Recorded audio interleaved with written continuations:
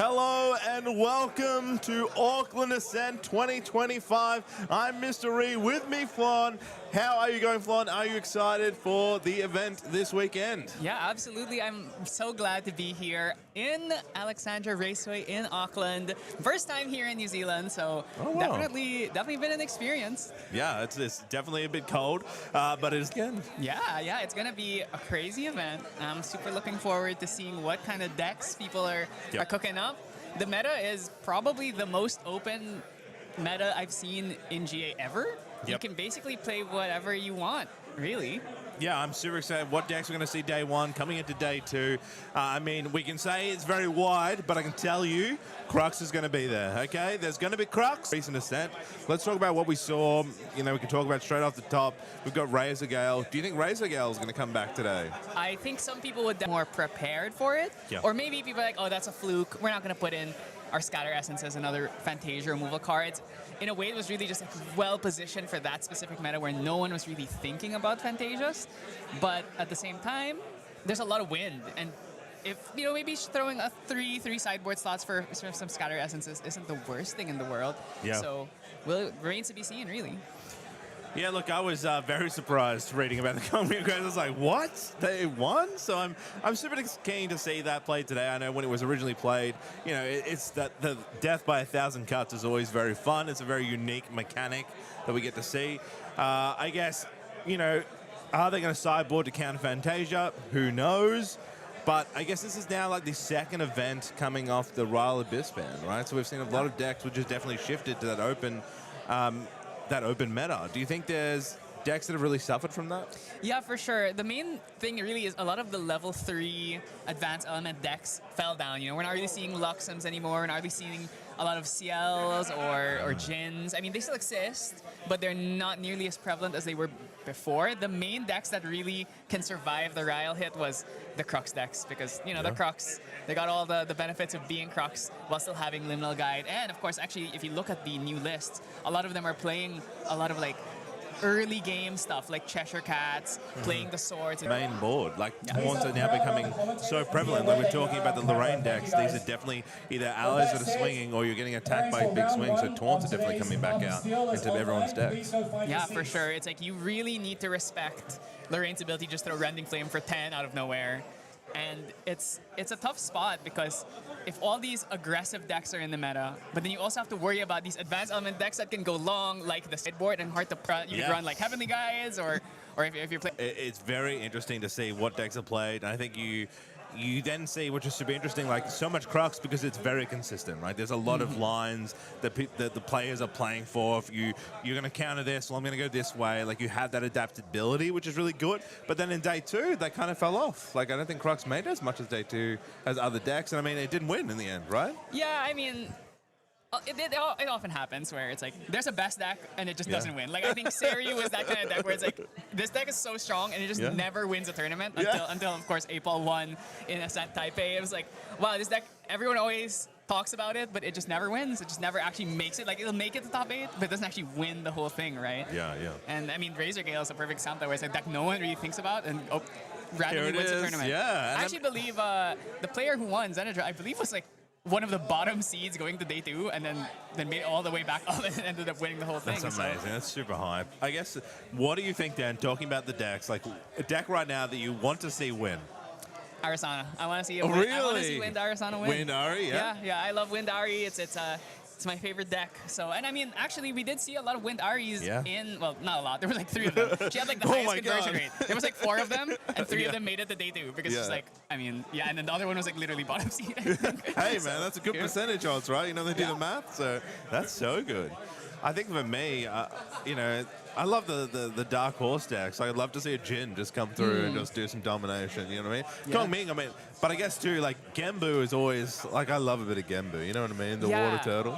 The thing about Genbu is I think the deck is very slept on, which is, I mean, after the last year where water has like dominated the entire time, Yep. I guess it's kind of it's you know, it's the ebb and flow of things. Yeah. But I think that Water Allies is definitely a possible deck you can play. It works well into a lot of things, especially like decks like the Lorraine. It's pretty good into, and I think Water CL as well is another deck where it's pretty hard to play against for some decks. And then of course you have Genbu, which I think people are really sleeping on. Genbu is pretty good into Seiryu.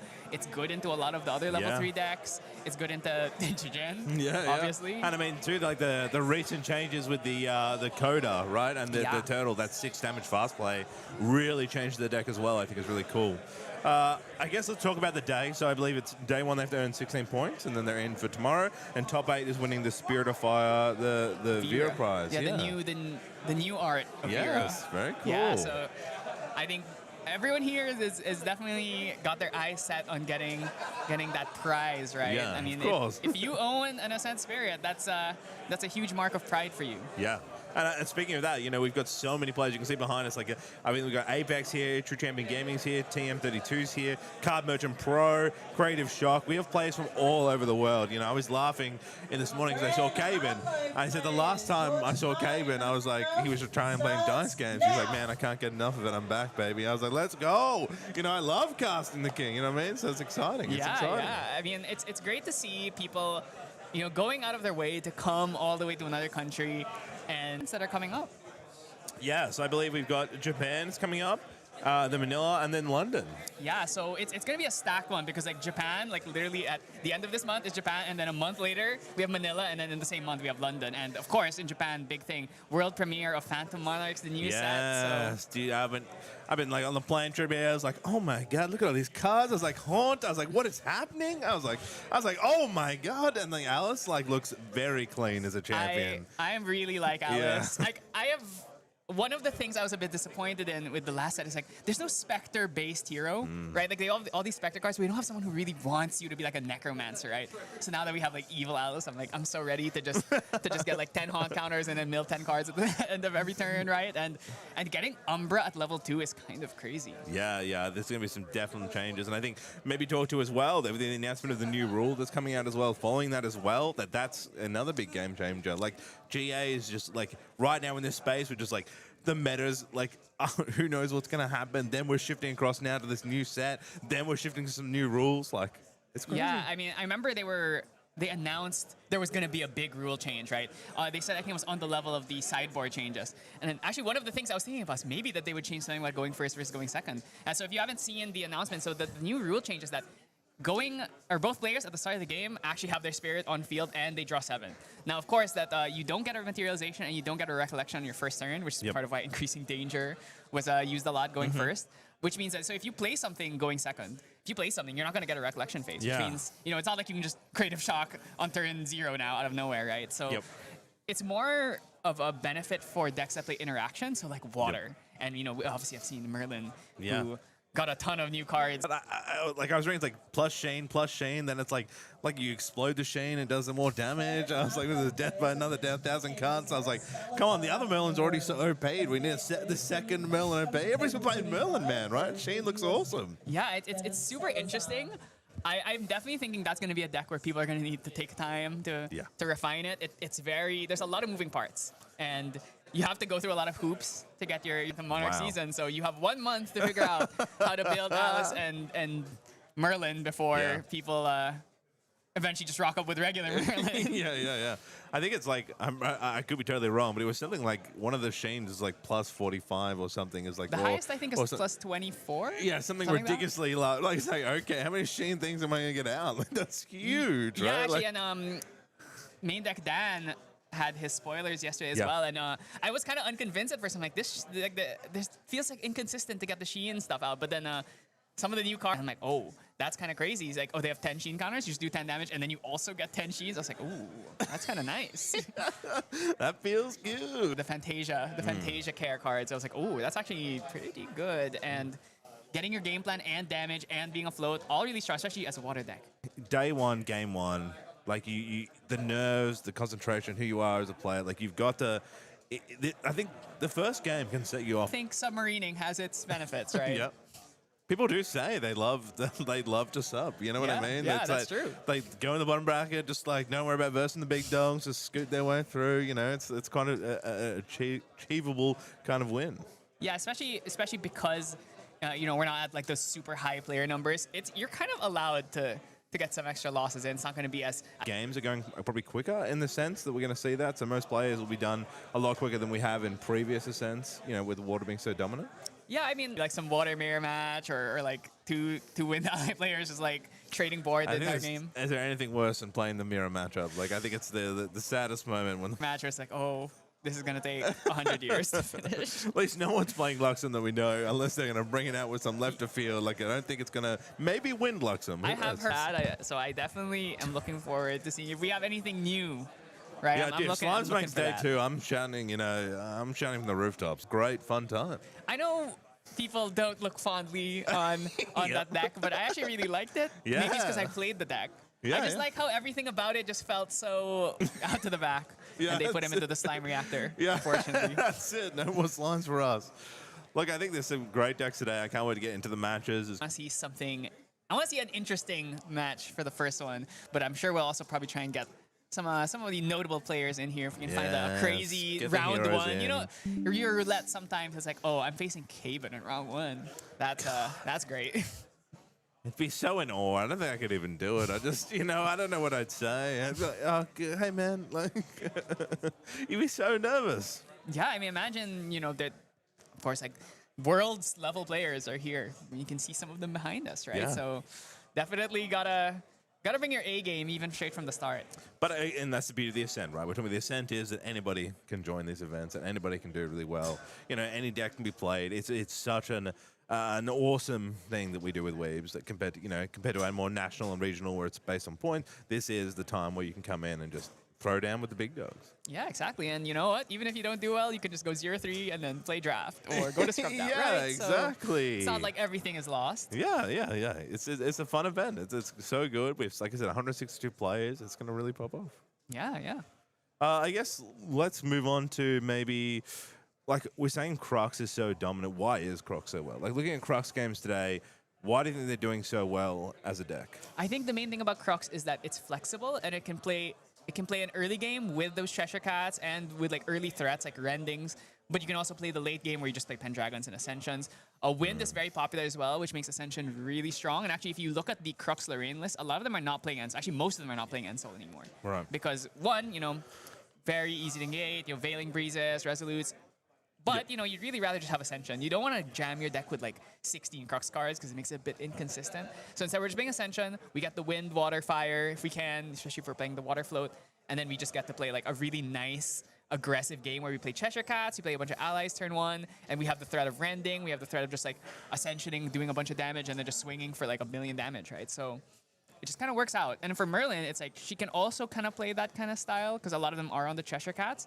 And then, she has that end game, the strongest end game, really, in all of Grand Archives. So I guess aside from Xander, probably. What's interesting you're talking about here is the Cheshire Cat, right? We're talking about the new cards that came in the new set is the Looking Glass, which is so good for the bouncing mechanic. And the Cheshire Cat, right, has this intargetable, comes in with a sword and blade kind of thing, right? Stealth, untargetable, right? Not untargetable, Spell Shroud. We gotta be specific here, because if it was untargetable, then there would be really no way of getting rid of it. Well, it feels that way. It's more the point. I mean, when it comes to the board, there's a reason. There's a reason they released that new card where it's both players sacrifice something, and if one of them is Distortion Ally, you get summon some token that they didn't even show us. I was like, oh, this is very targeted anti-Cheshire tech. Yeah. So I think, are there other cards you think that are in currently from that set that are actually making it impactful? Like Cheshire Cat's one of them, the Looking Glass. Are there other cards we're seeing in the new set that have... obviously the Inert Sword and the Sword of Shadows, which are the premier things you can bring out, especially when you have both of them out. And the Treasure Cat goes from being a 1/3 to a 4/3. It's pretty nasty. And then, of course, we still have all of the typical like Crux engine cards, like the creatives, the cremations. As far as the new set goes, a lot of it, I feel like with Railgun, that was like most of it. Wind definitely got some stuff. Water also got some stuff. Unfortunately, we just don't see a lot of water. So it's like, it's actually like Liminal Guide is probably the main thing. Liminal Guide and Cheshire, the two big things, especially when you go Liminal Guide turn 1, Cheshire Cat, and it's like, oh, now I have to deal with Ally, and 3 of Hearts as well. 3 of Hearts is another card from the previous set that really made a big impact because it's just a 2/3 that can be like a one-time hasty, right? Yeah. You're definitely right. That the Hearts card is one that recently has been sliding into decks. What about the oh my god, the Regal cards that come in? Oh as well? yes, Regal. They've been Regal's slotting a big in. one. You know what I mean? Yeah, the thing about Regal is it's a sideboard card. You don't really want to main it because there are enough non-level 3 decks that you can't exactly just like main deck Regals. You know, it is a card that you can only play level 3. So it's and a lot of these games don't end up hitting level 3. A lot of times it's like you're fighting for board for forever and then you just throw a Rending and then kill them, right? So it's like, or you hit level 3, you Ascension and you Rending and it's over, right? So a lot of times it's not really about trying to get that. But when you do get into like the Merlin Mirrors or like when you randomly find your one Luxem player, that's when the Regals really come in clutch. Yeah, big sideboards. I think they're things that people are going to look at the sideboard today. Hopefully people are finding ways, maybe the chance of the sideboarding if they're going to burst that. Razor Gale, if they're going to come across a level 3, you know, they're the big key moments. And I think takes from a player that really understands not just their deck, but when to sideboard is super important. I think that's been a big thing I've learned over the years for players playing at home who may be new or more consistent. The biggest thing here is understanding your decks, the lines, and then also what decks you don't do well with, and that's where you use your sideboard and utilize that. It's a huge part of it. The hard part is just because the meta is so open, it is incredibly difficult to sideboard because, oh, you know, do I need to put in Fantasia removal for the one Arisana and like the one Razor Gale and the one Fractals that come out, right?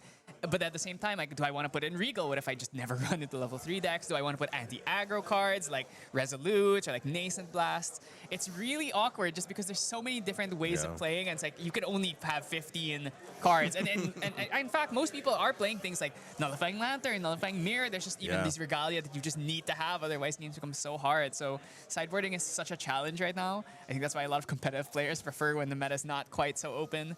Makes it easier to prepare, but that just goes to show someone who can really read the room well, like figure out what people are on.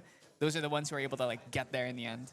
Yeah, I think too, bring up too like Censor. It's like a huge part of that, right? Censor's been a massive card that comes in and says like no floating, no abilities, right? That's huge, right? Like that's really dictating a lot of decks and what choices they're making. Yeah, gotta wonder maybe this reason why a lot of people are not playing Genbu because like, oh, you know, there's a lot of Merlins and a lot of Crux running around, so everyone's gonna be on Censor.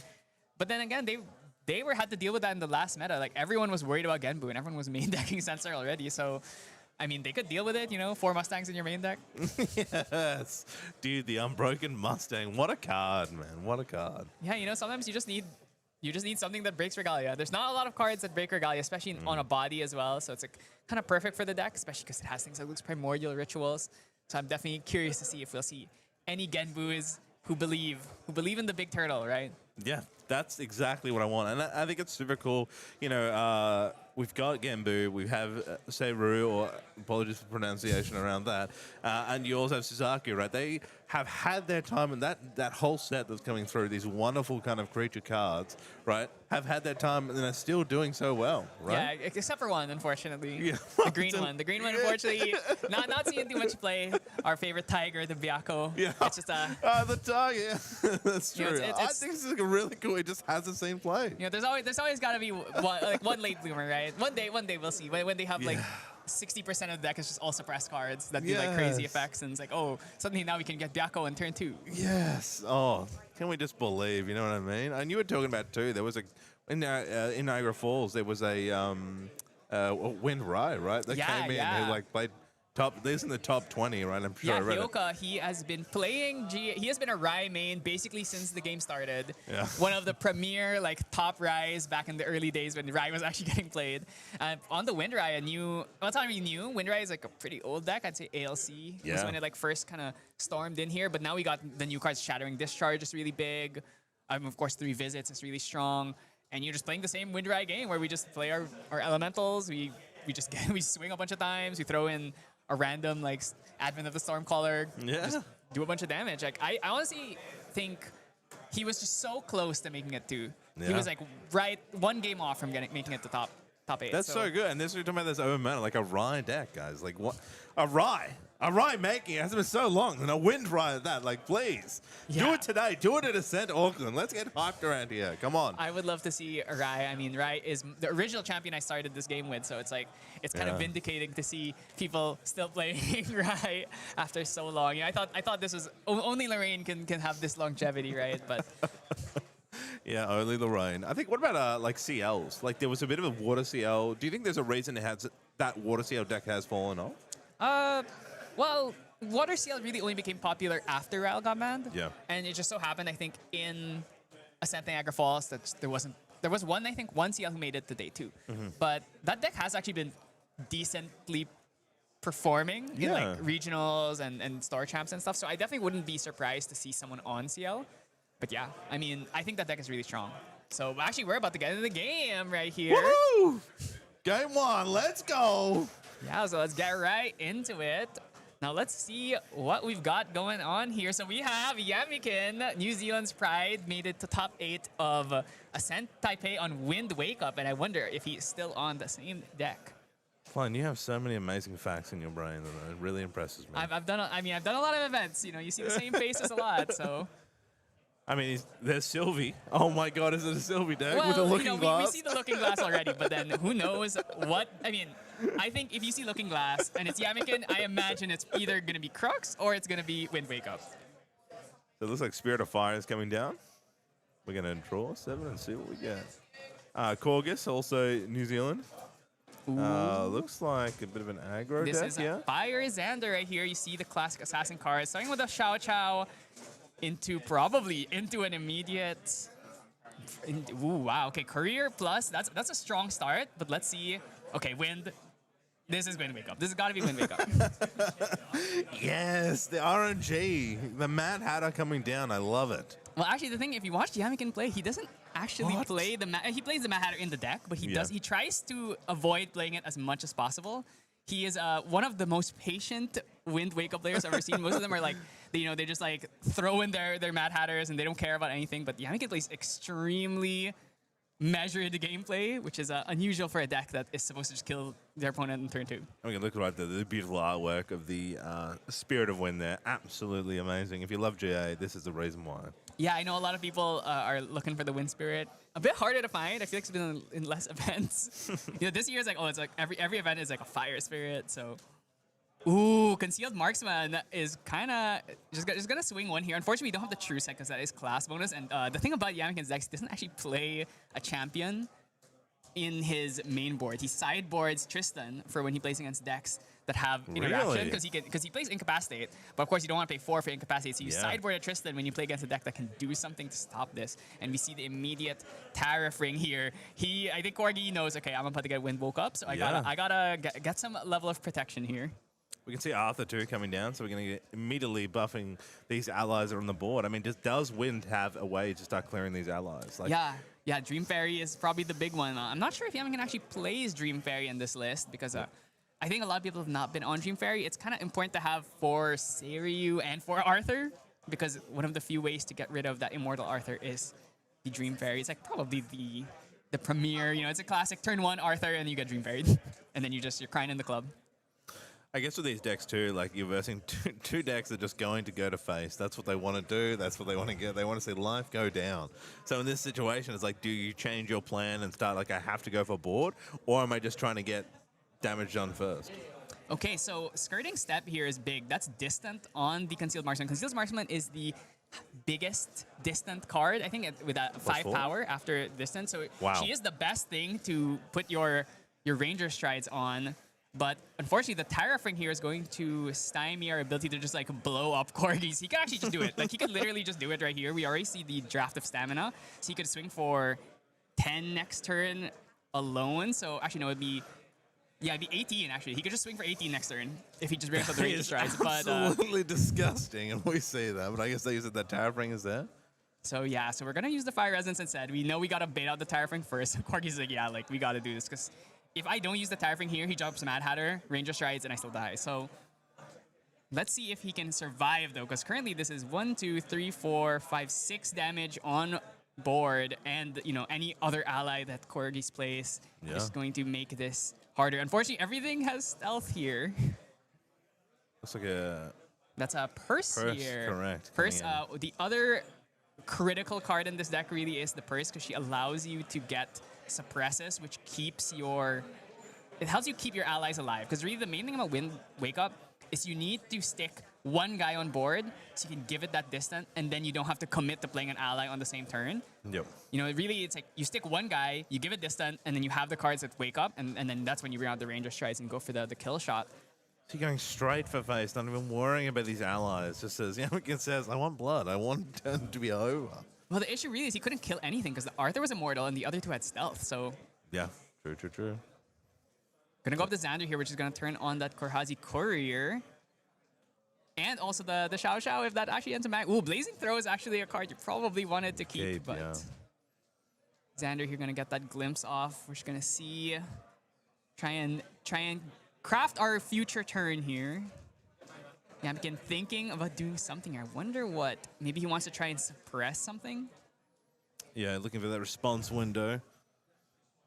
What could he response? Like, what are we looking here? Suppression onto...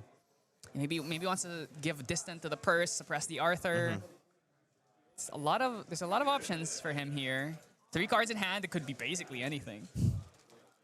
Rococo is pretty good here as well. That's going to give us even more damage. Only have to find 5 more. Currently, Arthur, after swinging, would put Yamikin to 6. These two... Actually, no, the Courier cannot even throw one, so actually only needs to find 4 more damage. Rococo alone is 4 with the Arthur. So this is enough if Yamikin doesn't have something to keep him alive. Could also bring out Mercenary's Blade. I think there's also a planted explosive as well in the hand, so there's a lot of gas in this. Would Yamikin be holding a Valiant Breeze in his deck? I'm not sure if he main decks the Veiling Breezes. I have to check the deck list. Unfortunately, we don't have them yet. But yeah, I mean, I think he wasn't... Actually, no, I think he might have been main decking the Veiling Breezes, so it is a possibility. And that might have been why he was thinking, because he wants to use the Veiling Breeze when Corgi has no cards in hand, so he can't fast speed throw something. So this is a big one. This is going to be 3 damage with the Korhazi Courier's discard effect. If Yamikin doesn't do anything here, I'm thinking he might not have anything. Yeah, had the choice before to try and use, could have reduced some damage. It's gone through, discard effect happening. Ooh, Courtesan as well. We don't have any fire cards in grave, unfortunately, so he's just going to throw it away, probably. Think about it, there's a... Yeah, so he's going to throw the Courtesan here. We're not going to get that... We're not going to get the discounted cost in that because you don't have the fire cards. I imagine we're probably just going to throw Rococo here to try and end the game. There's going to be another 2. Rococo would be for 2 on the on-enter and then 2 on the swing. And then the purse can try and suppress something. But if you suppress the Rococo, guess what? She just comes back in end phase and hits you again. Hits you again. I mean, looking so strong. Vermilion Decree 2. That's a lot of damage. I mean, we talked about these decks are both rush and aggro, so it's just quick to the table and quick to the end, right? Yeah, and the main thing really is Corgi got to go first here, which is such a boon for these fire aggro decks. Rococo gonna come down here. Gonna do the same thing she's really been doing since she came out. Yeah. Great card that's always been there for these fire aggro, the ability on enter, reduce influence, do more damn. And of course, just like 1 cost is a premier cost in this game. Anything that's below 2 really is like very highly suspect for play. Correct. Just look at that 2 damage champion. Yeah, we can take it a really long think here. Yeah, he's not in his head. He's gonna take the 2 here. So yeah, if you don't stop this, you were just dead. So he's gonna have to maybe skirting step his champion or... Yeah. Okay, so he's gonna use the Aether spell here. Going to give distant to the purse, which is going to suppress the Arthur, which means Rococo is not lethal, so I'm going to put him down 1 away, and it's... Yeah, okay, that's smoke out. You're dead. Unless you've got another card. No, he has nothing. Yeah, that's it. That's a... Okay, 1. You know, that was a pretty explosive one. That's just such good gameplay. And you can see Yamikin there using that chance to do the suppress, try to counter back to 1, using the purse as interaction. Like, there's so many steps there just to prevent and keep him in. But unfortunately, you know, that big draw there, the Coco in hand, smoke out, puts you in enough just to take that 1 extra damage. That's all you need. Yeah, I think he was definitely thinking on that or at the beginning of the turn, maybe he wanted to try and suppress the Arthur right there. And actually would have kept him alive because it would have stopped the extra 1, 2, 3, 4 damage that came out in the end. So, but at the same time, it's like, if I do this now, he just doesn't commit. And instead, he tries to go for a different line. Correct. Especially because he had the deflecting edge in hand as well. But guess what? Like if he just holds there, it is very much possible that Yamakin would have been able to just, on the crackback, kill him. So. Yeah, you were saying exactly right. Like, I think it's both of lethal. I think what now happens, what sideboard? What do you bring in for these two decks? Yeah, so obviously, on Yamakin's side, you definitely want the defensive cards. I'm not sure if he's going to put the Tristan in. I feel like you probably don't have enough turns to actually get to that point. That's really more for the level 3 decks. Correct. On Corgi's side, I saw he had some exposed darknesses, but I don't think that's going to come in here. I think really, if Corgis has more fast speed burn spells, that's great because it lets you, when they try to suppress something, you can, in response, destroy it. So that's really the main thing. The most important thing in this matchup is do not let Yamakin stick an ally on board. Now, if he gets the Cheshire, pretty hard for you to deal with, unfortunately. Yeah. Very few cards in this game can actually get rid of that Cheshire Cat. Do you think Yamakin will opt in to go first? Oh, absolutely. You never want to go second against Fire Aggro. They are just going to blow you up. So, I mean, that's it, like, here's the high rolls. Like, Corgis got turn 1 with fire. Yamakin's going to choose here to go first. But then after, if Yaman takes game 2, Corgis going to opt to go first. Is it a big part of this, you know? Yeah, I would say Fire Aggro, their win percentage goes up dramatically when they get to go first. Yeah. So, but of course, Wind Wake Up is also a deck that can actually just kill you on turn 2. So maybe Yamakin claps back with an out of nowhere turn 2 kill. That's exactly what we want to see right now, so I'm super excited. They're both shoveling each other's decks, probably talking a bit of discussion of what was played in game 1. Like, Corgis wow, looking very happy, smiling away. Look at him as victorious. He's taken that first win. Very happy. And look, Shokari Yamakin has chosen to go first. Yeah, absolutely no surprise there. I see the Lube. That's one of the premier cards in this deck. Really, it's those unique allies that you kind of crutch your gameplay on. See what he decides to do here. Usually on turn 1, either you try and set up the draft of stamina, or you try and set up an ally. So the best ally to set up is obviously the Cheshire Cat, because she can be used to double your ranger strides. But Lube is fine as well. That does leave her open to dying, though. So Yamakin has definitely got to have some form of protection for this Lube. It's a nice, wonderful card, Lube. A Yeah, unique ally, 2/3. Has a range 2.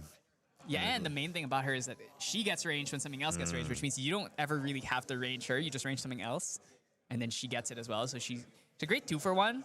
She also turns on Dilu if that's a card you're playing, but Yamakin does not play Dilu. Is that the Rending Flames in there and a mat? That is Rending Flames. That's SP1 Rending Flames. Or is SP2? I think it's SP1. SP1 Rending Flames. Gonna just bring out the modeled hair here. March hair. Unfortunately, there's a lot of hairs in this game, so... The big thing about this card really is that it has a huge effect with the Kindle here, but we actually have to get him into Grave to actually get that off. And I feel like Yamakin's probably not going to kill this guy. Yeah, definitely with some fire out. Ooh, the Peppered Chef is a way of getting rid of it, though. Oh. Hasty. Looking to do some searching. Here. We're actually going for the Lube here, trying to finish her off. Like I said, you need to make sure that no allies stick on board. I think the hardest part is that these Yamakin's looking for things to make distance and prevent is a big part of where there are great cards that can use that preventable and then also give the ranged. Ooh, and we just see a Kindle card drawn here that's Intensified Pyre. So Lube going to retaliate on the attack, and Peppered Chef comes out, gonna get that March hair to the grave. Now we have 3 fire cards in grave with 2 the Rending Flame. One of them was discarded. Yes. So we have our Rending Flames and we also have Intensified Pyre. So we have lots of outlets to use a bunch of our graveyard cards here. Great combination. Pretty notably here, Pepper Chef swinging in for 4 is very hard for Yamakin to protect because Skirting Step is not going to save this Lube. Yeah, it's a great combination of cards. Unfortunately, you said keeping the allies super important, and Corgis done a great job getting rid of it. Yeah, I think the big thing here is like, normally it's like, oh, I don't want to commit 4 damage to kill an ally. I'd rather hit face. But I think Corgi, knowing he's going second, re-identifies his position. He cannot let an ally stick, otherwise I just die next turn. So I think very smart of him to eschew the usual fire aggro game plan of just hitting face. Sometimes face is not the place. I don't know what to do. I only know to hit face. I'm a fire aggro player, Flo. What do you mean? We can see Right. backup charger coming. Gonna leave some chance to draw some cards. Gonna get that influence now. Gotta think about what I'm gonna do. I've got to deal with a peppered chef. I've got to try and get bored. We've got a fairy whispers now. I mean, digging away here to try and find some combination of cards. Yeah, I mean, you are at least in a decent spot where Corgis had to commit a lot. He Yep. basically -3'd himself to kill this Lube. Yep. And he didn't really do much damage to you, but he did fill his grave. So the main thing you have to be worried about is here, did he draw his Kindle card? Did he draw Rendings? A Rending here wouldn't be too bad. Ooh, wow, that's a new card. I didn't see this in his list previously. This is a fast speed ally, actually, that I think it gives distant, fast speed ally, gives distant, and gives them +1. So it's kind of like a favorable wins on an ally. Wow, Not okay. bad. Yeah, there is the Reconnaissance guy. Believe this is from ALC Alter. One of those newfangled cards. So as you can see, it's fast activation, and then it gives them distant and prevents 1. So it's kind Wow. of like an ally skirting step that also gives. That's not bad for a deck. Like it also has range itself. So if you have Yeah, Lube, correct. you put it down, and suddenly it's like, oh, we can get like this big distant chain going. So So they're opting to pass. Nothing was played down. yeah, so Yami can not blink anything. So like I said, with the Wind Wake Up deck, every turn you want to try and set up one thing. So you're either Yeah. setting up a draft of stamina, you're setting up an ally, or you're setting something up for the next turn.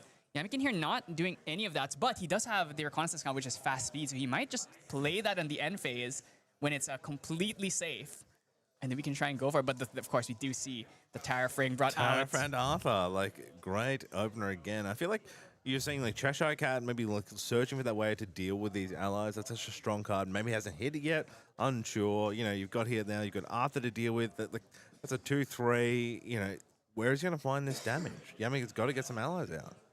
Corgi's choosing to immortalize this Arthur, so he is going to be very hard to get rid of at this Yes. point. The Pepper Chef getting a second swing, a rare second Pepper Chef swing.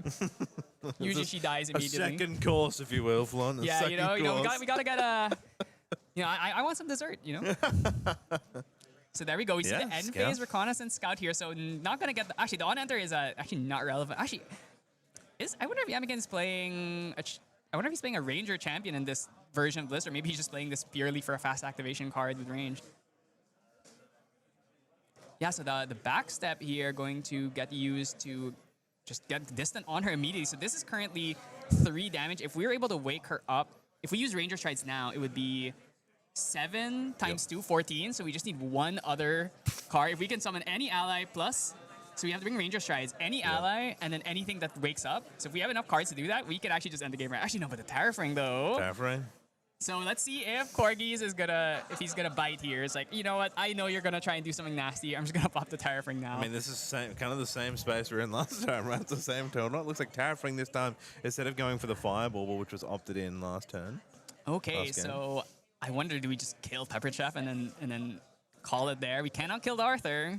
I think you're in a safe space. You've got Terrafring out. Like, you're not going to see any crazy damage of the Tariff. Only 5 cards, 6 cards maybe coming into Corgi's Influence next turn.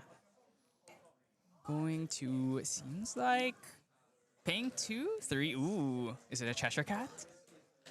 Cheshire Cat would be pretty nice. What else even right in the here. deck? You were calling it the Cheshire Cat's not even here. Surely. Cheshire Cat would be pretty nice. Could also just be a Purse or a Lube. Just get more allies on field. With the Terrafring as protection, it's going to be difficult for Corgis to kill every ally on board. It's just unfortunate because you have too many cards in hand, but your choice here, I guess, is are you going to pay 2 and swing, or are you Yeah. going to play something onto the field? I think swinging here to kill one of these allies wouldn't be too bad. Honestly, he might even just hit face too.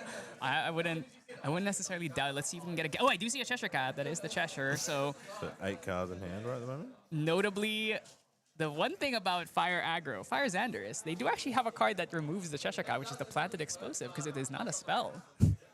Ah, it's a skill action, correct? Yes, that's right. So that is a pretty easy out, but it does eat up your prep counter, and it's a -1.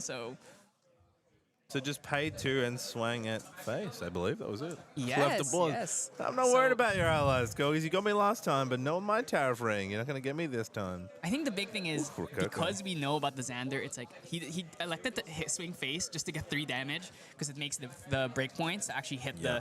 the big kill turn easier instead of just hitting this Pepper Chef. Even though you have Terrafring, so you're probably fine because if he's gonna swing with both of these allies, it's gonna take so many cards. He's gonna have nothing anyway. Terraforming is being popped on Recollection. Intensified Pyre coming out here, so we're going to banish 3 cards to play this. And that means the March Hare is going to get his effect to come back to field because he was used to pay for a reserve cost. Just going to do a cheeky 2 damage here. I wonder if it's going face or we're going to try and kill the ally. Ooh, okay, yeah, we're just going face. Yeah. Hey, Yamiken, you're getting low here, but the Terraforming is going to keep you alive for this turn at least. Now I'm going to start paying 2 for Tariff. Ooh, the Corgis forget. Terraforming. Ooh, I see the... That's a lot of firepower in this hand. That's got some big attack cards in here. I wonder... That's the thing, Terraforming though, it's really keeping you down here. Yeah, it's a wonderful play. I think it's much better than Yamiken's. Like game 1 went for the Firebolt, maybe too greedy. This time being more, you know, respectful of the ally damage that's come across the board with that Arthur. Like if he can come through 4 cards, probably has nowhere defense. If Yamiken can then close the gap, he's got to look for 16 damage next turn. It's not wildly out there, so we'll see where this damage is going to go with the Terraforming. Yeah, the Heated Vengeance there. Next turn, we could just end the game very swiftly here. I think we're actually just trying to kill... We're just trying to kill the ally here. Makes you think maybe the Intensified Pyre should have gone on to the Reconnaissance Scout instead. As Evasive Manure has been played to prevent 2 of that damage. He has another one. And a second another one. That's Okay. So you're dead. I'm sorry, I hit you. You're dead. So this is currently 3. If we bring out the Ranger Strides, that is going to be 7. So if we have a Wake Up card, we can do 14 here, which is just shy. But if we have any ally that we can play along with that, then it's enough. We also have Cheshire, so we could play Cheshire, swing for 1, and then double the Ranger Strides. That would be 11, 12 damage, so still just a little bit off. But let's see. It really depends on what exact combination is in the hand. His decision here to material, if he doesn't have it, he's like, how do I survive next turn if I can't get the lethal this turn? So Yamiken trying to decide with his material phase, what's going to give the best chance to either give him lethal here. Yeah, we know all cards are down for Corgis. Is a great time to do it. Yeah, or does he have to play the longer game? Yeah, I think Yamiken really, he knows he can't play the long game here because there's too many allies on board already. It's like we can't really spend a turn clearing because we're already so behind on the life, and next turn you just get Heated Vengeance and just die. So I think it's really important here that he just tries and thinks about it really. Just be considerate, you know. You have time. The thing about playing aggro versus aggro is the games end fast. Yeah. So you have lots of time to think. Oh my God, we're going for Cheshire Cat. Okay, I think. Wait, does he have Mad Hatter? This is kind of telegraphing me that he might have Mad Hatter. He might go Mad Hatter Cheshire here. And that sword coming down, so that's that +2. Ooh, he might actually just try and clear the board here. It's like, okay, I could try and survive here. Cheshire plus the Inner Sword lets you clear out a lot of these allies. Let's see what the line is here. If he has Mad Hatter, he could go Mad Hatter, ideally bring out Ranger Stride. You know, assuming we don't get hit by the negative karma. What an upset game 1 if that happened, Sloan. I would tell you that right now. I've seen it. I have seen people get hit by the casino every now and then. It's always funny. 3 cards down. Yeah, okay, so it seems like we're trying to clear board here. Yeah, so we're going to go for Arthur. So this is going to be swinging in for 3 on Arthur, killing the... Okay, we're killing March Hare, and then 2 damage to Pepper. So Yamiken here, trying to play the long game here. So now here's the thing. We did see the Heated Vengeance, so next turn we could just bring out Impact Hammer, Heated Vengeance for 7, and then any other form of damage, like a Blazing Throw, would bring us there. But Yamiken is holding up a lot of cards in hand, so you got to be worried about some kind of defense. Well, we're saying here, if Yamiken didn't go for lethal there, he must not have had it. Like, if he saw the lines, he would have taken it then. That was the opportunity. He didn't have the cards he needs. He's now going, well, I've got to clear the board. I have to hold up something to prevent that damage. He's now got 4 cards, 5 cards, depending what's materialized. He's gone for a draw option, so we're not going to see the Impact Hammer. Maybe we're going to see Impact, the Heated Vengeance coming out. Draws a second Heated Vengeance off of that GCR, unfortunately. But, ooh, the Blazing Courtesan is kind of crazy here because it lets us bring out that March Hare once again. We use... Ooh, I wonder he's... Oh, the Rending, though. Ooh. Yeah. Got to do the math. How many fire cards am I willing to lose here? Might just actually just choose just March Hare, to be honest. Isn't the worst in the world. that if we just bring out March Hare, we would still have 3 fire cards. So he's going to choose 2 here. That would be 3 damage threatened. If we Rending, we could be doing 6. So we're just a little bit off. Going to be swinging 2 here. Are we clearing board or? Oh, looks like board. Going on to a scout here. If he's swinging face, that's scary. So I think it seems like Reconnaissance Scout is the target here. Wants to just make sure this board's clear, but unfortunately, how are you getting rid of that Cheshire Cat? I don't see the Planet Explosives in the hand.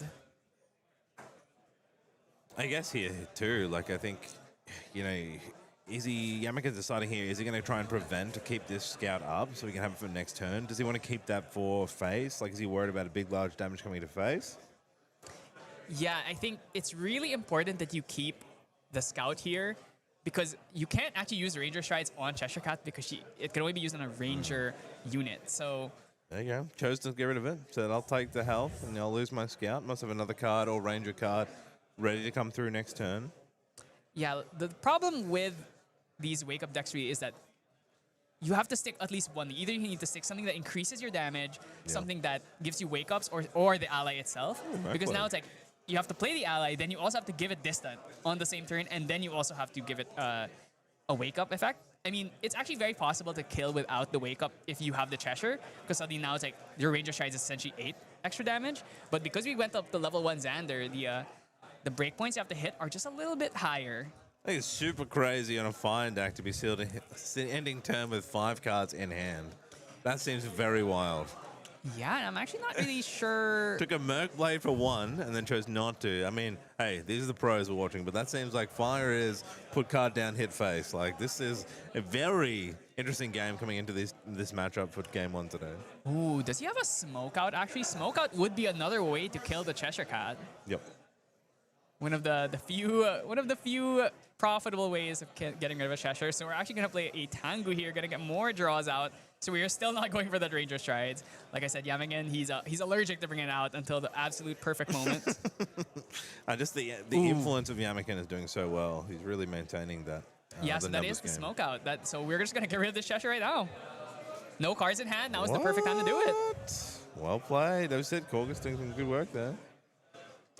So this has become a board war, right? We've gone from to both players threatening to kill each other to okay, now neither of us can kill each other, so we gotta always deal with the threats that are possible to be dealt with. So just let my unit last for 2 turns, please. I'm begging you, just let me stick one guy, please. Inert Sword going to be used here to get rid of that Courtesan. So now just the March Hare on its lonesome. No, actually, no. March Hare versus Mad Hatter is kind of a crazy matchup, isn't it? Aren't they like best friends? Yeah, exactly. The law coming through, betrayal between friends. I think the interesting, the biggest part here, we've got influence on Yamaken's side, but we also are only at 15 health, while we've got the level up on Corgis' side, but we don't have the influence. So. Okay, so now here's the thing, right? There's a Rending Flames in hand. There's enough fire cards and graves to use it. Impact Hammer Rending Flames would be doing 10 damage if there's no prevention effects. So I wonder if that's the line Corgi's looking for. Heated Vengeance would also do 7, so that's also enough. 2 ways of killing here. This is looking spicy. What's Yamaken got? 3 cards in hand. Whew. Gotta be worried about bailing or deflecting edge, or even like a Zephyr to remove the weapon is another possibility, right? So there's so many things that could stop this turn, but at the same time, it could also just be nothing. Which one? Surely the hammer comes. Come on. It's hammer time. Come on, you got to do it. Fly did. Yes, here we go. Impact hammer. Big damage. 2/2 card. Love it.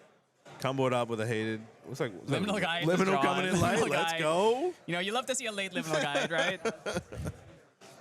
There's enough fire cards to throw out that Rending Flames. I wonder if that is the line we're going to go for. I imagine it must be. Deciding either rending or heated. I mean, Rending is more damage, assuming there's no interaction, so... Correct. Here we go. That is going to be 10 damage on this Rending Flames. Assuming, if we have a skirting step, it would go down to 8, so you are still dead. So, Yamaken, you've got to have something more than a skirting step. Come on, Yamaken. Save us. Yamaken, you can't go out on round 1 like this. You must have something. Hey, we didn't talk much about fire aggro decks. We talked about wind. Fire aggro is definitely still in the meta. It's like, even if it doesn't necessarily win events, it is always there, and everyone has to tech for it. So skirtings are going to be used here. Unfortunately, that is going to only prevent 1 damage. So he has to draw into, I think, Veiling Breeze or Deflecting Edge are the only cards that could save him at this point. And it's nothing! Yeah, nothing, no! Yamikin, unfortunately, the hero of New Zealand, going down in round 1, 2-0, getting just Xandered. Hey, the submarine, okay? Yeah, the submarine, the submarine. We'll see him tomorrow. Corgis, they got a great game. Honestly, showed that fire. Great card. We talked about, I said, hey, why did he hold so many cards? He waited for the right moment to come in for that rending and was played brilliantly. What a great game for Corgis. Yeah, I think really the big thing about that game was just the looping value of the March Hare, drawing both Kindle cards in his deck. Or actually, Courtesan and the Rend. Like, there's so many things that he could use these fire cards in grave for. That's really the main thing. And of course, Yamikin not bringing out anything like the Lantern to stop any of this. So yeah, I was surprised. Do you think he doesn't have Lantern? Like, we know, like, Rending Flames isn't just known for aggro Xander. Rending Flames is in the Crux, you know, Lorraine. I thought it'd be in your main or side. Well, really the thing is, it's like, you're an aggro deck too, so it's like you really want to spend your turns doing things that progresses your game plan rather than stopping your opponent. I think Tirefing is really like the best one just because it kind of does both.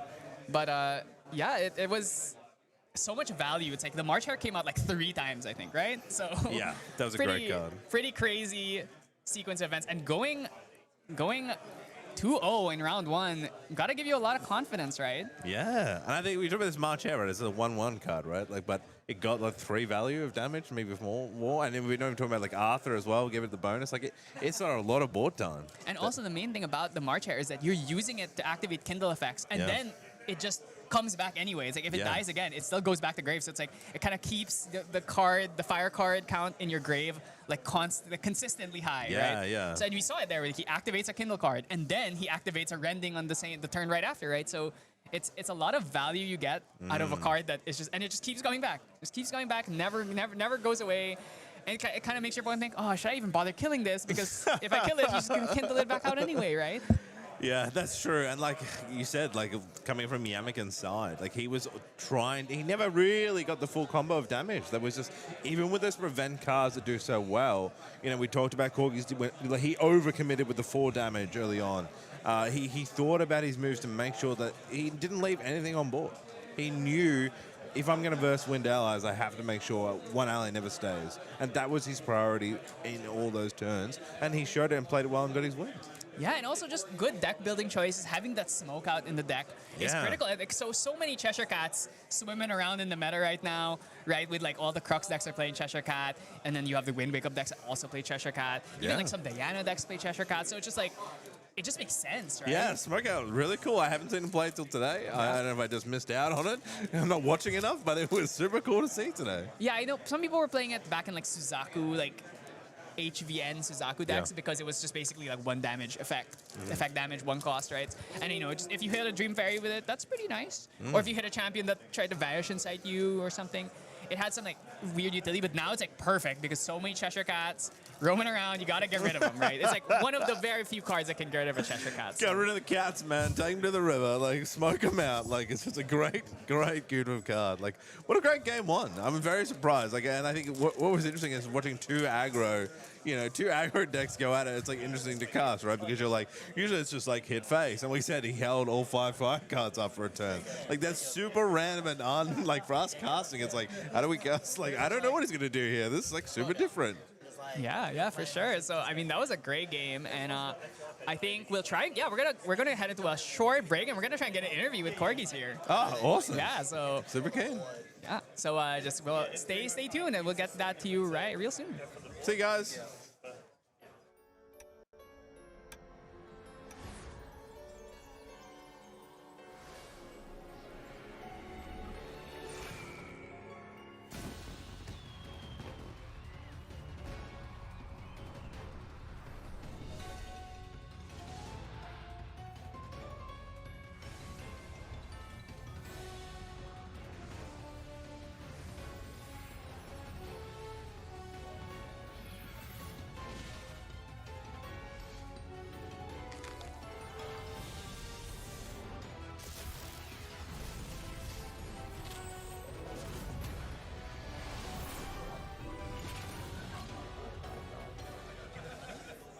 Hello, everyone. We have the winner of our first round here, Corgis. Congratulations on winning your first round. How does it feel to fight against an Ascent top 8 player and 2-0ing them? Yeah, kind of spooky at first. Like, with the round 1 pairings, you swipe down on your phone, let it refresh. Saw I'm paired into Yamakin, and it's just like, oh, okay, we'll see how this goes. It is round 1 though, so even if it is a loss, you've still got a chance to come back and make day 2. So yeah. Yeah. So tell me a little bit about why you decided to play Fire Xander today. So I've been playing Fire Xander for a while and aggro for a while, but with the last few events, I've got a really bad habit of changing decks last minute. So I figured I would put it down to a duck race. So I just list all of the decks I can play in a duck race. So each duck is named after a deck. And then I set it for a minute, and off it goes. And Fire's has won the last few times. And yeah, it's been working. That is a way of picking a deck. I think a lot of players, they get in their head a lot. They're like trying to think, oh, no, this isn't good enough. This isn't good enough. And then they end up just defaulting to something. So I think putting it up to Lady Luck is it's an interesting strategy, but it's working out for you. It won me a regional, so. Yeah, I mean, sometimes the universe knows better than you do, right? Exactly. Gotta trust the ducks. I mean, I gotta say, that last game, we really saw the value in a card like Smokeout, like all these skills that let you get rid of the Cheshire Cat. Was this a consideration in your deck building? 100%. With everybody playing Cheshire Cat and Merlin, One Wake Up, she feels kind of untouchable because of Stealth and Spelltrail. But having a low-cost card in aggro that deals with those with Cheshire Cat, it just made sense to sort of have a couple in main board for situations exactly like that. And it definitely makes a huge difference, and it's definitely put in a lot of work. So tell me a little bit about what decks are you hoping to run into as a Fire Xander player versus decks that you really don't want to see? So far, I've had pretty good luck against Merlins, so playing into Merlin would be nice. Playing into the aggro mirror would also be nice as well, because it's kind of 50-50, but they're fast games. It can go anyone's way, and it's exciting. So yeah. Yep. So maybe you're worried about seeing into water players or some of these defensive win decks. There's one Genbu player in particular that I don't want to run into, but I think I will be okay against all the others. If they have it, they have it. If they don't, then sweet. Yeah, so you heard it here. If you have it, you have it. Leave it up to luck. Pick your decks based on random chance. We love to see that. So thank you again for coming in here, and I wish you good luck. It's always great to have Fire Xanders on stream. They make for quick games, right? Definitely. So thanks so much. And that was our first round. Yeah, that was our first round, and this is Corgis, and this is fun, and we're going to be heading out to a break. So thank you. All right, thank you for...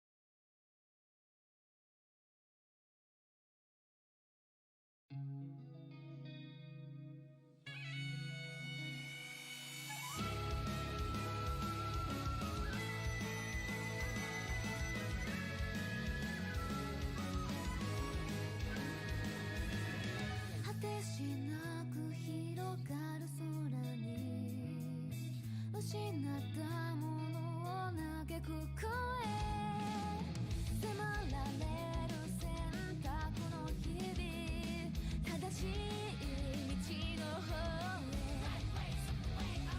へ間違ってなかったと証明しよういつまで邪魔されても席を読むさこの頭で全て手に入れる高く高く飛べどこまでも行こう不可能と思い込んでたものがなぜか小さく感じたみて抜けしてたそう先になったから叶うまで近い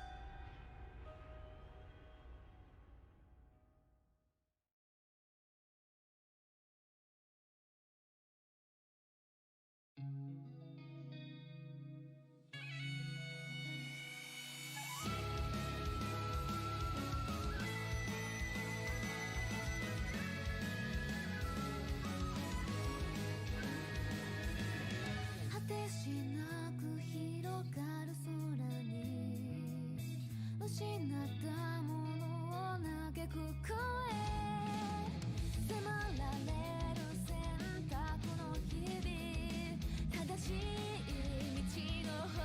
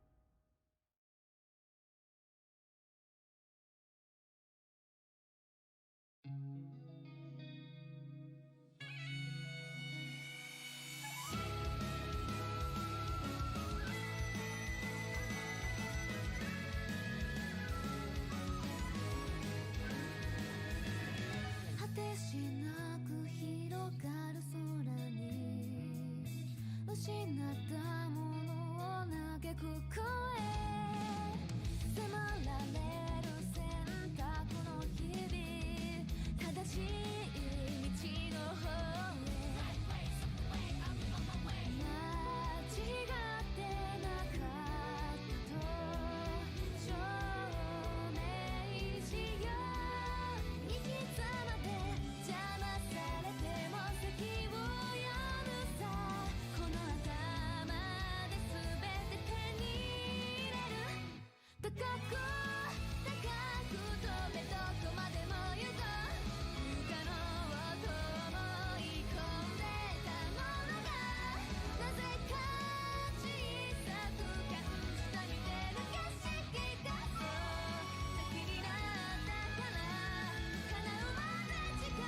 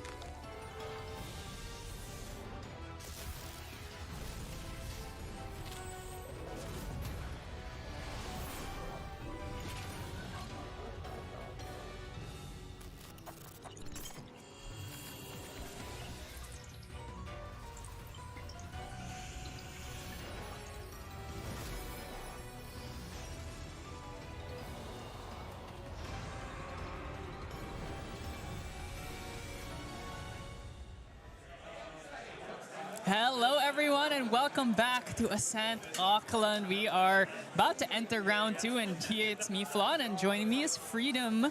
Tell me, how are you doing today? I'm doing fine. I just had a walk. I've just been walking around during round 1. Been looking at like which pairings are up or what decks we're seeing. Yeah, we've got a really good open meta, widespread. I'm seeing a lot of like really popular decks as well.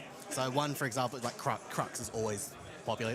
Crux is fine, very consistent as well. Yeah. So did you see anything interesting when you were scoping? We are because Niagara Falls, like Razor Gale won Niagara Falls, Razor Gale is a lot more popular in this event. So yeah, there are definitely a lot more unique decks. Well, we're seeing a lot of decks that weren't popular before, but after Rail was Rail was banned, they've come back as well. Luxem. There's some people playing Luxem because they just love Luxem. Some of them still continue to play Tristan. Some of them are still playing Water Allies. Merlin's always popular as well. But what we do know that the next game pairing on stream, a deck that just haven't seen after Ryle was banned. Like only like a handful of players have played it. But this guy, he's still on it. I guess let's just spoil it. We're going to be having Limelight, who is playing his, the deck he basically pioneered in the advent of the Stormcaller CL. He showed it off at the Quicksilver Cup.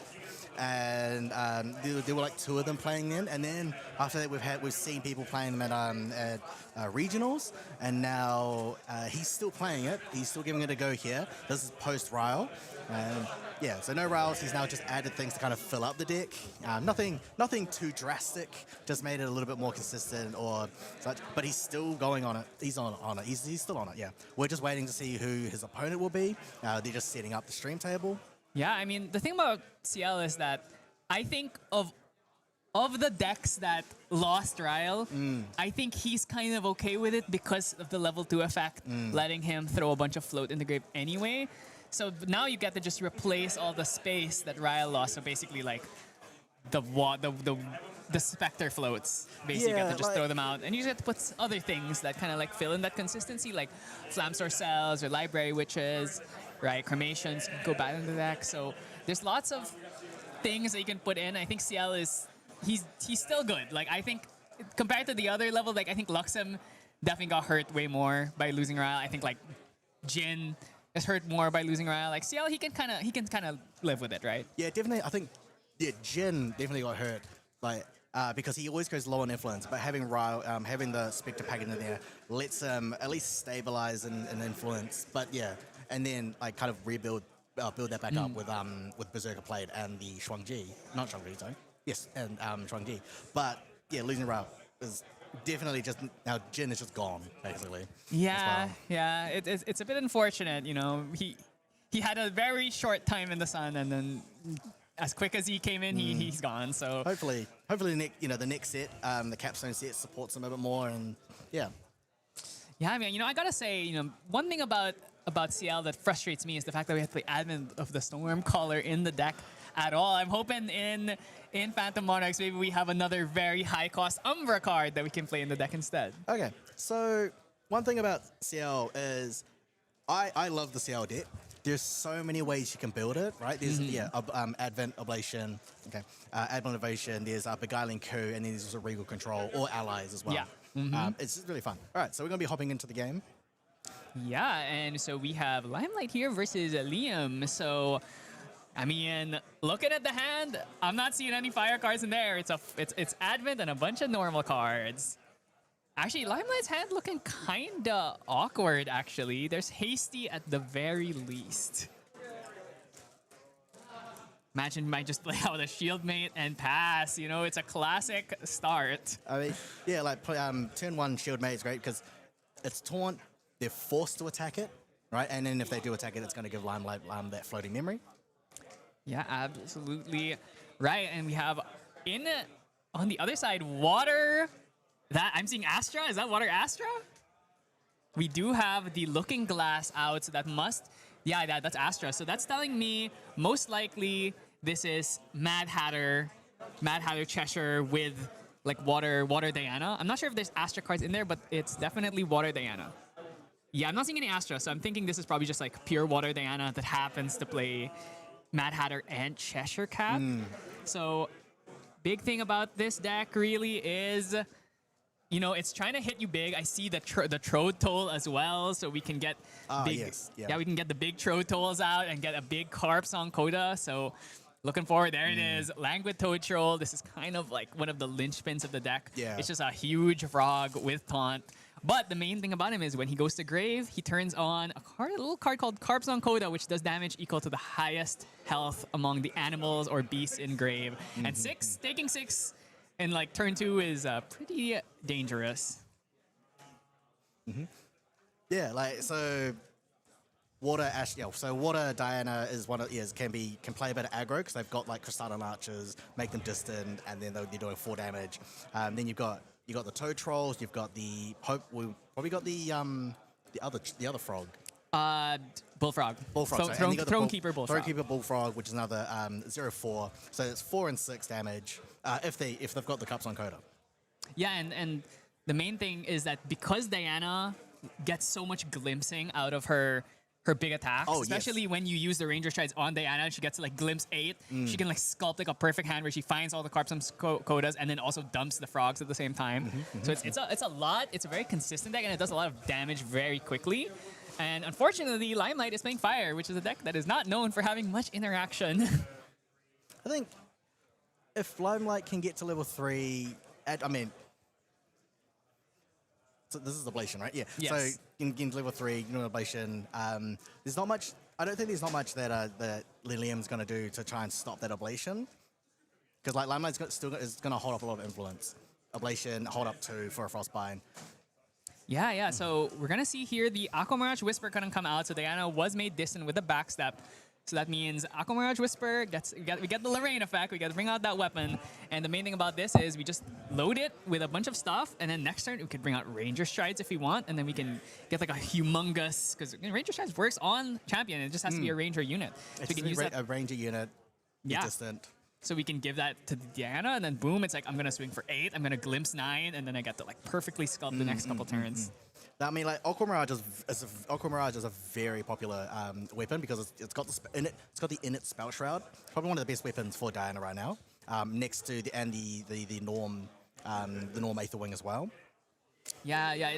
It's a very difficult weapon to deal with because it has that spell shroud. It's like, if you get hit by Mustang or you get hit by like Varukan Acolyte, it's just like those decks aren't popular enough. But when you do run to them, it basically is like an auto GG. Just using that an easy Predator Knock gives you draw a card. It just cycles itself and also just loads into the Aether Wing. Here, so we're attacking here for. That was for 2. Just 2. Ranged 1 plus the Prudent Knock. Actually, it would be for 3, actually. Sorry, so for 4, so we're going to glimpse 4 here. Seeing Cheshire Cat, as well as just some more Aether Charge spells. Crystal. Yeah, no float, unfortunately. This is an unfortunate sequence here. So one thing about the Aqua Mirage is that you glimpse X +1, where X is the amount of damage, and then +1. It's a glimpse. So 1 will go to the you will glimpse, and then the top card is then milled into the graveyard. Gonna lose the Cheshire here, unfortunately. And then the next 2 cards, I think, was Paladin, Crystalline, and we have no float. So gonna really have to hope. He's probably gonna try and draw into both of them in the next turn and then try and hit another. Probably, I imagine Ranger Strides is probably coming out here. Well, why do you think, like, why do you think Liam is wanting float? Yeah, because you really need the float to turn on these big allies. The Crystalline Archer needs a float in order to, you can still make him range, but if you want to get the draw, you need the float.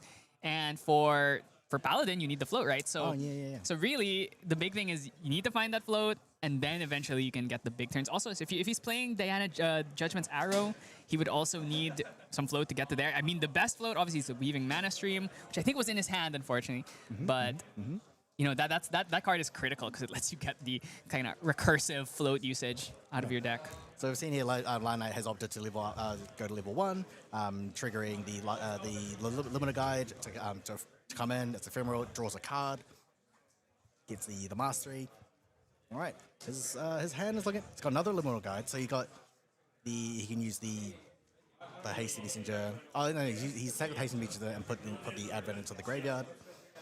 So now one thing is, now that Oblation Steel doesn't have Ryle the Abyss, Limelight has now opted to just like add in more Library Witches, just more kind of like defense. Because one thing, although like CL is very resilient. It's got a lot more life. Yeah, but we're going to see here a big play. Charge the Soul was activated on the Library Witch to try and take her out, but we use the We use the Spectre card.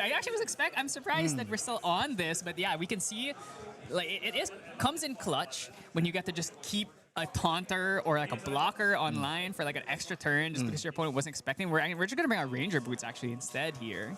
So Undying, yeah, it's like, I mean, like Undying Dreams is still Dreams. Yeah, Undying is still a very good card. It gives a buff counter if it's ephemeral. It's also just a +1 life card, just to help, just saves anything if they're trying to go for exact lethal.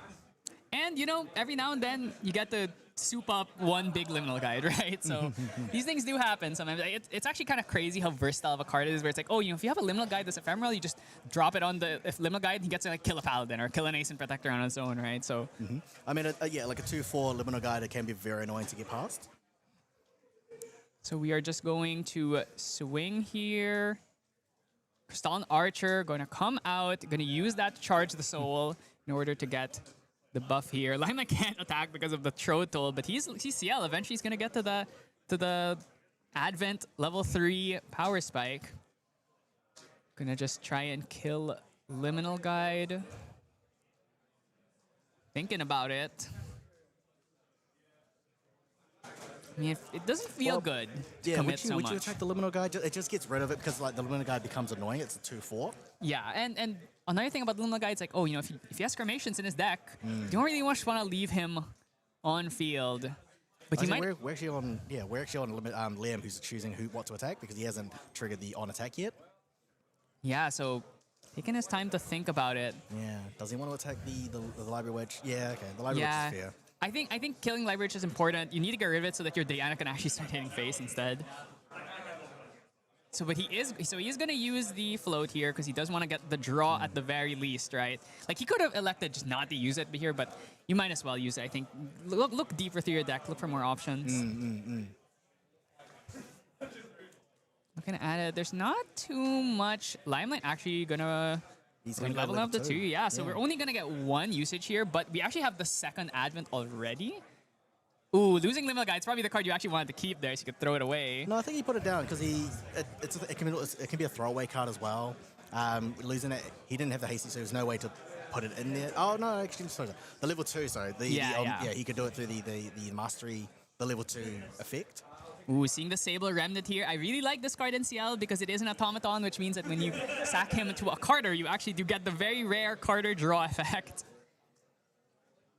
So Limelight here, he's loaded up. He has an Advent in hand, actually, which is really nice because it means he can use the Ablation, and then he can put it in his Omen, and then he can use the Maxome to swap it with another. Actually, that's usually it's like, oh, I don't want to have multiple copies of Advent. It's actually pretty nice because it lets you recur one thing. Because typically with these Ablation decks, you only want Advent in your memory. Yeah. But if you have multiple of them, you actually get to get some recursion. But he's gonna just lose it here on the level up instead.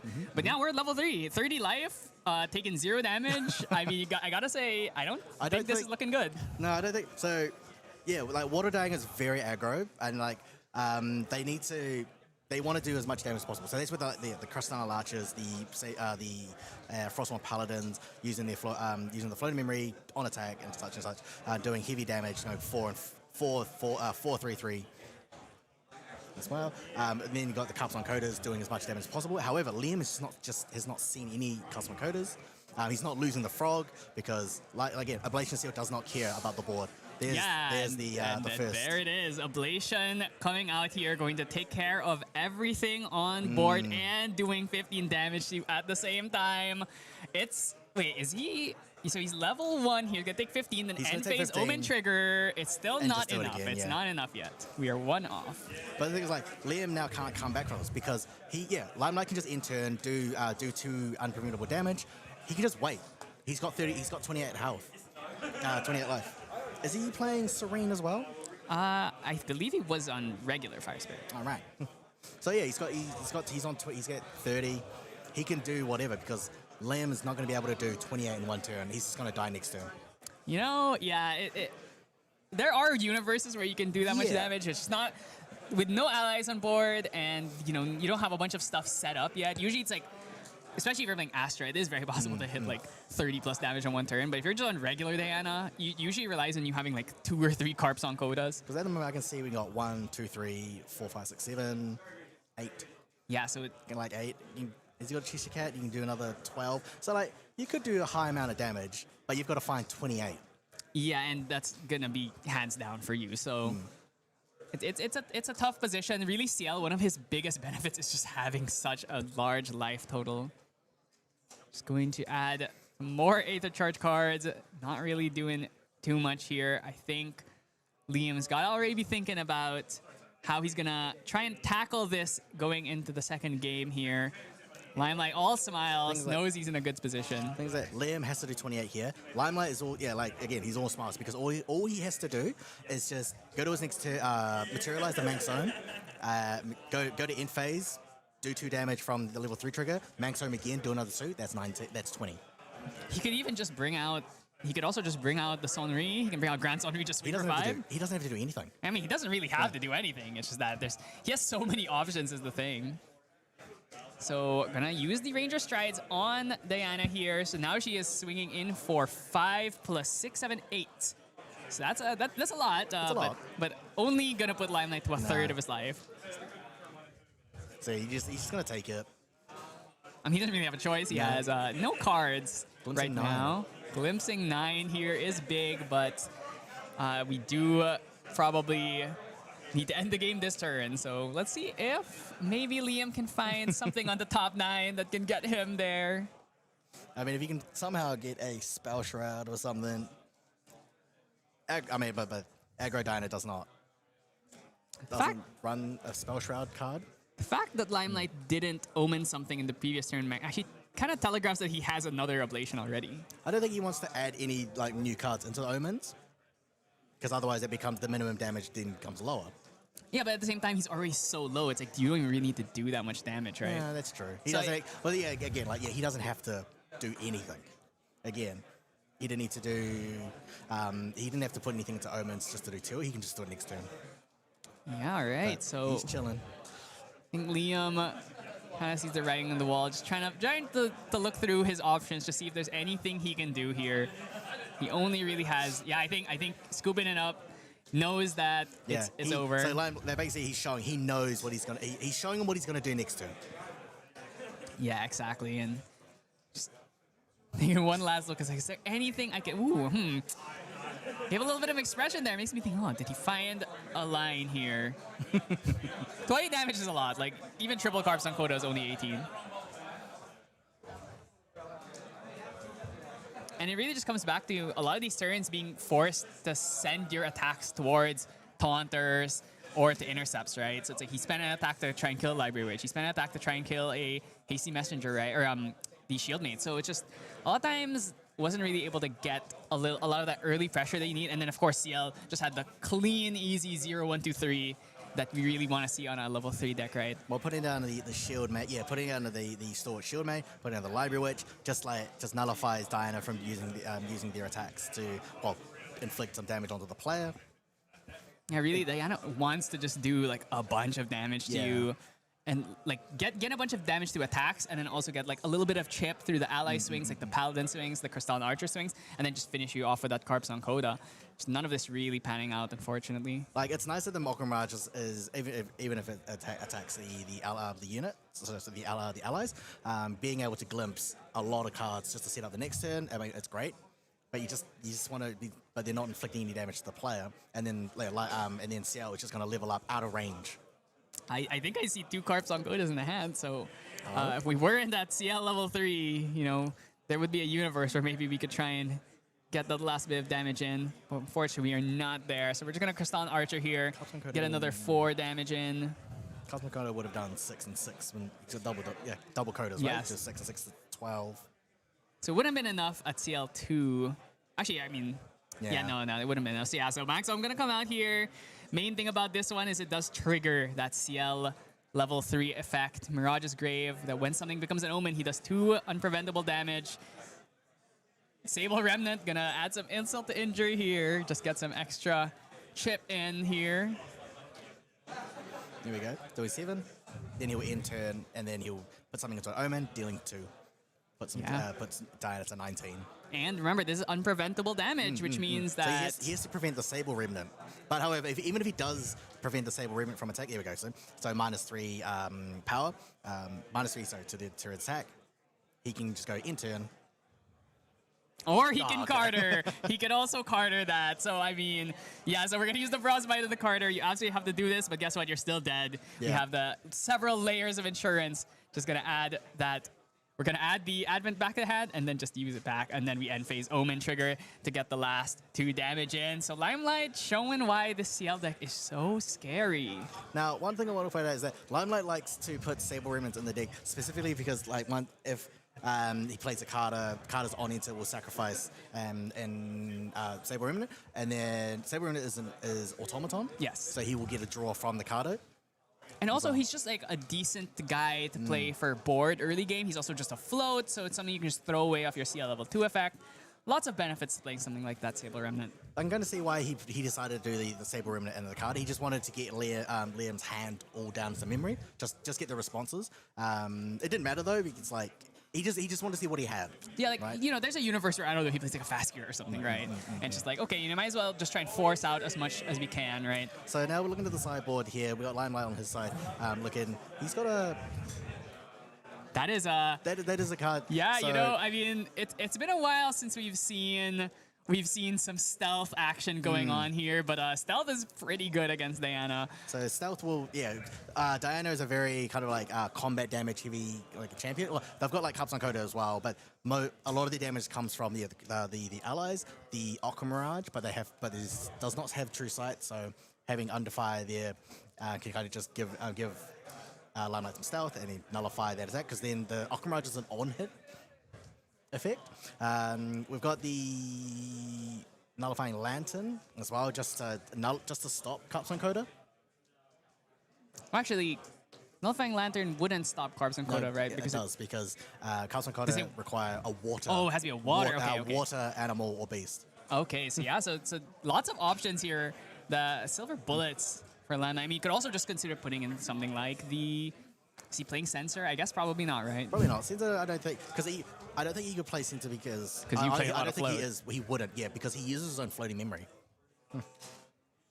Hey, let's just see here if Limelight can just do the same thing, really. I mean, you kind of have to hope that when you play against a level 3 deck, just try and hope that they stumble a little bit, that they don't have like a really great early game, can take advantage of that. What do you think Liam has to do in the next game, or what do you think Liam has to do in the next game? He really just needs to put his foot on the pedal. He needs to make sure that he's pressuring Limelight really early. And yeah, I think he needs to hope that Limelight doesn't open like a really good starting hand that just lets him turbo to 3.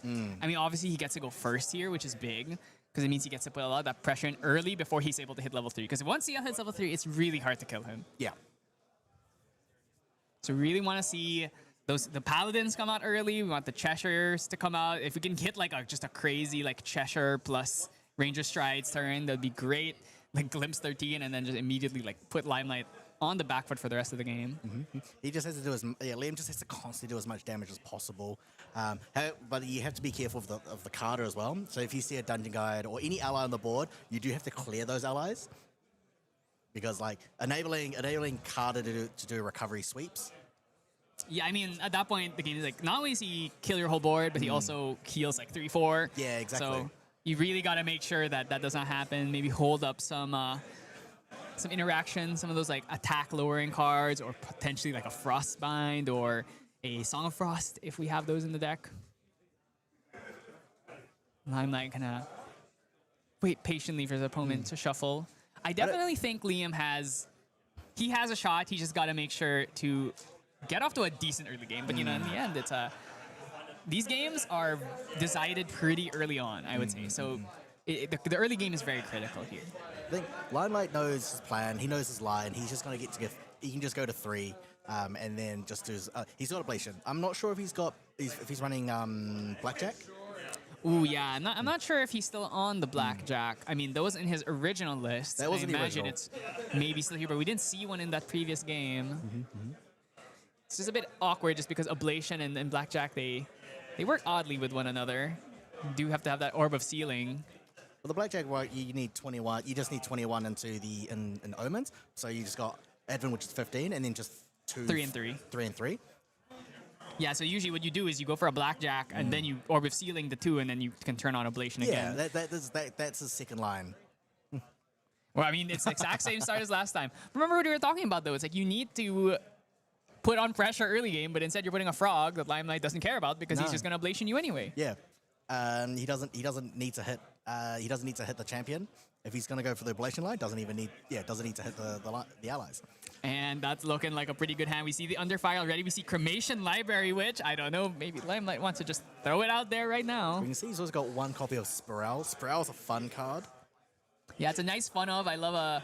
Oh, there's the Blackjack. There's yeah, the Blackjack, yes. Yeah, so he is on the Blackjack still. So Hasty going to come out here, going to throw away the Undying Dreams, get a float in there. Diana also does not get to play Censor because she, unfortunately, plays a lot of float herself. Yeah, So the Weaving Mana Stream is one of the best cards for Ward Diana. absolutely. Does he have a reposition hand? Because otherwise he actually cannot get distant here. It's a, like why? What is it? Why do you need to be distant for at level 0? Yeah, to go because to level Diana level 1 on enter is if you are distant, you get to bring out the Aether Charge. So in this situation, it's like, oh, you know, the Diana, not distant, no Aether Charge, right? Imagine being Lorraine and not getting a sword. It's kind of not worth it at that point, especially because your entire game plan kind of is linchpinned on that Aether, the Aqua Mirage Whispers getting you those big glimpses, Yeah. right? It's definitely very awkward when you can't go if you can't go distant before level 1. Yeah, and I think he has the Weaving Mana Stream in hand, so he could distance himself, but he doesn't have enough cards to play it. Makes you wonder if maybe this Toad Troll was worth it, when really, like, Limelight doesn't really attack much in the early game. No. Ooh, Inert Sword coming out instead. Might just try and go for a Cheshire Cat to put on some pressure. Which actually means Toad Troll is still not doing much because she has stealth anyway, so it's not like she was really going to get threatened by anything. Or at least like the Toad Troll was nice there because then it's got a natural taunt. It means that Liam won't take any chip damage, and then bringing Seal closer to that ablation or larger attacks. You don't want to take chip. Never. You never want to take chip. Shashi gonna come out here. It's gonna be 3 damage because she does see the 2 power from the Inert Sword.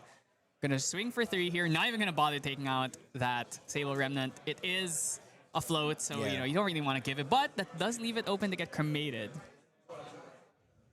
Servile Possession's gonna come out here. Level 1 CL. Such a good card. I really love the Servile Possessions. The Omens, everything about it is so interesting. And I'm actually really glad to see, like, in the next set, masteries are just a thing now. It's like every champion just has a mastery. I really like that. I think it gives like that nice individuality that everyone just like plays so differently around these like unique only them effects. Hasty number 2 coming down. You love to see that one. What are we throwing away? Sable Remnant. Yeah, the second Sable Remnant comes out. So now we have a float locked in, and we still have that under fire to keep us protected. Wonder if Limelight even feels the need to commit anything else. He has the Dungeon Guide already as well. He's got a Library Witch. Which will just block another. It's going to block the Cheshire Cat, essentially. Yeah, high value. Or even just the Inert Sword, but you don't want to use the Inert Sword because you definitely want the 3 power for the Cheshire Cat. Okay, so Limelight actually, because he has the Blackjack, is actually going to start putting down the 3. So if you have Advent with no Blackjack, it's like, okay, I'm just going to put Advent in. When you have Blackjack, you can actually spend these early turns putting in the 3 cost in there. So he might actually want to go for a backup charger here, actually. Ooh. Losing the Weaving Mana Stream to the level up banish is pretty unfortunate. And what are we gonna do? We have an Undercurrent Vantage here, gonna glimpse 3 and then give us distance. Oh. So we do get that distance. I'm actually surprised we didn't keep the Weaving Mana Stream instead. Maybe really values that glimpse. I think there are Keeps often 2 on top. I think there are often times where it's kind of like fight. He'll be able to like glimpse if he has the Weaving Mana Stream. No, sorry, the Aqua Mirage, and he just like glimpse and find another one. Yeah, that's fair. That's fair. It is, they're both float anyway, though one of them is reusable. Let's see here, Diana just gonna, where we're gonna swing at Hasty? Definitely want to get rid of the Hasty because the Hasty is just going to cycle cards for Limelight. it's getting him floating memory into the graveyard. It's always one of those like high priority targets. The third Sable Remnant being found here. That does mean that Cheshire Cat is now only a 1 power ally. Crystalline gonna come out here, gonna use that Undercurrent Vantage, get an extra 4 damage in here. Limelight cannot kill any of these because of that Throw Toll, unless he can hit level 3 next turn and then throw out the Ablation. But I don't think he even had the Ablation to begin with. Even if it's for 3, it would take out everything except for the Trode. So this is now Liam's actually playing a much better game this time. He's getting damage on the board. He's done 9. Yeah, and I think passing it back, holding up some interaction. Gotta be worried about the Carter here. If Limelight draws into a Carter, it's gonna be pretty bad. Loses the Blackjack. Okay, that's also not great for him.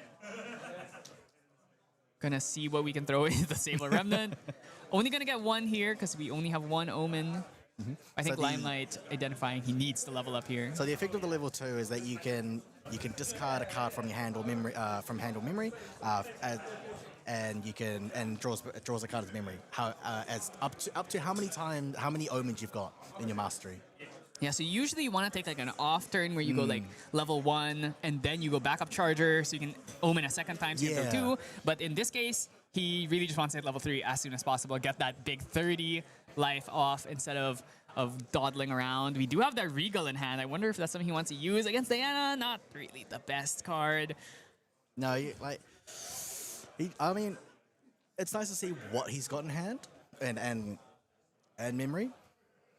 He just wants to see what his opponent can do. Imagine might just just gonna Omen here. So that is so our Omens are very awkward. We have 3-2, so we're probably not getting off Blackjack or Ablation. Or if we're gonna try to go for Ablation, we definitely need to Orb of Sealing into that. I assume he's still playing the Orb of Sealing. I would imagine so. Yeah, I imagine. So Evasive Maneuver is gonna come out here. So Evasive Maneuvers on Diana. Gonna get another. Ooh, okay. We're gonna bring out Ranger Strides. I imagine it's either that or maybe like a smoke. Okay, we're gonna go for Flash Grenade instead. So Flash Grenade, it's basically Veiling Breeze for a distant unit. So pretty strong here. Gonna keep us alive for another turn unless it's double Ablation. But we don't have the Advent and our Omens are really weird. So I think Liam's in a pretty decent spot. Just needs to start getting some of these Toads into the grave, find the float, start throwing those songs. Cheshire gonna swing for 1. And then I imagine Diana just gonna come in here. We don't actually, do we not have an Aether Charge? I think we don't have an Aether Charge. No, he's not. He hasn't been able to find another Aether Charge since he lost that Weave Mana Stream. Yeah, it's just awkward. Okay, so we're gonna go for the Devouring Malice here. I wonder which, did he banish 2? I think he only banished 1. 1. So that means I imagine it's probably going to be used for debuff or recover. Usually those are the 2 you use unless you're in like a level 3 versus level 3. Sometimes you go for the draw 2. I think most of the time you use the Devouring Malice for the second effect to deal through recover 3. Yeah. Or if you're feeling if you feel like you want to play dangerously, you can also take 8, draw 2. Yeah, usually do that against like Merlin. Probably not against an aggro deck, right? That's it's beating down on your door. Carter here is crazy.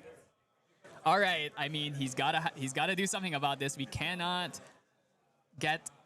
I mean, I don't think he can really stop the effect or the Carter activation, which means that Sable is going to get a draw here and also heal him 1. Yeah, I see the Frostbite, but Limelight is holding up cards unless it has something like double negate maybe. Just see what you can do.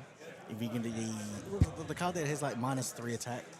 Yeah, like that would be That good, would stop the Carter? but I mean, you're still getting the heal, and the Carter actually gets to stick around too, so we're gonna go for the swing here. That's 4 damage. It's gonna threaten this Cheshire Cat, and yeah, so we do see here -3 on the Carter here, so he's only gonna do 1 damage, and that also is an Aether Charge, so we can swing next turn at least. At Dissuading Aether here, really strong card in the Diana deck. It's a kind of an all-star. Oh, but with 2 damage, another 2 damage. We can't hit Cheshire with that because it is as a spell, even if it is part of a champion's ability. Cheshire has a natural Spell Shroud, Stealth and Spell Shroud. as well.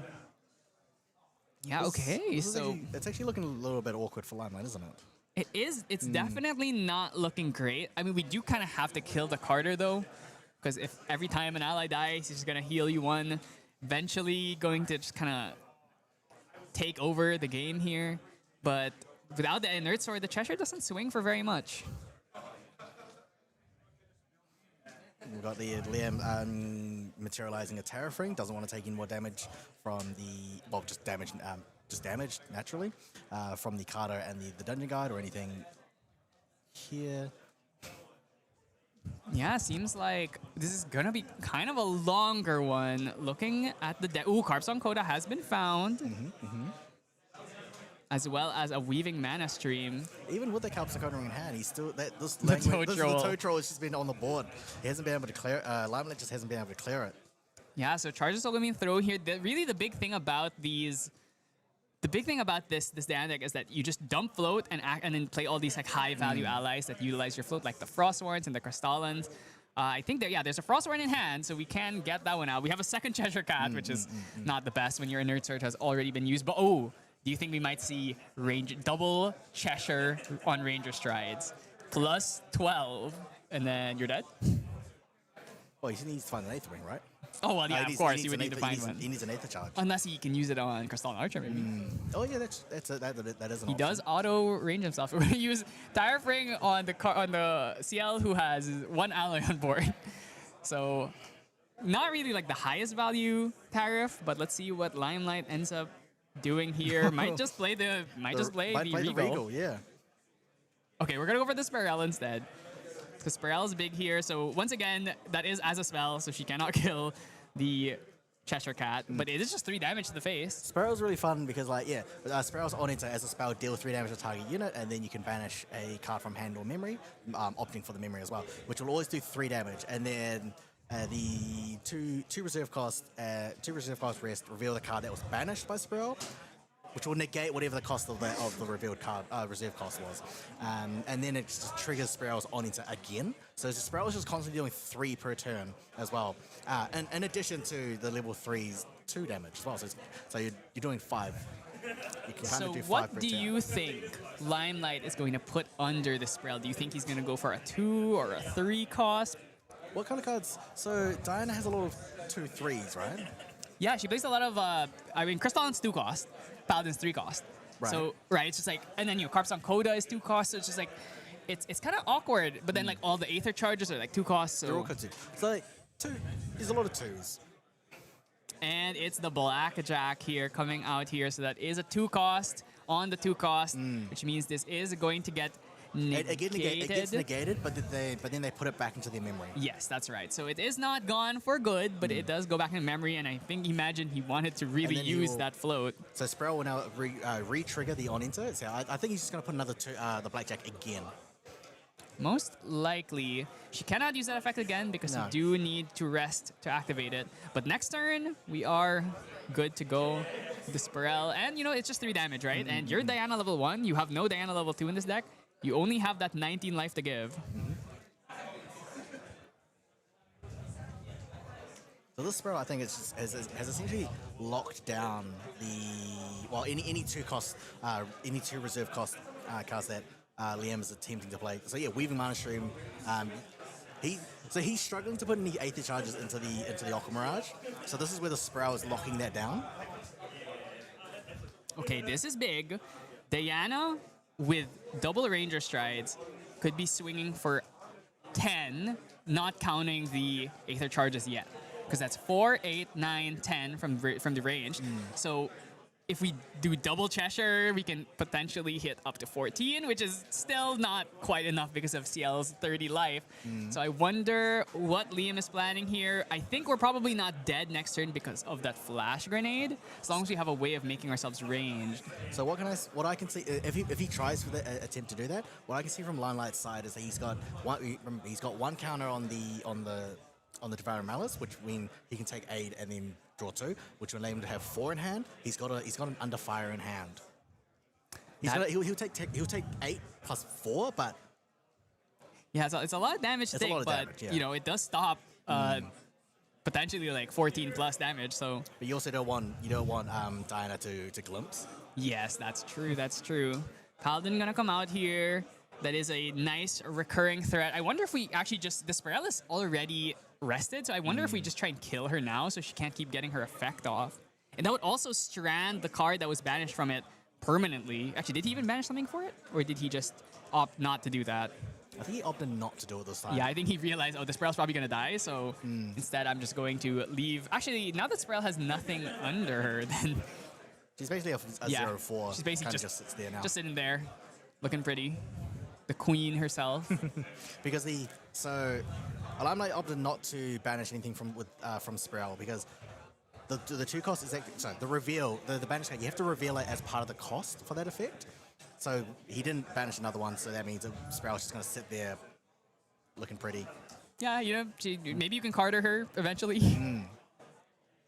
So now Liam has to find a way to do some, like a lot of damage actually, really. It's like he has to do 22 damage plus the potential heal off of Devouring Malice, plus heals from potential Carter. We're also currently at 3, 4, 5, 6, 7, 8, 9 omens. So that means next turn we could get to 10 plus for that Grand Sonnerie. Carp Song Coda here in the hand. Still the Toad Troll is on field. We cannot get rid of it. So 3 to champ. 3 to champ.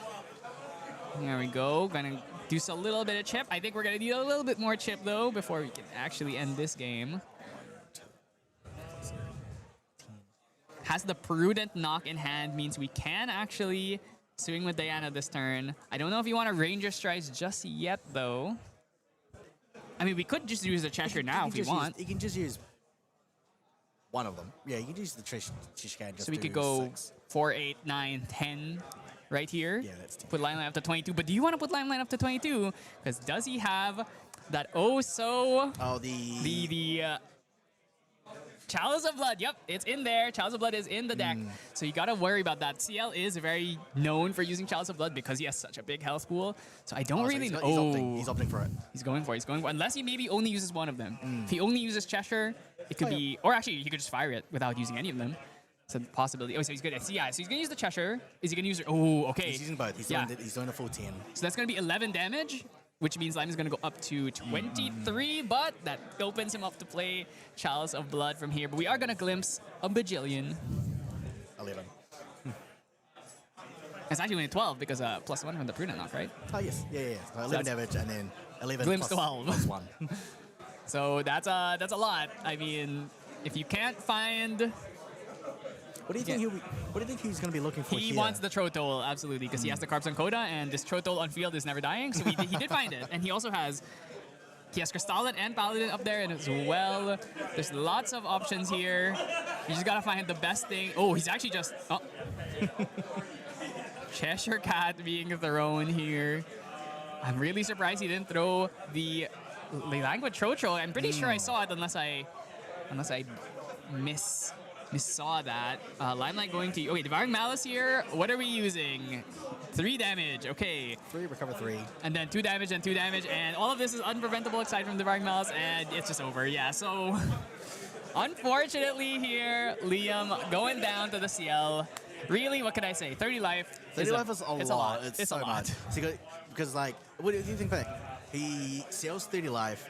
Carter's recovering you.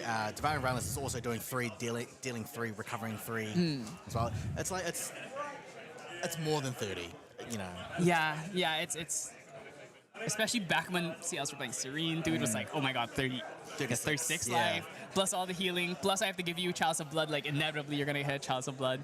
It's like when you play against Xander, it's like you actually can kill him from like below 20 to 25. CLs like 30, it's just not happening. It's so much health. Like people like to math out like to 25, 28. 25 is easy to get to. 28 is somewhat like you just gotta add maybe 1 or 2 more. 30 is a lot. Then and on top of all the recovery. Yeah, especially when they're playing like Siphoning Fractals or maybe like Mad Tea Parties and whatnot. There's like, CL has the longevity of the deck is just so hard to deal with. It's part of what makes him so strong.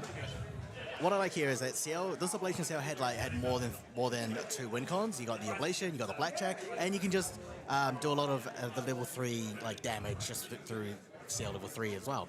So you can just like chip with allies, and then at the end step do 2/2/2, you know, as well. That's another win con there. Yeah, like when you play against aggro decks, you really can just play this long game where you just play guys, like play carders and just like chip in with like random sword swings, random like omen trigger effects. So it's just like, it's really easy for CL to like modulate his game plan depending on who he's playing against. So when he's playing his level 3 decks, he tries to go for like more value lines, maybe sits at level 1 for an extra turn, eventually it's to level 3 and he just tries to like double ablation you. Especially against a deck like Seiryu, this deck's very strong because one of the things about Seiryu is you need to have an out for it, a clean out, right? And there's very few of them. There's like Ravaging Tempest, there's Ensnaring Fumes, and there's also Ablation. So like these cards that don't target, that just get rid of it. I mean, obviously you can find a way to keep the Seiryu alive if you can, put enough buffs on it, but it's very hard to stop 15 damage, right? Yeah, it's very hard. Like if you're playing, if you've got the Advent and the Omens, and if you do like Advents and then you're going to add more cards to the Omens, then you're forced to use you have to use Orb of Sealing. But if you just keep Advent in the Mastery and just leave it there, then they can't use Baby Green Slime on the Orb of Sealing because it will return those cards back to the Mastery. Yeah. Then your Oblations will be weaker. But just keep the Advent in there, and then you're just going to do 15. And, yeah, it's very hard for Shinju's to just survive past that. Yeah, it's strong. The CL deck, I think people are definitely sleeping on CL a little bit after losing Ryle. The deck is still good. I mean, and like you said, there's so many ways of building it. I think you can play like this more attack-focused version. You can play like, I think the Regal Control version is probably not as viable without the advantage from Ryle. It's still fun. It's still fun, yeah. And then of course you still have Water CL, you have Wind CL. I think CL is one of those champions where he can be played in like any element. He's like, and, like, he's like 4 or 5 builds. Yeah, like there's and even within an element, there's like so many ways of building him. And actually, I think they revealed some more CL cards during yesterday's stream as well. So Really? What are they doing? yeah, there was one where it's a wind one where if you have less than 2 omens, 2 or less omens, you can make it into omens. So it's like more omen ramping, and it's. I'm looking forward to seeing what we could do with CL in the coming set. Jimmy saw it, so like early in the early DCR set, the Wind Guardian CL build was definitely an option because he's the Chrysalis, which gives you that kind of Advent. Oh no, it's an Ascent Protector with that kind of like Vigor effect. Yeah, it's like the Ascent Protector loop is you play an Ascent Protector and you play the Chrysalis. And then you play an Ascent Protector, and the Ascent Protector returns the Chrysalis, and then you can play the Chrysalis, and then bounce the Ascent Protector, and then he comes back out on field, and he puts it back in hand, right? So it's like an infinite loop, and then you can use that together with like all these other crazy like on-enter looping effects, like the Zhang Zhaos or like Raccoons, to like take an entire grave. I really like that deck. It's just a little bit slow. And It is kind of slow. That's where there'll be a lot more support for Wind CL. There could be also support for definitely more like Water Ally, because you can play Water Ally CL as well. Oh, yeah. I mean, Water Ally CL is really good. Water Unique Ally CL. Yes. Or you could play just standard like less unique allies, and then you could go for like more of that like acquiescing like level 3 CL. Like it's just like there's so many ways of building him. That's why I think he's been a favorite for a lot of like the deck builder types and out there. So yeah, we're gonna go into an interview with Limelight here real soon. So yeah, we're gonna head to a short break here, and then we're gonna have that interview.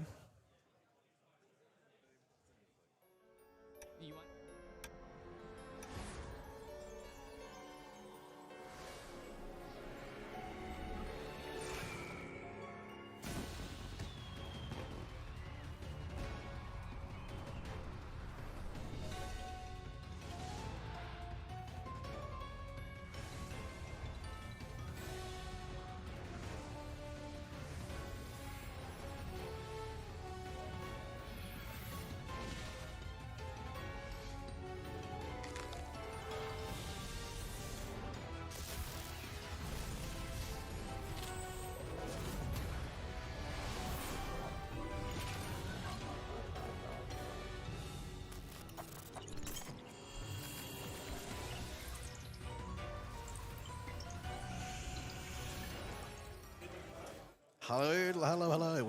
I'm here with Limelight, winner of round 2. How you doing? Yeah, not too bad. How are you? A bit of a blocked ear on the flight over, but other than that, I'm living, which is good. Well, hopefully that. Well, I mean, like, that block is not causing any issues for you. I can hear through my left ear. No. That's all that matters, right? This is the one here. Yeah, well done winning that game against Water Aggro Diana. How did you feel going into that one? Funnily enough, the last 3 weeks, I have been playing nothing but Water Diana. I wanted to bring Water Diana to this event. Me and Duck Hats were working very hard to make Water Diana work. I was also speaking to Megalobana, who's been playing it overseas, so I've been trying really hard. There's too much wind, so I couldn't play it. It is what it is. I don't like baby green. So I feel like because I know the lines, I was kind of able to just play a taunt pass, play an intercept pass. Like even turn game 1, Undying Dreaming the Library Witch. He wants to charge a soul, kill that witch, and punch me in the face. The longer I keep those intercepts and blockers up, the more frustrating it becomes for him. Especially because if I can get to level 3 by the time he's only done 4 or 5 damage to me, it's a big goal to do 25 to 28 damage, which is what he was saying. He was struggling to do that much in a turn. But yeah, that's pretty much how it felt. It felt okay. I used to run Varukans in the deck. I don't run them anymore. I don't really care too much about the sensors and stuff, but if you can block the Aether Wing shots, then it's fine. So I thought, like, I saw at the end of the game 1 where you had a clear line to just like you could have just like end a turn, deal 2, and then max home deal 2 again. But you wanted to do the Remnant, Sable Remnant, and the Takata. Yes. And, you want to do that? Like, you just want to put hand I want him to put hand down. So like you never know what is in a person's deck. He could have like a fast cure. He could have some form of recover. It's better for you if you have guaranteed lethal. If you have cards that can make people draw cards, use cards, that's what you want to do. And playing the frog, he put the frog down both games. That frog is staying on that board. I know he can carp on code. I don't want to be fireballed for 6, that thing can be permanently parked there. I'm not going to kill that until I'm ready to kill him. I definitely saw you just not hitting it. You could have killed it with the card. Wasn't worth in the it. second game. Yeah. In the second game, you were trying to like cleave, and then he stopped it. But like that one. Yes. Let's talk about the second game. That was a bit of an odd game for you because you didn't see you had blackjack, but you weren't but no advent. Right? I just had 2 costs. I had nothing but 2 costs. So the good thing about this deck, a lot of people believe, and a lot of people say to me that if you don't see advent, it's a bad deck. It's not a bad deck. Just the gameplay changes. It goes from with Advent and Baleful in hand, it is a combo deck where you want to Dungeon Guide, you want to put an Advent under. Like you saw game 1 that the lines were pretty much perfect. Game 2, just the whole gameplay process changes where it's no longer I'm looking to Baleful and Advent. Like I'm probably even just getting rid of those cards at that point. My whole goal is to chip, and then sneak out damage. Like Sproul did 6 damage. That's damage that's unpreventable in regards to, it's not literally unpreventable, but it can't be counterspelled, it can't be anything like that. It can be blocked, but that's about it. And just that cupboard and end step together, being able to cheat out for unpreventable damage whenever you want is like such important reach in the deck as well.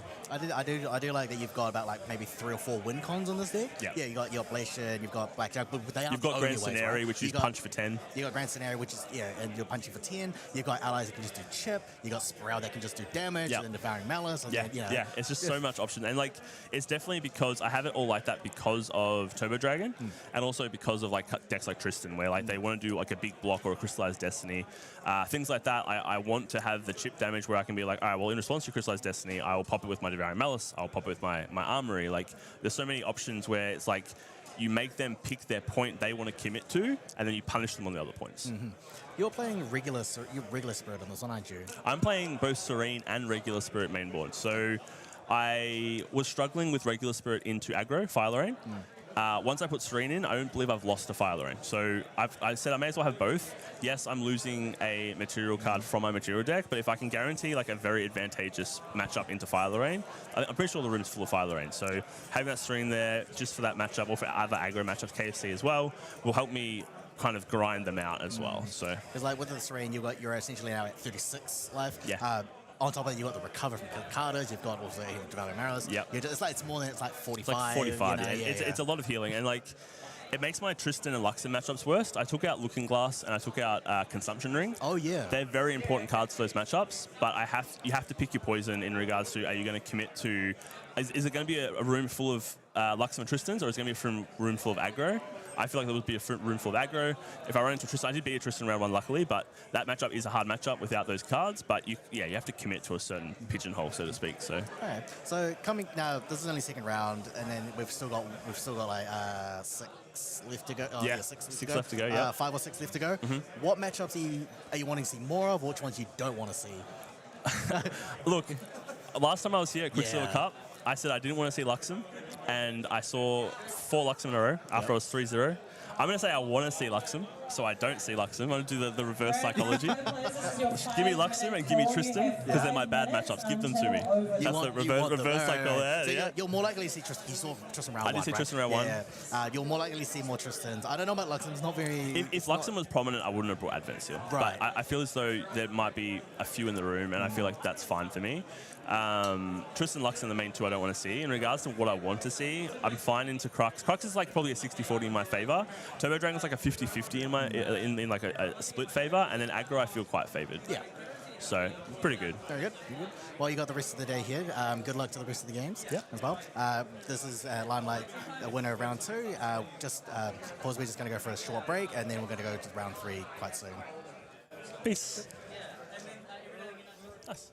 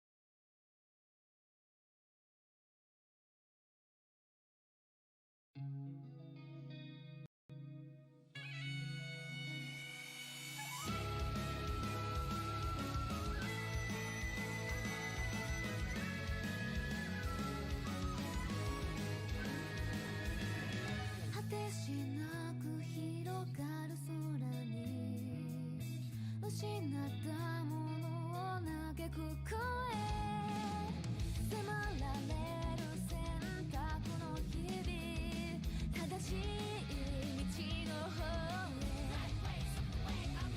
へ間違ってなかったと証明しよう生き様で邪魔されても席を読むさこの頭で全て手に入れる高く高く飛べどこまでも行こう不可能と思い込んでたものがなぜか小さく感じた見てる景色がそう先になったから叶うまで近い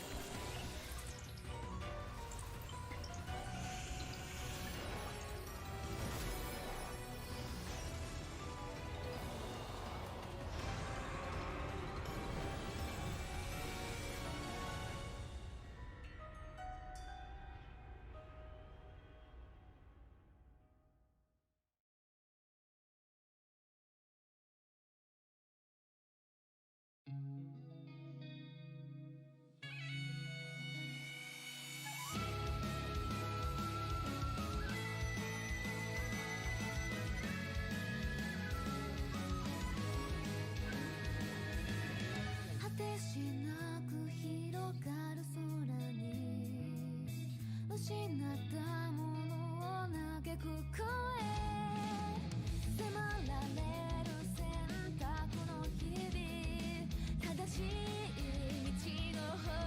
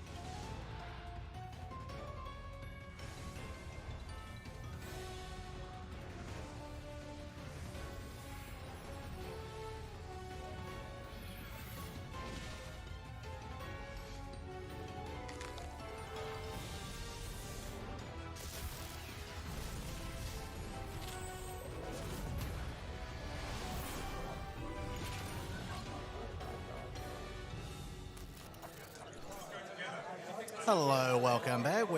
This is the Ascent Auckland. Here we're back. I'm Freedom. This is Mr. Ree. We're currently at round 3. We're just waiting for now. We've got the pairings are up as well. That was a pretty interesting game we just had. Water Aggro Diana versus a Fire Ablation CL. Definitely, there's an appreciation of being a spectator. I definitely enjoyed watching you and Flon tear it up, and I just get to watch on the sidelines eating my little snacks and be like, yeah, I wish I'm not casting that Diana. There's a lot of intricate cards and words to master in that deck, and I'm very impressed with yourself, Freedom, and Flon for that great effort as a caster.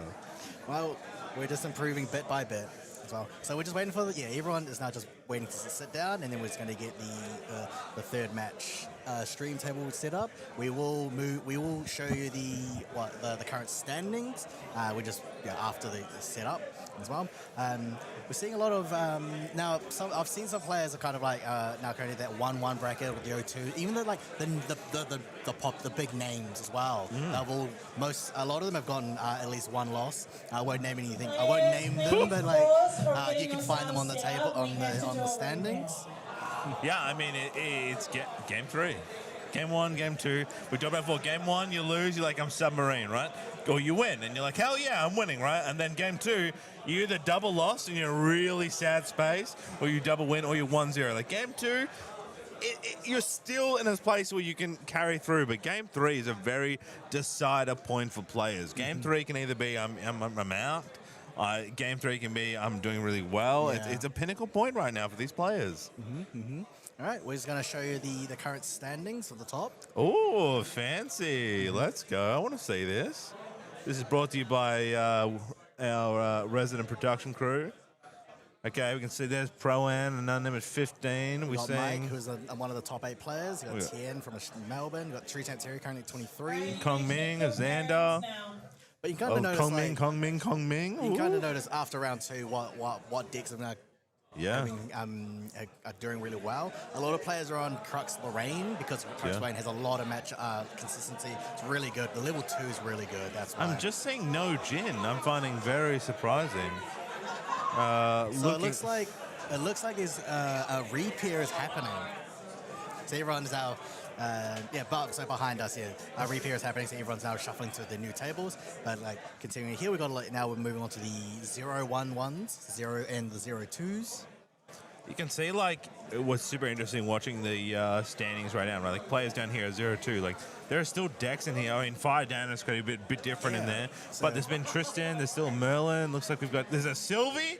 Hell yeah, bring up the Sylvie. There's Jin, man. Jin's there, 121, baby. So, Dude, late representing the Jin. I love it. Norm Slime Silvers. We've got a Fire Seer. We've got Yomikin, who's currently sitting at 0-2. He's not had a very good day. Yeah, on the you can still, flash it back. It's very interesting in the space.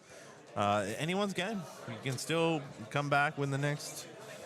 You only need 16 points, which is what, 5 wins, 6 wins. So all the players have now just shuffled again to their correct tables, and surely we'll get the move on to the stream match. So you want to talk about like the game I watched, like the Ardent Seal? What do you think it is a deck? Like I felt it absolutely dominated Water Diana, and I'd be telling you why you're playing Water Diana when there's Ardent Seal. But yet, if I look out in the crowd right now, there's maybe 3 people on it.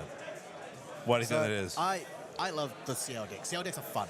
Advent, the Advent CL was like, if he really enjoys it, so he wanted to give it a go again as well. I mean, like, it's your Water Diana. Water Diana likes to do a lot of early damage. Like doing Ranger Boots, Cheshire Cats, become distant, do tons of damage. And then Limelight just had a plan. He also just had a lot of durability, a lot of intercepts and taunts. Yeah, Library Witch, right? Yeah, like crazy. So after Ra was banned, he added Library Witches in. He added more, maybe another Stalwart Shield Maiden. Probably was already at 3 or 4 anyway, but more Library Witches just to survive. As long as, like he said, like Limelight said, as long as he can survive, or at least hold up blockers against his allies. Yeah, he can just go to 3 and then do his game plan and execute his game plan. Me and Floan talked about earlier, like how more valuable taunts are currently, which I was talking to someone who's playing a Tristan deck, and Ace and Protector is naturally there. And then these decks, attack is like flavor of the season, right? Like we're talking about, Wind Wake Up, we're talking about, your aggro your fire aggro decks are all physical. They're all for swinging to hit. You've got your Merlin, your Lorraine. It's all about that attack. So taunts, intercepts have so much more high value in this set. Yeah, that's very good. All right, so now we've got the pairings and the deck list for round 3. We've got on stream. We've got Team True Isaac, who is currently playing Crux Lorraine. Fire Crux Lorraine. Oh yeah. And he is versing. Well, we have Fire Crux Lane. Oh, we have Wilson. Great. Yeah, so we've got Drago Wheel Wilson, who is on Fire Merlin. So it's a Crux game. Oh, it's a Crux game. Here it is. It's Crux time. If you're going to pick an element, the element you're going to pick is Crux. Which one's better? So historically, Lorraine has beat Merlin. Historically, right, has had an advantage. Merlin is great in the late game because as you're stacking up level counters and then you're enabling the fireballs. And so on. It's floating, can do spells, can attack, can summon this giant deer of hatred and destruction. I mean, what's not to love about Merlin? So for Crux Lorraine, with the addition, like Claren is really annoying for a lot of players, especially like the non-com aggros and Razor Gales. Yeah, it's just really annoying. Significantly, Lorraine level 2 is probably one of the better champions because you're doing a flame sweep and you just draw 2 or 3 1 to 3 cards as well, just to stabilize after that. But and that's just a natural a good cleave, just clears allies. So yeah, according to the listings and what I've seen, Crux Lorraine has just been really popular. So we've got here Drago, who's done a standard opening of playing the Stalwart Shieldmate and just immediately using Cremation Ritual, gets a floating memory into the graveyard, draws 2 cards. And using one of the old arts, correct? The That SP is sets, right? so the Stalwart Shieldmate art that is from the store championships. That was one of the promotion cards there you can get from very early, and that is the SP2. I think that's SP2 Cremation Ritual.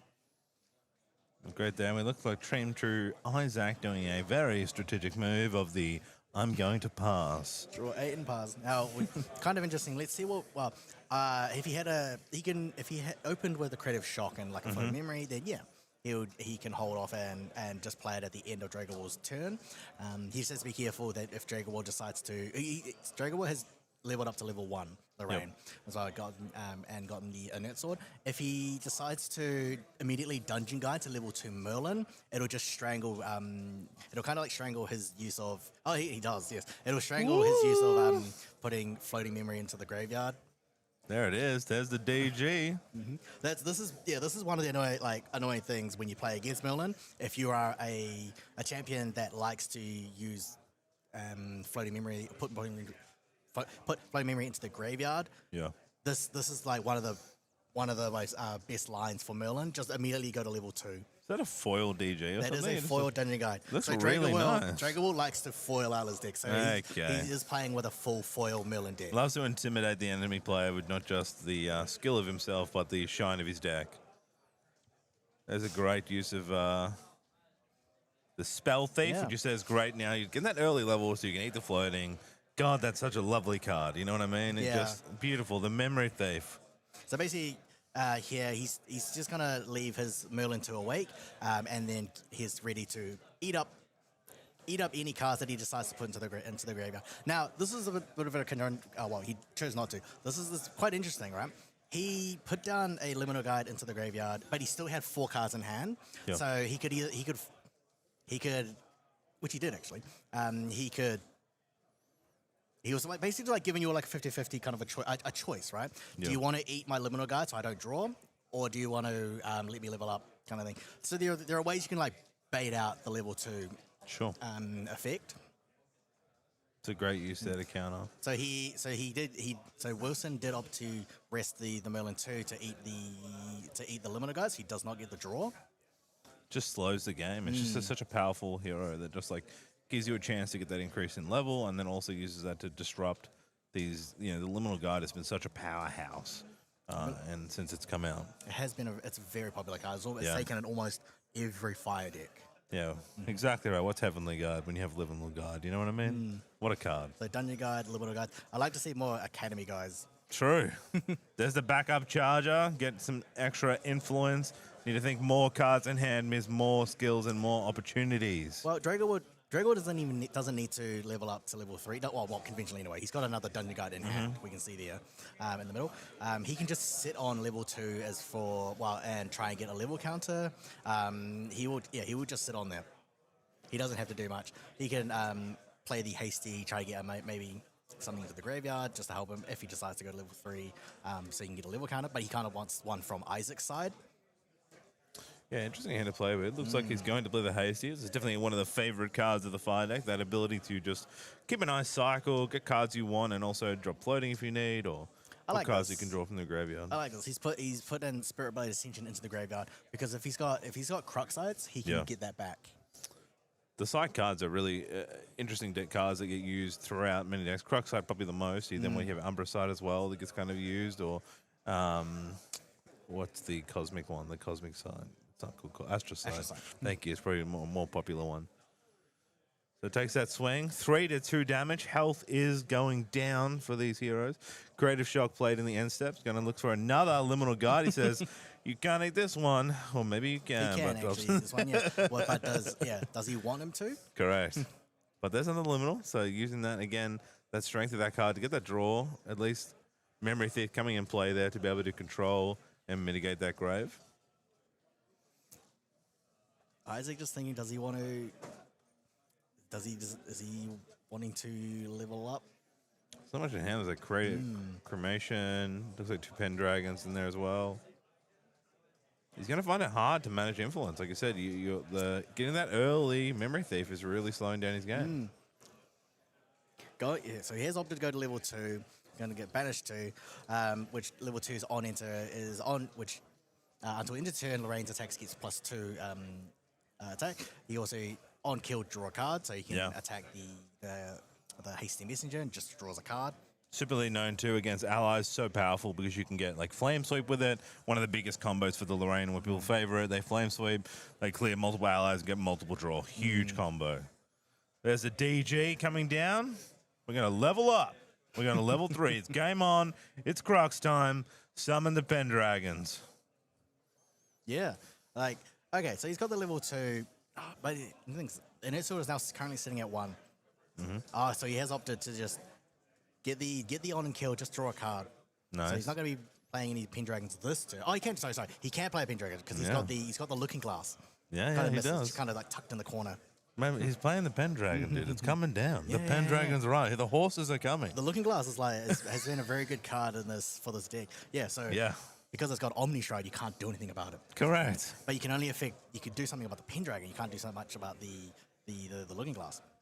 So I guess, now that, Team True Isaac's got through and got the Pendragon, we're in that level 3 threat.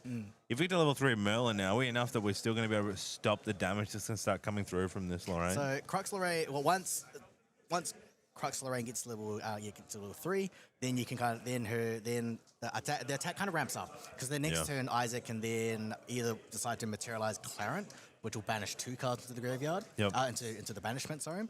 And then we've currently got 3 swords in the banishment. Crux Lorraine level 3, right, gets additional attack power according to how many swords are in banishment. So currently there'll be 2, and then there'll be 3. Clarent will just be on the board as a 1/3. Yep. So every turn, and then each turn, Lorraine can just attack with at least 4 or 5.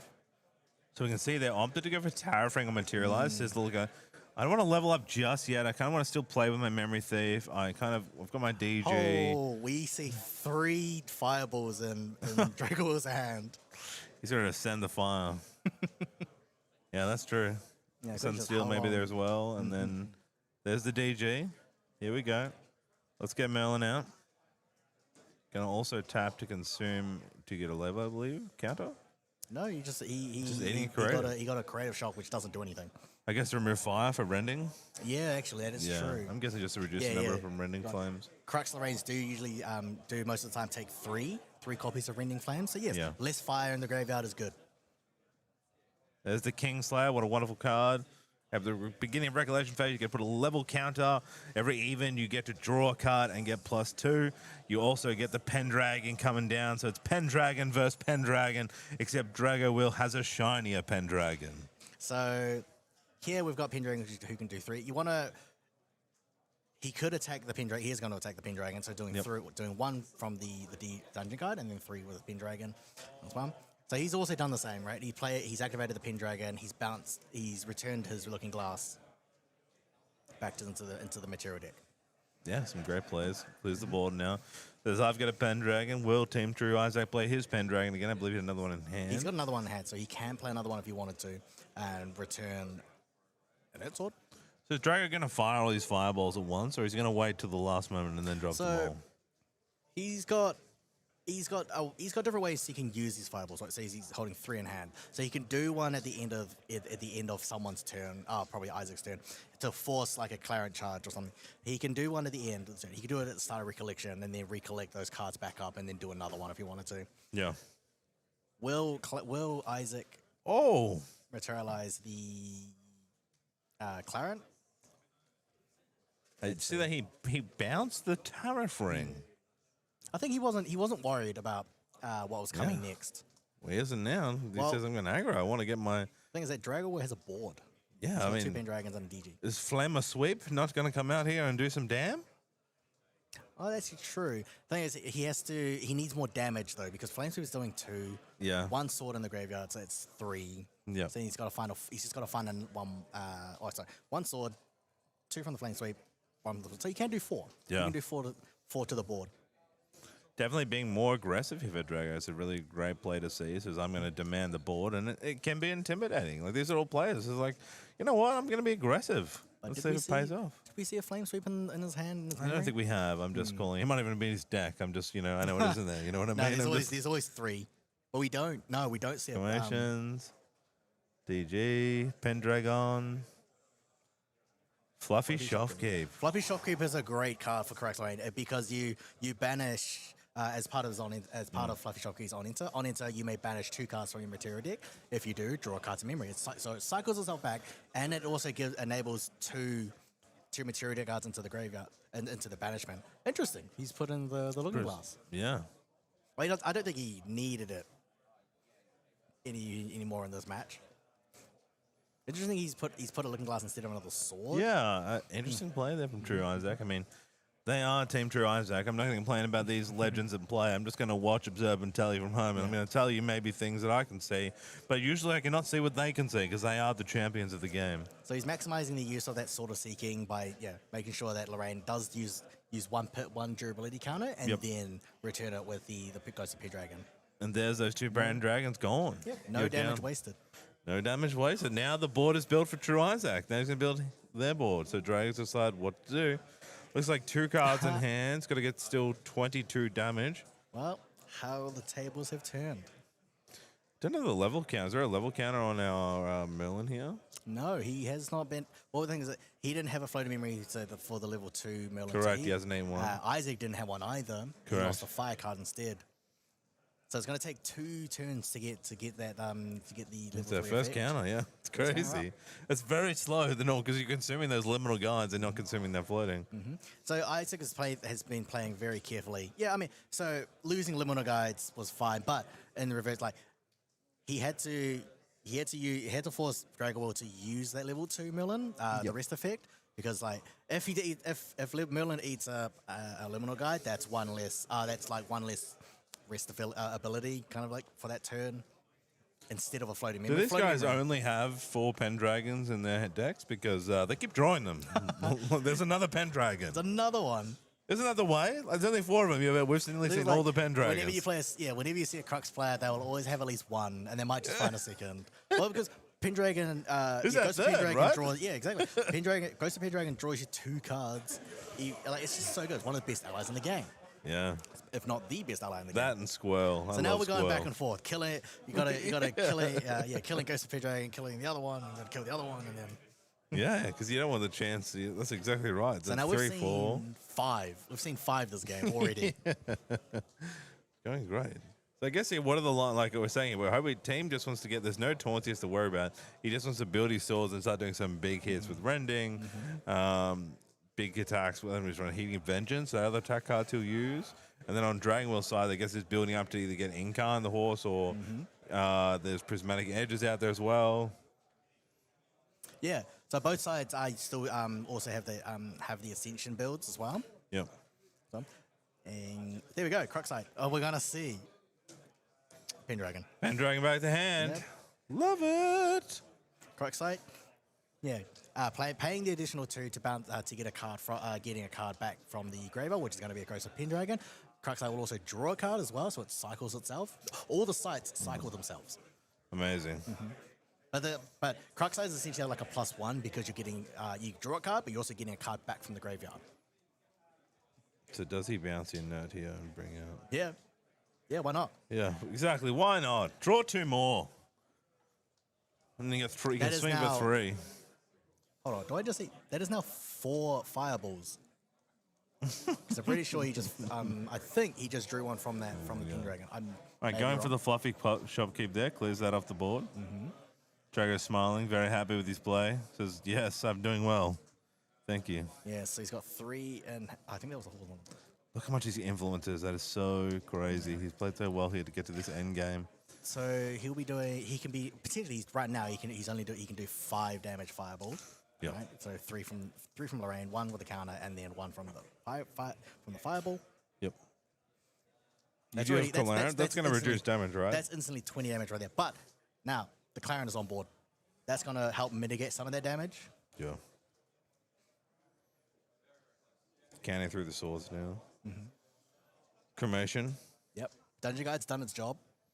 It's just Dungeon Guide once it's done that once it's leveled you up. It's now just it's just a 1 damage or Send it's it just to a the cremation. furnace. It's just a cremation ritual. Give me that draw. Target. Good for Chip. That's looking like a very strong hand. Look, he's got a Home by Fire in there. He's got a Liminal. Home by Fire is cool. Is very it's really cool in these kind of decks. Just helps you get more damage. More damage. It's another durability counter. Yeah, but what else we got there? Cremative. You've got the Hearts. 3 of Hearts. Hearts 2 there. Stalwart Shield Mates Yeah. and a Vanguard. I guess you're trying to draw here. What do you look for? You want more Pendragons to draw. You want some attack cards, like something to do, and like you have to Yeah. build a bit of a wall here. He's just trying to survive. He's Yeah, oh, no. just trying to draw. Yeah, he's just in a tough spot here for Isaac. Hasn't got the pressure that we can see now. Like he's now trying to clear these Pendragons. Yeah. So the problem for Isaac is that he's just been Drago has just been seeing too many a lot of Pendragons on the board. Yeah. He's had to bounce one back. He's now got the 3. He's had 3 Pendragons. Yep. There we go. Do an instant creative. Do some looking. What do you get? What are you going to drop? Looks like a Sudden Steel maybe in a... The creative shot could have done 2. Well, if he decides to discard a fire card, do Yeah, 2 the damage. bonus but 2 damage. those fireballs are too good to discard. He's got so many options he can do with this.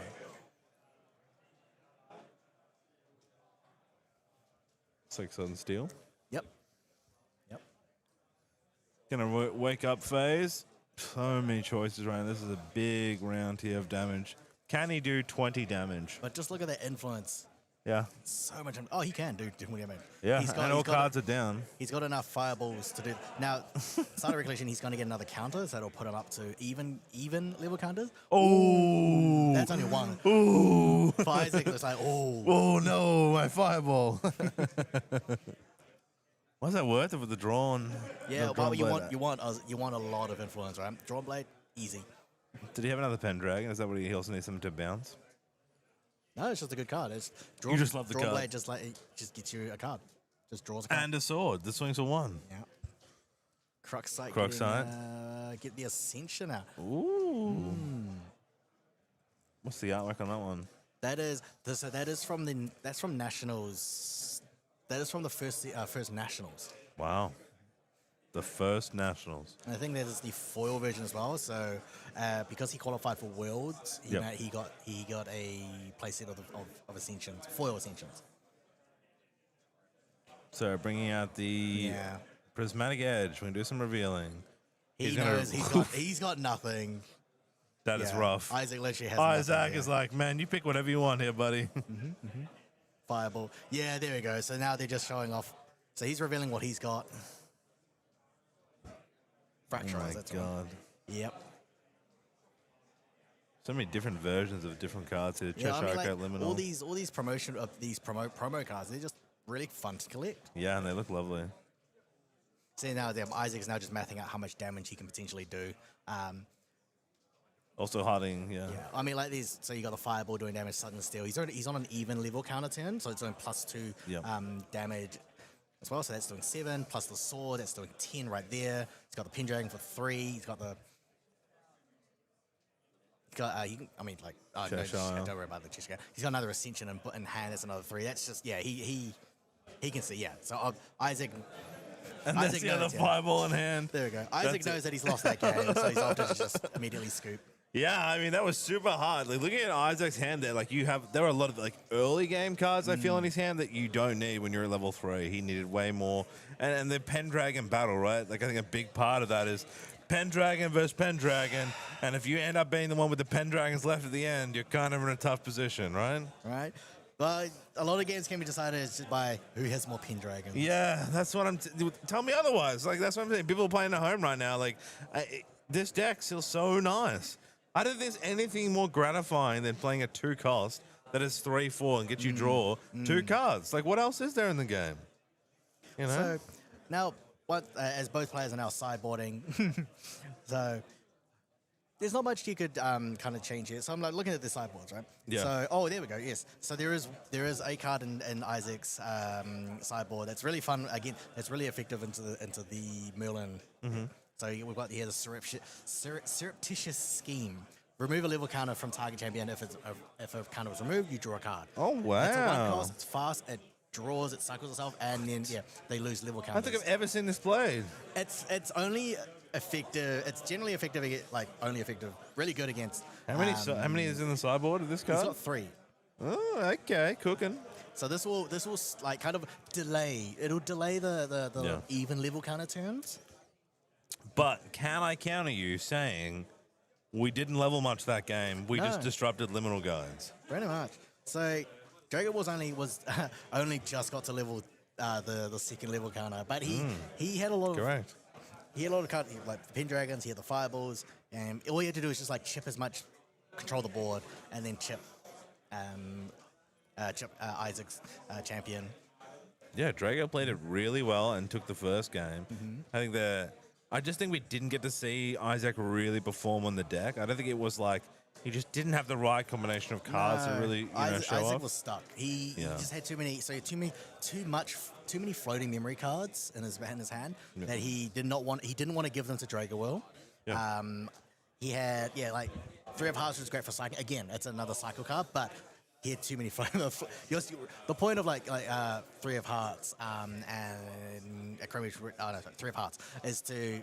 And Creative Shock. It's just to cycle, get those floating memory into the graveyard, and just like getting cards you don't need. But he could not risk giving them to Drago Wheel's Merlin. Correct. And Drago choosing the option to go early aggression in that level up, which hopefully he'll do it again this game, really put Isaac in a tough spot, right? You're losing those liminals. Every time you're trying to do that, get that influence gain, he couldn't get over. And then Drago's like, yeah, I'm chilling. You're just not getting as much gain as I'm getting. And eventually, like, we saw the hand difference there at the end. Even if maybe Isaac had some combination of cards he could have played, he was nearly half the hand size. Like, what are you going to do in that situation? I know. You got Drago Wheel, which is pretty much showing you basic textbook how to play Merlin 101. Well, he's cooking and he's coming in big. You're going to be happy at 2-0. You're now looking good for 3-0. Isaac still has potential here. Like, Merlin isn't the ultimate deck. There are, like you said, he's got a good sideboard situation. So, game 2, we've got Isaac, I believe, going first this time, which is different. Let's see what if Isaac can take it and make to game 3, and we can cast even longer together. All right, so we've got here 3 of Hearts. So looking at the 3 of Hearts, Crave Shock, 2 Fluffies, 2 Flame Sweeps. So he's got Flame Sweeps in case he goes to level 2. It's great. There's the Fluffy. Fluffy Shop gives a good opener as well. Just gets 2 cards into the banishment. Start your sword, your 2 swords. Yeah, there you go. Easy, Prismatic, and a Drawn Blade. Draws a card. Gives you an intercept. Yeah, it's also great as an intercept. A 1/3 intercept is great. Oh, great. It's awesome. It's one of the top cards played coming out of the set. I mean, it looks cute too, right? It's pretty cute, yeah. I think I look good in that dress. I'm just don't want to imagine Mystery kind of like at a bakery selling bread. Yeah, I have a humble bakery, all right? I'm the fluffy shopkeeper. People think my beard's are fluffy, you know? Now we just see how Drago is gonna Oh, the traditional. Is it the open pass? He's done it. It is an open pass. The 8 cards and pass. Looking, it looks like maybe creative to drop down. Doesn't have anything. Looks like sudden in hand. He's got a Pendragon. he does have a creative shock. We'll just see if he fans out again. He always. I do see that he does have. He's got one creative shock in his hand. So he can just use that at the end of the turn. Always better to use those fast cards if you're playing at home a bit later in the turn. Don't rush it. Avoid the opponent, put the cards down. So he's got a creative shock, but he doesn't have I don't see a floating memory in there. He's got a lot of advanced element cards as well. Crux, two Pendragons. Two pen. Two Pendragons. Yeah, look, there's like so many in these guys' decks, man. I'm telling you. Now it's how to play Merlin 201. All right, here we go. The heart's coming out. I like that. So after now we're back. Post rail, we're seeing a lot of Crux Lorraines taking in backup charges because during the rail meta, Crux Insole Lorraine was very popular. It was one of the most popular builds. So all your material deck cards are just swords. Yep. So you just want a lot of damage. But now after rail, we're seeing backup charges. We're seeing I'm seeing a Terrafring in there occasionally. Occasionally as well. But That's backup creative charges shock. great. Hit a floating. Put the floating down. Got his level up. Great. He's happy. Does he get to go to? Are we going to see another dungeon guide to level 2? I think it's definitely the play. Yeah. It was so impactful. If he has it, I would go it. But Well, Isaac's opened a lot. It's kind of opened better here. A lot better. He's got a 1/3 ally. He's got a 2/3 ally. 3 of hearts that will help cycle. So 2/3. The 3 of hearts has the ability for the cardistry ability, which will discard a card and draw a card. Or was it what a draw great a card, discard one a of the card? One of the two. cardistry cards that actually gets played. I like the suited cards here in this set. Yeah, They're very fun. They're fun for like people who like to math. Who like to just math. I think that's all the game. I think everything is math, right? How you play a game of math? You just believe in the heart of the cards, like you know what I mean? So here we go. There's the second 3 of hearts into the board. It's a bit of mirror, and a lot of the cards that are used in both decks, but both have different play styles. Again, you've got that draw and discard, which is awesome. It is a one-time use. I'm guessing with that coming down, going to go for trying to clear the board. He's immediately using the cardistry ability. Draw a card, discard a card. I'm guessing going to go try and clear the board, maybe? He's got allies and sword.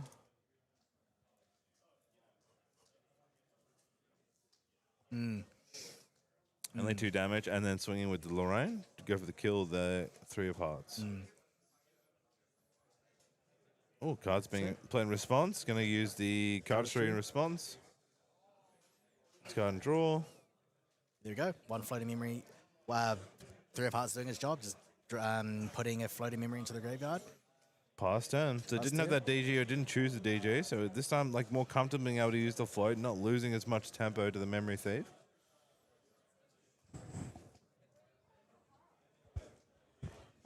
Lorraine's bringing out the inert sword, I believe. Is it the inert one? It is the inert sword. One of the best, really best swords for when you're running the Looking Glass build. It's just a consistent 2/2. Yeah, it's nice. Okay. What are you doing, Isaac? Got an intercept. You can go another intercept. No DG, unfortunately. Let's see what's in there. You can go for another. Does he want to use another? Do you run 2 fluffies? Is that too many cards you can't do Clarence? Or? I generally just use. So like you run 4 fluffy shopkeeps. Yeah. I generally only play 1 just to put 2 cards into the management. I don't want to. I typically don't want to put any more in. Others might do that, but So he could. Shieldmate's a bit of a safe position here. Doesn't think he'll flame sweep. Like he doesn't have many options here. He doesn't actually. I don't think he needs to do anything here. I think he can just pass. So he's got a creative shock if he needs to use that at fast speed. So yeah, so he has passed. He's got that surreptitious scheme as well ready in case he wants. If he tries to. Yeah, nice. Get a level card. Backup charger coming through. Well, just repeating now. Backup charger to backup charger. The old counterplay. Great token art there too on the power cell. I love it. A lot of influence. These guys love influence. The more cards in hands you have, the more opportunities you can make to make different kinds of plays. The more cards you see, this is what we talk about consistency is that chance. We joke about how many Pendragons Drago has, but it's because he's always cycling through that deck every turn on the enemy's turn. Cycle. Here we have the new the new tokens that we've gotten from this regional season. We got the ability used for cardistry allies. Yeah, cool. Man, he's got a really good hand. And see, he's got a Sudden Steel, he's got a Fireball, he's got Pendragon, he's got 2 Pendragons. He needs to get to leveling up though. A bit of liminal guide now and there. I guess he's not rushing because he's like, last time we had the DJs who played it, he doesn't. It's like, well, I'm not going to level up if I don't have anything. I now have a liminal guide. Well, so next turn I can go with that level up and use that liminal guide.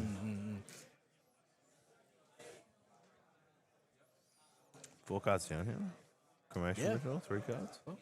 I think he was, if he finds, he's holding the dungeon guide just in case he won't find another one. So he's not going to quickly go to level 2. Like in game 1, he did double. He had both dungeon guides, so that's why he could like turbo level 2 and then kind of go to 3 afterwards and wait on that. He's only got 1 dungeon guide, so he's not going to quickly go level 2.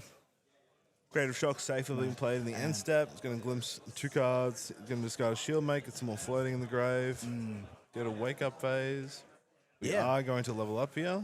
Very good. So I like what Isaac has now done here. He's like very like smartly using how using his floating memory.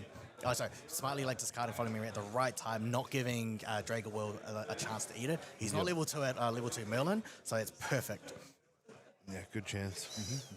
Better position than last game for Isaac. 2 fire cards in the graveyard, so you can use the 4 Rending Flames. He needs 1 more, but you know.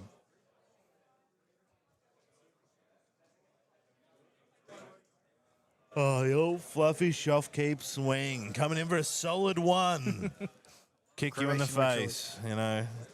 Ooh, bit of liminal guards in hand, bit of rending flames now. We're seeing some Here we different go. combinations being built here. There's the rending. Rending Flames. That's doing 3. He's gonna banish 3 fire cards from the grave into the banishment. Yep. Then that'll double the attack. Double the damage. So Yep. he's got 3. He's got 2 and 2. Yep, So that's doing 7. 7 to 14. Yep, 14 damage now. Oh. Destiny is played. Crystallized Destiny.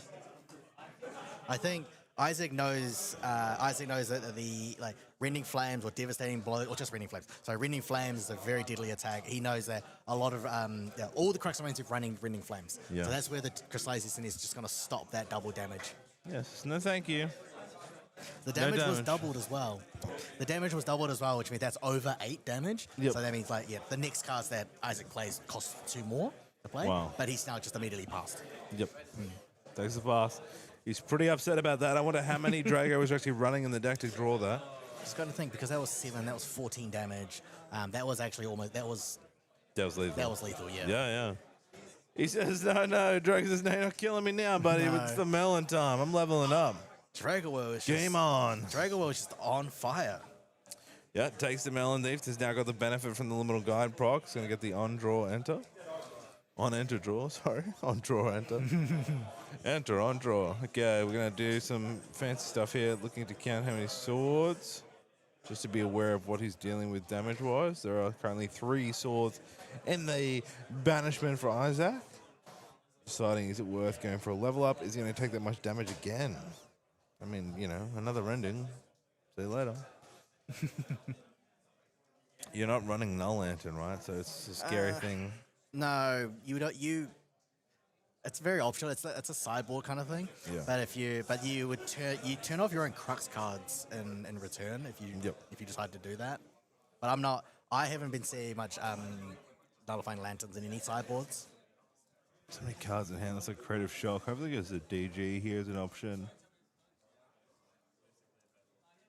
Fireballs again, Pendragon. Surely he's going to go for level up and then summon the Pendragon. Don't know if he has the DG there. Crux sight in hand.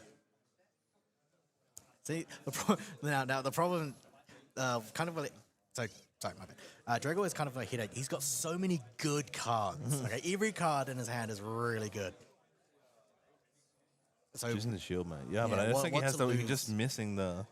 He really needs to level up here. Like he needs that level 3, and he doesn't have that DG he wants. He doesn't want to go if he doesn't want to pay 3 to level up, right? He wants to take the cheap way out with the DG, but unfortunately hasn't hit it yet. I don't think what he's going to do. I don't think he will use the DG in here, or he put it down. I'm not sure. So he's put the sword shieldmate, which means now Isaac is forced to kill it. Yep. Right. That'll give him the floating memory. He's got two cards in memory. Yep. So which means he can go to level. He can just like hard level 3 next turn if he does, or he could hold off a turn and then Drago Wheel kind of is just held up again. Just thinking like steps ahead, and that's Yeah. what you have to do. It's like, do you kill the sword shieldmate, give him a floating memory, and then let him level up to level 3? Yeah. Yeah, I think that's Penny probably- Dragon. That's what happened. Do a creative and a flame sweep? That's rough. I think that's his third flame sweep. Last time didn't have one. This time has 3 of them. Oh, so now what I've seen here, he's got devastating blows put into the main. Just more aggressive damage. That's Devastating more blows a aggressive, massive yeah. hit. You know, we saw before. Here we go. There's the devastating blow. Coming in for how much? There's 3 swords. 3 swords. Currently, yeah. he's got class bonus plus the 4, so coming for 7. Coming in for 10 damage. Coming up to 17. That's gotta hurt. That just shows. Does he have another? Oh no! Crystallized. Oh my god. If he sees another crystallized destiny, Does he have the defense here? I don't think he did. no. No, I think he's going to sadly take it. Play He the will- bluff he will- game, you know so what I'm saying? he will have if he can play he can activate the creative shock, which will help dig for a crystallized destiny. Yeah. He will have enough to play that That's true. if he hits it. But he will take 10 damage if he doesn't act on this. Yep, go with creative. Freedom's cooking here is commentating. Can see the future. Unfortunately, can't see the cards he's looked, but judging by his face, he does not look happy. No, I don't think he's seen it. Now doing some math. I mean, you can get some way to... They don't run any other heals or anything, or... You're just going to take it. Resolute So, Stand is another Merlin's- one that kind of gets used. Yeah, you can find resolute stands. You might see some fast kills in these Merlin decks. Just fast floating. Yeah. But I'm pretty sure he has more influence than he does, so he won't get the recover from it. Flame Room's being dropped, so a bit of floating.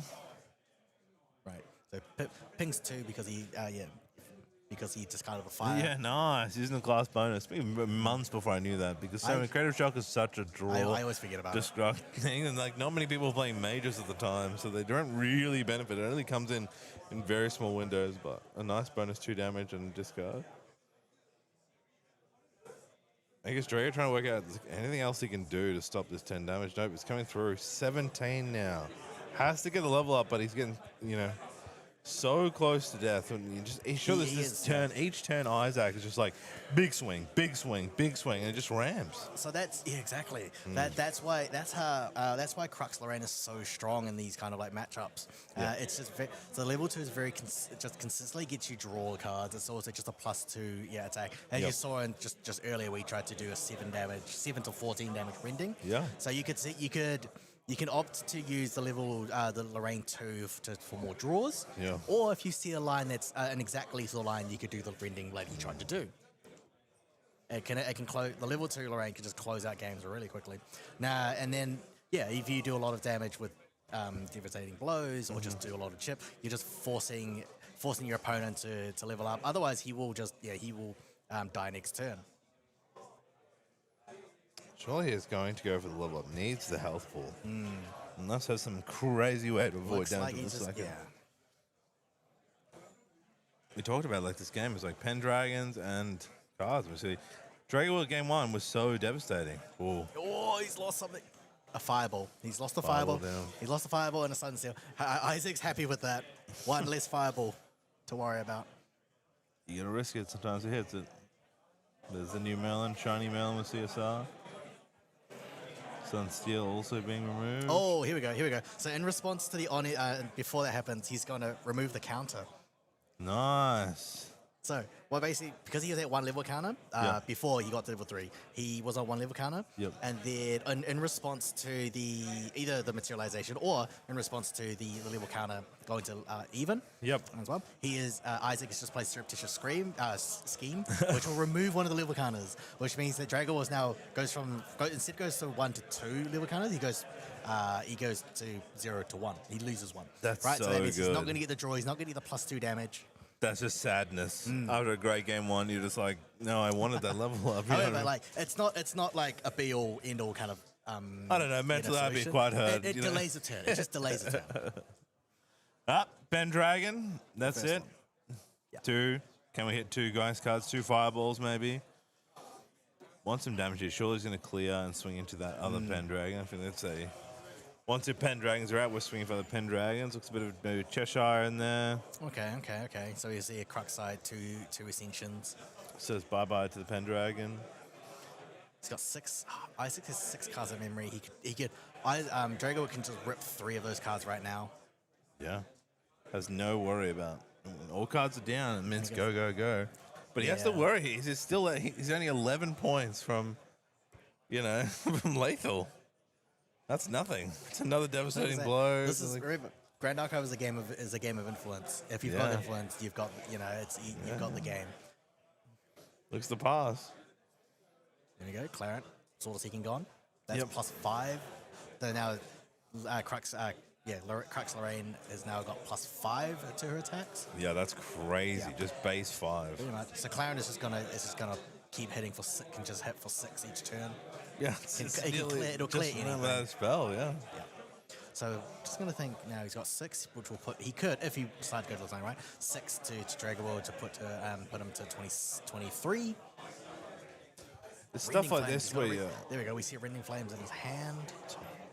it's things like this where it's like, do the player's holding up, but are they bluffing defenses here, or you have to send it, right? This is that game, the gameplay that maybe the more localized, the more people play for fun don't realize that part of the game. It said like responses. So like he could now. Isaac is also holding up an Ascension as well, so you could get the Prismatic Edge out, deal 3 to Drago Wheel. Now, but Drago is smart. Like if he's seeing it coming, he will put down like non-fire cards. Yeah. Because he will always watch out for that. He got me on that once.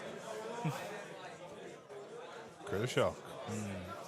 Interesting doing it just early in the phase. What is he digging for? Critical Shock will just put fire cards in the graveyard, because I think he only has 2 fire cards in his graveyard. So he needs another one. Right. Choosing the liminal. Yeah. Yeah, he doesn't. He just needs the Critical Shock is the 3rd fire card. There we go. So 1, 2, 3. So that enables. I see the math you're doing. So I see the lines are forming. Because he's got 5 banishment, that's 5 swords. Yeah, that's 6. 12. 12, and then 24. Yeah. Wow. Yeah. So that is just clearly if Drago Wheel doesn't have it. Wowie. Can't find a crystallized destiny. But Isaac is just thinking, does he have it? I think. Does he risk it or just not? send it? I think you do. You can't be sitting and hoping. Like, if he's got it, he's got it. If he doesn't, he doesn't. Like, that's the. You keep every turn that you give back to Drago Wheel, he's going to get more influence. It's a ramping Merlin deck. You've got to just pull the trigger. Isaac deciding what to do.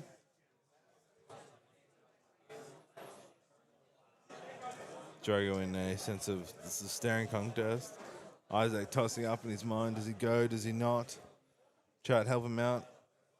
He's looking at it again. Send it. Do it.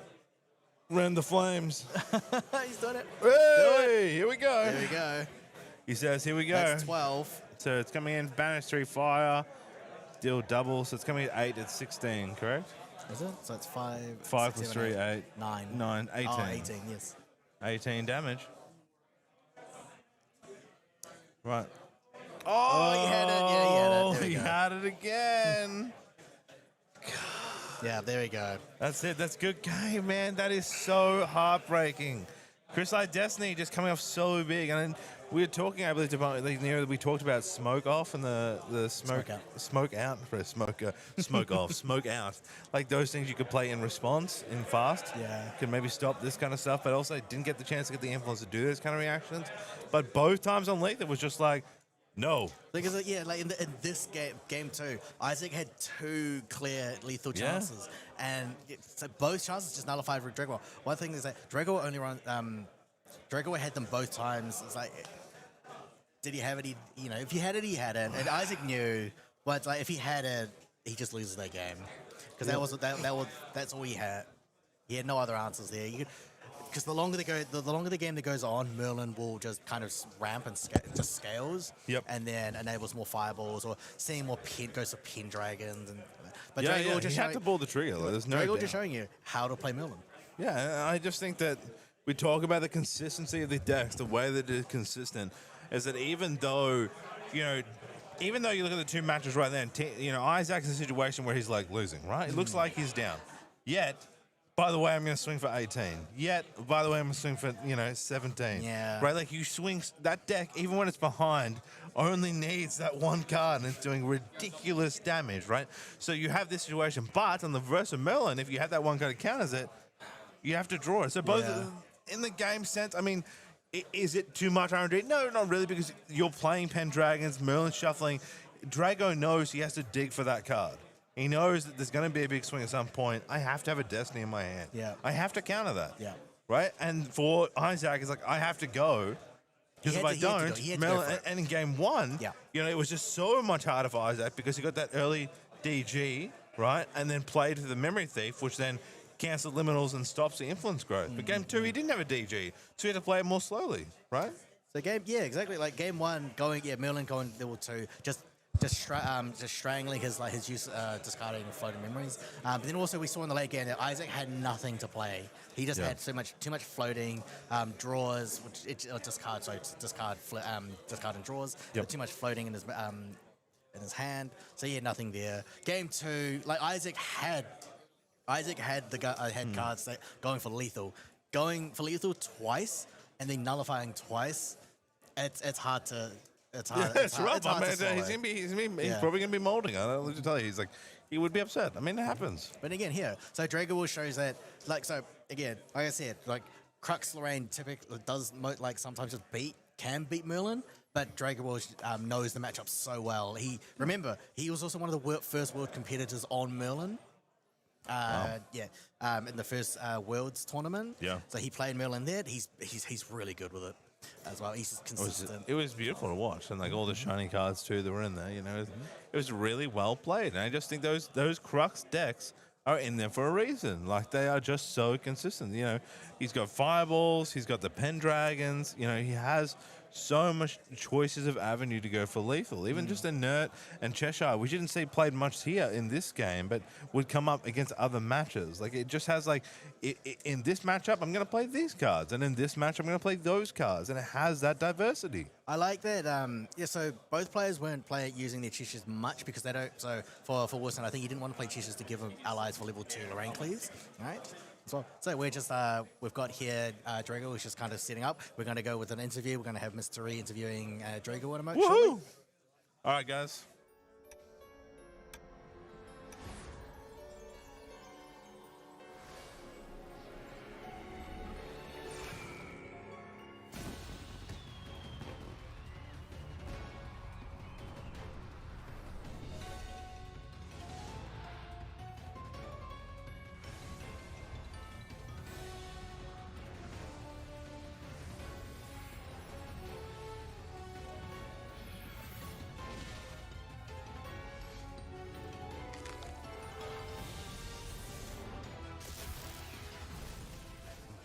All right, welcome back. I'm Mr. E, and we have Drago Wheel here. Drago, tell us how you're feeling right now. Feeling pretty good. 2 wins to secure day 2. Hopefully we'll get there. Yeah. I was. I just had Freedom was telling me that you're comfortable in Merlin, like one of the OGs of Merlin. Yeah. Obviously, me and Glenn, we played Merlin for the first Worlds. We also make day 2 with it a lot with. When Merlin is off meta as well, like Ascent Melbourne and stuff, he also, obviously he top with more Merlins because he trade for more as well. Yeah. I think watching game one, I was saying game one, you went for that early level, you took the Memory Thief, and you just controlled the influence game. That's what game one felt to. And then game two, you didn't have the DG, and you kind of pivoted. So do you want to talk through what was going through your mind in those matches? Yeah, so game one, I was obviously pretty comfortable with the DG, and then I have another DG, right? So I just kind of hold for a few turns, and then when I'm ready to go for game, and when I'm ready to level, I'll go for it. But game 2 was a bit rough because my hand was breaky, my first seven 8 cards. But CN2 crystallize is really important, and I know no matter what, I have to keep the 2 crystallize. As you can see, both came up. Correct, I took the 10 damage that was took the 10 damage and keep the crystallize for the later hit. Yeah, and then it's just drawing, right? Like Isaac was taking drawing as well, and then I was taking drawing, and Yeah, we were just yelling Pendragon every time they appeared. Yeah, We're like, yeah. Pendragon! Yeah. Right? But my hand was also lots of advanced element as well. Yeah. So like every time when I hard level to 2, hard level to 3, I was losing good cards, but my hand was so many of those, so it was like it didn't matter in the end. yeah. So with the Destiny, is that in your main board or was that a sideboard? I main one inside one. Okay. I also main one Resolute inside one. Cool. So both of them go in. So I like 2 Crystallize, 2 Resolute, just to help. Yeah, with and defense. it's like you said, making the choice to make that take the blow was really important. So you had it for the second one. Great play with that. Yeah. I guess the matchup itself, were you like coming into a Lorraine is something you're worried about for this deck, or you play Millen because you know it does well into that deck and you're probably going to see it a lot? No, over you probably forward? see Isaac with the D-level card, right? That's, I was a bit scared. Yeah. I was also surprised when they played it on me, but Yeah. I knew it was in his deck because obviously he played last week as well, and it did quite well for him to make day 2 and stuff. I didn't really do that much testing into Fire Lorraine, but one of our locals have it, I think it was almost a month ago, so I played him like 2 weeks in a row, and then he stopped playing the deck because I kind of found a way to. But it was scary. If you just let them keep damaging you and with no defense, then he could take you. Yeah, we were pretty saying fast. he doesn't. We were even saying like even in you feel so confident in your position, like you've got more influence, you have like a bit of board state, but he only needs like 3 fire, and your Rending Flame's hitting for 18. Like we were talking about that deck itself is so like it doesn't need much to just wipe you off the so field. With such an offensive hand, right? Like I have 2 Pendragon, I opt to only play 1 and just keep my hand, right? Like and then obviously I need the weapon as well. Like with the Ascension, I could pop some of the allies threat or whatever, or just do extra burn damage kind of thing. But yeah, like I think if I hold enough hand and then use all his resources, then I could do a 1 big turn with an even counter. Yeah, I mean, I thank you so much. I think it was so good. I really hope you have the best day today, and we'll see you tomorrow again too. Just keep going, Drago. I will try. Bring the melon dream. Let's go. Okay. So do it, Z. And I think, guys, thanks for watching. That's been Drago, and we'll hope to see you tomorrow. Okay. Great. Thank you, Drago. Yes.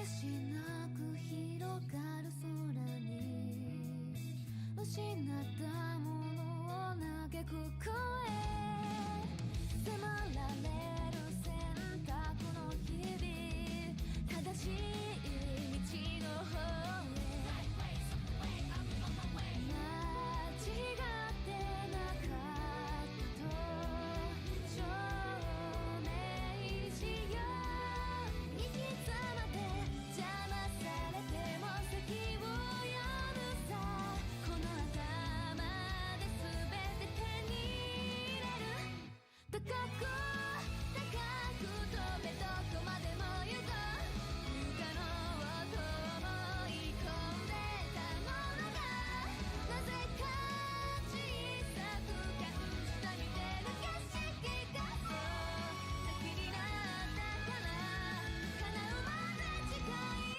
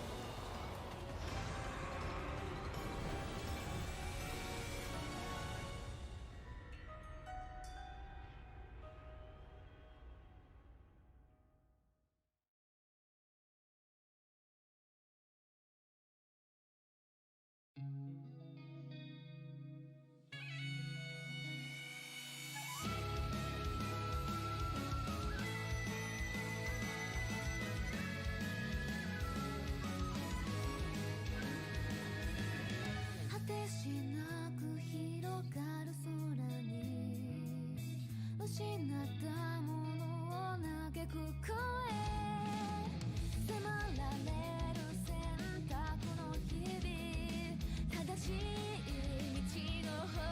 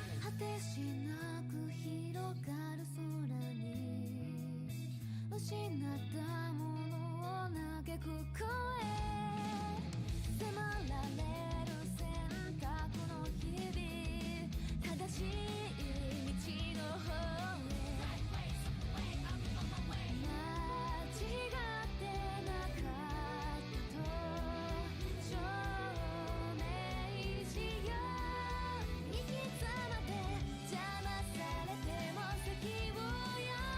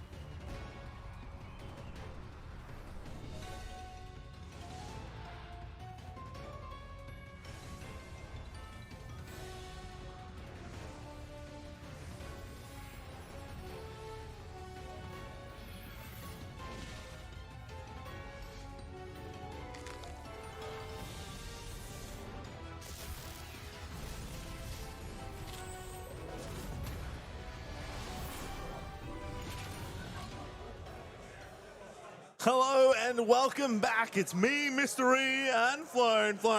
Man, you just missed a great Crux match. It was awesome to see. We finally got to see Crux in its purest form, Drago Wheel, taking that Merlin match. Any comments from the sidelines when you're watching? I just gotta say, Crystallized Destiny, really good card. Yeah. It's been a while. It took a while for us to get a normal element spell shield, and when we got it, it's paying dividends. Yeah, a wonderful card. And I think was it Terry, like super, going for those big attacks. Isaac. But then Isaac. Yeah, it was Isaac. Sorry, guys. They're going for those big attacks. I mean, just like, nope. It's like it's devastating. But, talking to Drago, he said, like, I took that devastating blow knowing that I just had to take one of them so that I could use a crystalline next. And that just shows that competitive play. Yeah, absolutely. It really shows like the player like having those important tech cards. And actually, I've been seeing a lot of Crystallized Destinies. Yeah. Like all across the room, people are mainboarding, people are sideboarding them. They're really everywhere. I wouldn't be surprised to see it like as one of the top sideboarded cards, which you can see on Fractal of Insight. And it's really important just because there are so many like Rending Flame decks, and then also Wind Wake Up is another deck that gets really hurt by that Tristan with Slice and Dices and Shadow Strikes. It just kind of hits and Seiryu can stop the Arcane Blast, right? It just kind of stops everything. So yeah, it's a premier card. It's absolutely amazing, and I wish Fate Stone Gocha could actually use it, but no way plays Fate Stone Gocha true anymore. power. We're going to get some standings soon, so when that comes on, we'll go through. Oh, here they are. Production crew wins again. Look at Limelight at the top. Creative shock. This is still the previous round, actually, but Limelight did win. He did win. He did win, so he is 3-0 right now. We got so your CEOs boy, up there. My boy, let's Asuna go. also won, so 3-0 as well. Looks like Vito Suzuki maybe there coming in. We've got a lot of Lorraines. There's a Merlin up there. Tristans, we got a couple of Tristans. Again, we haven't seen. We might get to see a Razor Gale. Yeah, I've heard they're out there. Yeah, there are quite a few of them, but they're here in this like low-high tables, right? They're not quite like top, but they're like they're up there. We're seeing. Was that Shadow Reaver main, or is like no? I'm sure that's both of them. There's definitely Arasana there, which is good. We're seeing the Sylvies, the Fire Sylvies, some Water CLs. It's just like it's pretty much everything. Oh my God, that's a new level 2 Kong Ming. That's probably Razor Gale, I imagine. We're seeing some like aggro Tenorises, aggro Diao-chans. Down here, wait, is that Luxem Arasana? Huh? Neo? Is That's us. Anti says Neos? Luxem Maori. Oh, okay. I mean, like, you know what? I don't think we're gonna see that deck, unfortunately. Yeah. Oh, you see some Tax Vanitas is still around. Yeah. What do you think happened with Tax Vanitas? What do you think? He lost trial. I mean, that losing one of your card neutral card. I mean, I think the deck still works, to be honest, but it does lose a lot. And yeah, if everyone's gonna be playing like these low to the ground aggro decks and like do my Jin dirty, dude. Jin, come on, man. Unfortunately, I think they said, or Slime has said, is like the problem with Jin is like if they did anything to it, it would just immediately become too strong.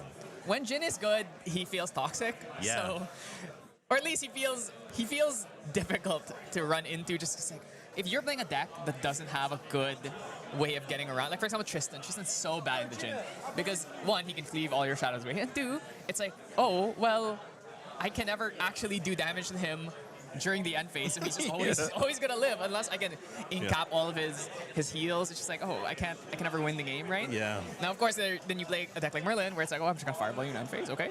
Yeah. Right? It's exactly. like, okay. It's like, yeah, true. You got me. or you play Luxem, you hit them with a Calibrane of Silencing. It's like, oh, you died off. There's lots of he's a very polarizing deck. It's always how he's been. He's always been like really good matchups and really bad ones, right? So I think, next in the set after Phantom Monarchs, you might see some more Exia cards. I would love to see some more Exia cards. I think it's a fun element. Yeah, for sure. No more Crux, guys. Come on. I mean, we're getting a lot of Crux cards already in the Merlin Rico, even though I think none of them are actually going to be playable because a lot of them are Sheen counter-based, right? Yeah. It's. I'm sure there's going to be like a couple generic-ish Crux cards. Actually, there's a one card where it's the one where you can sacrifice like an ally and then you gain a prep. Cool. And I'm like, Tristan's gonna play that. Yeah. Like she's like, okay, instead of reclaiming my windmill, I'm just gonna sacrifice her to get a prep counter, right? Nice, nice. We were talking about too. I was talking to Kevin online. We're having a laugh about just new cards coming out, and he said he always liked Excruciating Touch. Is that the one where you reduce a card from your opponent? Extricating Touch. Extricating Touch, right? And then we were talking about, so that's a slow. So when the new set comes out, when you both reveal, you can executing charge turn 1 because it's a slow spell. Like, that's gonna be toxic, man. Yeah, for sure. So, okay, so it seems like we're having a deck you like, Genburst. Genbu, baby, let's go. Yeah, Genburst versus Razor Gale. Now, this is an interesting matchup. Now, one thing about Razor Gale is it was historically kind of bad into Nico because of the Mage Main Lash, but of course we're on Goja. Yep. And this is Razor Gale. It can play Censor. So, but on the flip side, Genbu has a lot of allies that you have to kill, and Razor Gale, if you don't find your big guys, like I'm thinking like Cloud Striker, right? Yeah. Or like Ascents. Yep. Maybe these bovines are going to be sticking on for longer than they really should. I think so as well. Like, you've got to remember that the previous version of Genbu didn't have Capsetting Coda, right? That fast 6. Coming's not leveling up, right, that far. It's going to get to level 1 probably, right?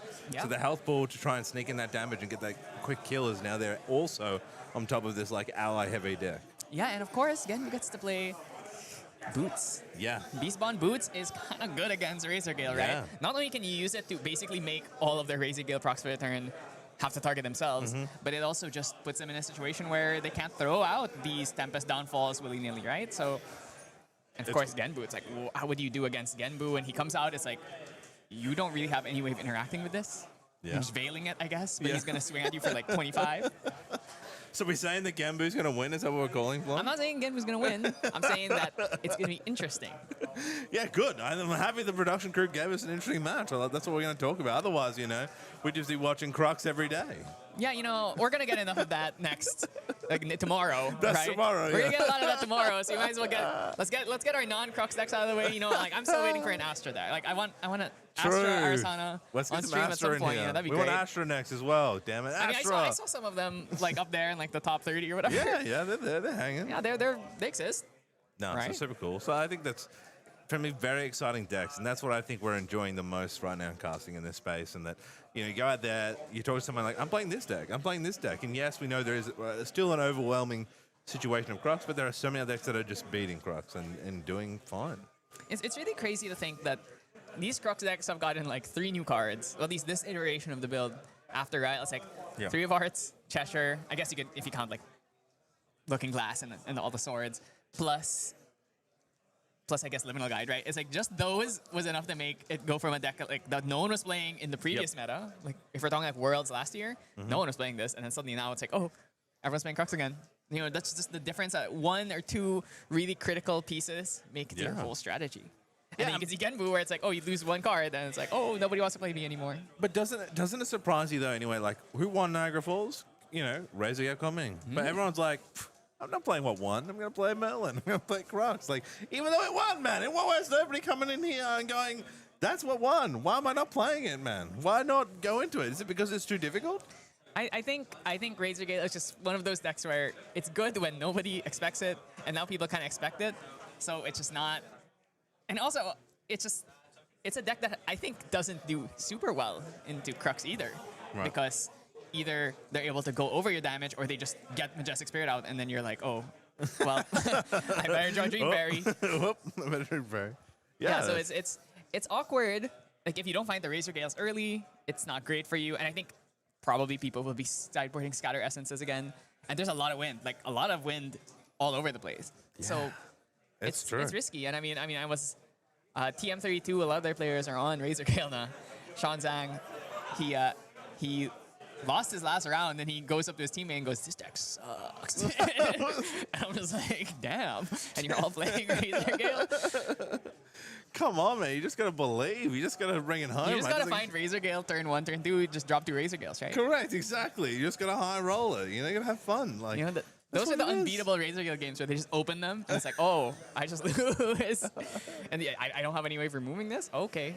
I mean, actually, Goja, I don't think they're playing this, but she could be on Expel the Departed. Oh, yeah, true, which is true. One of the Fantasia cards people were actually playing. I doubt they're on it. It's probably not relevant enough to put that in your, even in the side.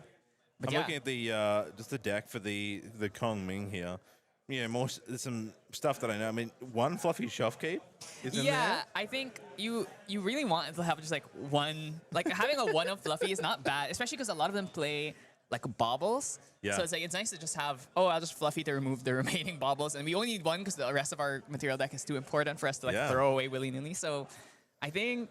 And the think long it's tail nice. I grove like it. sword, that's the mouse, right? Yeah, so that's a fast speed ally. Yeah, that's cool. Right? So that's a new one that gets played. I've seen in the allies. I think it's yeah, and they also started playing it in Seiryu Yep. recently. So it's like, well, I think like since even during Ryle they were playing that. So it's like a lot of these win decks have just put it in because it's a fast speed ally, right? That's like pretty nice. It triggers Razor Gale. It's Yeah. like 2/3.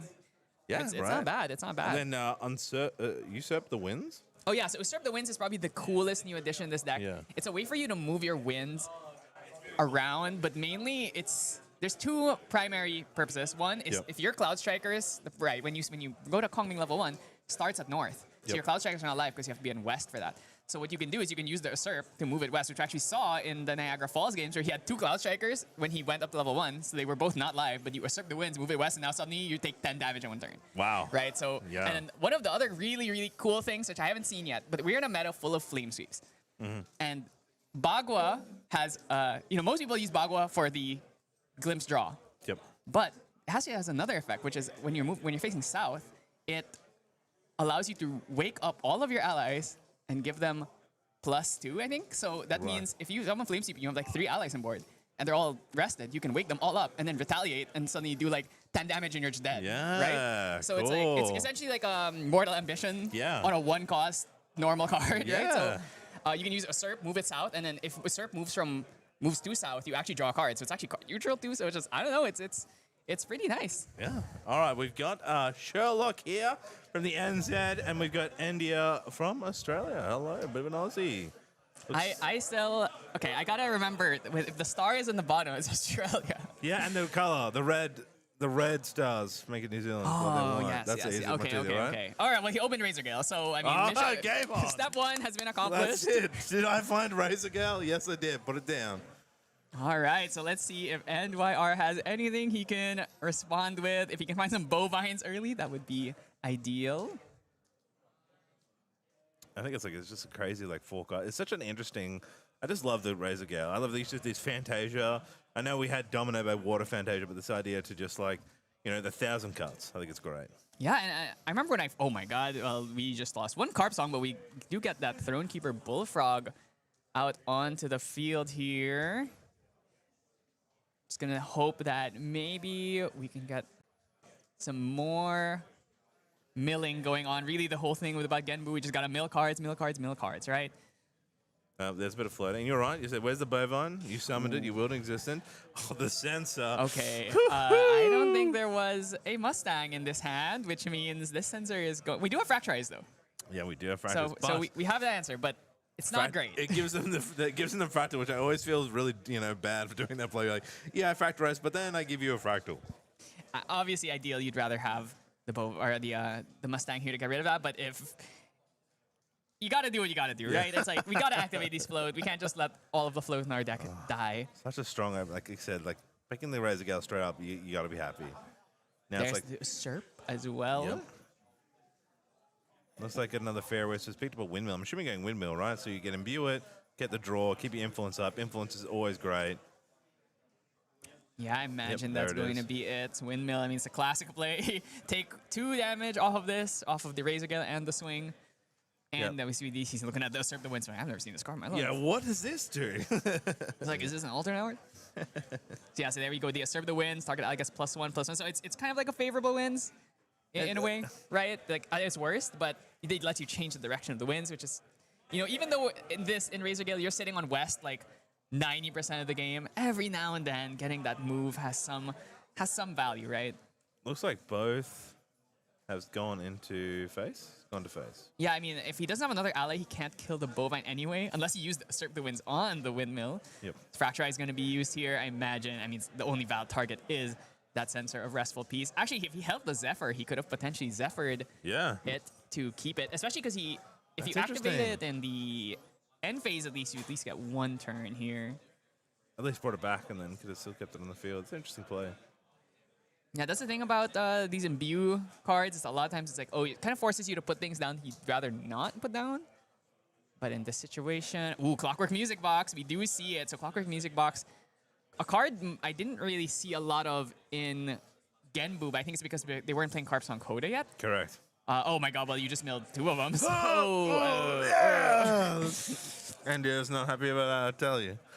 You won't have those in hand. I mean, you only need one, right? You only need one because you can True. activate it 2 times off of that True. Clockwork Music Box anyway. But watch this bovine mill the other 2 remaining ones. Stop it.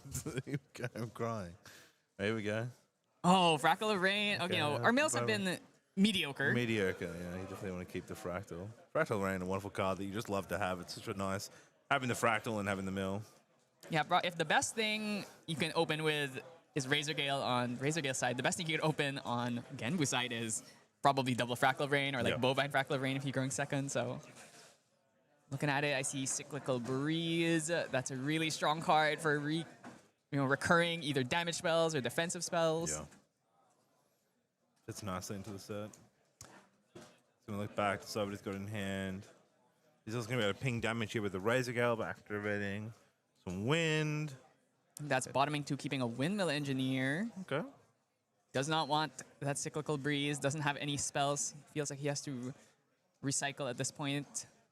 Chose to ping again, 1 to face, so 4 damage gone to our Gorgia. These are adding up, right? I mean, ooh, Froggy Footman coming out. What? Or Purling Footman, sorry. Purling Footman, look at top bar. So basically, this is just an extra A 2-cost bovine, mill? right? That's crazy. Oh, and he hits. The ringleader. It's the ringleader Yeah. here. Notably, this it doesn't look like it, but she is an animal. She's an animal human, so Sure. I guess you can be both at the same time. I mean, aren't we all animals? Yeah, exactly right. So you can banish, and you get that draw into memory as well as a buff to your next beast card, which is really great. We can see backup charger coming out. Sherlock's going to go try and get some extra influence, and we'll see what comes out. Really got to get rid of that bovine. I'm not too worried about the footman, I'm guessing, but wants to just start just chipping away, and that's what's been happening right now. 2 Zephyrs, going to go Windmill. You're looking for another Razor Gale, right? That's what you're digging right now for. I don't even know if you really need the second Razor Gale. I think you're probably looking for Tempest Come Downfall on, at this point. You don't need the. Come on, you always need more Razor Gales. It would be great, but the problem with Razor Gale, pretty expensive to play. It's really great in the first 2 turns when like not much is going on, but once you reach this point, it's like, ooh, can I really take a whole turn just to play 1 more Razor Gale? True. Gonna bring out the Tengu here. Got another quest counter putting us up to 4, and then we're gonna get 1 mil, 2 mil, 3 mil. So we actually hit 7 this turn. If we out anything else, losing another important piece here. We're probably just going to use that Seaside Ringleader in the graveyard here during the Recollection phase. Get an extra card. Tengu going to be used here. Okay, he is a draw before the mill player, I see. Or no, that was a mill before the draw, right? Yeah. Okay. I mean, from historical precedence, milling first is better. Milling versus better. That's just what I've noticed, That's the flaw in Secret Tech. If you want to know, by the way. Oh my God! Oh Lord! Polar Depths. Losing another rain and a Polar Depths. What are we, like 8 mil? We've done milled like 10 cards We've here. milled We're 2 doing 2 floating. Two That float is rough. in 8 cards. That's is, the what do you call it? The black curse of the Gembu, right? Like it's the. I mean, he's the Black Tortoise. Yeah, So. exactly right. Like it just happens. Some better chip damage back. I mean, you only have to do 15 here. It's not much. Oh my God! Another whiff on these. This is absolutely insane. Okay, I mean, we can hit Genbu next turn, no problem. We can actually hit Genbu this turn if we have 2 mill cards. So we did have. Okay, so Paladin here going to use one of those floats. That's nice. Really strong board now. You're going to do a lot of damage coming out. It's going to be hard for the Razor Gale to remove, like you said. I was trying to say more Razor Gale, but you were right. You need some Tempest Downfalls to clear some allies. Okay, Flan, you're right. You really need these high power allies in this matchup to put pressure, because if it's just going to be like a bunch of 1 damage pings, you can kind of shrug it off, especially once you get Failing Breezes. Yeah. But at this position, it's like, oh, Paladin, this, you got to kill her. Like, you can't just let her swing for 3 every single turn. Yeah, for sure. But let's see what the response is. Ooh, Nullifying Lantern is pretty nice. It's going to stop us from getting the value on that Resonating Fugue. But hey, I mean, we're still milling. That's it. Scouting now. Gonna be another 1 damage, and we're gonna dig through our deck. Going to face again. Just literally going to face. Don't worry about these allies. Says Well, you Razor can Gale, mill- Razor Gale can only target face. Oh, sorry. Yeah. If only it could target. Imagine only if the this allies, card could yeah. target allies. It'd be. Just face. He's gonna Yeah. have trouble dealing with these allies. Yeah, I mean that's the thing. It's like if you don't find Aeson, if you don't find Cloud Yeah. Striker, it's like, oh, I actually Exactly. cannot really deal with these. We have the Zephyr in hand, so we really just need to find. We just need to find the downfalls. We have the one of Fluffy Shopkeep. I love a good funnel. Yes, the intercept. That was at least drew some damage. We'll also see the I Viridian. think there's a Tempest Downfall there as well, and a Cloud Strike, maybe. Yeah, actually, so we can get through some of these, but then actually the Cloud Striker only swings for 3 here because we are Yes. not on Kongming yet. We don't have our winds facing west, so we're just gonna go throw out the Fluffy here. Ooh, do we have a negate? Wow. I mean, there's a lot of cards in hand. I don't think you're he negating does. this. So yeah, there we go. It's the Fire bubble, the you're right. useless bobbles coming out here. Yeah. We're gonna play all the 3 rainbow bobbles here. Wow. It's like, He okay. actually runs all 3 bubbles. That's Actually, no, crazy. he might not have water. Wow. He's probably not playing water bobble. You're It's right. like, oh. Because we haven't seen him bring out the water bobble yet, right? So Well, it's- I feel like we were talking about today, like water's probably the most unrepresented, so you're more likely diverse wind and fire. Ooh, okay, so that QSG, I imagine that might be the boots. I think that's either Safeguard or boots. We've Looking milled a at- fractal there on turn, which is good. So we do not have the Beastmon boots in main. It's in the sideboard, so that's probably either Smoke Bombs or Safeguard Amulet, I imagine. Helen's going for a nice little swing here. Just gonna take out the Fluffers. She goes down without. Ooh, do we have any? No, nothing. And then we're gonna get. So the Genbu's coming out this turn. Yeah, you're in a tough position here. Now, one thing is, you know, the deck lists are now open. You do have to worry a little bit about Dream Fairy, right? So, are you going to flip Genbu now before you have your Guoja lineage release live, or are you just gonna send it? I think you send it, right? Like he's at 15 spirit, just send it. You can throw it down, but he's gonna have nothing next turn. Like you have so many cards in hand. Like you're definitely gonna survive another turn. You lose your Genbu. I mean, you're not gonna. Sherlock will have to go for a level up, but yeah, I'm more of a sender kind of person. Like I'm very loving to the aggression. Okay, so we're just gonna Swing swing. later. So actually, we could also, if on an attack or like on the activation of an ally, we could also flip the Genbu in order to get a taunt. That's another Yeah. option to keep all of our guys alive. So it's like maybe values that line of play as well.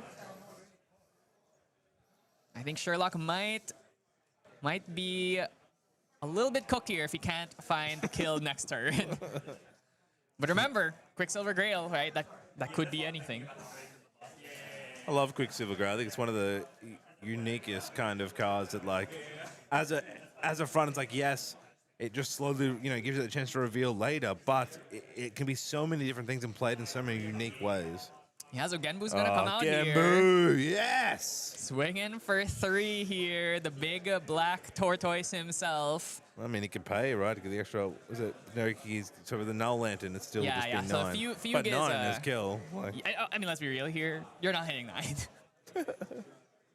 he's paying him. Right? Oh, we're fuging. We don't. Wait, the Lantern is. So he's still going to swing for 9. That doesn't change anything.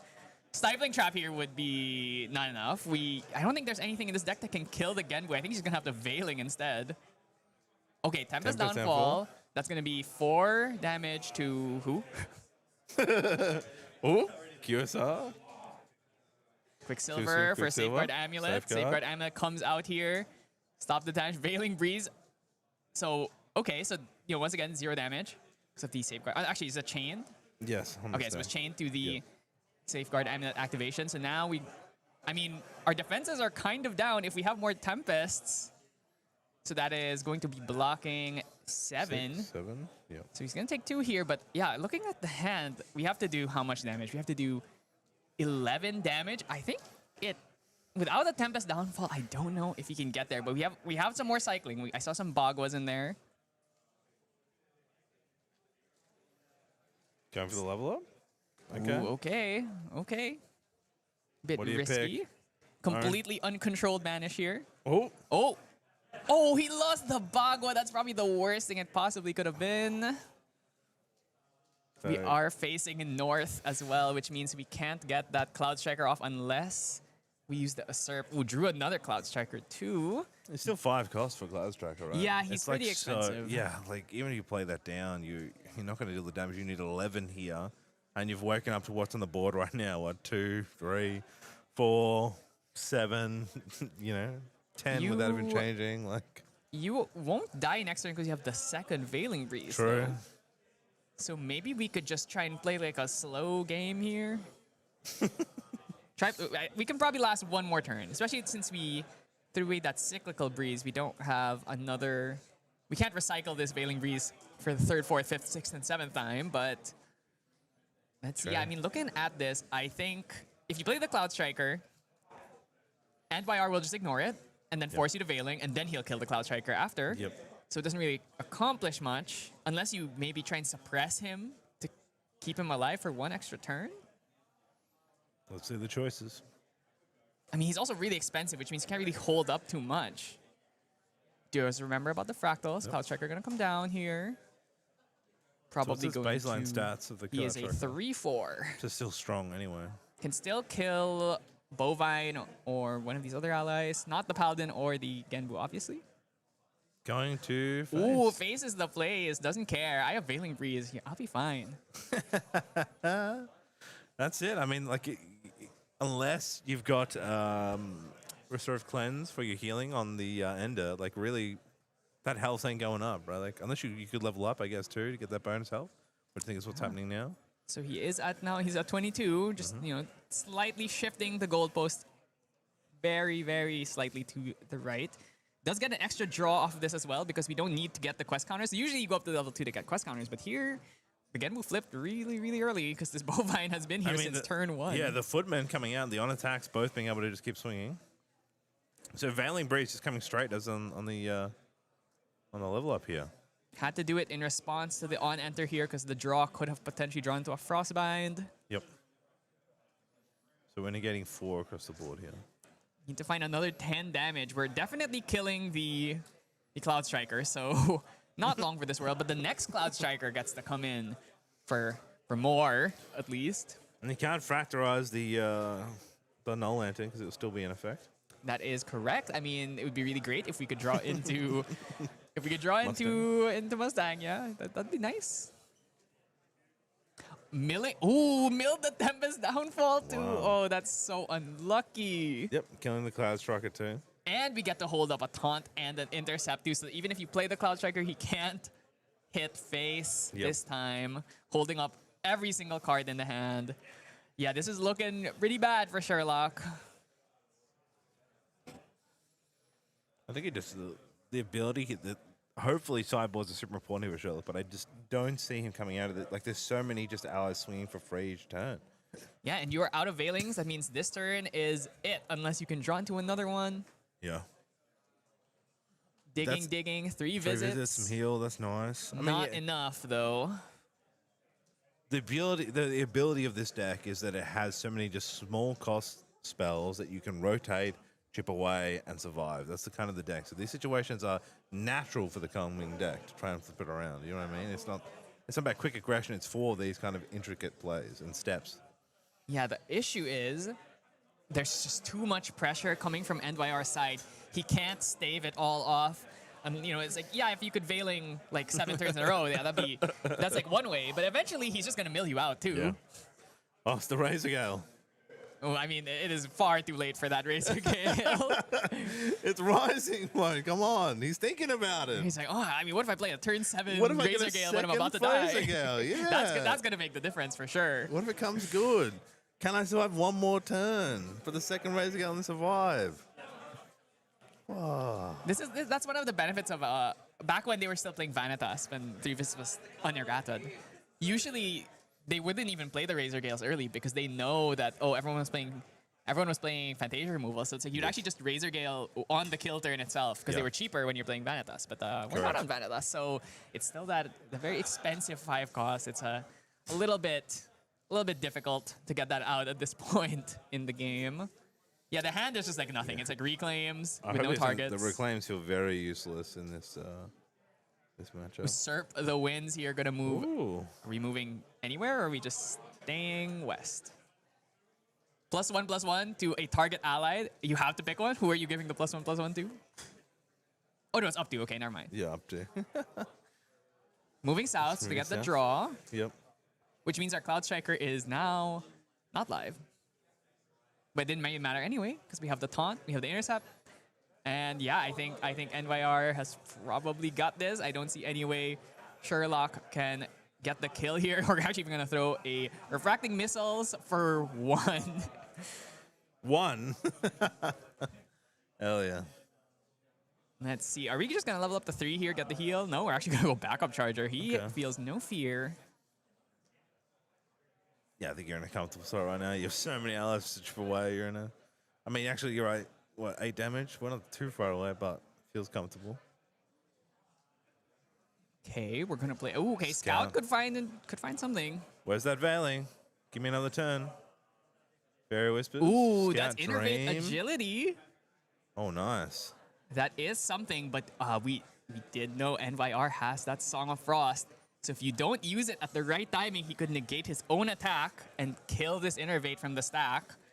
But I think most players probably know against Water. If I'm gonna play a defensive card, I have to do it before the attacks. Way too risky, especially a card like Innervate that's like a Correct. full turn, basically a turn ender, especially for a deck like this. I'm seeing the activate when I have 15 and they need 7 more damage. Like it's chipping away. Yeah, I kind of Went for the Ooh. Fairy Whispers. I mean, could be. I think he stacked it, and I mean, scout the land, so all the cards are gonna stay anyway. Yep. This is really what you want. You want like draw card into draw card into draw card. You Correct. can just like chain them over and over another again. point of damage. I actually feel like NYR really should have leveled up there, because if he goes to level up 3, he goes up 25 left, and he also gets the recover 3 Yeah. off of Goja. Would have really put us out Was of range. greedy. Hopefully it doesn't be the end of him. There's the Innovate Agility. He also gets Endo gets to see the Innovate Agility here. So know it's now in hand. Not to mention, by activating that backup charger, you've now basically made this. Free. Yeah, because like, there's no response. threat of a title lock because of the nullifying lantern. So it's like, Yep. yeah, this is like, there's nothing he can do to stop this. We innervate back down, and I assume he chose stealth. Yeah, I would assume stealth too. You know, maybe he spell shroud because I'm worried about another refracting missile for 1. Okay, so now the pendulum has completely swung on the other side, and I think Sherlock is in an amazing position here. Yeah, we talked about those little iterations. We saw he used the little pokes from those 1-2 costs to shape and pick the cards you need and hits it. I mean, it's a bit RNG, right? He had to hit. I wonder how many Innovate Agilities we hit there. So now you've got to really work out, can I deal the damage that I need? That was a fun of Innervate Agility to Here we go. saving him here in this game. That's all you need. Look at that cheeky smile when you said one of, Yeah, dude. it's like, I mean, you know. If he takes game 1 here, you'd be The bloody thing hell is, run. you don't need more than one Innervate, because you're gonna find it when you need it, right? Correct, Like yeah. you're just the main character. You're just gonna draw it. We just keep drawing, it will appear. I'm sure it's every player who plays GA. Yeah. So I mean, that's why I think that's the thing about Razor Gale is it draws and cycles through its deck so much. That's why you can afford to put in like the one of Fluffy, the one of Innervates, right? You're in, like you're just saying 5 isn't far off. Like that's not a lot, and he couldn't swing with anything because of the shroud, the stealth. I think unless I mean, okay, that's a Grove Tail. So the one thing is we don't have too many spells that we can Correct. use here. Like 2 reclaims that have no targets. You have a Viridian Decree, which costs 3, so it's a little bit expensive. We still need to find 5, right? And Yeah. I don't think he has 5 usable spells in his hand, really. So, and then now we go up Goja level 2, we get the extra 3 life, and we also recover 3. Yeah, nice. 6, like essentially life breakpoint value that we're gaining here. Yep. And I don't think we have another Veiling Breeze here. We have the one of Innervate is already gone. So Blinding into the second Razor Gale. That's yeah, what you he know, needed if we early had on. the second Razor Gale, actually, different then it game. would have been a very different game. It's very hard. Sherlock taking some time to think here, like his namesake, but I think probably not much I think he passed. There we go. left. Milling. Oh, there's the Razor. That's the go. third Razor Third Gale. Razor Oh Gale. man, you know, really nice if we just kept that Razor Just in the Gale. mill. Keeping it on top is scary. I don't think it has a way of drawing here unless we have a conniving 2 plans. more. 3 damage. 3 damage. This is lethal. And Sherlock just, you got it. You got it. I mean, look at this. This bovine stuck around for, what, 7 turns or something? 6, 7 turns? I mean... And can we say, and didn't hit any floating, right? He hit a lot of non-floating that you had to work with. You know, they could have popped off earlier. He also didn't have any fractal of rains that could have come out earlier. Like, just felt very overwhelming that Sherlock couldn't deal with these allies or deal with the board, right? This had the Cloud Strikes coming out, didn't get the second Razor Gale to put more pressure maybe onto the Guoxia, but like we saw glimpses of the deck's power. I think you saw that with getting an extra turn, hitting that 1 of 1, like get you another round in, but he can't deal that damage as well. It's either using to try and survive or using to try and deal damage. Yeah, I mean, NYR doesn't even play anything like doesn't play any heal cards.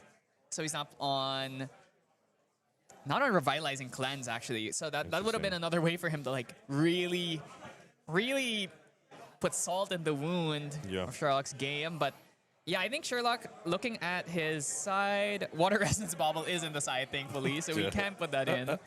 Arrow Trap is actually a very strong card. It is out to Genbu, but it can also just be used to kill Paladins and other annoying allies that you can't get rid of. The second Innervate Agility, I imagine, is coming in. Scatter Essence is a choice. The thing is, when you play against Wind decks and you think they have Scatter, you just don't play the Fractal of Rains. But then open deck lists are only on day 2 and onwards, so that means we don't really know. Like, are you really expecting people to be playing Scatter Essence? So maybe he could put it in, but it's also kind of risky. It's also a float though, so if they ever mill you, it's something you could at least use. Vertiger's Degree also another option for potential Fantasia removal. So lots of stuff here. Of course, the Beastbond Boots have got to come in on NYR's side. That card is an absolute turn ender for the Razor Gale decks. Oh, the Mustangs were not in the main. He has 4 Mustangs in sideboard.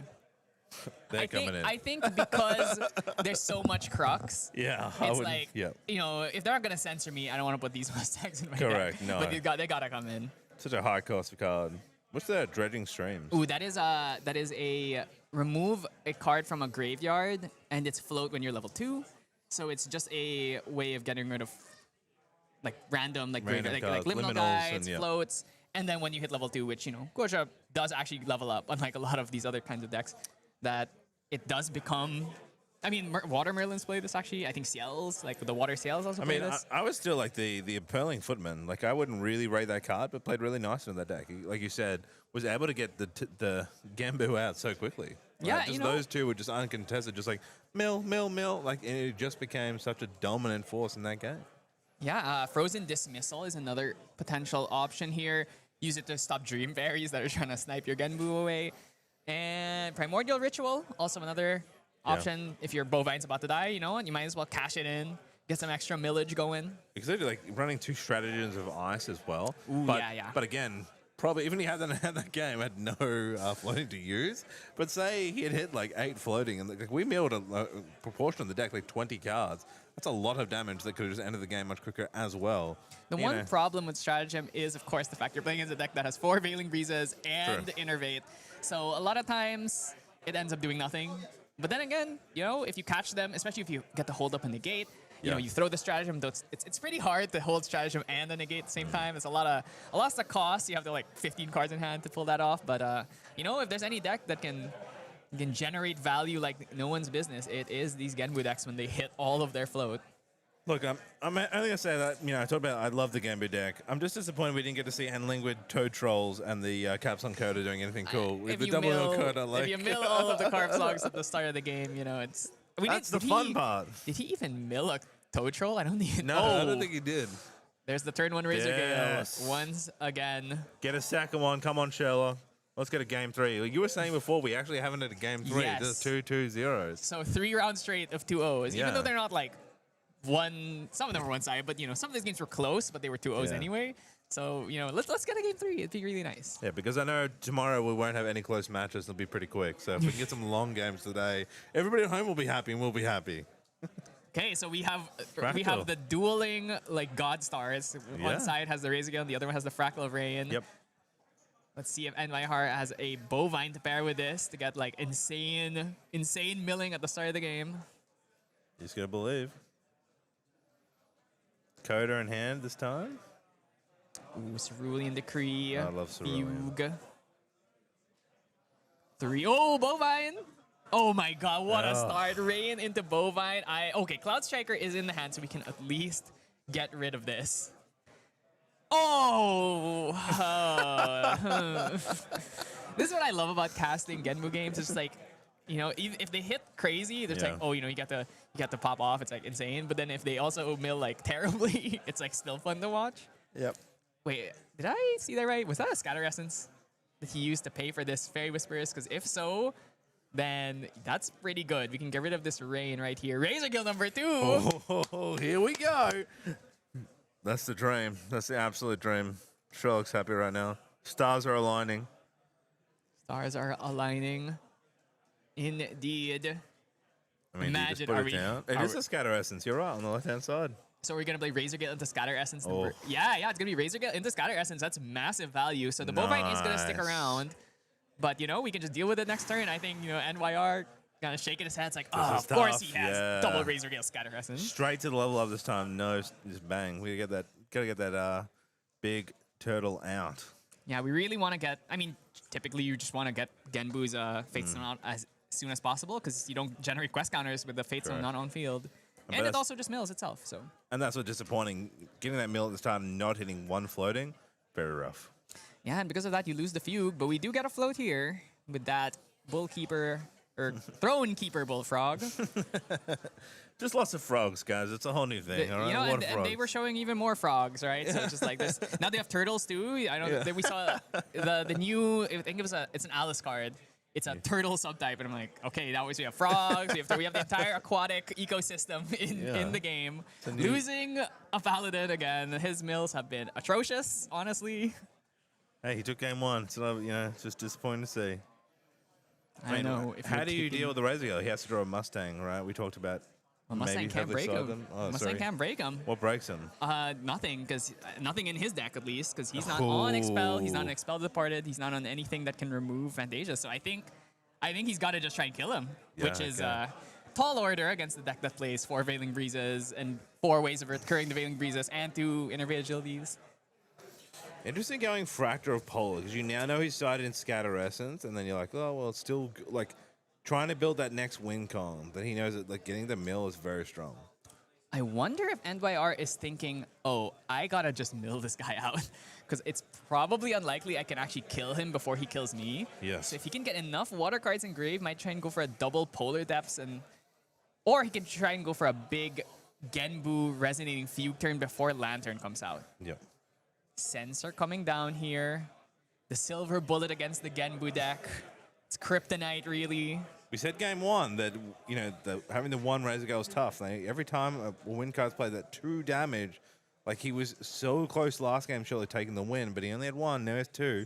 Could get 3, and we're really talking about there's a lot of damage now.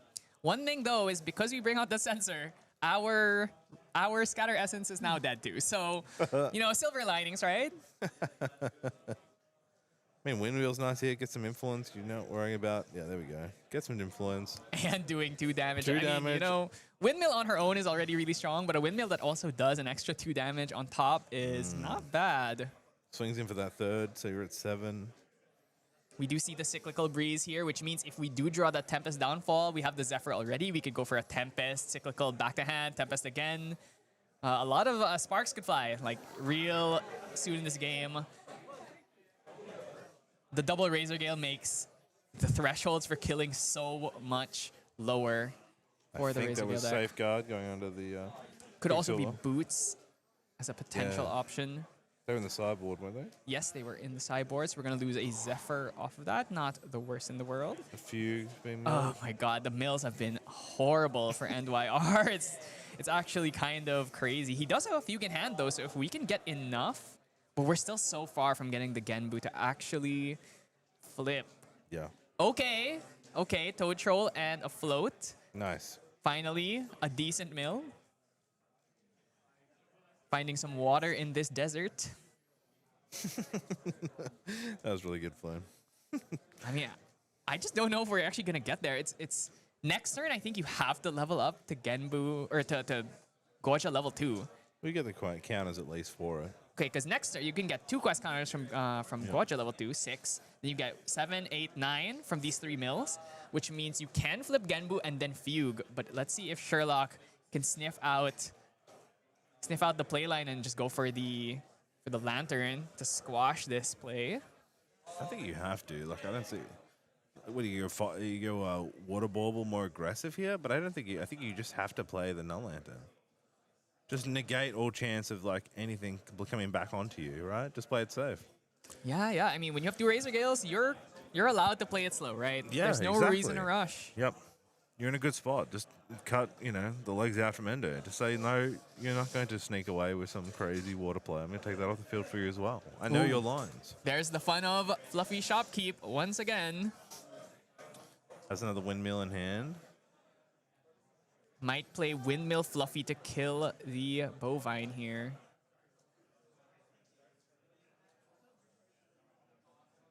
Imagine it's probably Fluffy. Yeah, I think we could definitely go for Fluffy Windmill here. Hands down, but at the same time, you get rid of the Bovine, and stopping the milling is really important here. Because every step closer he gets to Genbu is just another way the NYR can get back into this game. Yeah. There you go.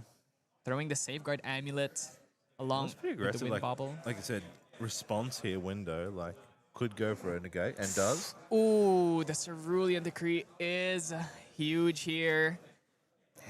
That was interesting to go for the to great, like just instead of going just windmill but going for both. But unless you were worried about pulling the negates out earlier. But Cerulean's such a great card. Negate and probably went for the draw into memory, so that gets the plus back to itself.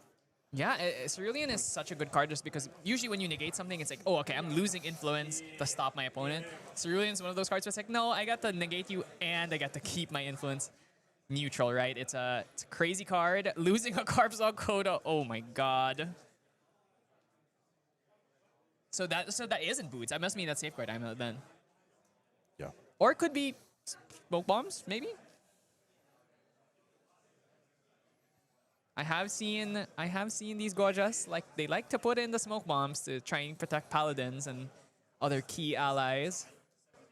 Haven't seen a Seaside Ringleader this game. Haven't seen any other big float. I mean, the sensor is keeping those dead anyway. We are milling more. Okay, that's float, but Nice. not really useful when the sensor is still on field.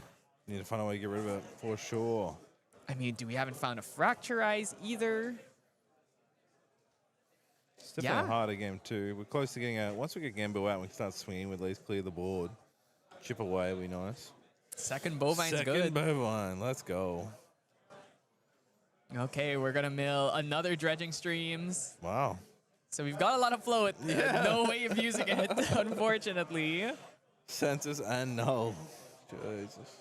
Yeah, this is, it's completely stifling NYR's chances here. And with the double Razor Gale, we only need to find another 10 damage. That's actually rather easy to do here. Even just like one Tempest Downfall completely trivializes the game. Haven't found it yet, but are we just gonna use the Water Resonance? We don't even need to level up. Doesn't care. Yeah, it's not a big threat. Like a lot of cards are down for, and you've got 2 bovines. You're not really worried about the turtle coming out. Draws into Veiling Breeze right there, which basically means there's no way he's dying. Scout the land, really good here. Do some combo. Here we go. So we're going to scout the land. We're going to ping for 2. We're going to see 4 cards and make decisions off that. Notably, NYR does not play Nullifying Mirror, which means he has no clean out to the just chaining of Veiling Breezes here. 3 visits is another strong card to have. The glimpse, the heal, and 2 damage on top is pretty on rate. Actually, I'd say it's pretty above rate. Tough spot for Endo after how comfortable he won game 1. Definitely trying to find different lines in game 2. I think at this point, you gotta angle for the double Polar Depths mill to mill your opponent out. I think that might be the only way to get out of this. Nice top deck would be good. Yeah, let's just draw like 2 more Polar Depths. That would really make things a lot easier. Gonna go for the Tengu here, get our 8th quest counter, so we can flip Genbu now. Nice. Okay, mill first. 3 visits coming down here when there are no cards in hand. Yep. Take 2. 2 damage. Can you imagine that there was a world where 3 visits could be activated like basically infinite times in a turn? Another Toe Tempest. Troll. Tempest Downfall is a great card to get out of your opponent. But actually, Cyclical Breeze means that we can actually get that back into our hand. Tango here gonna get a draw. Going to wake up Collect. phase. I really hope NYR can find something useful, but it looks like a hand of nothing, nothing, nothing. Well, your ritual looks in there. Maybe a paladin looks in there. Genbu flip here, gonna use it probably to Gembu take- flip. Here we go. Nice. Gonna take out the Fluffy Shopkeep. What kind of shop does the Fluffy Shopkeep have, actually? I mean, a sweater store, right? Like oh, it's like, does she sell, like, food? Does she sell clothing. Right? clothes? Okay, okay. Fluffy stuff. Oh, it's like just anything fluffy. Yeah, like pillows, correct. Pillows, mattresses. Yeah. Small animals. Yeah, like gerbils. Oh my Yeah. god, we once again have milled a Carpsong Coda and a Paladin, so not looking good. You just want to say that, like, you're still in a safe, like, 8 damage is not far away. I don't want, like, trying to go for a negate, maybe, like, I'm very worried about the health pool here on for Guaja. Like, there's only, what, 3 spells here, 4 spells being casted? I mean, if we use Cyclical Breeze to get Tempest Downfall, that would be 7 on its own. Yep. So we are pretty close. We really just need to find that last bit here. Are we about to see our first game 3 of the that day? could be right now. We know that Freedom will be jealous. Ring leader, ringside, seaside, ring leader. Seaside Ringleader gonna It's ring. a tongue twister of a. Ring that doorbell here. Bagua. Oh, God. Oh, God. It's about to happen. Zephyr going to come down here, suppressing one of these allies. Probably the ringleader? That is So- going to turn on our Tempest Downfalls. Now Tempest Downfall. Oh, actually turning off Sensor is so smart so we can level up here. Use that Scatter Essence. All right, so now we are on Kongming. We get out our wins. Nice play. And then at the end phase, it comes back, turning off all of the float once again. Oh, yeah, I forgot. We also have the 3 visits, so that's another 2 damage. So, yeah, I think you are, like, dead 10 ways from Sunday, so... Yeah. Hitting that second Razor Gale is very rough. All the stuff you can do pre-rack and dealing 4... So what, we just had 4 damage come out pre-rack. Now we're going into Recollection. We're drawing. And the worst thing about Razor Gale is it doesn't matter if you negate anything. They still take the damage from the Razor Gales, right? Yeah. Because it's on activation. So even if something gets negated, it's like, it doesn't really matter. He's actually just going to pass. He's not going to play anything.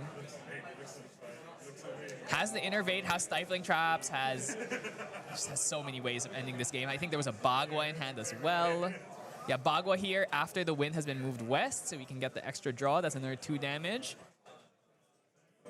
And YR, I think, sees the writing on the wall. Man, I don't know what you're going to hold in hand. Even if you negate this, all your hands down, then he's got like 6 more cards in hand. That's right. And Fairy Whispers on the top is an absolute house here. Just chaining these cheap spells. Yep. Getting as much Razor Gale procs as we can. Okay, the Safeguard Amulet comes down here, but guess what?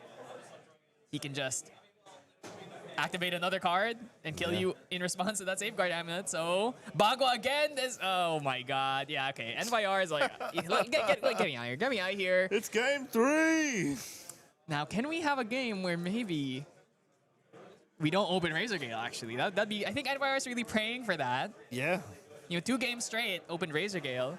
It'd be really nice for him if maybe we can have like a normal start. I But don't then think we've seen like even a quick Frostmourne Paladin coming out with float. Like we haven't seen it that much early on. We did see that time the Fractal, but Scatter Essence removed it.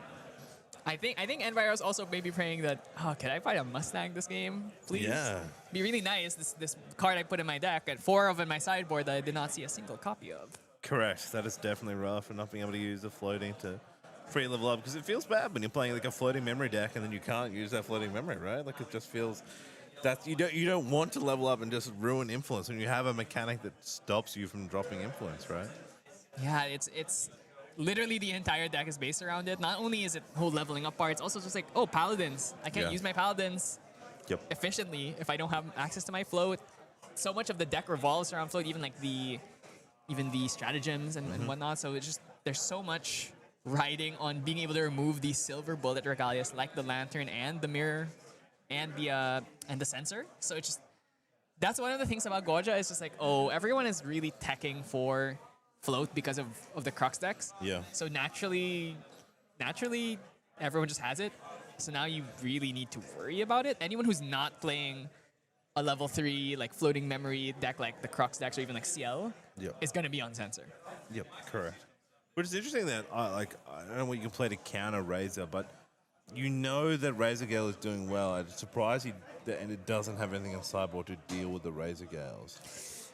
It's just I feel like they're even if the deck won an event, it's not gonna be so popular that you're like gonna see it 100%. Yep. Like you might have a tournament where there's like maybe 5-6 Razor Guild players, and what if you just never run into them?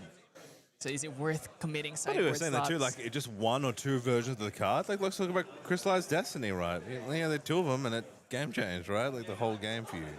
So putting in one way to counter Razor isn't, if you hit it, you hit it, right? Like I at least think you the have that big chance. difference is that when you play something like the Crystallized Destiny, it hits like it's always useful against like almost everything. Yeah. Even against decks it's not that good against, it's still like, oh, if I block 3 damage, it's not that bad. Yeah. But with a, oh my god, Scatter Essence again found, that's pretty tragic. That's so rough. Straight into the polar. Oh boy. All right. I mean, no Razor Gale. No Razor Gale. No so Razor like, it's Gale. not the whole dark days. Toad Troll getting banished here is very unfortunate. But I guess to continue the point,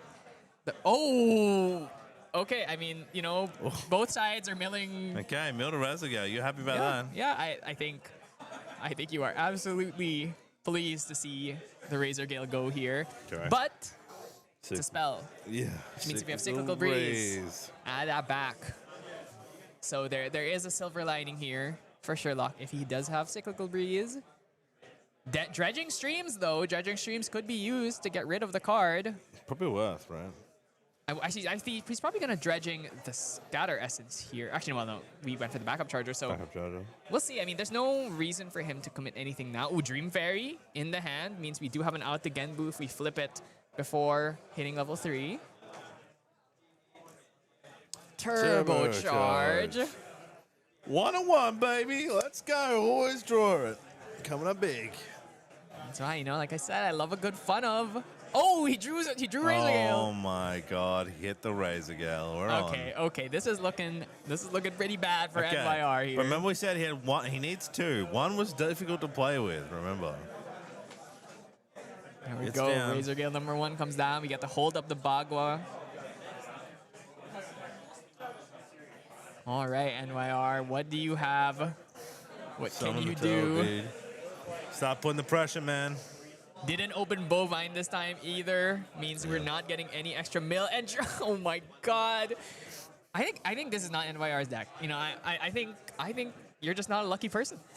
I think it's just super important when you're deck building. I say how much float you need to put in your decks, and maybe choices that he's got more cards that aren't float.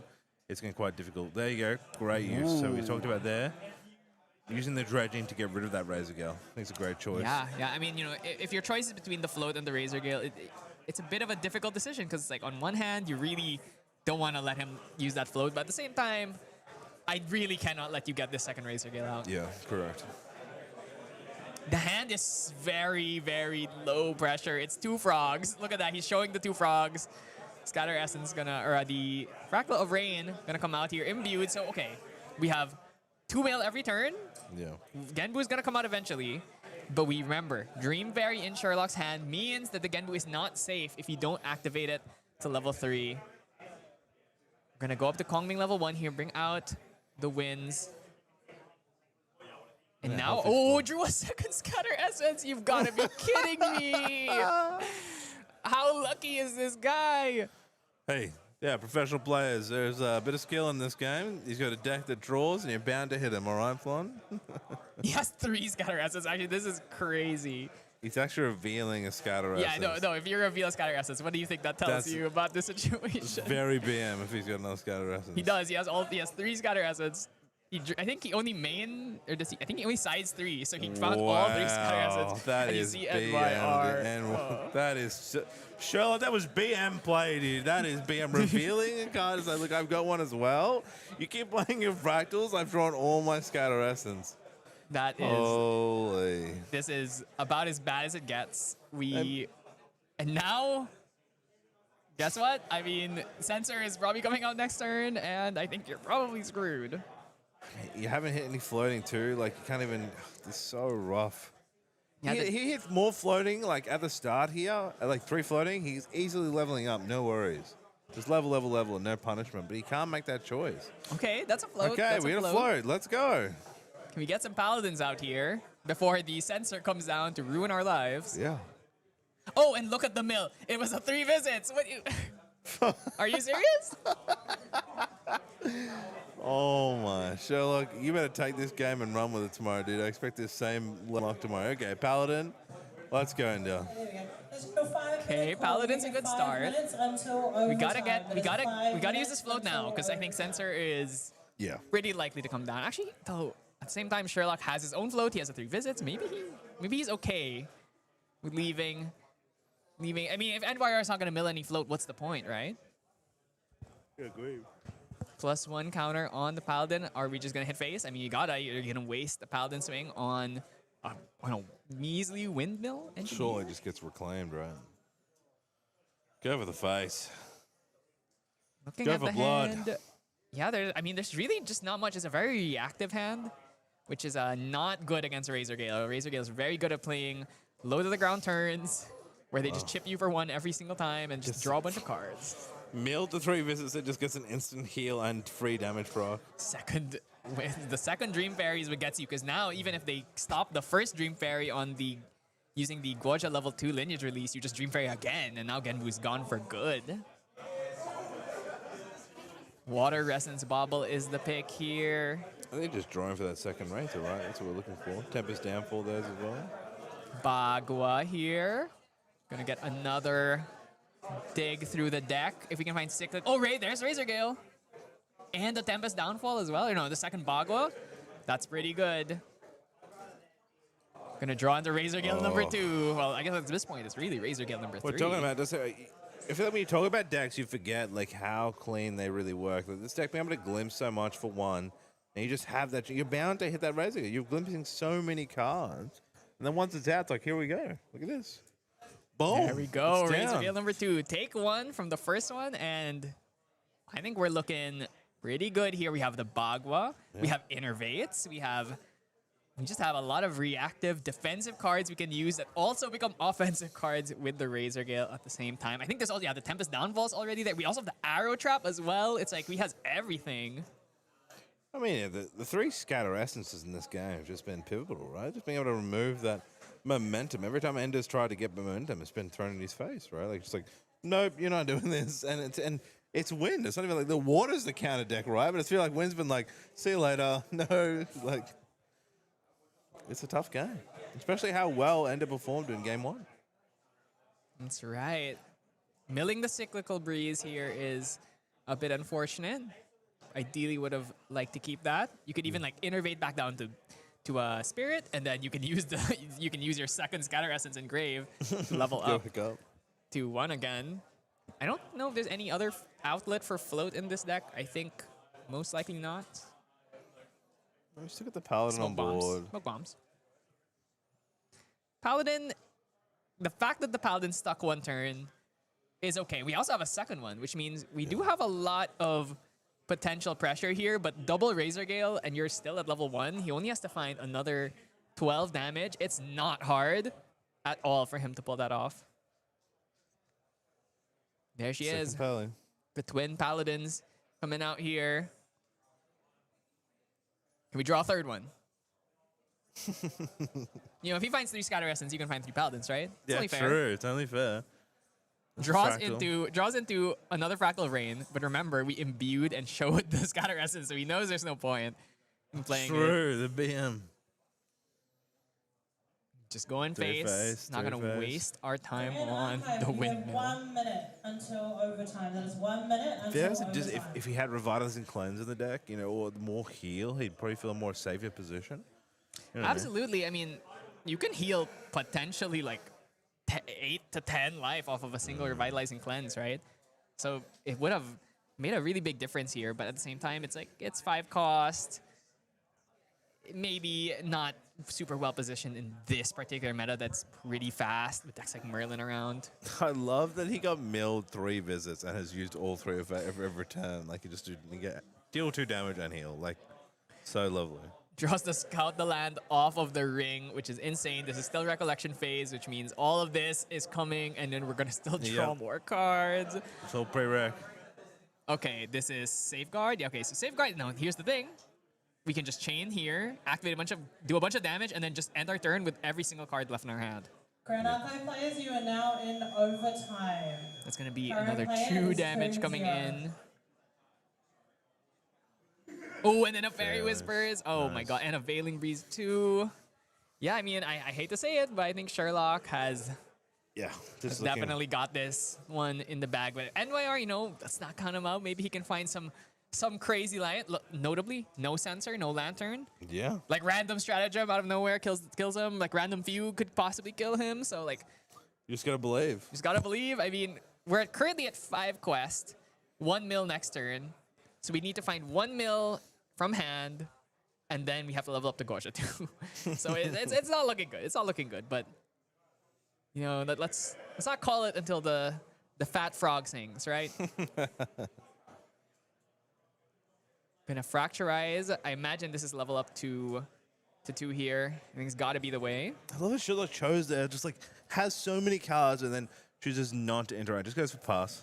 Like says, like so much better to do those fast spells cards on your enemy's turn. I think that's new players, and you know, like myself, not being a champion player, would have been like, yeah, no, I get to play, right? But you really need to slow down, think about when's best opportunity to play his cards for best successful chance of winning. He knows he's in a very strong spot right now, but he's not gonna, you know, he's not gonna drop everything down for victory. He's gonna play it very smart, very methodical, and how it's could be taking game 3 here. And India, on his side, you were saying before, has very difficult play here, but is still trying to find those ways. He can get Gembo out. He's still got 2 Paladins on the field. There's a lot of damage there.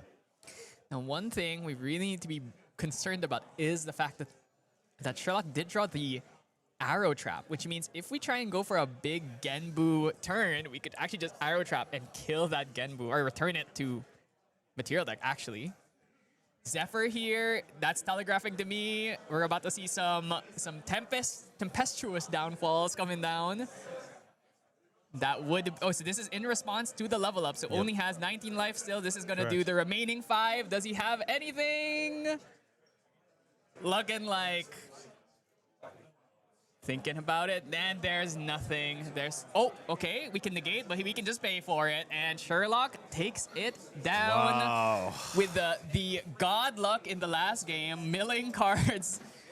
Like rather, NYR milling cards that you want in the grave, drawing all of your scatter essences, him not finding any bovines that game. It was this just goes to show, this is why Genbu, you know, for as strong as it is, it has games like this, right? It has games where you just mill nothing but trash, and you mill your opponents all their good cards, and you mill all your good cards, and you don't find your bovines, and it just feels like such an impossible I game. never, a big part of this is casting. I was like, you never want to say, like, it was luck, right? Like, there's never, these are pro players, right? They're making tons of decisions. But telling me you put 3 Scatter Essence in, you hit the 3 Scatter Essence, and you clear the 3 Fractals, where he didn't play the other game where he didn't get bovines, he only had Fractals, like, man, like, what can you do in the situation? Like, there is always still a level of luck in the game Grand Archive. No matter how you are in a match or whatever it may break down, there's always a chance it's just not going to go your way. And I feel like that was partial it. Partially is that, you know, we had our Sherlock play really well, but we also had a bit of luck that just took him over the line. I mean, I'd like to say that part of the skill of card games is giving yourself the opportunity to be lucky and then taking advantage of it, right? Oh, so it's wise. Like, right, it's like this is a game that is kind of inherently tied to just random chance of what you draw. So giving every single edge that you can give yourself, especially when it comes to things like sideboarding, right? The fact that he put the Scatter Essence in the deck, it's like if he didn't put Scatter Essence in the Correct. sideboard, he wouldn't have even had the opportunity for it to happen. Correct. So, right, it's just like you always got to play it your outs, and you just got to do every like little increase your efficiency level, like every little percentage point could make the difference, right? And Yeah, that's why with- actually games where you like barely lost are usually the ones that are the most painful, because like you think to yourself, you think back like, what were the small little decisions I made that could have made a difference, right? When you get blown out, it's like, oh, whatever, I got blown out. It doesn't Yeah. matter. It's like Correct. there was nothing I could really do. Maybe like I could have changed this or that, but in the end, it's like you were never gonna win this game, right? I think that was kind of an example on End by Ourselves. Like, oh, I was just never gonna win that game 3. It was like kind of over from the start. But I mean, yeah, I mean, both players played really well. At first game 3 of the day. I'm glad to see it. I feel it's heartbreaking. Did you want to go 8 rounds straight? India played really well. Yeah, Yeah. one, like I said. Then game 2, the double Razor Gale was very hard to deal with. And then game 3 was just like, anytime we tried to get off the ground, I was like, nope. And that's heartening for the players. I love the winners. We always, but it's very hard. But I think you're coming in now. You're still in. It's still early days. You have a few more matches to play. You can still top it into tomorrow's game. He's not out, and he just has to be able to like shove off that loss and come into the next game and say, look, like you said, I couldn't have done much more in that game 3. That's just how it is, and he has to now get into mental to prepare himself for the next match. Yeah, for sure. And you're Genbu. You for every bad game you have, you're gonna have a game where that's like crazy, where you just mill like all you your high roll. float, and you like draw like into stratagem at the right time and just like kill your opponent in turn 3 or something, right? These things happen. So you got to take the good with the bad, right? Yeah. I think it's really fun. Well, call me. Razor Gale. I want it. If it wins again, can people stop telling me like, oh, it's a one-off, like it's a, it's there. It's doing way they did well. Like I feel like once you hit that 2 Razor Gales, it feels pretty unstoppable. Yeah, but then we wait for when you play against like the Tristan or the Xander, like Luxem Xander, like Wind Xander, and then it's like, oh, they're Scatter-Essing me now. It's like, oh, okay. Imagine the flip side where he plays Razor Gale, gets Sky Essence. He plays another Razor Gale, gets Sky Essence. It's like, oh, this is what it feels like, to be on the receiving end. Yeah, exactly. That's fair. My question to you is why they don't play, like you talked about earlier about Vanitas being played for the Cleric. Why don't they play Okay, Vanitas? there's a couple of reasons. Number one, Cloud Striker is Kongming lock because it requires wind. Yep. And so a Serp the Wind is also lock. Bagua, which is like, copies 5, 6, 7, 8, the Fairy Whispers, I guess, and then Scout the Land, which is copies like 9, 10, 11, 12. Yeah. So it's like losing all of those to get a Glimpse 4 and cheaper Razor Gale is just not worth it. Right. I mean, I have seen people tinkering around with Vanitas, but I think everyone has kind of decided Kongming is the way, right? So also Tempest Downfall is mage class bonus. So if you want to get the free Tempest Downfall, so you can play like 3 of them in one turn, you need to be on Kongming. Well, we're going to go to an interview now with Sherlock. We'll be right back, and let's enjoy yourself, and I'll talk to you later. So it'll be me, I guess.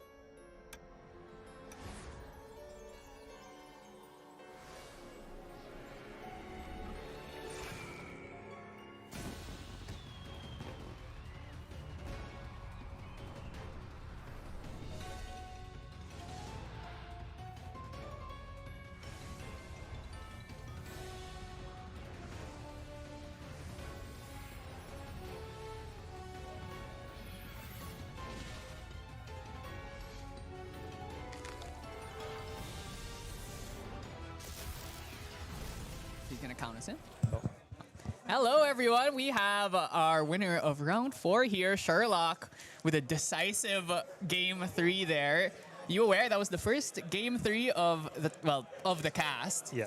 We've had 3 2-0s in a row, so I'm glad that you were able to give us like the tension of losing game 1 and then winning the next 2. The full value, yeah. Yeah, so I just gotta say, how do you feel after getting like the insane luck on that game 3, drawing all the Sky Essences, and also milling like the 3 visits off of their Genbu? Definitely. I think game 1 and 2, I was trying to bank on the mills to hit the 3 Vs as well, but I didn't find it in time. I think just variance-wise, I was able to hit all my answers and outvalue him in game 3. Yeah, so why don't you tell us a little bit about why you decided to bring Razor Gale today? I mean, obviously it just came off of a big win in Santa Clara, but were you maybe thinking people would tech more for it, or did you think no one here was really gonna respect Razor Gale? I definitely thought people were going to take for it, but I was just heavily inspired by Xenadrill from the recent Ascent, and I think Razor Gale is just such a fun deck to pilot. Yeah, for sure. I mean, it's great to just play a 1-cost card that digs 4 cards deep through your deck and draws you, and then also does like 2 or 3 damage, right? 100%. So I guess tell us a little bit about how do you feel Razor Gale fits into the meta with Merlin? Because I've heard some conflicting opinions. Some people think it's okay into Merlin. Some people think it's really bad into Merlin. Yeah. I think the Merlin matchup is very skill intensive, and I think if either player plays the wrong line, it's very easy to get punished, and then you lose the value there. Yeah, yeah. I mean, of course, you get to play cards like Censor, which is like really huge in this current meta where everyone's playing Float. Yeah. So what are you hoping to see for the rest of your rounds? Like, what decks are you hoping to run into? Or rather, what are the decks you really want to avoid? Oh, I think I'd really want to avoid Arasana. I think Arasana, a very good piloted Arasana is almost impossible to get through because they also have access to Scatter Essence and whatnot. Yeah. Yeah, Arasana, she's scary. I mean, she can clear your board. She does a ton of damage. She has negates. Yeah. All the natural enemies of Razor Gale. She also gets to play 3 visits. So, That's you know, true, it's like you're yeah. just sitting there healing against each other for like a 10-turn game or something. Yeah. But yeah, I mean, congratulations. You're currently 4-0, so Perfect. looking really good to get into day 2. So, you know, maybe you can be the second Razor Gale to win an Ascent in a row. Fingers crossed. Yeah, all right. So thank you for being here with us, and thank you for being part of the interview. And so we're going to go into lunch break after this. So it's going to be a bit of a longer break, but stay tuned. Perfect. Thank you.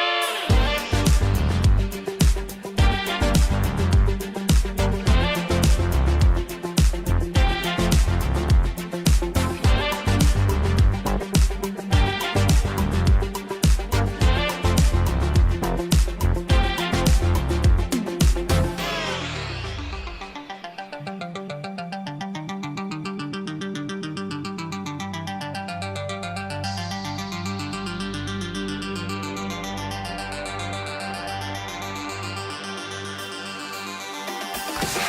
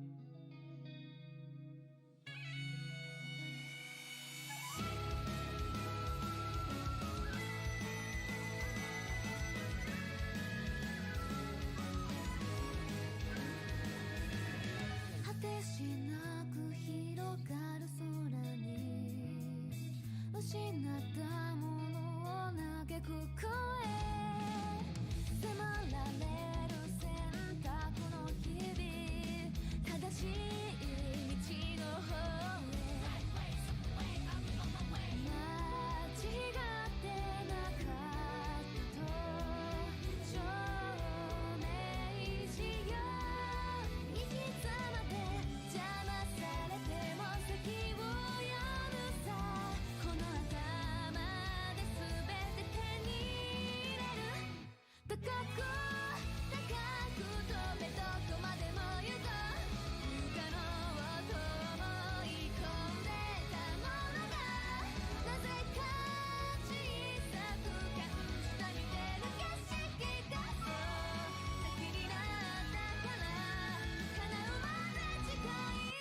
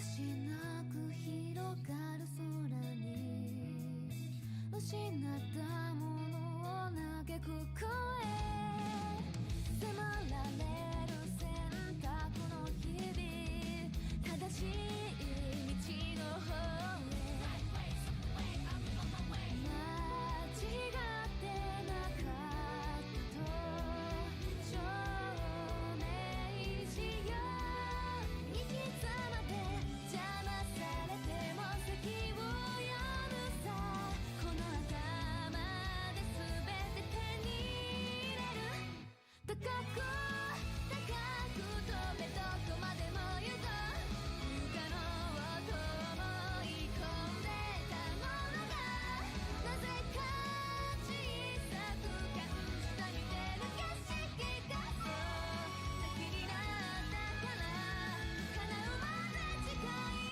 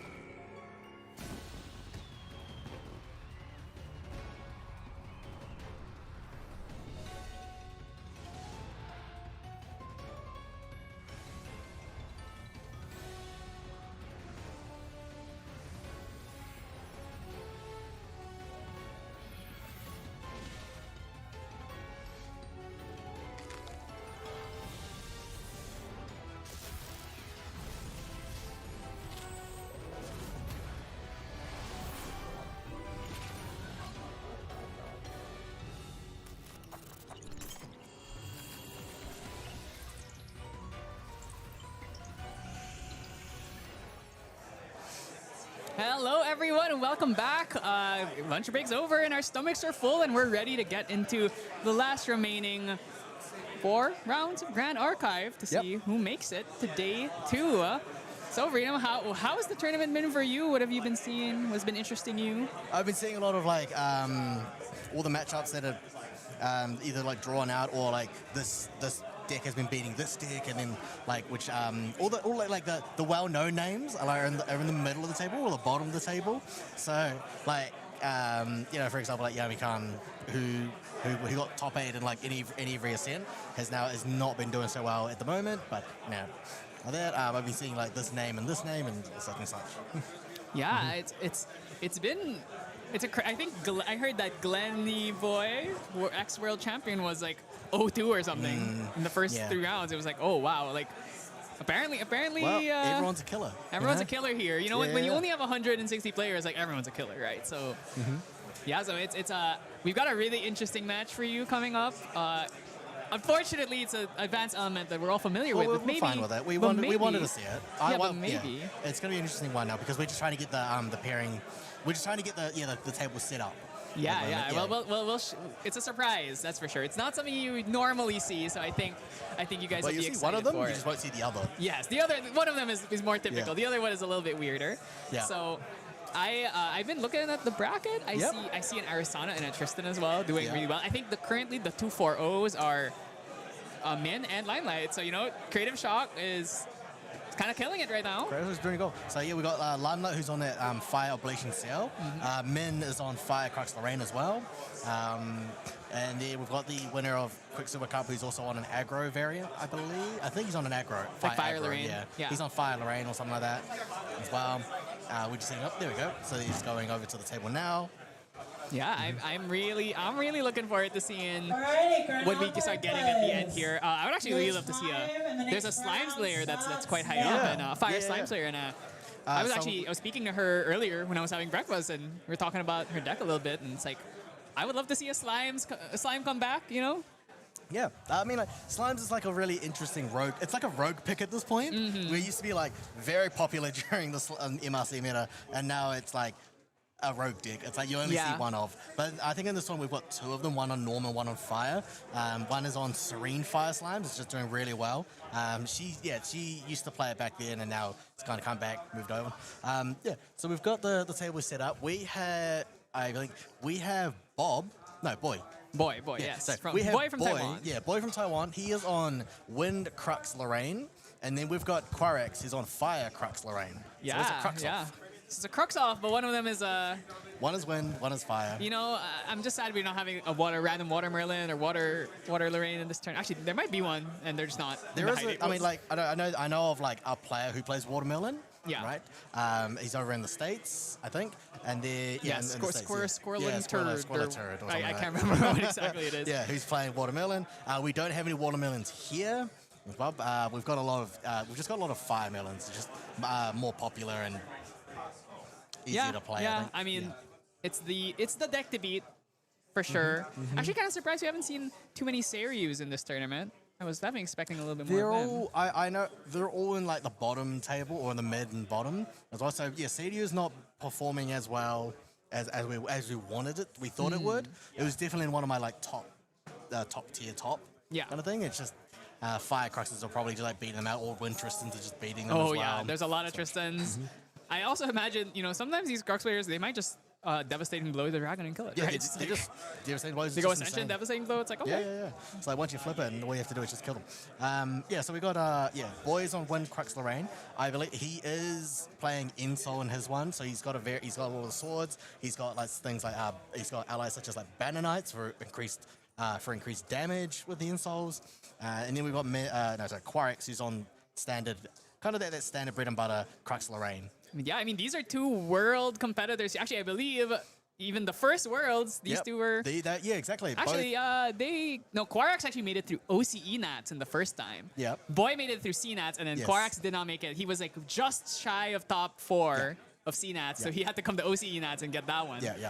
Because Limelight unfortunately took the CNATs thought from him. Well, it's so not unfortunate. You just, anyway, so Boy and Quarex are both part of the first world finalists, and then they also repeated. Boy being reaching in the gauntlet.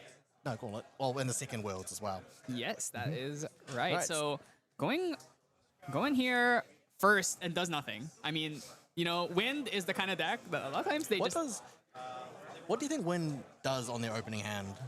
Because Fire has Creative Shock and they can just pass and go and then play it on an intern. What can Wind do? The best thing Wind can do is probably Windmill Reclaim, right? But yeah, I mean, honestly, doing past Fairy Whispers is not the worst thing in the world. Oh, we see Quarex with a bit of a diversion here with the Escape the Wreckage, a card that we used to see a lot back in Sylvie meta, but we now see is making it into these Crux lists, just trying to get some of the stuff back. I've been seeing a lot of lists that have been running Escape the Wreckage in the Crux Lorraines. It's one of those like option picks in main. It's very good because like you can activate like Dungeon Guide without it being stifle trapped. Yeah, for sure. So it's also just a way of like getting like hasty that through a float you can just add it back to hand. Like your opponent tries to kill it, just add a hasty back to hand. It's very baby gray coded, really. It's like something that +1s you and you escape it back to hand, right? Yeah. Fluffy Shoppy, but another premier target, really. Yep. Throwing away as usual, throw away a Prismatic Edge and probably like a Drawn Blade. Oh, Sword of Seeking instead. Yeah. Interesting.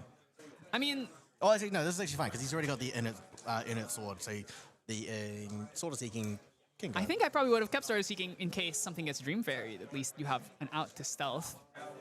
Yep. Usually it's like Drawn Blade. Well, your out to stealth or... would be Cleaves, right? Yeah, Cleaves would be that's out, fair. yeah. That's fair. Or you could. Well, he's on Merlin, so you can't creative shock it. Cleave is pretty good. So let's see here. So we're gonna go with the classic. Do nothing. Fairy Whispers on end phase here Yeah. from Boy. Let's see what he is looking for. So really, the crux of this win deck is you're just trying to play Pendragon 8 trillion times. You play Pendragon, you put it back to hand. You play Pendragon, you put it back to hand. You play Pendragon. So it's like you only need one. Like that's the standard Crux when you get to level 3. Yes. Wind is a bit can be a bit different. While they'll still do the Crux line as well, but they've got some wind variants. Wind Lorraine mid range variants will have kind of like more allies. So yeah, he's got Banner Knight. He should have Ascents, obviously. He's got Ascents, yes. He's got the Windmills. He's got the Ascents. He's got we've got here the Grove Tail Longsword. Or actually, Longtail Grove Sword, sorry. Yeah, so this is one of the allies that we've been seeing a lot crop up in a lot of these wind lists. It's just, it's a fast speed ally, which is a lot of times exactly. Actually, this deck has a lot of fast speed allies because it also plays the Rose. So a lot of things for us to just fill the board with dudes that we can eventually like reclaim back to hand or just use it to fight for board. So we're going to see here, these two allies going to come in here, just take out the Liminal Guide. there we go. And now we're good. Yep. Do you think it was correct to take out the Liminal Guide here instead of the... I feel like you take out the Fluffy because you can't escape the Wreckage Liminal Guide because it was ephemeral. Liminal Guide. It's interesting, isn't it? Yeah, right? I mean, I guess it doesn't, in the long run, probably doesn't make that much of a difference, but, you know, every little bit counts. Well, it's ephemeral, so you don't want to like like an Undying Dreams kind of buffing it up, That right? is true, though. Undying Dreams is a big concern. So the thing about Wind is it definitely cannot turbo because it just doesn't have the influence gain that Fire does. No, so but it has the stronger ally play. Yeah, exactly. So you can play like this mid-range game where you kind of play allies, value allies, right? Like Asun, like Windmill, Asun it, back to hand. You play these fast speed allies that let you like fight for board, then put them back to hand. It's especially because we're on Crux, so it's like we can play the slow game, and once we hit level 3, we can just explode on them with like just throwing all of our Pendragons out and then like reclaiming back the hand, Pendragons, and over and over and over again, really, right? Skirting Step gonna come out here, one of the premier defensive cards, just because it's a defensive card that replaces itself, which is pretty rare these days. So gonna force some extra commitment here. Now that's Inert Sword gone. That's actually quite very interesting. Having Boy forcing Crux to like use more resources to finish off one ally. So yeah, losing the Inert Sword could have kind of like kept that, but that Inert Sword, the Longtail Grove Sword, the Longtail Grove Sword can be very annoying as well, just leaving it on the board. Now, one thing we need to acknowledge here is that this is a Lorraine deck, right? Which, you know what that means? Hurricane Sweep. 4 of in the deck, which is a big concern. Quarks is putting a lot of allies on field right now that are potential food for this big Hurricane Sweep. So Corgis has to think about probably one of the things about using cremation rituals, trying to get the allies off the board, or you can just keep them on and just keep trying to apply some pressure. Yeah, so we're just gonna Boy really taking it slow here, just gonna go for the Censor to try and stymie. I think the Wind Cutter, a card we have not seen a lot of. I really like this card. I actually been messing around with it in CL, but it works just fine in Lorraine as well.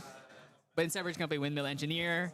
So it looks like Boy's deck is playing very heavily into like the imbue or revealing, pretty much like his memory, right? So playing very heavily into the wind archetype. Yeah, it just works really well, especially because when you hit Crux Knight, every time you Wind Cutter, you're gonna be swinging for like what, 4, 7, like 4 to 7, depending on how many swords you have. So you get this recurring attack card. Every turn, you just get to keep using it. Yep. And early game, you can also just use it to clear allies, right? It's like if you're level 1 Lorraine, just swing with Inert Sword plus Wind Cutter, kill something, and then it just go back to your memory, right? So it's perfect. We're seeing here one of the god lions of wind, which is Windmill into Ascent, which he's actually not attacking with. He's going to leave it instead as an interceptor, which makes sense. It makes sense because it will clear any of these 3 life allies he's got if he decides to hit with it. So, but yeah, it's actually quite cool that he left that long tail growth sword kind of alive, so then Ascent is a lot easier to use. Was it? No, sorry, it was a windmill. Which is like, that's the value line, right? That's an actual rare +1 from Wind. Losing the Flame Sweep here, so we are going up to level 2 Lorraine, which means this Ascent is potentially about to become a +1 for Quarks, but he is going to at least get an extra 3 damage on the retaliation. I'm gonna creative here, just see what we can find. Devastating Blow going down. I wonder at this point, obviously he might not exactly know what Boy's deck is. He might just use a lot of allies. Hasn't seen a single Crux card either, right? So maybe he's thinking he's playing against Wind allies right now. Well, with well, that is quite interesting. But like Quarks has the experience, right? So if I think he knows that Boy is probably on the Crux variant. Yeah, I believe Boy was playing this in Ascent Taipei. Or there was one player who made it quite far with Wind Crux in Ascent Taipei. So maybe a bit more aware. Also, obviously all these players know each other since they're all from Asia and they're all worlds multi-time competitors. So what I noticed is that Boy is not playing a Looking Glass in his deck. Yeah. So this deck isn't playing to like the Cheshires and stuff. It's really because the problem with Wind is since you don't have any +1s in the deck, if you just having no access to GCR just makes your life quite difficult. I could definitely see a universe where they do play, especially maybe with some of the new Distortion cards they release in the next set. Like that new Merlin is definitely spicy. I'm quite excited for that. So Quark here, just gonna Dungeon Guide up to 3. We get this. Oh, actually, we can't swing because we don't have a weapon. So I hope he has an attack card. Otherwise, the Lorraine level 2 effect is going to be wasted. Gonna draw off the Pendragon. Pendragon number 1. Let's see how many Pendragons got played this game. Oh. Ascent going to retaliate on the Dungeon Guide. I mean, might as well. Ooh, I wonder if he's. Oh, he's the Guan Yu in hand. So. Unfortunately, he can't play the Guan Yu because he's only got 3 in hand.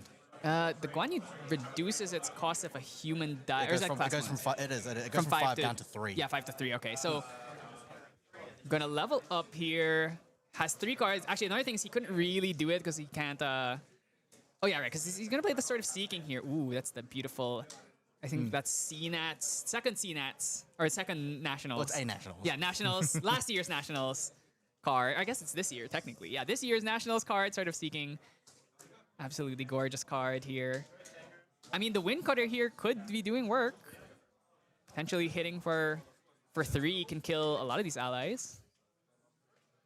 We see Reclaim. We see a lot of allies. He's got a lot of like high-costing allies though.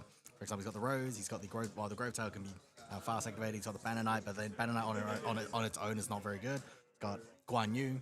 The big problem here, I think, is that he banished the Dungeon Guide because I think he really would have liked the Dungeon Guide to 2 here and just start chipping away at this board, get a draw off. He could go like Dungeon Guide to 2, Wind Cutter something, like Wind Cutter the Pendragon and play some more allies. But instead, we are now in a spot where it's like, oh, I'm actually kind of stuck at level 1. He also has the Displace. One of the things you can do with Displace is, you play a Dungeon Guide, you displace it. Especially if they try and stifling it. Oh, he's stifling my Dungeon Guide, I displace it, I still level up, and I level up again. It's also a great way to get like 2-3 Pendragons off in a single turn where it's like, you Pendragon, swing with it, displace it. As long as you have enough things on board, especially on an end soul turn maybe. Yeah, so a lot that this deck can do, but it's currently on the back foot here. A lot to think about. So Boy has a lot to think about. Yeah, which line he wants to go for. Yeah, unfortunately, just really losing the Dungeon Guide has definitely constricted the options considerably here. Gonna go for a Rose. That is an intercept. Ooh, are we? Yeah, so we're just gonna kill one of these allies. I was thinking maybe he might try and pop a Power Cell on it. gonna use the cardistry effect here. What are we throwing away? That was a blind one, I think. So yeah, so just gonna lose a Carmation here. I mean, here you can get Boy currently doesn't have a Hurricane Sweep in hand, so he doesn't want to take more damage from the allies. You can lessen the number of allies on Quarix's side of the board, so he's just not taking more hits. You could also he wants to just like leave it 1 or 2 allies. That's less damage. Trying to get that, the Pendragon would have been nice if he was able to, but he couldn't. He probably didn't have. He couldn't get enough damage. The scary thing here is just that this Lorraine deck is so explosive. Like Rending Flames out of nowhere, Devastating Blow out of nowhere. You could just die, right? So being here at 20 life with a Pendragon still on board definitely puts you in a position where you could just take lethal damage right here. No Veiling Breezes or anything either. Now, if he decides to hit that Rose, he could let the Rose die and then get the Guan Yu on the board for as fast activation, or displace the Rose and keep it up. Is Rose a human? Displace doesn't care what it is. No, I mean Guan Yu though. Oh, right. Needs to be a human. Oh, that is correct. She's not an automaton human, She's right? an automaton. Because it's like we have animal humans now. It's like, can we have an automaton human, like cyborg basically? The one downside to Rose is that she is an automaton, so does not enable cards like such as Dilu. Yeah, Dilu, Guan Yu doesn't really work with them, but she is a fast activation intercept with a redirect attack. Taking a lot of damage here. Oh, 6 damage from the Claren. Okay, but he's not dead, which is the important part here. I think you basically have to level up to 2 here. Yeah, now the forcing him to issue, level. still don't have a Dungeon Guide. Really hoping to find it off of the draw here or off the draw of the Lorraine kill. I mean, Rose is an intercept though, so that does mean he could just leave her up here instead of attacking. But that means the Pendragon is going to stick around for another turn. Or we could Wind Cutter it. We could Wind Cutter the Pendragon and then just leave the Rose as an intercept. Oh god, Ascension comes out. I hope there's no Wind card in there. Against the wind. I'm begging for there to be no Wind card in here. Otherwise, I think Boy... Actually, no, he's just dead here. Unless he has Veiling Breeze? Yeah, okay, no, there's nothing.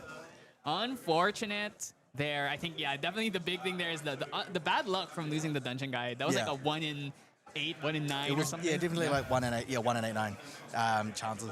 So Boy wasn't able to advance to 3, losing the Dungeon Guide. He had a lot of high costing allies. But then Quarix just had too many allies on board for Boy to handle. I want to comment on Boy's sideboard. It's very interesting because it is almost exclusively one-ofs. It is one-ofs of everything except for 2 staggering strikes. I've been seeing a lot of all these Win Crux Lorraines. They've got so many 1s and 2s. All these just these odd ratios. It's fair, right? You don't want to see these these cards too many times if they were 4, right, or 3 or 4. So it's just seeing one of and it could come in clutch, but you don't want to see them all the time. Yeah, and also because Wind is so good at filtering through the deck and glimpsing and stuff, it's not hard to find them. So it's you don't really need to have that many copies. So I definitely think the big one I saw was the Cry for Help. It's definitely coming in here. I saw him put it in. I imagine we might see even the Raccoon could potentially make a play just to get rid of Rending Flames. And other than that, I mean, nothing too much. A Resolute Stand could just come in, just blocks damage in general. Can also get rid of or reduce some of those Rending Flame damages.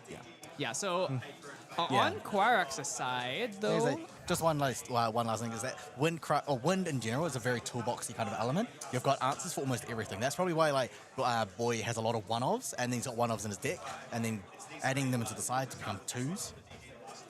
Just to be able... Wind is so flexible.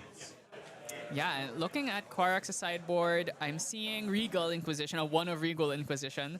I expect to probably come in here. Crystallized Destiny is another option as well. Heavenly Guide, probably not coming in here because I don't think Boy is going to level up faster than you are.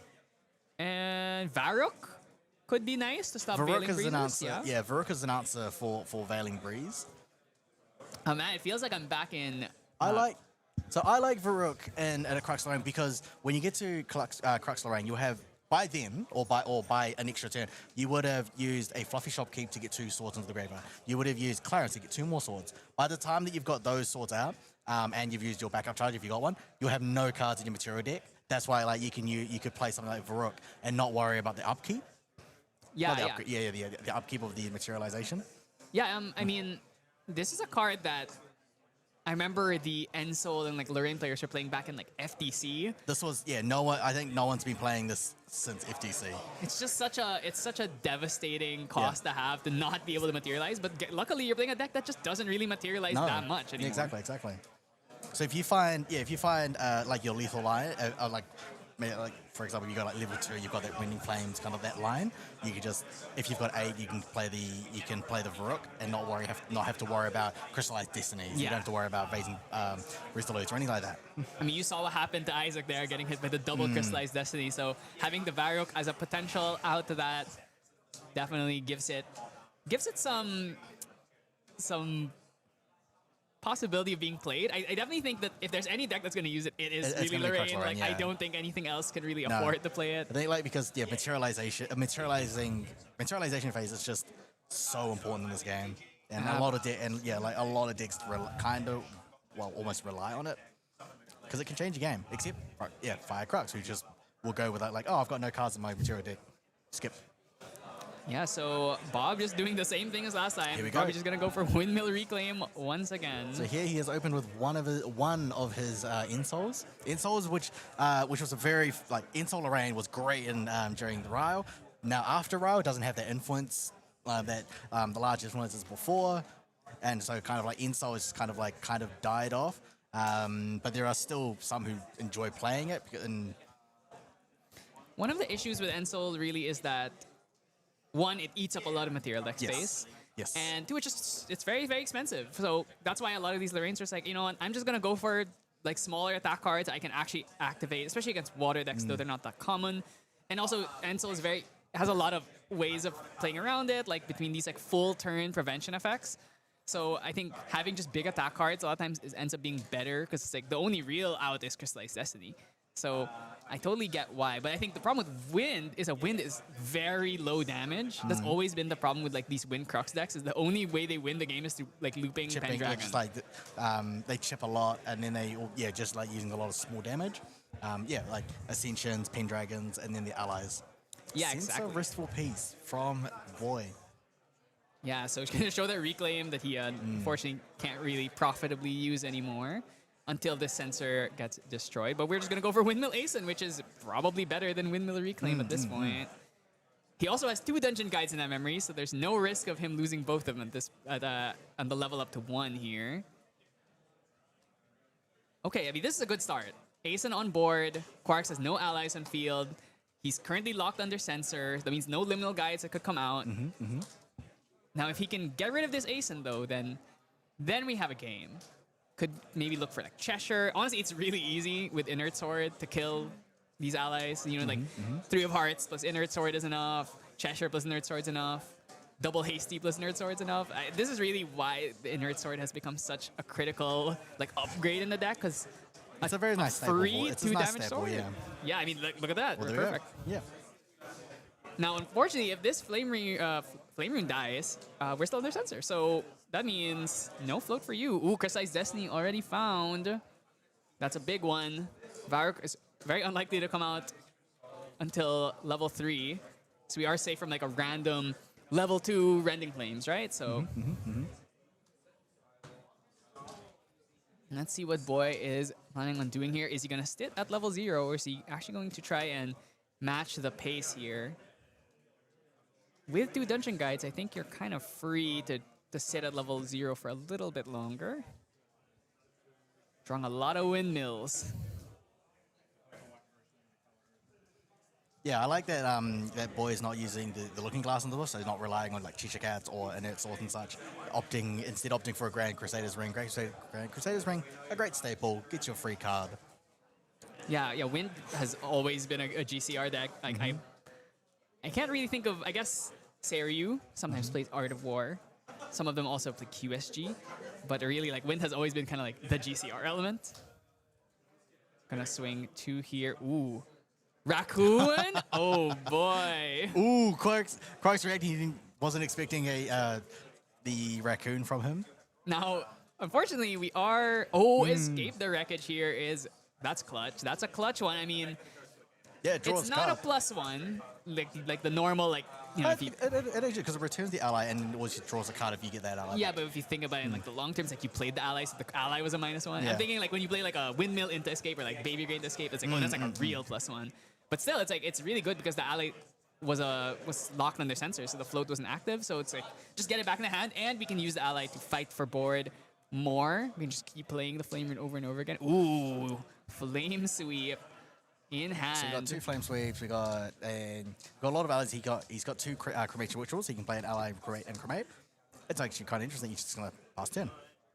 Yeah, the thing about wind is it's kind of hard to try and go for the sweep because they could just like bounce everything, zephyr things, like suppress things during the flame sweep, trying to avoid it. So especially when you have Ascents, it's there's some tricky things you can do with like suppressing Ascents during or like on the activation of flame sweep to Well, like dodge it. But on the opposite end, if you flame sweep it and then your opponent, well, yeah, when it's gonna like try and bounce or prevent the draws, you're spending resources by having to defend those. Even though you're going to deny, like Quarries will be denied like a draw or 2. He only -1, whereas Boy would probably like -2.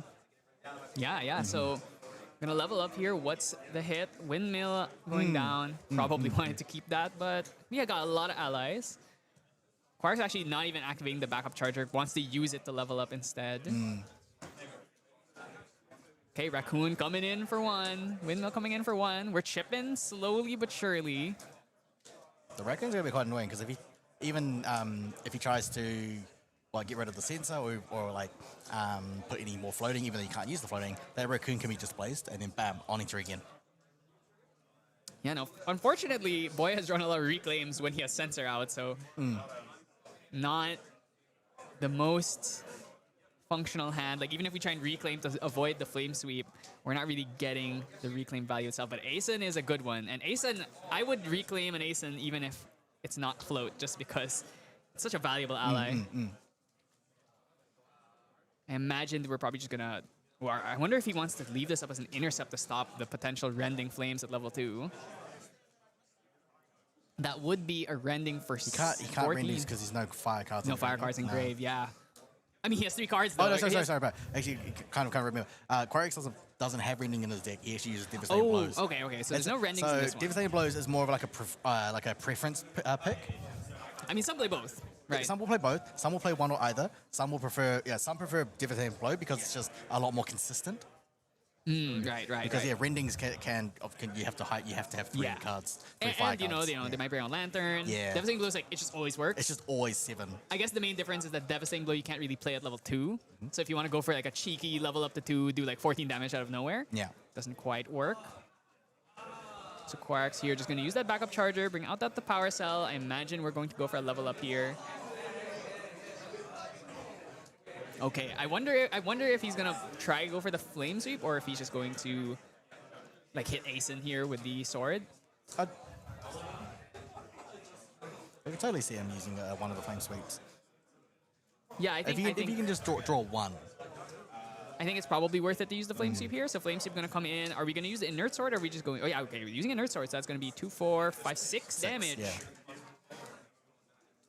Boy, ooh, okay, good.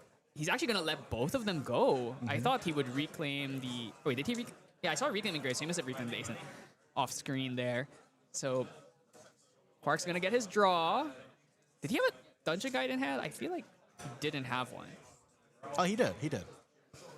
Okay, so I wonder if we're going to see. Okay, he's gonna pass it back. Let's see what Boy plans to do here. Not really worth it to go up to Lorraine level 2 just because you don't have an ally to kill. That's really the thing about playing like Lorraine Mirrors is trying to use your allies and then get rid of them, right? Like you don't want to stick allies because you know the potential sweeps that could come out. So I think Quarak's playing this really smart, just being like, okay, I'm not gonna play anything on field. I'm not even gonna play the dungeon guy just because I don't want to give a decent target for the level 2 Lorraine. Are we just gonna do windmill Ascent again? I mean, he has 2 Ascent protectors actually. That's kind of nuts. Gonna swing for another 1. Ascent protector could come down here. I imagine just as an intercept. Now, when normally doesn't have like the the draw recycle power of like fire, but they have a very strong influence game with windmill reclaims, windmill asins, windmill engineers, one of the best, one of the great engines for wind. Any ally that draws you, that's like decently costed, Yeah. is suspect for playability just because of all of the potential, like escape the wreckage, reclaim, ace, and all these ways of just adding them back. You know, I think really Baby Gray was the platonic ideal of a +1 ally in a sense, right? So Quark's gonna recollect here. I wonder what the materialization is. Do we just hard level up to 3 maybe? Okay, gonna go for the Clarent here. So we're gonna take an off turn here. Could also just Dungeon Guide up to 3 here. Clarent's always a good off turn though, because you want to get swords into into banishment. Absolutely. Clarent, you know, a lot of times, like, the effect is really strong, but in these matchups where there's no effect damage coming out, a lot of times it's really just there. It's just a beat stick. Yeah, it's like, one, it's 3 durability. It's 3 durability, and then when you get level 3, you're gonna get plus power from banishment. Yeah, I mean, getting rid of 2 swords for free, basically, is it's really, really strong. Dungeon Guide gonna come out here. No Stifling Trap or anything. Banishing 2. Was that a water float? Dungeon Guide up to 3 here. So now we are at Crux Knight, which means we're at that scary point where Quarks could just start killing. But I think Boy had a Crystallized Destiny in hand, so might see that come in. Now, can a Crystallized Destiny protect an Ascent? Nope, it cannot. It can only work on champions. And also, he only has 3 cards in hand, so actually... But for next turn, so if he doesn't get Devastating Blow now, he can stop the one next turn. Okay, Flame Sweep again is... That's nasty. But the Ascent gets to retaliate here, so we are... Actually, yeah, so that's 1, 2, 3... It's consistent. It's 6 damage. Yeah, I mean... Like, he'll take 3, but he deals 6 back. Yeah, worth it. It does 2 things, right? Clears an ace. It'll clear an ace, and it does 6 to the champion. Yeah, for sure. And now that there's a Dungeon Guide on field, when we level up to 2, this is a pretty profitable time for us to throw out the Lorraine here. So he's going to keep a Resolute on top. Going to draw into Hurricane Sweep, which I doubt he's going to use here. He's probably just going to attack raw with the sword. And then he gets a hold. He has Resolute, Crystallized Destiny. He has a lot of defensive cards right now. So...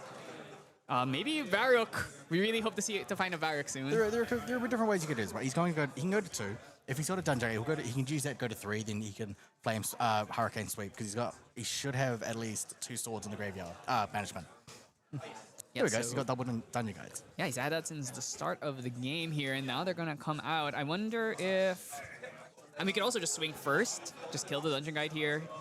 Would be enough at this point, and then we draw a card, see something. Oh, we also have the Displace, so we can actually Pendragon Displace. We have 3 material deck cards on field here that we can return. I would do the same here, but I would probably prefer to use the Hurricane Sweep, just to do the same what Quarks just did, right? Kill an ally and then do damage to the board. Then again, like, Dungeon Guide is not threatening, but like you're still going to get a draw on from the on kill. So currently 2 swords in banish, so that means Lorraine is going to be swinging for 3 here with the Sword of Seeking. Draw a card, then we get to play... Ooh, he drew a second Pendragon, so we can actually Pendragon potentially 4 times this turn. Well, probably not enough resources. We're going to go for the 1 Pendragon here and then probably hold up Crystallized Destiny and Resolute Stand. And if Quarks tries to kill his Pendragon, that is when he gets to Displace. Kind of reset the damage counters on it, and then also get a draw.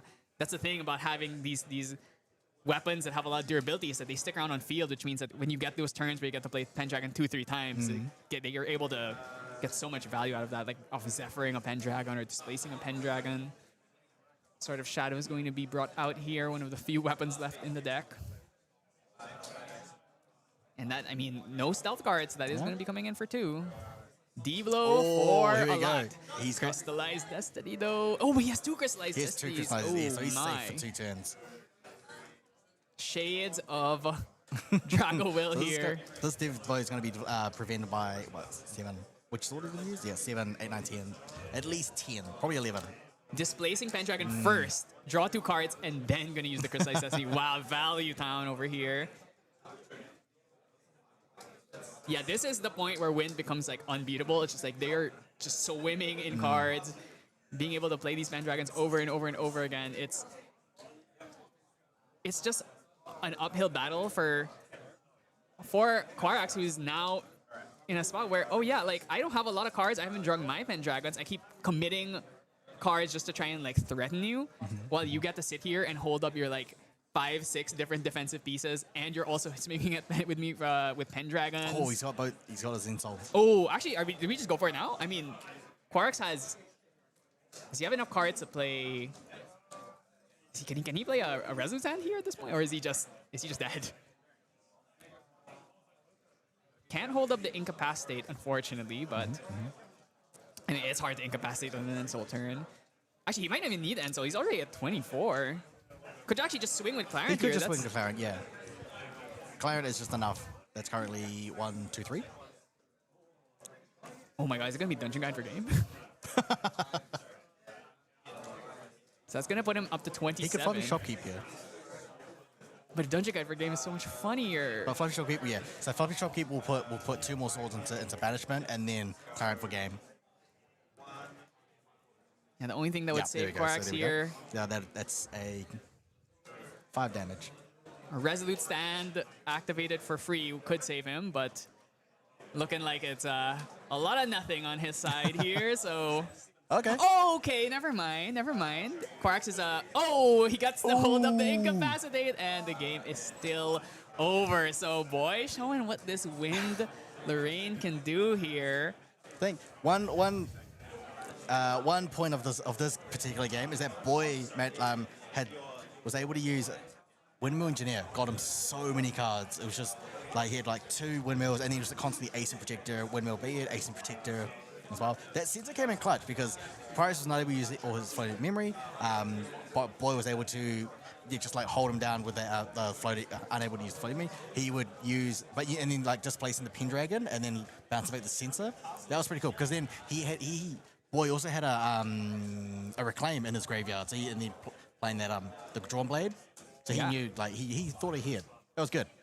Yeah, that's the thing. Is like, as the Wind player, you know you can bring out Sensor, and then just at any point you can Pendragon it back, and then you can start using that for these Regalia in your material deck, like the Drawn Blade. I mean, Drawn Blade is the classic, right? Just because it's a repeatable, reusable +1 from the material deck, as long as you can return it with the Pendragon. So yeah, Boy, with a strong game 2, but let's see, game 3, Quarax gets to go first. Yep. So that's going to be a pretty big deal here, because we saw what happened in game 1, where he went first and he just got to put so much pressure on. So I think that allows Quarax to be able to like level up quicker. At least he'll be 1 turn ahead, so you can go from going first. He can level up to level 1. There's no fear for like a sensor turn. But classic, they might opt for the backup charger kind of like off turn. Yeah, let's just see. So Quarax's gonna go first here. Gonna bring out his Spirit of Fire and his Looking Glass. Can never forget about the Looking Glass. And let's see how good this opening hand is from Quarax. You know, the thing about Crux is sometimes they just open a little bit crummy because they play so many of these Crux cards. Ooh, I don't see a Creative Shock or a Hasty. So we do have the Turbocharge, which means it's probably a backup charger. Yeah. A backup charger off turn, Turbocharge. You want to get you want to use as many of your draw cycle cards as possible. Okay, and we see Windmill Reclaim, or Windmill Ascent rather. We have Windmill Ascent in the opening hand, which is that's a pretty good start for Boy here. Is there an ace? Oh, no. Or is that? Oh yeah, no. There's no ace. I thought the Veiling Breeze looked like an ace to me for some reason. So probably just gonna be Windmill. Windmill pass. You know, it's a classic Windmill with a Fairy Whispers that could potentially draw into a Reclaim. So swing 1 here and just gonna pass it back to Quarax. Gonna backup charger here as we expected into the immediate turbocharge, I imagine. Boy does have quite a lot of cards here, so could have possibly like bluffed an Incapacitate, but gotta bait it out eventually, right? Probably wouldn't incapacitate a turbocharge. I'd just let him get that draw. There are more important cards you can incapacitate. Actually, when you think about it, though, this deck doesn't have a lot of incapacitatable cards because a lot of it's attack cards or allies. So it's like Creative Shock, Cremation. Does he even play Cremation? Yes. Yeah, and then Turbocharge, right? Because like other than that, like he doesn't play Ensoul. I guess you could get Ascension. That's the number one best target. But then a lot of these games we haven't even seen Ascension. You're forced to return a sword. You can incapacitate that, and then he's got no sword. Gonna bring out the Sensor here, even though Corgis has no float. So just expecting the Creative Shock at this point. You know, it's like after you've turbocharged, you've drawn a lot of cards, you probably have found a Creative Shock. Boy, just going to draws a Reclaim after putting out the Sensor. It's a little bit of a feels bad there, but that sensor is going to be sticking on there quite a lot for a long time. Having seen what Crux doesn't take in his list, he's not using Reduce to Ashes, so that sensor is going to be on there for the whole game, or for as long as possible. I'm gonna ship the Reclaim back to the bottom of the deck. Actually, rethinking it. Yeah, so already has one Reclaim in hand. Having another one while the Sensor's out, probably not what he wants. So instead, just gonna add that Veiling Breeze for some more protection. We have the Tempest Downfall. We have another Windmill. We're just gonna play 2 Windmills. Crux has a lot of cards, so he could go for maybe a level up to 1 and then DG to 2, then Flame Sweep. But it is risky playing against Wind. Oh, no, that's too much. There's too much of an influence sink just to go for that line.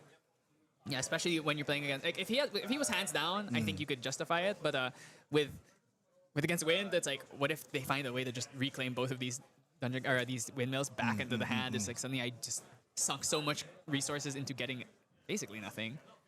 Liminal Guide in the hand, so that is turned off by the Sensor. We do see some float in here. We see the 3 of Hearts. So yeah, I think the Sensor actually was pretty heads up. Mark's taking a long time to think here. Not sure what path he wants to take with this. The thing about having a lot of cards in hand is also means a lot of decisions, right?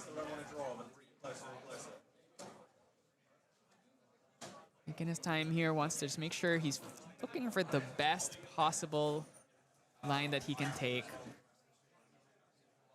Yeah, okay, so we are Dungeon Guided too. I didn't see a Flame Sweep, but maybe it was hidden in the. That's the thing is when you cast a game and they have like 10 cards in hand, it becomes harder and harder to tell what's actually in there. So he's just gonna go for a clear here, but the Reclaim is gonna come out here. So luckily, because of the Sensor, that Reclaim is not afloat, but it's still worth it to just add the Windmill back to hand. Really important to keep these Windmills in play. The thing is that Reclaim is going to stay in the graveyard, and then when he Pendragons the Sensor back, he's going to be use that again. He can reuse that Reclaim for later. Yeah, absolutely. That's the thing, is right. It's like as a Crux deck, you have the potential to remove your own Sensor at some point in the future. Yeah. It's kind of like how Fractal decks sometimes they would like bring out a Sensor, and then when they get float, they'll just fracturize their own Sensor, right? Yeah. So what is the play here? No Dungeon Guide in hand, so can't go like Dungeon Guide to 2, kill kill the opposing Dungeon Guide, then displace it. He's like, boy, he's got so many all his cards. All his cards do something are really useful. He's got so many options. Yeah, but a lot of them are very reactive. Is the main issue. He's got so many options to use them. You could go try and intriguing to go safe with a Wind Engineer. I imagine that's probably gonna be what he does here. Fortunately, just not drawing his Dungeon Guide. Dungeon Guide would actually be crazy here because he can Dungeon Guide to 2, kill his Dungeon Guide, and then displace your own Dungeon Guide and immediately hit 3. Just gonna go for Windmill, draws into, it seems like another green card. And just gonna pass it back. Okay, now luckily Quarks is still not level 3, so we're not at that extreme threatening point, but he's probably gonna go for Clarent here. And if he has a Dungeon Guide, it's gonna be an easy Dungeon Guide to 3 and starts swinging for 4 each turn.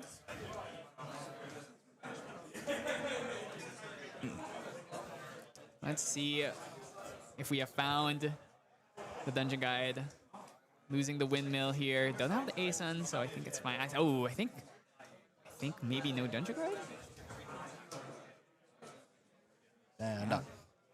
Gotta peek at Quarks' hand here.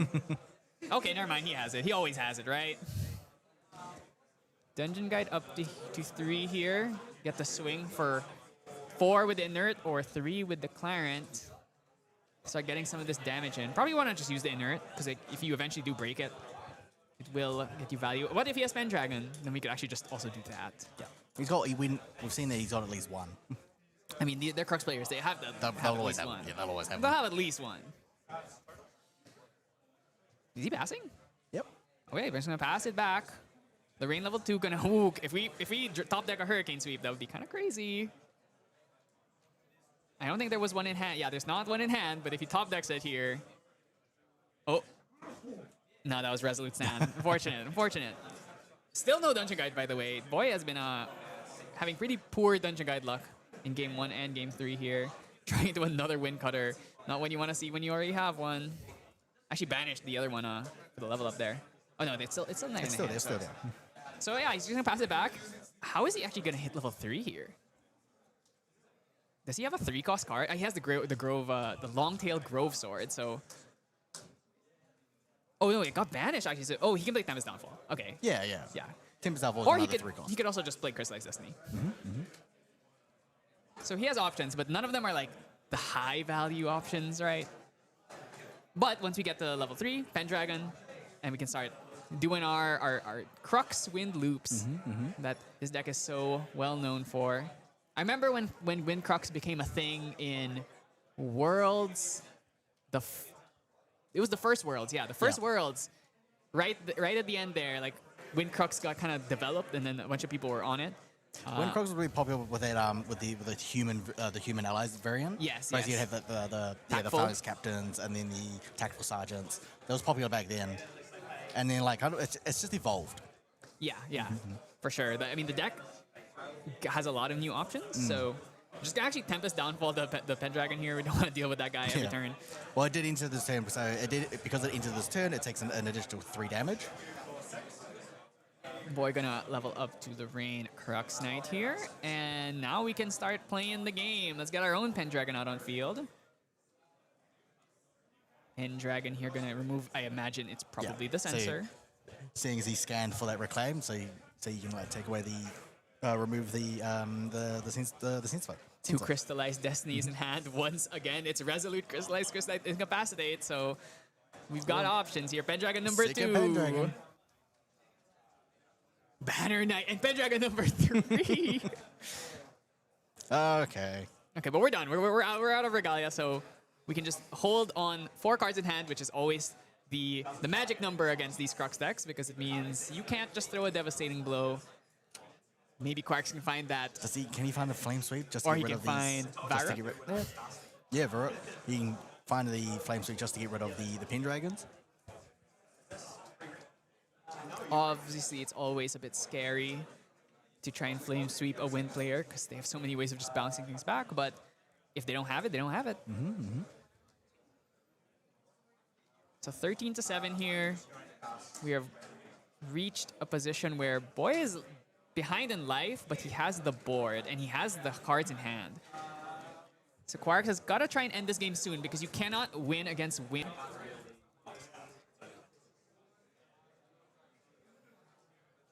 Thinking long and hard about this creative shock here.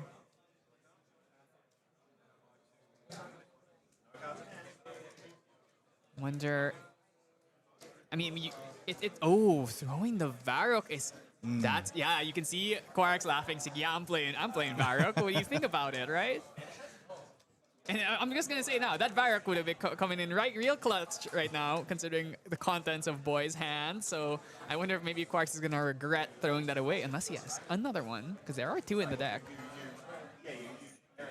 Yes, he does mean, yeah, he does sideboard 2 in. This is gonna be interesting here. There's definitely a lot to think about. Like, because you're being pressured because there are 2 Pendragons on Boy's side of the board. He can clear one of them. Yeah, so you can clear one of them with at least he has enough damage to clear 1. Boy, gonna let this go. Doesn't. Okay. So you get 3 Pendragons, I get 3 Pendragons, right? It's only fair. This is how to play Crux. Just find your Pendragons. That does mean, though, that he needs another ally in order to kill this Pendragon, so might just swing face here unless he draws into like a hasty. This is a pretty dangerous spot to be in for Boy. It's like, it doesn't take a lot for Fire Crux to just kill you out of nowhere, right? One devastating blow for like 10, and this game could be sealed. Only has to find another 15 damage. We do see that Votive Runeblade in Boy's deck. It is So he's up. He's gonna try and kill that second Pendragon. All right, 2 of hearts. 3. 3 of hearts. Are we going to resolute this? No, okay, we're just gonna let it go. No. Does Boy have his End Soul? I don't think he does. It would be pretty crazy right now if he had an End Soul. Maybe try and go for a big kill shot.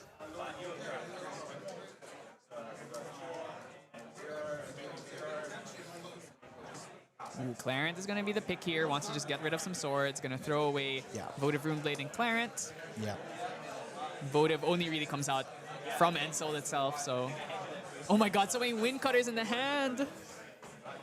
Oh, he does have... Does he have End Soul? Or is... Oh, is No, it he's just counting up. Banner Knight? Maybe Banner Knight plus Pendragon is the line here. I mean, Lorraine right now has 3 broken swords, or two broken swords? Just two broken swords. Just 2 broken swords. So a Wind Cutter would be 4, so could kill 1 Pendragon. Then we could go Banner Knight plus Pendragon kills another Pendragon. Then the 3 of Hearts is the one straggler left. You have 10 minutes left. Then we get the whole Veiling Breeze.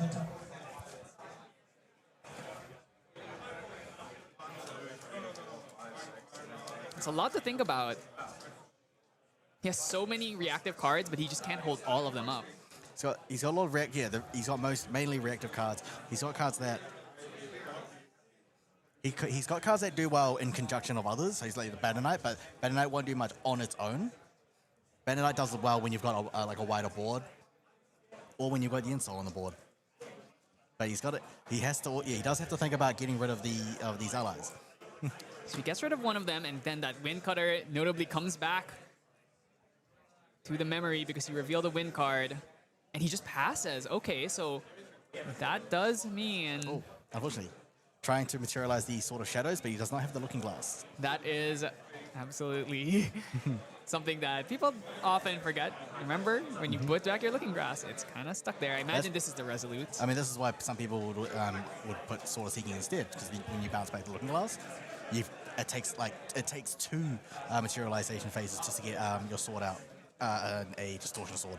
Wow, he actually activated this Resolute using its alternate activation cost, which means he's not going to be drawing next turn. Pretty risky move here. Still going to get in 1 damage. It gets in, 1, 4, yeah. Yeah, I think Boy just really wanted to hold up the Crystallized Destiny here. I'm really surprised he didn't play the Pendragon actually, but I guess at the same time, it is a bit tough because you have to play the Banner Knight in order to get the kill. Here, Drawn Blade going to use that Reclaim. So we're essentially trading that Resolute for the Drawn Blade here. Hurricane Sweep would be crazy, but instead we draw Dungeon Guide after we hit level 3. It's the Grand Archive Classic. I mean, are we going to see the same play? Are we just going to see Wind Cutter kill Pendragon again?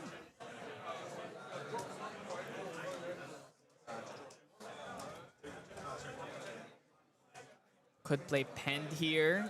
Pend kill the Shield Mate. Yeah, get the pin, and you can just like return the Drawn Blade. Get your 2 draws. Ooh, he doesn't have enough win cards to guarantee. No, he doesn't have. He doesn't have to Wind Cutter this turn. Just thinking about it. What's the correct sequence here? Ooh, Pendragon coming down here. Could also just Banner Knight. This Stalwart Shield Mate is actually kind of annoying for Boy. But let's see if he draws into another Pendragon, or maybe an End Soul. Ascent? Ascent is interesting. Let's see. Yeah, he just unfortunately didn't draw like the right allies at the right time. On this line, you can go Pendragon to the Shield Mate. You can go Clarent. He's got 2 swords, right? Yes. Clarent into, so that's 3. You can go Clarent into another Pendragon. Could also Banner Knight here to give +1 to the sword. Interesting, yes. So we're just going to go for 3 of Hearts here. Crux does have cards in hand, so he can try and do something. We do see the devastating blow in there, so Yeah, unfortunately, yeah. So Boy just has to keep holding. Yeah, Boy has to keep holding up cards for the crystallized destiny. yeah, so always just kind of like being forced to leak value here. Do we Ascent back this Pendragon maybe? Oh, you can. Okay. So Boy's holding up with 8 influence, 8 cards in hand.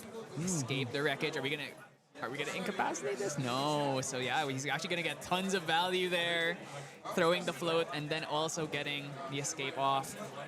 Crux looking really good here in this game. Boy gonna be slowly bleeding out of these defensive cards that he's forced to use every turn.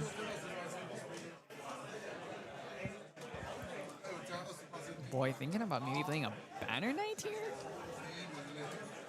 Or is he thinking about reclaiming his Pendragon? Reclaim Pendragon, played again. This is part of why I think Merlin is the one where you go crazy because you have disorienting winds. You can go like Pendragon, disorienting winds over and over again. But here we do have to use cards like Reclaim instead. We could also Ascend the Pendragon and then play another Pendragon. That's what I was thinking as well. That's where you can go like Pendragon into Pendragon into one of the other allies and clear into the same Pendragon and then Ascend, return the Pendragon and then next turn play the Pendragon. Okay, so it's gonna be Reclaim Pendragon. Doesn't want to play the Ascent because it would commit too many cards, wouldn't be able to keep the Crystallized Destiny up. Oh, that's actually interesting because he can return the Claret and then materialize the Claret again because he doesn't have a fucking shopkeep as well. One thing though is he doesn't have Clarent anymore because he used it for the first one. So you have to use you have to like minus a card. Yeah, so you would have to pay for it. It's got the one floating though. Yeah, you can minus that. Wow, yeah, just swinging face here. I mean, he could have played an ally to kill the Pendragon here, but more important to hold up that Crystallized Destiny. I'm gonna bring out Looking Glass here. I'm gonna just chip in an extra 3, or do we try and kill Pen here? Oh, draws into Crux Sight, which means that, oh, guess what? That's Pendragon number 4. Crux has so many cards in hand, it's absolutely crazy. He has so many ways of winning this game. I think Boy really just needs to find like an End Soul to try and close this out.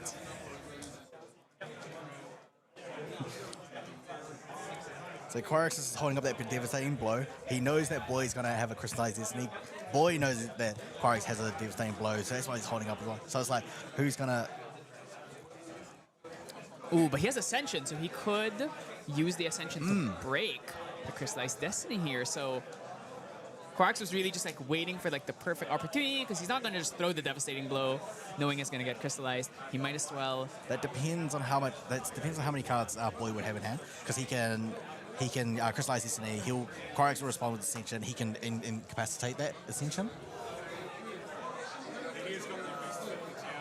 Yeah, this is a pretty rough spot to be in.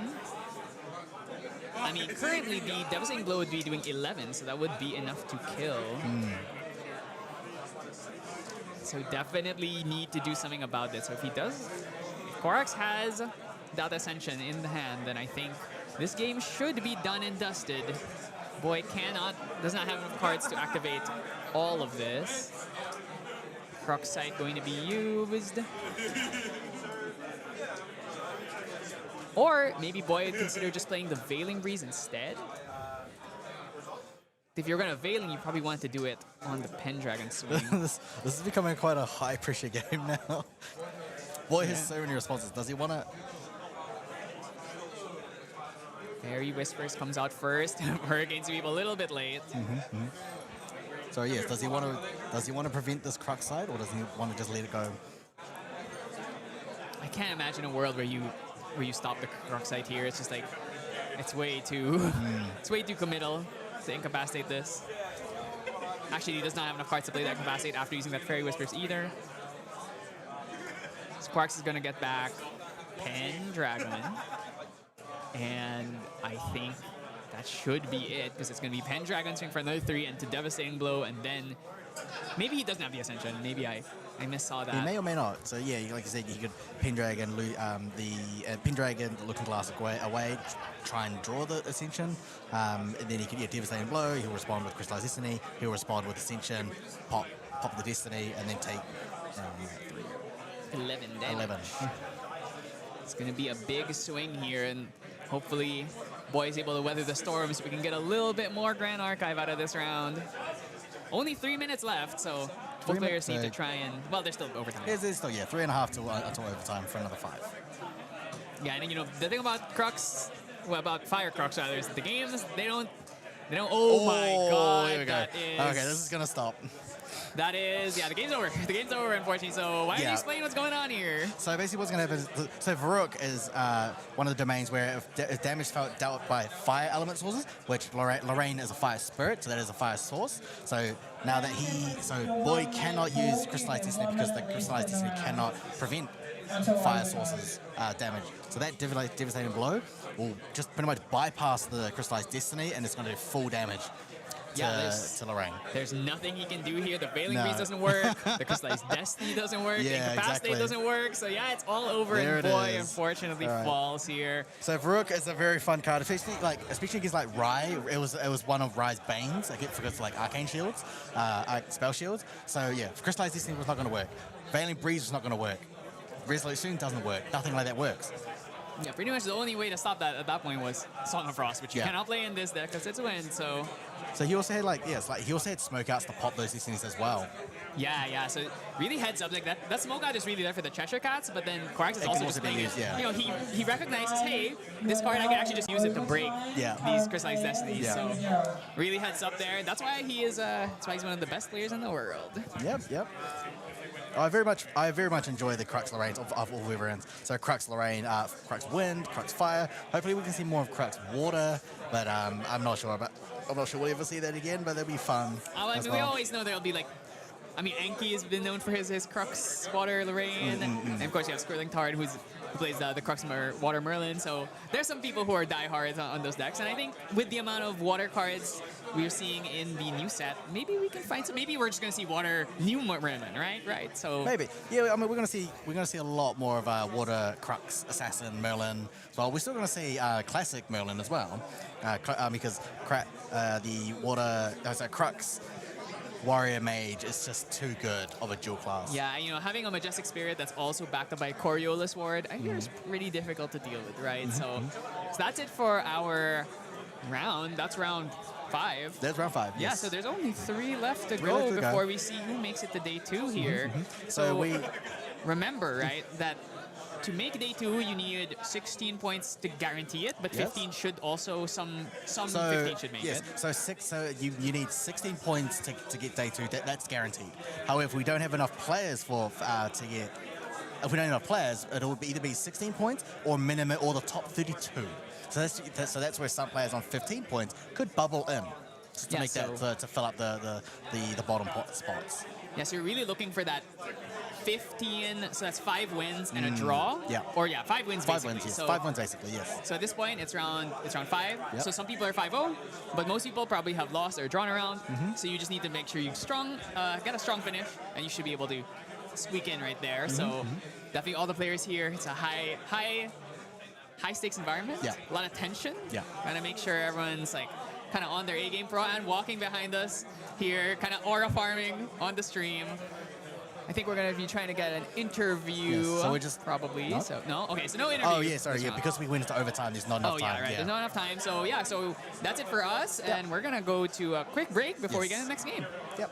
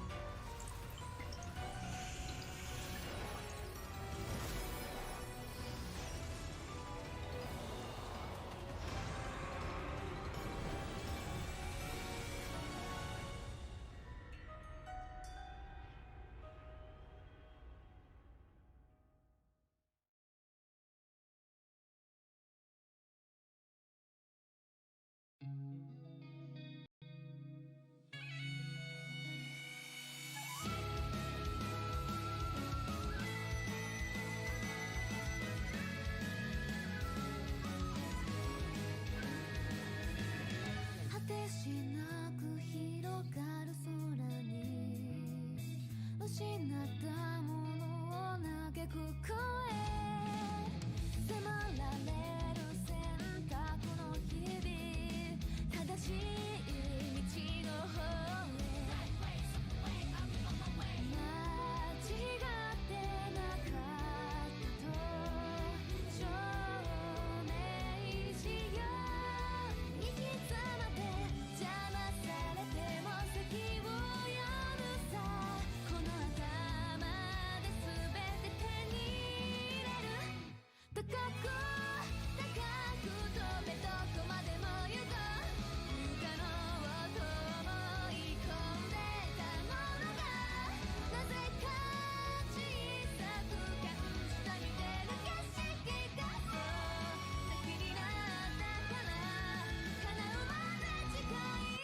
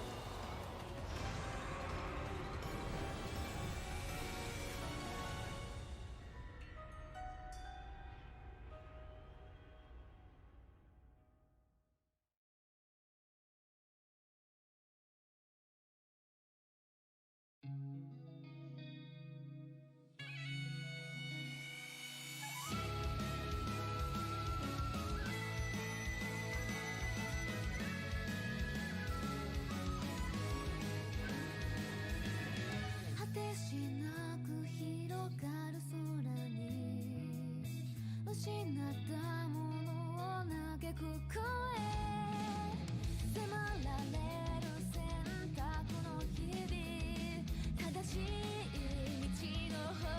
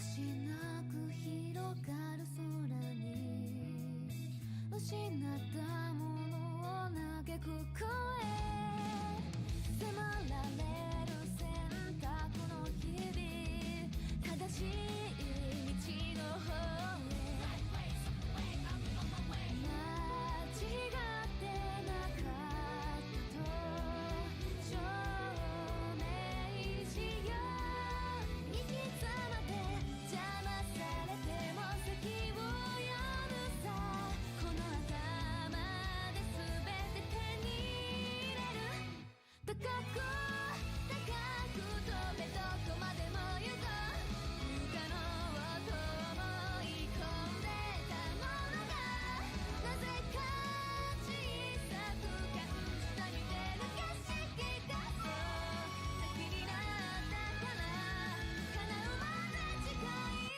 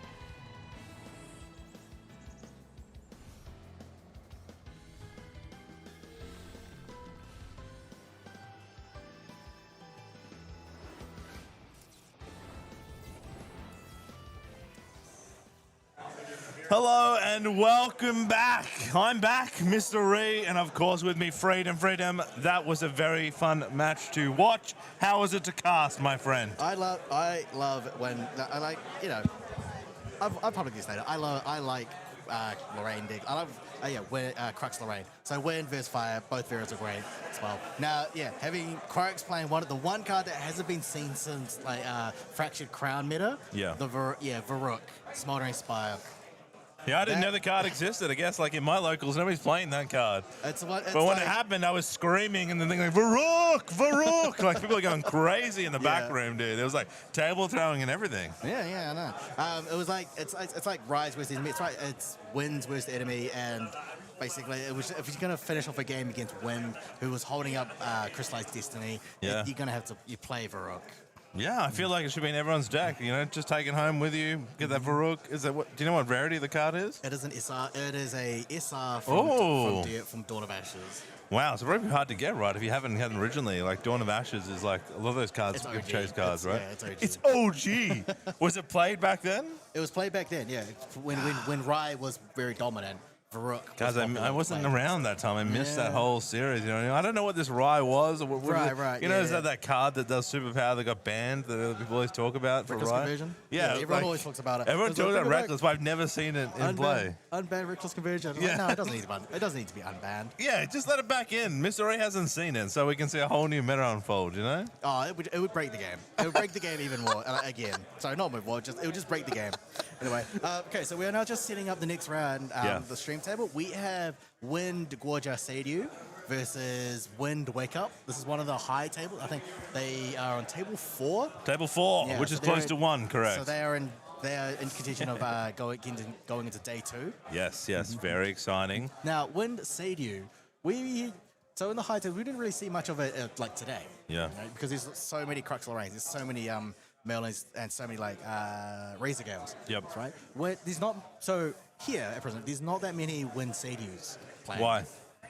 I think Why? it's because like Wind Tristan can just and steering fumes it away. Yeah. People thought something like Nimue. So Nimue Tech has been has kind of been like in the rumor mill. Yeah. So Nimue can kill a Shinju. Yep. Yep. Without any repercussions. Wow. That's from like majors or such as Kong Ming or Yep. Merlin. Okay. As well, and I mean like just people here like more aggro. Yeah, I mean, you get that cool though. I mean, about aggro, right? Isn't it? You can activate the command, and then you get 3 like arcane blast, and you're doing like 11, 22 damage, yeah. right? Like, you're getting more aggro than that, right? We also have the leveling up, the besiegers and the besiege So panda. it can be played as like a turbo dragon. Yeah. So that's like super exciting to see. And of course, the wake up. You know, oh, you didn't kill this turn, this little dude on my my little character here. Well, guess what? My ally is coming back next turn with 21 damage. So it's a great time for the Wind Wake It's Up. gonna be cool. Yeah. So talking about the Wind Wake Up as well, which was pioneered by I think like someone named like Freedom, not me, obviously, not me, but Freedom. There's a player in Southeast Asia, what's her name? Freedom, Yeah. like 0212 or something, and he like dominated. He pretty much won a few like events with him. Yep. And then we had Yamikin who saw that deck. He decided to change it up with being more defensive. Gets top 8 at Taipei. Yeah. Which is great. And then a lot of people saw it, and then they wanted to give it a go as well. So Wind Wake Up here is very popular. So we've got here John Bed. That's I think his Omni name. He's running Wind Wake Up. Cool. Been doing quite well with it. Do you think the Wake Up's going to destroy Seru before he can come down from the skies and be That's summoned?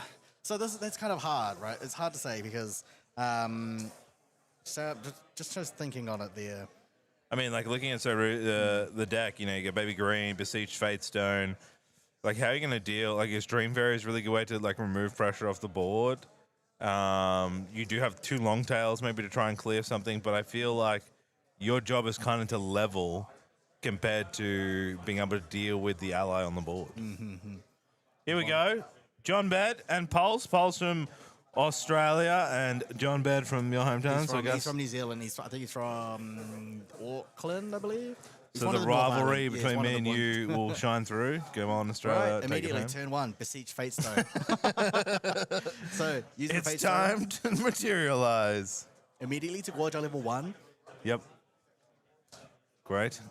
So this also has a cool effect that, of course, if you can do multiple materializers, you can then flip him over for a cost and get that panda out, which is really nice.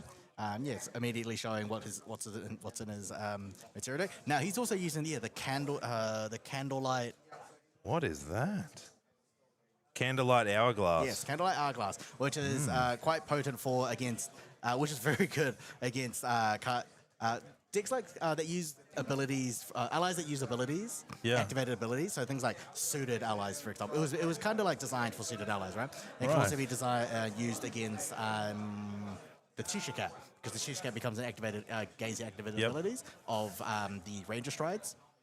Right, so on end you get to draw a card, and then you're on charge. So you could get at the beginning of your activation, gets a charge counter, and then you can trigger to make activated abilities you don't control cost 2 more. Okay, cool. Yep. So on the turn that it's materialized, it gets on that same turn. Yeah. Right. On the following recollection, it's going to get charge 1. Yeah, and then, nice. And then the next turn, charge 2, and then it immediately starts working as a static effect. All right, John's had a read of that. He's a bit sad, thinking, damn, this card exists. Looks like he's drawing to his 7 cards. Looking here, hopefully to get one of those allies onto the field so he can distance it next turn and then swing for 18. So hopefully trying to get out some sort of either Libe or Purse. A draw to stamina could be good here. Be good. So the hourglass is going to be good for against not like good. It would just kind of like kind of annoy John in this. So Cheshire has to pay 2 to activate Cheshire's ability. Abilities were so Cheshire Cat, Purse. The Mad Hatter has been put down. Here we go. On a banish a card at random from deck if you do materials of Ranger card. So this is the high roll or low roll? It is a high roll card. So if he banishes, so he's got a 1 in 11, no 1 in 10 chance To get rid of something Ranger you- boots. Oh! Terrafang. He's okay with Terrafang. Yeah, that's not too bad. Because then you can materialize the Ranger boots. Yep, and there they are. Oh, does they strides? Boots. Very strong. Oh, the Very strides. Yes, the Ranger strides. strides, boots, shoes of great damage. So give that target against plus range 4 to the end of turn. So we have some big damage coming out here now. Good opener. How is Pulse going to deal with this Mad Hatter? So this Mad Hatter, which is a 1/3 and has ranged 3. Yeah. Bob. So Mad Hatter can enable a lot of like turn 2, 3 kills very quickly. So yeah, if you materialize, activate Mad Hatter, banish a random Regalia, and then if you're able to get the Ranger strides, it really opens up. Make Mad Hatter distant. Yep. Right. So now it'll be doing 4 damage on its own. Yep. And then use Ranger strides to go up to 8, and then you can wake it back up, do another 8, so that's 16. So it just guarantees a kill. Right. But because he kind of went second, he's got to be he's got to be a little bit more cautious here because now that Pulse has cards. Well, he's got 2 in hand, isn't it? I think really that's 2. Yeah, I believe so. Okay, so he may not be able to respond on that one. GCR. Okay, going for the more influence draw here.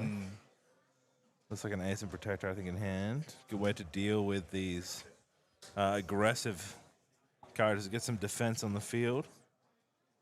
Looks like a bit of a Harness Lightning maybe in there as well. Maybe a Dream Fairy.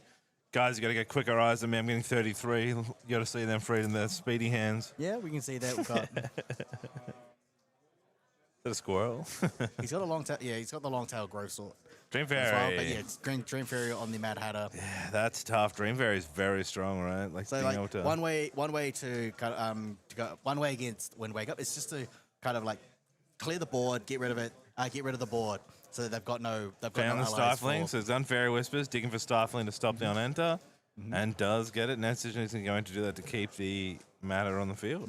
One thing, so Wind Wake Up is really good at a lot of interaction to kind of to defend the allies that they've got on board. So that all they just need one ally on board, and then boom, they could one shot you.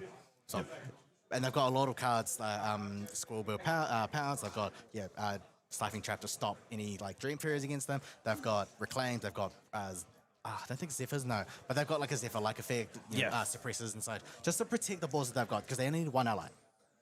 Just need one ally, one king, one draw them all. Stifling Trap Stifling Trap on the Dream Fairy so that the Mad Hatter could stay on the board and then do big damage.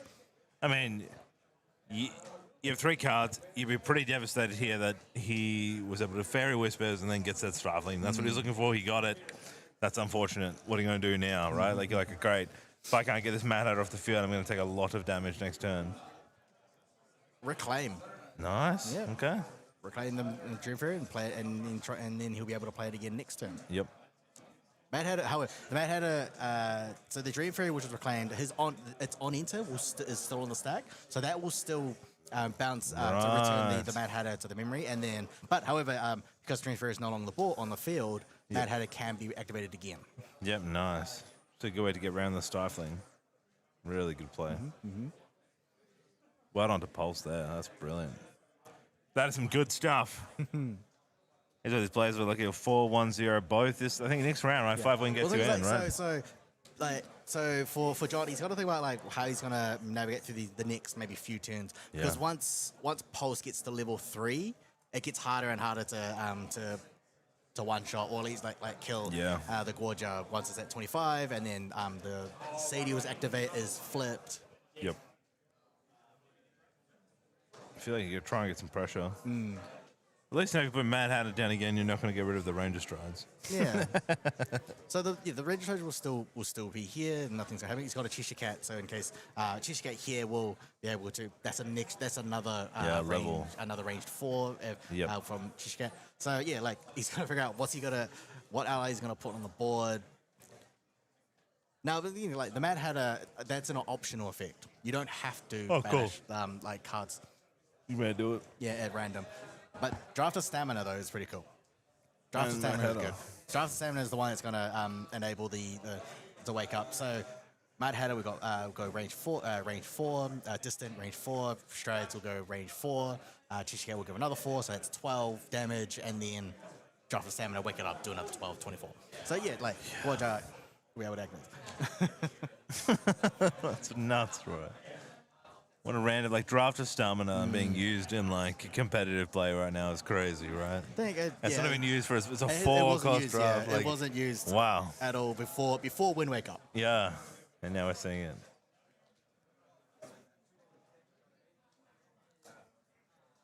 Decisions here. You're talking about trying to get level 3, going to level 2, trying to get. We haven't had much counters. Like we're at 2 counters right now. Still a while away till summoning the dragon. So it's like I need to work out how I'm going to get to that pressure level 3, get my dragon out, and also not die from the 24 hit that you're talking about.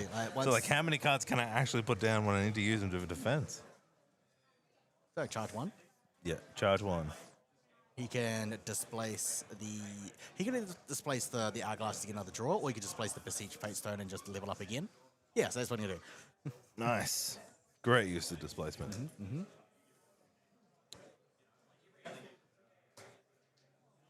So at the end of the turn, he's gonna that Beseech Fate Stone will come back in and then materialize another a card from the material deck.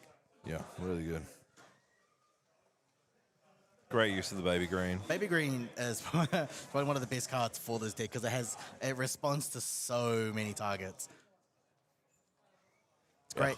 It's great for Shadow's Twin. Did you say bring back slimes? You're right. You're right, Freedom. Bring back slimes. Hey man, you got it. Remember, we've got slimes here. We've got a slimes player here. Oh, it's our mouse soldier. A wonderful, there we go. cutely designed card here.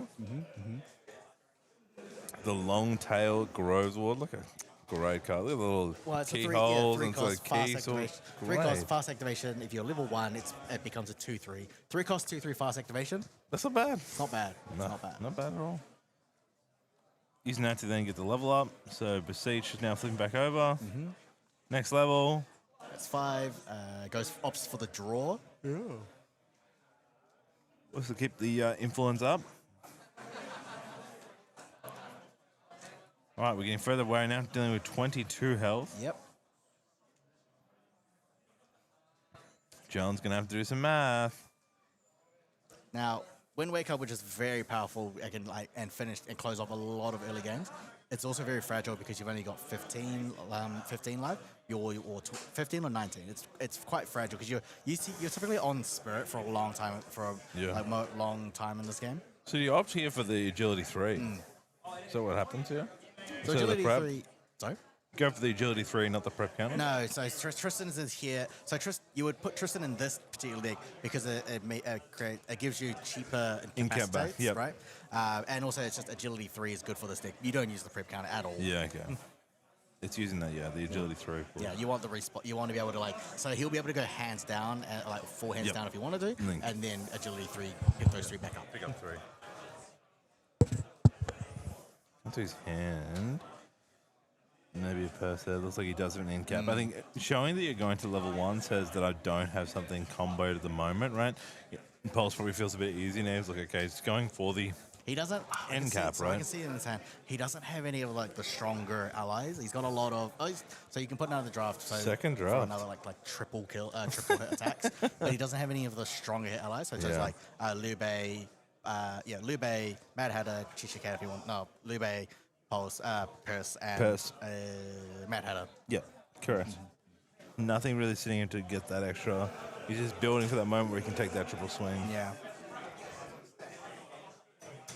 Pass over to Pulse now, deciding either to go level up. I don't know if he has anything in the material they can bring out.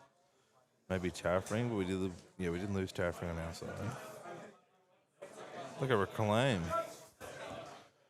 Yeah, so he's going to reclaim, and then you can fast activate back on the board, and then bounce Siege Face Stone. And at the end of this is at John's main phase. So once main phase finishes, it goes to the end of the start of the end step. At the start of the end step, the Siege Face Stone comes back. That's so good. Oh, sorry, this is not even that. Yeah, so he's doing all that. That's so good. What a great way to get your levels up. It gets him to 10 quest counters, so he's able to flip Sadie whenever he wants. So if John is going to do his big OTK attack, that Sadie can flip and become a taunt target. True. That's very hard now for Yeah. him to get through, right? I didn't even think about that. Such a strong position from Pulse. And we've like got it came here- from that stifling and using the Dream Fairy Reclaim interaction was huge for that, you know. The Reliquary come out here, which is just a really good way to just maintain your influence and giving you that draw. Yeah. You know, builds really nicely into this deck. It's the incandescent reliquary is really good for Sadie because like you would it's because it's turbo deck you'll go down in influence if you want to, and then you can play the reliquary. You'll regain that influence back. You're gonna be lower than your opponent. Okay. Here we go. We've got allies now just doing chip damage. Man, you're in a really nice spot. I think Pulse is looking too good here. I said now you got this taunt to worry about. You haven't really turned like part of the win wake up is that chance to get out and catch them out early. Now we get into that late game. I think it's very hard. I don't think I'd love to see how John takes this. He might just go next game. Like I mean, yeah. So you could play this. You could play smart. You could like do the smart thing and just scoop the next game. If you can clearly see that you don't have a way out of this, and it's just gonna you're trying to it's gonna drag on. You're just like looking for that win con. I mean, you could do that and like or you could just scoop now and go to the next game. Like I think it's going to be because you got very a lot- hard, right? Like, You've still got 45 minutes. It could, but I'm not in there. You know, I'm not in this seat. So yeah, we're just commentators. But like looking at the board right now, like you get an ally down. Is it going to last to enough that I can do a combo? Can I combo 3 times with draft to make it happen? Yeah. Like. So John has decided is going to build up influence because that candlelight. Yeah. So this candlelight is actually it's messing with his hand math, right? Yeah. So a lot of the cards in your hand, you do if you've got exactly enough cards to do your full combo. Yep. Yeah, that'll do. But that candlelight is kind of will be annoying for Cheshire Cat. Yeah. But the only way to get rid of those things with activations is get them to activate it, right? Like you just need them to. Sometimes you just got to make the play so you can get to the next play. So he's got you only need like 8 in hand. Yeah. So 8 in hand, you could spend 3 to play the Cheshire Cat. Then you spend 3 again to play to do like a second wind or something, right? But he won't need second wind because you've got 2 draft of stamina. Bad had to swing for 1 at face. Just a little chip damage, just a little hollow. How you going? Pulse says thanks. No worries. I don't mind about 1 damage. I'm chilling. My dragon's building. I'm ready. All right. Terraframe. If he gets close to doing any big damage, you can pop the Terraframe to again ruin that influence you're talking about. He's got. I can see in his hand. He's got 2 Sadio's Command. It's going to be quite. So Sadio's Command is one of those cards where the on attack triggers will trigger 3 times, and then bam, you're going to get hit with an Arcane Blast. Have we seen any Arcane Blast or any? Not yet. Sorry, Sadie any hasn't into been the flat, Grow to our banishment? He has 1. Here's one. So we got Sadio Azure Dragon being flipped. Hey, there's your Dragon Rises. All right. Dragon. He's going to in start of regulation. He's going to use the Sadio's Command. He's going to get incapped. Incandescent. So now the Incandescent Reliquary will let him draw a card. Oh, he's already drawn a card. Swinging 1. Yep. He has it.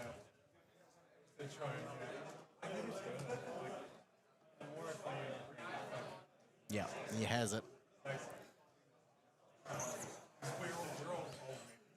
That's what they're using efficiency level. Yeah, so that basically using the Sadio's Command. So Sadio will do 4 damage base. Yeah. And then those on attack triggers will will trigger 3 times. So one of them will be put 1 Arcane Blast into the banishment. Can he get incapped? No, he had 2. So the one pre-recollection was two, incapped. I missed that. So one pre-recollection was pre-recollection that was incapped. Then in the combat phase, he had another I'm one. shook right now. Yeah. That is so quick. So Arcane Blast and then Empower Arcane Blast. Jeez. That is. Yeah, but that was hard for John though because he didn't have as many. He didn't have all the stronger allies. He had a lot of like Wind Engineers. So if he wanted to build influence, but like in this kind of deck, he wanted to end it. You have to try and end it quickly. The right? pivotal point there from Pulse was that moment where he did for the Stifling. The Stifling was going to stop him from save his ally, and then Pulse used the rare interaction of the stack to reclaim, which then still put through the interaction of the on-enter, and therefore giving him the victory in the long run. Great play. Okay. Now, just having a quick peek at the having a quick peek at the sideboards. Yeah. You could put something like Veiling. Well, no. So Pulse in this case could put things like Veiling Breezes, and just a bit more Veiling Breezes just to help mitigate some of the damage. Wow. His other cards probably not as helpful here. Things like John Beard. He might be going like one Stifling. Bring that in. You're in your Scatter. We're on Dream Fairy. Yeah. These kind of like small changes though. Yeah, correct. Because so the deck at current, like the deck is already equipped for like all answers, for all problems, right? So minor additions. I mean, things are important there too for Pulse. Like he was able to beseech Fate Stone turn 1 and then flicker it twice to just get his 3 levels while maintaining influence. That's so powerful. That combination of Right. suppression from the baby green. So we're gonna have John Beard, who I know that is gonna opt for first because as Wind Wake Up, you want quick wins. So No, now- shock horror. So Wind Wake Up is very potent when it's going first. Yep. Because it can and it very easily enables the turn 2 kills. If he draws well. Yep. Well, let's hope he draws well so we can get a game 3. It was your second game 3 before, wasn't it? Yeah. Yeah, see, it's a great day. Great day to be sitting at home watching Grand Archive. I'm Mr. E, and this is Freedom, and this is game 2 of round 6. Both these players have just need one more win, and they're in tomorrow's match, so it's super exciting. They've done a great play so far, and Pulse has taken game 1.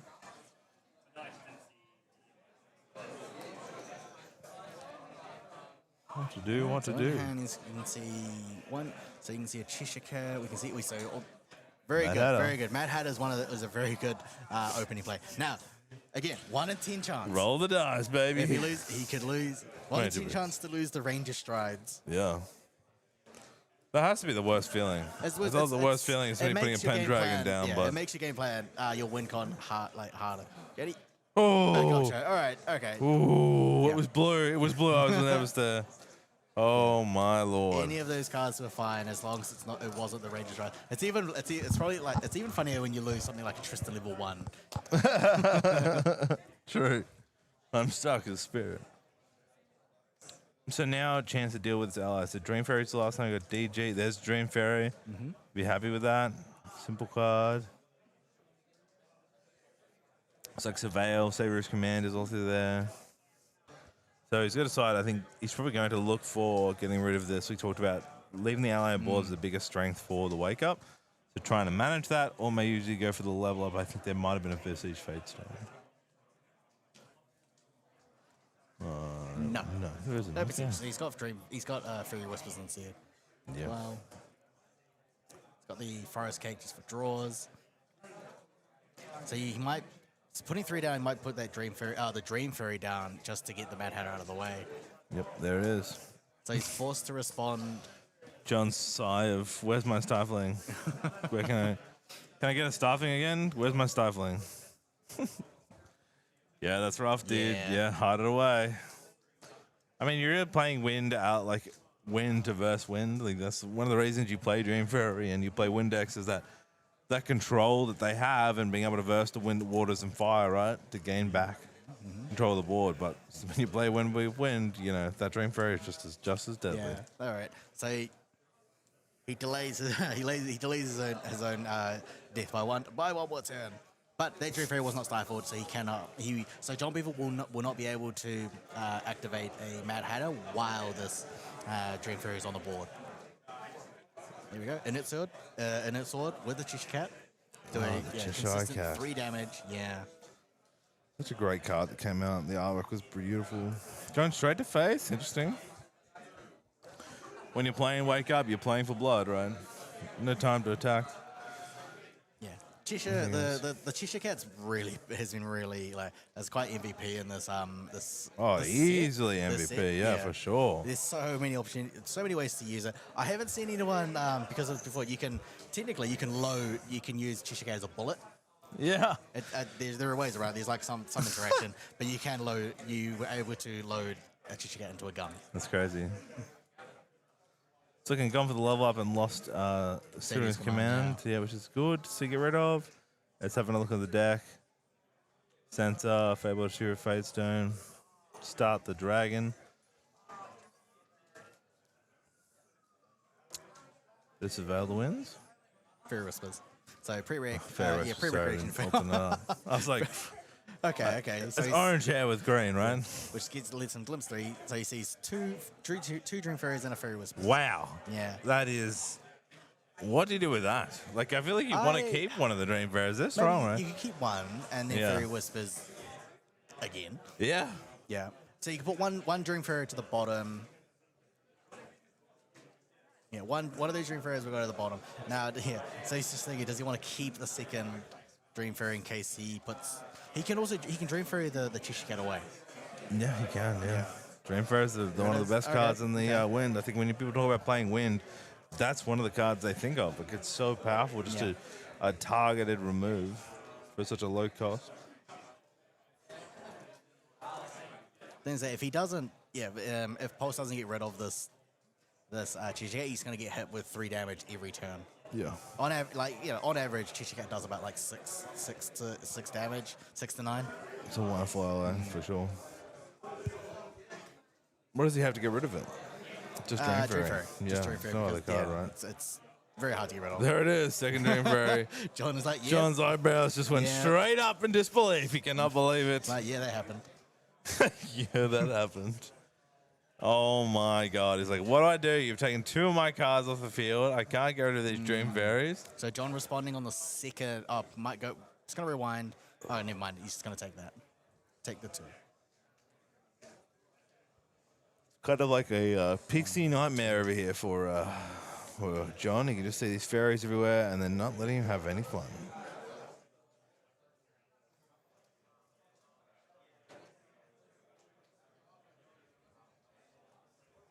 Still looking what to materialize. Tariff ring? No, he didn't. No.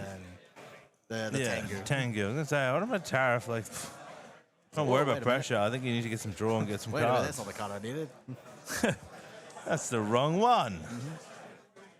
I wanted a Tengu, whatever So that is. We've seen. So now, since MRC, we've seen backup charger. Now we've seen Tengu. Potential Tengu. I like that we're seeing a lot more like backup charger regalia cards. Yeah. Because backup charger was so hard to get to acquire back in MRC first. No, I think it's totally a good card, and I think that having more is always fun. There's our purse. Very valuable card with suppression mechanics, so we can suppress the target ally or iron weapon, activate its ability if it's distant. Super useful, 1/3, range 2. I'll be able to go down with another ally though. Burst is really good because it can suppress itself. All right. So if Pulse attempts to Dream Fairy the person can become John can make Purse distant and then suppress itself, Right. which will nullify the on enter of the 3rd Dream Fairy. Yeah, that's sick. Yako's command being banished. Candlelight Hourglass again. This card just like sneaking its way in here. This card, giving that chance for stopping abilities, and it's underutilized, right? Like John hasn't played around. He's very unsure of how the card works, and that can be a little edge you need to win these games. It's good specifically against Wind Wake Up again for Purse. Purse's rest ability will now cost 2 more. Cost 2 to activate. Stifling Trap. Going into hand. Nice. Can stop those on enters. There we go. Did the on charge counter 1. So easy too. 2 counters is like nothing for that value, and you get an on-enter draw, right? That's not a bad card. I definitely say it's underutilized in the event. Oh, the Dream Fairies are coming in. Yep. Hey-ya! Dream Fairies are now done a collective total damage of 5 chip damage. Now that chip is really annoying. John's going for a healthy walk down the street and just gets jumped by a bunch of these Dream Fairies that are coming to get you. What card was that the false played down there?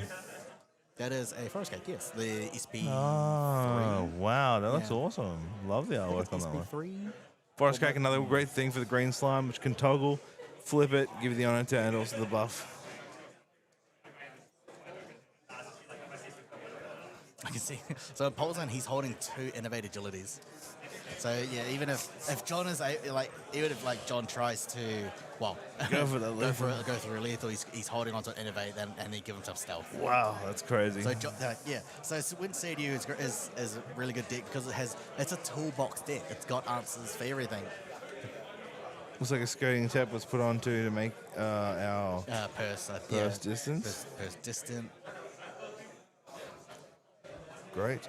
Put the token down, make it easy to see. Now go for a big swing. So John said revealed an arrow trap and I think ranged pathfinder. Yeah, one of the ranger allies. Yep.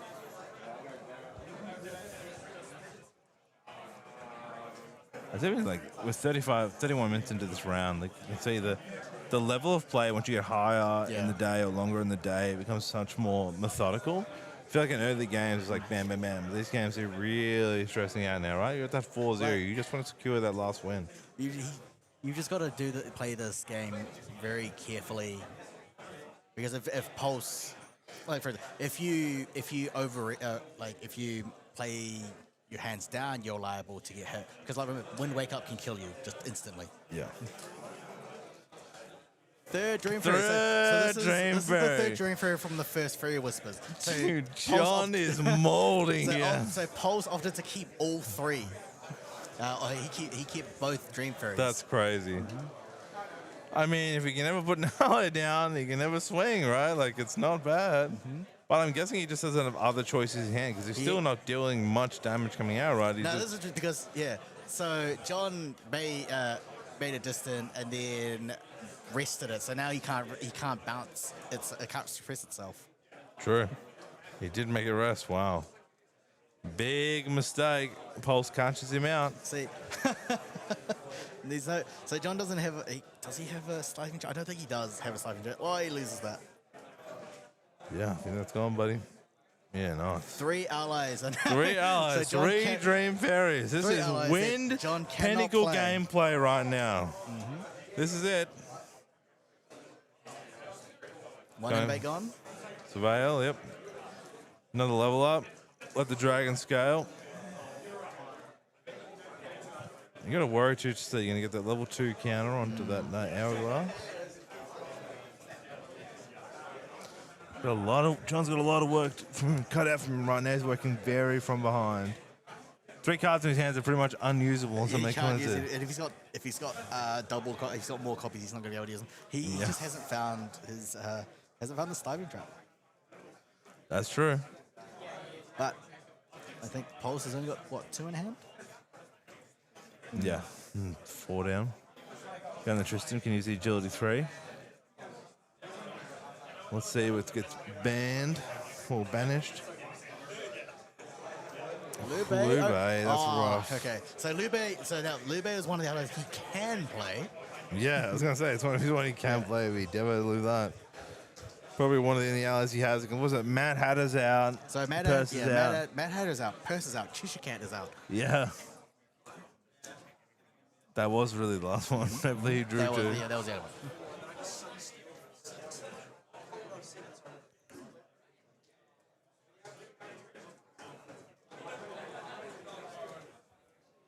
It's the concealed marksman. Yeah, sorry, it is. The I'm concealed marksman. going for stifling, giving it range 4, so it's now a distance at 5.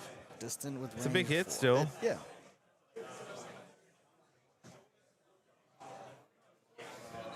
Ranger boots going to 9 damage. Yeah. Wow, that's a big hit. He has, yes, he does. He's got the. Yeah, there we go. What just happened, man? So unfortunately, because all that Dream Fairies for nothing. Because Pulse went full, went Oh hands my. down. Like I said, Pulse went hands down, trying to get rid of as many allies. That opens up John. Like I said, you can just die instantly. That's absolutely. Yeah. What is game 2? Like he just felt like Pulse was in the seat. He was driving. He said, "You can't use this ally. You can't use this ally. You can't use this ally." And then John's like, I've got one more ally, and here it is, and he's gonna swing, and see you later. Playing that Dream So yeah, he could have held up the Dream Fairy and hold and keep the Innovative Agility, but because John Witt has gone to level 1, he had enough to. No, he played the Conceal Marker, but also he's able to use like incapacitates. But like he saw it. Pulse only had 2 in hand. He's like, yeah, if you've got the Veiling Breeze, I'm just gonna do it. Yeah, he sent it, and he just sent it so cleanly, and he took the win. That's so well from John. It's a great game too. So now we're 1 apiece. We're moving on to game 3. That's crazy. I'd love to see the chat right now because I was like, well, John's in a tough spot. And then he was, that you let one thing swing, and that was, just a range of strides, adding 4 more to an ally that's already so hard. 8, like you said, 8, 16, 24, like he just builds. It's really gross. Is that better than Storm Slime? Like, come on, guys. Like, Storm Slime will kill you. You'll see Storm Slime coming, and it'll kill you, right? But with Wind Wake Up, if you play it too recklessly, you're gonna you will lose very quickly as well. So this time, Pulse will go first. And that's a good choice. I mean, we didn't see any besieged fates in this time. We didn't get the level up. I think we were playing to the fact that he was playing the Dream Fairies because he couldn't play stuff that gave him the level. Yeah. Not really what he's trying to do. It wasn't a control deck. His really goal is to get the dragon down, right? Forest Gate, good choice. So keeping influence and get the dragon. Yep, good opener. Solid. Forest Gate, draw. I want that Maybe- Forest Gate. maybe- That's like and then, great design. Maybe just pass. Maybe just pass. Suppose that 5 cards in hand still. Yep. I mean, what other play do you make, right? You're just, like I said. You could just use the green slime and bounce the Forest Cake. Yeah. Forest Cake and do that. True. It's another draw. Yeah, just send it. This comes back to that level 1 interaction stuff we were talking about for the new rules. Around at this point you could just send the cards, who cares? But once the other team can play cards and be able to stop and interact with.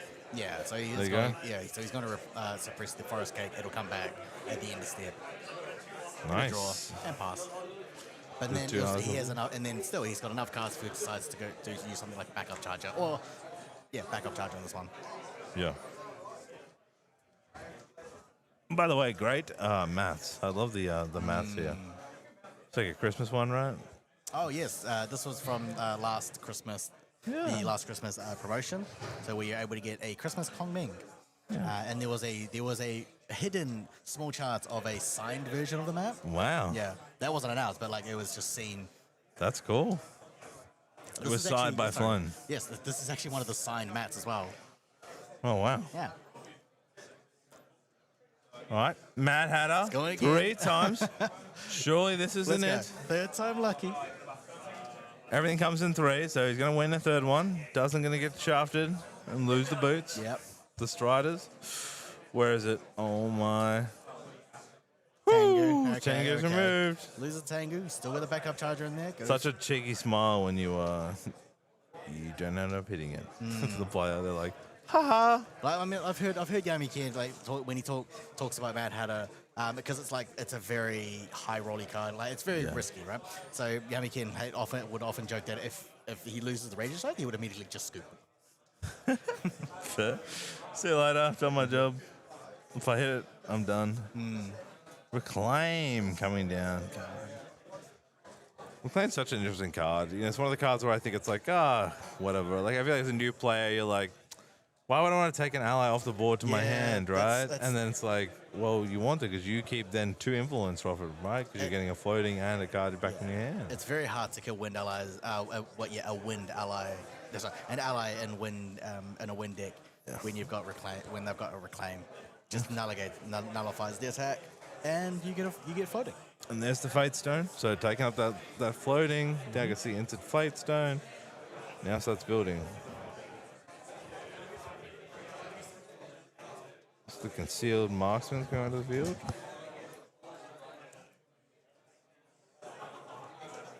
No, No. I think they're backtracking steps there.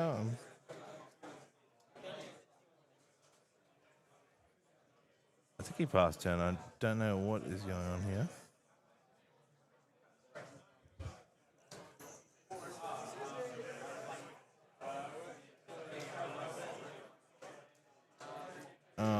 Was it the weighing for paying for the Ranger boots? Did you not pay for the boots? Because they are one cost, correct? Well, so he played the 3 for the Mad Hatter. Right, but so Mad that- Hatter and then, removes yeah, the the Mad cost, Hatter banished the card. And then he materialized the Ranger Strides, and Yeah. and I think he paid with the Ranger Strides. Paid for the Ranger Strides with the Concealed Marksman. Yeah. Yeah. Dream Fairy. Didn't have you last time, but still a good strategy. Stifling though this time coming up for John. John says, nope, I'm keeping this. All right, so he's gonna respond with the Fairy Whispers and see if he find something like a Reclaim. Well, if you did it again with that reclaim from first game, I'd be pretty mad. Yep. Either Reclaim or a Displace. Yeah.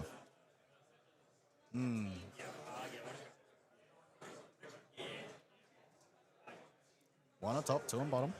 Just a Windmill. windmill. All right, so yeah, he will lose that Dream Fairy. Yeah, didn't hit what he needed. See you later, Dream Fairy. This is the Mad Hatter house. So 3 cards in hand now for Pulse. Probably looking for a pass now. There's some danger territory. Only 15. Let's harness. Okay, instead banish the card, get a quest counter, draw a card. I mean, yeah. I've got a Veiling or something here. This could be lethal. Can you use 16 in one turn? Potentially. Got Ranger on the field. Got your Yeah. Mad Hatter. Well, if John can And make step it, distance. if John can make the Mad Hatter, distant. So distant, there'll be 4. Then range tries 8, and then wake up 16. Wake up. Well, actually, it may. We now have level 1. I missed the Gojo I'm not level sure. I one. don't think it's not OTK because Gorja is at 19. Yep. 19 life. Inert Sword. All right, so so we're going to see something like this. Inert Sword, Cheshire Cat. Yeah, Cheshire Cat. Great way to do a bit of tick damage. Can't be removed. Then can duplicate the Ranger boots. It's deadly. It's absolutely deadly. I can see a person hand, a Crux sight.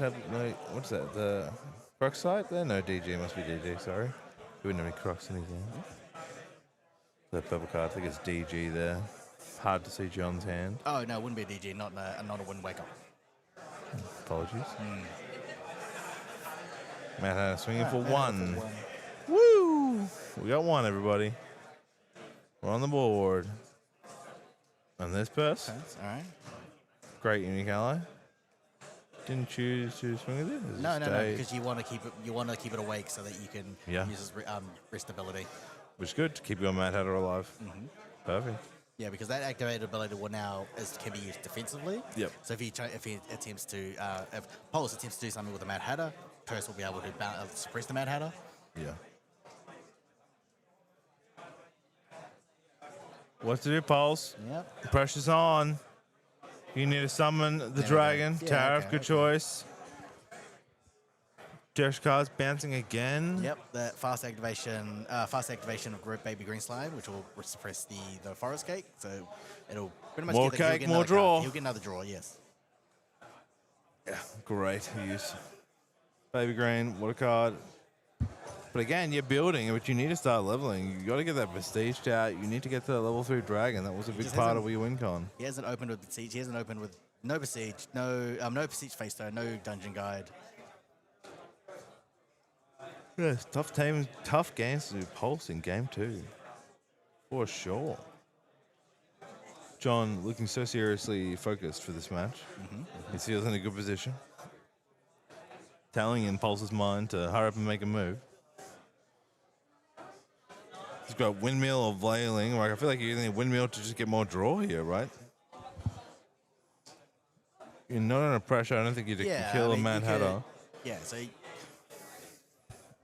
Get can an activate ace a then, Windmill. or- Yeah, get the Windmill Engineer and just get a draw and get another draw. But instead, Yeah, 2-phase down. Uh-oh. That doesn't look like a Windmill setup. Kind of need these taunts in this deck. I don't know if you you get to can bring do out the Windmill. We Ascent might or... go for the Brisk Wind Trotter. Yeah, 2-3. Yeah, with Brisk Wind Trotter, well, Wow. yep. Brisk Wind Trotter. That'll put a buff counter on the Baby Green Slime. Yep. And that can clear one of these 2 allies. Yep. I think you have to go for Purse, right? Otherwise, it's just going to be suppressed anyway.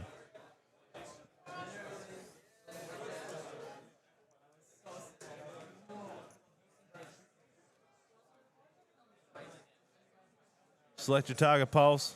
What are you going for? Purse? Yep. And then going to retaliate on the Wind Trotter. Ah, yes.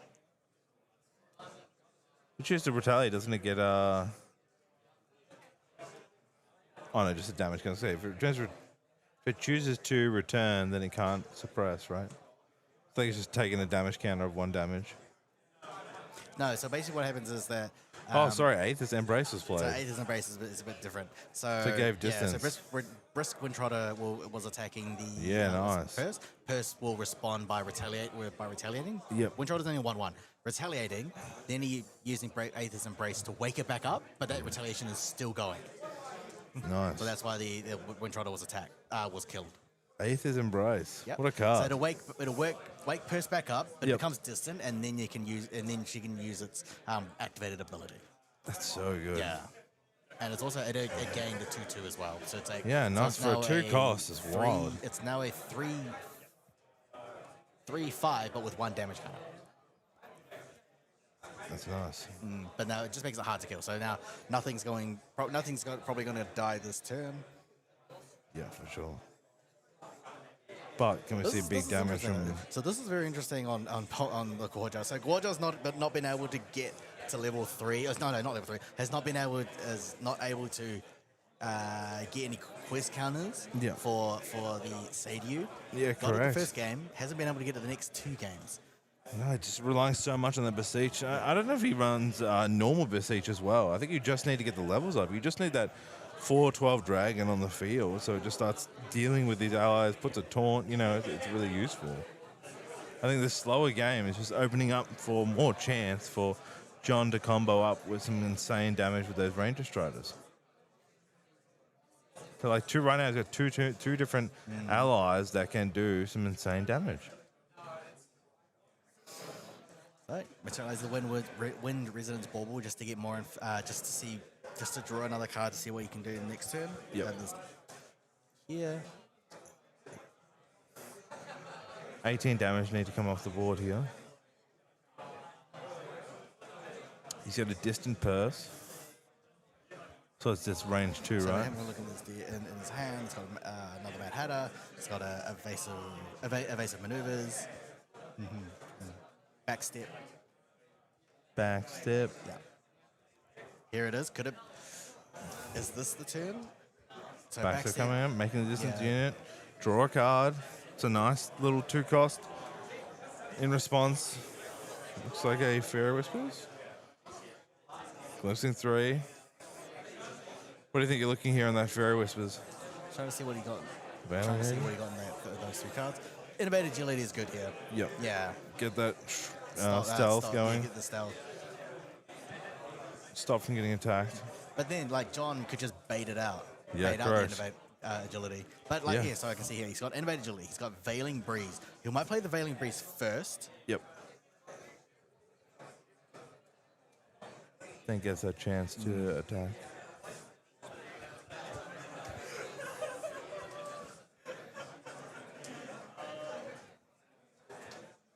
I love the little tokens they have now for the boards. They're really cool. People put a lot of effort to make them. Yeah, or the these Grand Archive these middle tokens. They'd be really cool. A lot of people like to collect them, try to get what they want, what they need. And just a reminder as well for the of you that have VIP, there is pizza in the VIP room, and there will be more pizza out every half an hour. So please go and help yourself if you have finished your games. To some of that pizza that's in there. Thank you. So it looks like a Reclaim has come down on the Baby Reclaim Green. to return the Baby Green, yes, I believe. on the Baby Green. Keep it back. Get that floating memory in. Also keep your Baby Green up. You can then replay it, then tap another Frost Cake to get that draw. It's like an infinite draw situation, right? The green, Baby Green, just adding really nice little combos like that. Keeps you in the situation of just keep generating influence, right? And then if you get that mixed up with the Grand Crusader Ring, you're getting that double influence each turn and without little cost.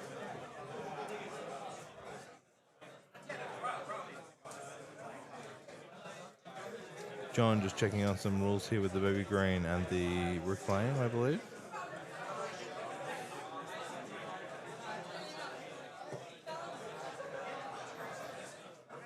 Pain cards down. Ah, interesting. Nice. What was that? So basically what happened is he attacking the baby green slime, he Pulse attempted to reclaim and bounce it back. That's where John had to check, was just checking a ruling. So Coronation Ceremony targeted the baby green slime, which means the baby green slime had gained Spell Shroud, which means Reclaim was a spell and was not able to. Wow, that's a lovely interaction. Was not able to return the baby green. So Yeah, nice. Reclaim goes to like he gains a floating memory, but he lost the baby green slime. Yeah, good play. Loved it. And because John has a unique ally, has 2 unique allies, it costs 2 less. There we go. That's crazy having 2 unique allies. You don't even know it, right? Like just Mad Hatter and Purse. What do you need? The Oath to Sakura next, and then go back to a Wind Ally deck. Come on, guys. That would just surprise the viewer. The best moment in time when that pops off finally, when you can finally get 3 unique allies and get to swing. The dreams are made of. All right. What to do, Pulse? You're on the ropes here. I'm thinking of some big plays, and you draw good when you get that level up. You've got that Stealth Shroud, which is good to keep you in. So maybe you can go for some Influence for still a couple more turns. You're not in lethal range.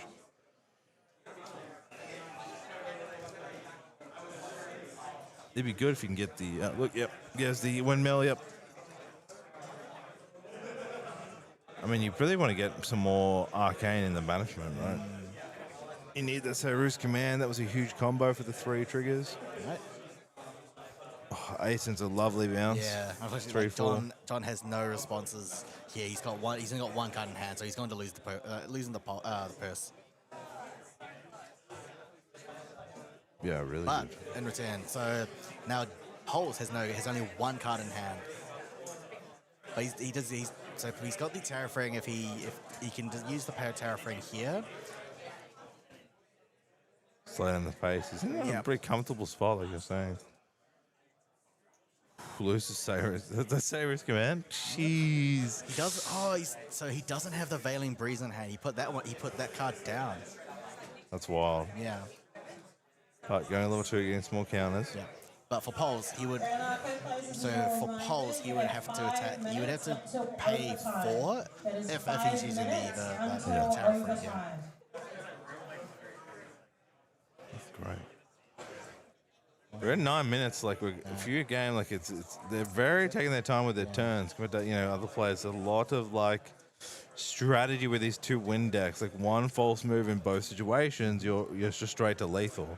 Like these decks always have the turn to kill, and it's very obvious, and you have to hold and be respectful for those different movements. You've got an allies that can swing for 3 times just with 1 card for 18, and you got this dragon that can just get 1 combination and do some crazy damage. So, John Bedford going to level 1 Tristan and banishing the Drafter Stamina. That's rough. You need that wake up. But Tristan came out getting the agility 3, not choosing for the prep counter.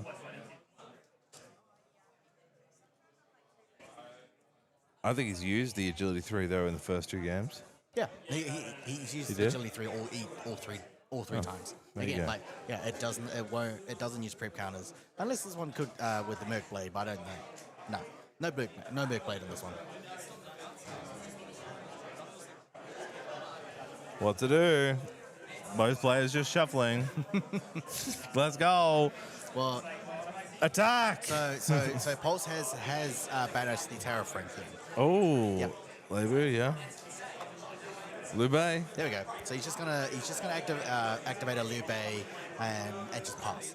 Now Lube is really good. It's really good here because you could make Mad Hat anyone. Yeah. You can make any target unit beside that's not Lube distant, and then Lube will trigger and become distant yourself. Going to level 2 here, which is good. Getting that extra health pool, getting those counters, I think is what we're at 5 now. Super close to summoning our dragon. A lot of wind. I don't see any hardest lightnings or Saru command in deck. Charge 2. Getting charges from the hourglass.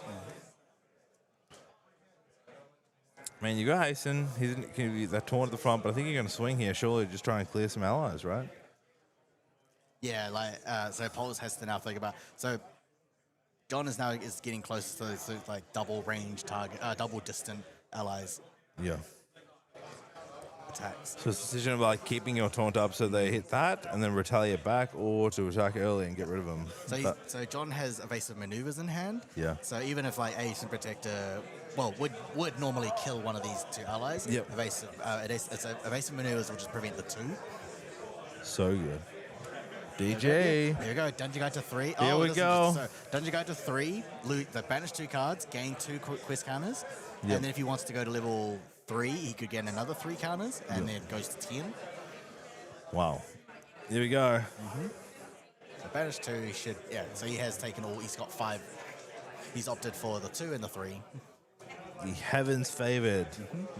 Crazy that it's a Luxem card. Like, really don't seeing like the Luxem Gazelle. I think of one that we've seen played like now and There are a then. lot of like a lot of cute Luxem cards that Wajat has. They're not currently in this meta.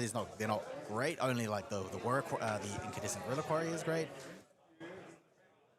It's good here, but she does have access to also like the Assassin Xander Luxem cards as well. Yeah.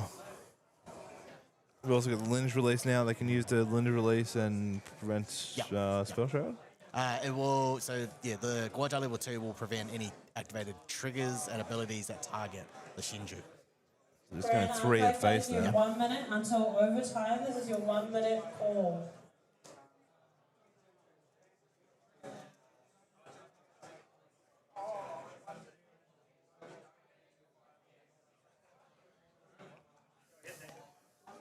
So both players are playing this very carefully. Yeah, this is really one of the toughest games, you know. Well, these players really don't want to give anything up. That's fine. So Paul says yes, ending his turn. Now John is just responding. Does he make something distant here? Yeah. Okay. Yep.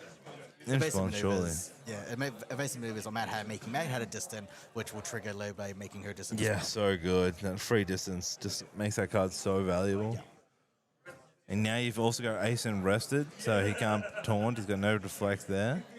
The only thing you've got to deal with is whatever is in Pulse's hand. So he's going to put the smoke bombs. So materializing the smoke bombs, which he could use instead of you, but that's where Guajia will be able to negate the You are smoke now bombs. in overtime. Yeah, Current nice. player is turn 0. So knowing we're close here to we the go. dragon. So Mad Hatter's a champ. How much damage is that doing? 4. Yep, taking the 4. Mad Hatter champ. Yep, and it's a full 2. Swinging the sword. Yeah. So he's not doing any wake ups yet. Yeah, just trying to chip away, making force. Yeah. He's just forcing him to respond. So if he innovates agility, he won't be able to use the level 2 lineage release. So he's just going to do just simple attacks. Well played. He's going to have to do something here. He's going to go down to what? No. 18? Yeah. So looking at Liu Bei, Liu Bei's attack. Choose your destination. Takes it again, 22 of 25.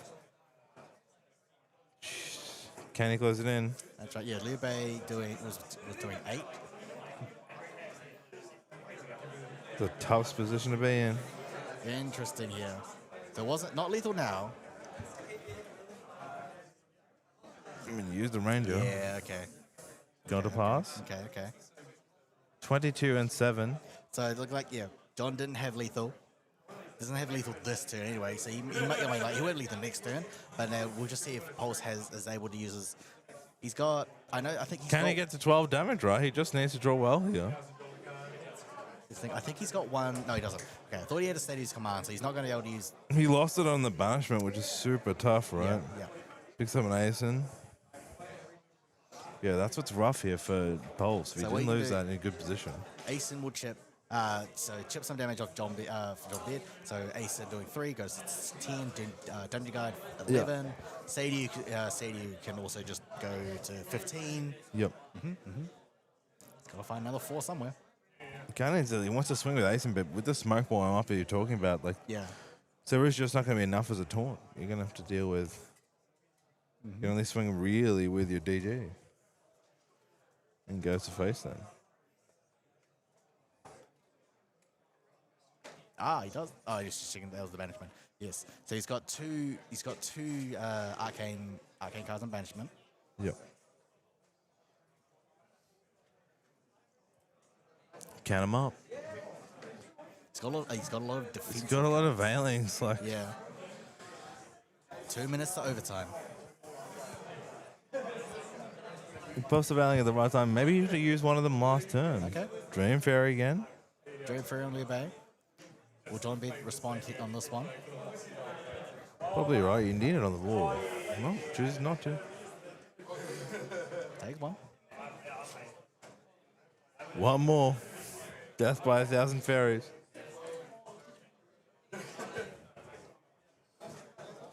A couple cards in hand, but you want to keep that veiling, I think, right? You don't want to lose it.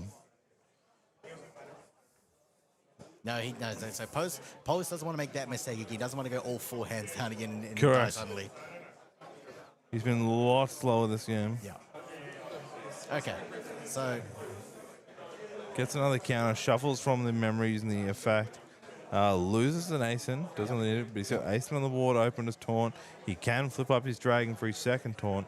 He feels like in a pretty safe space, even though he has 3 health left. He's got 2 front lines. Now, John just needs to get through 1 because he does have Smoke Bomb. He's got Matter on the field. He doesn't have Ranger Boots, though, so where's he going to get damage from? So again, like the smoke bomb can only be used on Ascent Protect. Well, in this, Correct. Will be used on the Ascent Protector. Can be used on the Seiyu, but the level 2 from Gorja will negate the Seiyu smoke bomb. Right. So can he get around that Seiyu? Yeah. Coming into overtime here. Gotta make some decisions here, John. Fair Whispers played in response. Searching her, hopefully for a command is what I'd be looking for, but I guess it's not win, so maybe organize that and reveal something useful. Byaku's command. All right. So Byaku's command could be used for Seiyu here. It'll wake up Seiyu doing 4. Correct. Wake up. Archive players, that 5. is time. That is time in the round. Please put your And cards uses together. innovative agility, recovering 5 and Complete getting the that step. stealth. Very nice. Looks like we're in overtime now for game 3. This is it's now kind of like getting out of reach for John because Innovate, which will put Gorjats down to level 2, and then he's gonna be able to flip Seiyu at the end of John Bed's turn, and then he's going to be able to go materialize level 3 and recover 3 down to 14. So good. And then Byaku's command double damage. Well, double attack, sorry. All right, so so overtime has started. Yeah, we're at 50 seconds.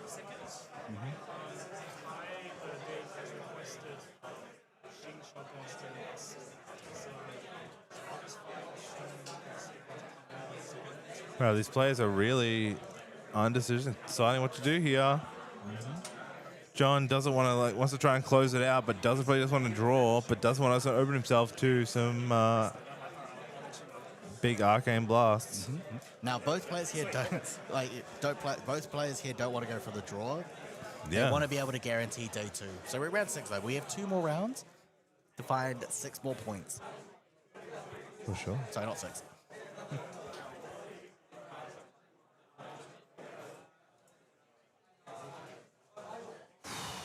Come on, Johnny. All right. Distancing, getting the bonus.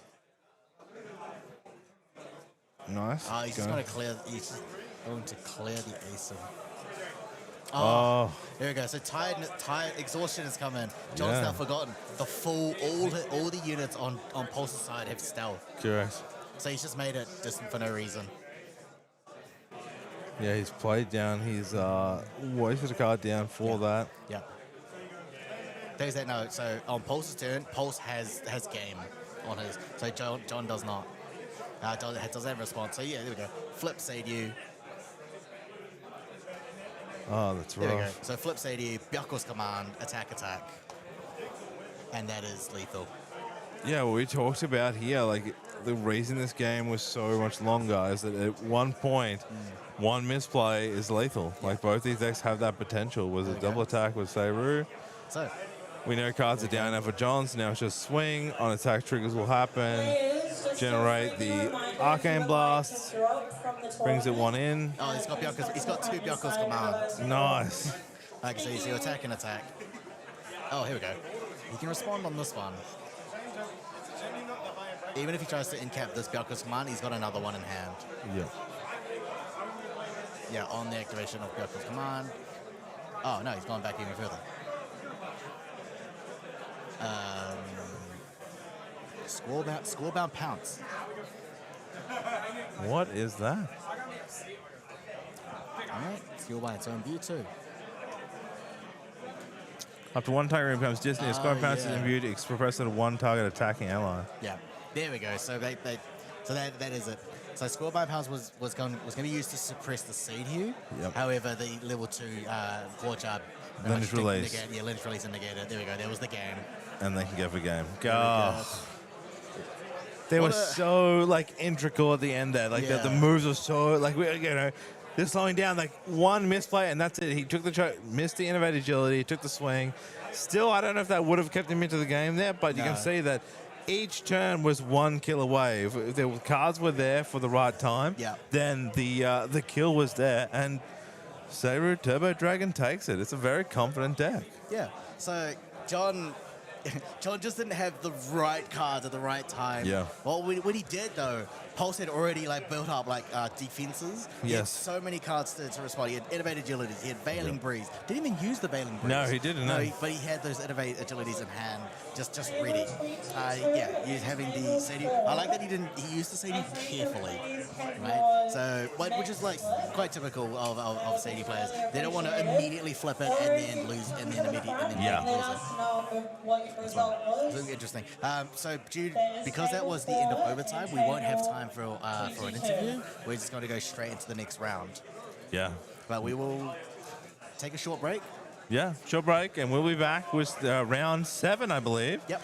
2 more rounds left for day 1, 16 points. It's pretty hype right now in here. Yep. I think 32 players go in tomorrow, which is pretty awesome. So, yeah, I guess thanks for watching, guys, and we'll be back for round 7. All right.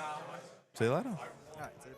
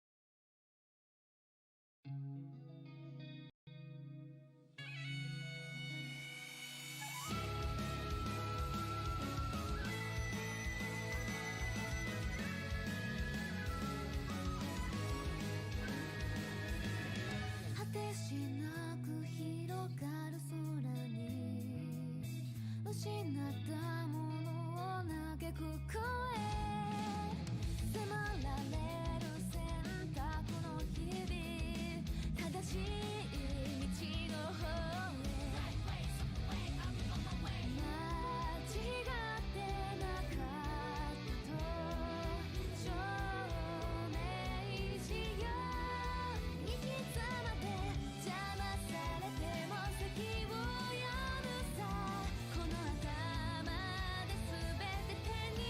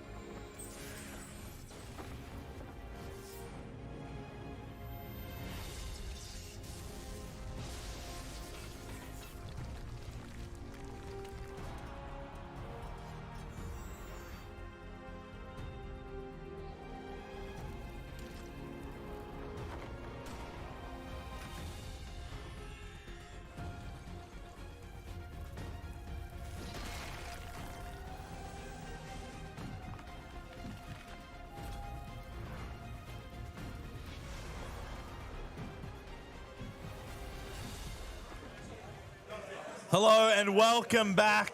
Flon, did you watch that game? It was so, integral that anyone slipped up, you were gone by either the death of the boots or death of the dragon. Yeah, that's right. I mean, I was watching it in the VIP room while snacking on some fries, and it was just everyone was kind of crowded around the TV watching, just giving their opinions. But in the end, Bad Breath Dragon made it out in the end. So Bad Breath Dragon, I love it. Now, the hypest thing is about to happen, and I'm going to throw over to you, but what's happening right now for round 7? we are doing a wind mirror match, but it's going to be Arisana, my favorite deck in the game, versus Razor Gale, which, according to the player we had on in round 4, one of his worst matchups as a Razor Gale player. So, really? Let's see. I mean, it depends a lot on whether Scatter Essence is in the deck or not. Because if there is no Scatter Essence, then things get complicated a bit. But if they do have Scatter Essence, then yeah, that's a pretty Ari favored matchup. Yeah. I would say, yeah. Because once you get rid of that Razor Gale, it's like, what are you going to do? Yeah, and of course she just has lots of healing. Yeah. She can clear the board. There's not that many allies in the Razor Gale deck, so if you clear just one set of Asen and like a Cloud Striker, you can usually make it through in the end, and then you just do so much damage that as long as your Polaris gets maybe 2 or 3 counters, you can probably end the game even through Veiling Breezes and everything.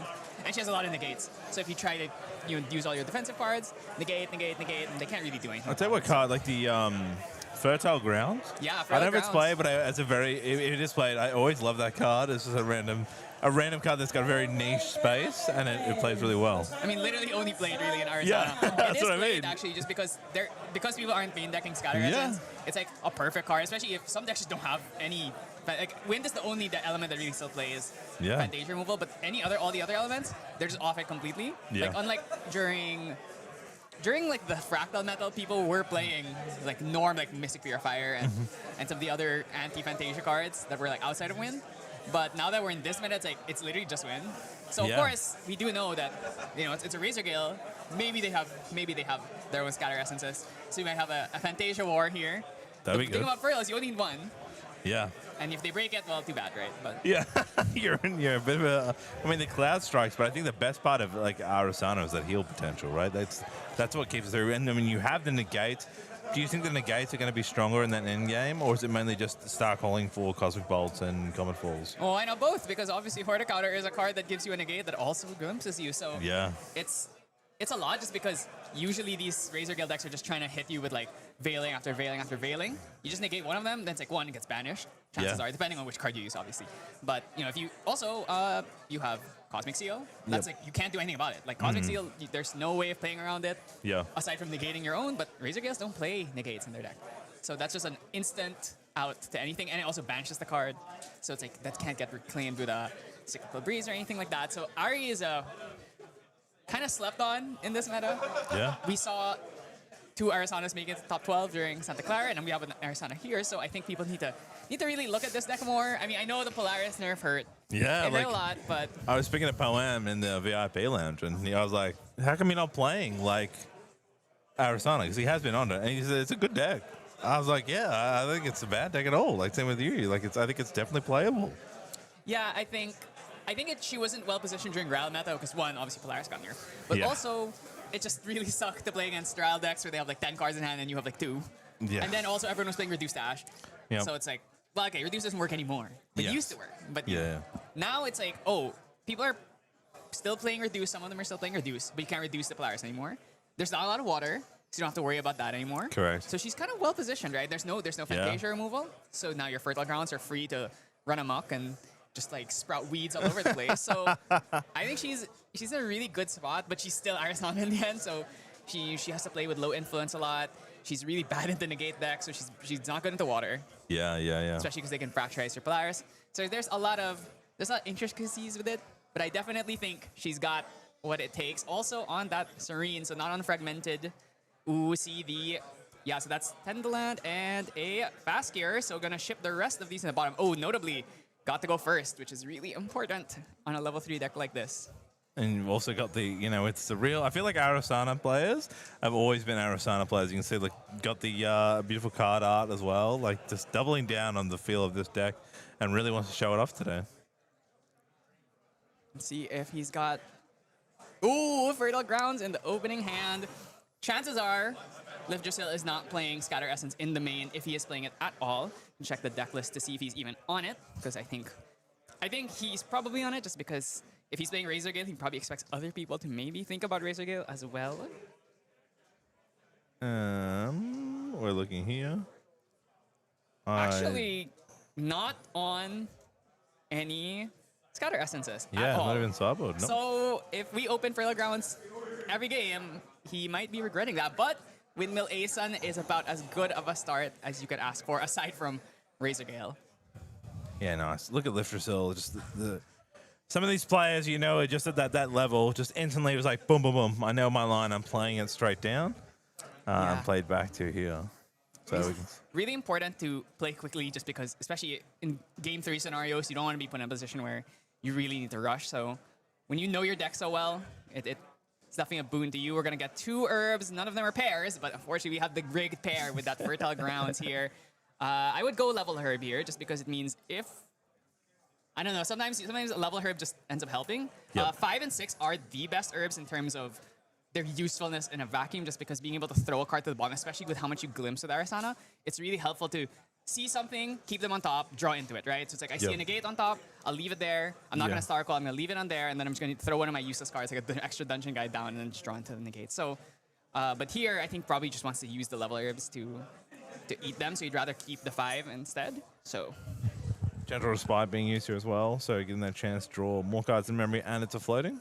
Yeah, I don't think Sean can do anything about that. Should have the Sensor if he wants to, but then it's a... Oh, no, but actually we're going to use it for the Polaris now. Yeah, nice. The 1-cost Polaris, new nerfed version of Polaris. Some might say buff version because you can't get hit by Mustang and reduce to Ash anymore. But in general, I would say it's generally worse to have it be 1 cost. I mean, it's a great way for getting rid of the allies, right? And getting those Cosmic Bolts into your deck. I think it definitely made the Arasana deck where it wanted to be. A lot of players over the years trying to get it to work. Couldn't quite, but Polaris has definitely been the way through. Yeah, I think Polaris on its own wasn't enough. It was really releasing a bunch of the extra glimpse cards they added, 3 Visits and Wisdom's Respite, but also Horde Counter was a really big boon to the deck during ALC Alter when they released that.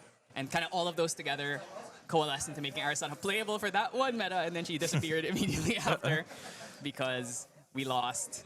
Our Polaris got nerfed. Yeah, so we're gonna... Oh, Bago and Razor Gale is now on field. So things are about to start hurting. I mean, you're already at 9 damage been thrown out, like coming across onto our Ari deck. Remember, we're in Serene though, so yeah, so definitely more to chew through here. But since we have the Fertile Grounds, Arasana really is incentivized to just level up immediately. So start getting those inherited effects off to draw a card. We're just gonna eat these level herbs, and we're actually gonna make more herbs. Ooh, and a Cosmic Bolt gets thrown into Banish, which means the first Cosmic Bolt we play is gonna be coming in for 6 already. Losing the Astrocyte is a bit unfortunate, because I really love having Astrocytes in hand. I know I've heard some people say, oh, you don't want to have Astrocyte in hand. I'm like, no, it's like one of the best cards ever. When you get one of those hands where it's like 2 Cosmic Bolts or a Cosmic Bolt and a Comet Fall, having the Astrocyte lets you rig it in a way where you can actually get like both Star Calls off in the same turn, or you can hit 1 Star Call and then glimpse into the other one on the next turn. So just a lot of intricacies with Ari. So I love the deck so much. Ooh, Comet Fall in hand. Not what you want to see. I mean, you got 3 stacks too of the 2 herbs, like already fanning up some double ups, which is so good.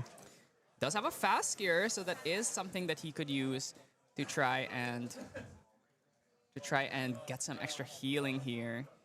Ooh, I think Sean is thinking about maybe doing something to the Polaris here. So Fairy Whispers on end phase. So we have 2 counters on our Polaris right now. Yep. If we want to, we could just eat 2 of the herbs, like probably the level herbs here, and then just pop it and break the Asen.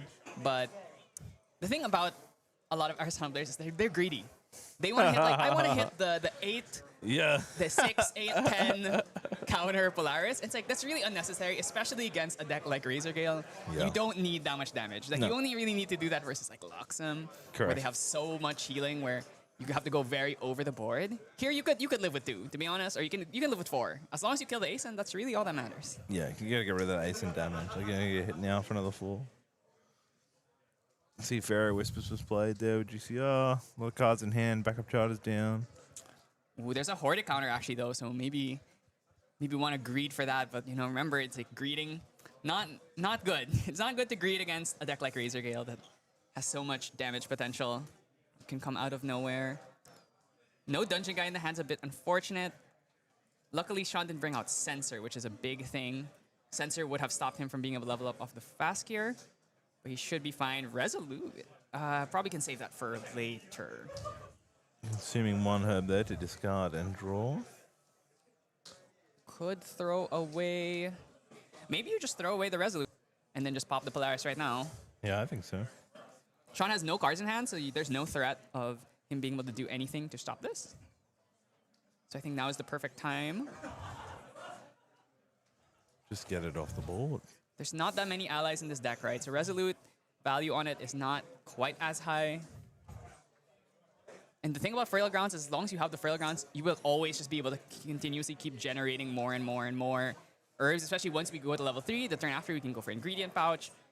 And actually, we can, since we still have 2 of those level herbs right now, next turn we're going to remake 1. Then we're going to eat the 2, which means the next turn after we'll still have the Frail Ground. So really, that's like, we don't even have to bring out Ingredient Pouch until like 2 turns later, right? So Fertile Grounds, OP. What a great opener. So Polaris is being consumed.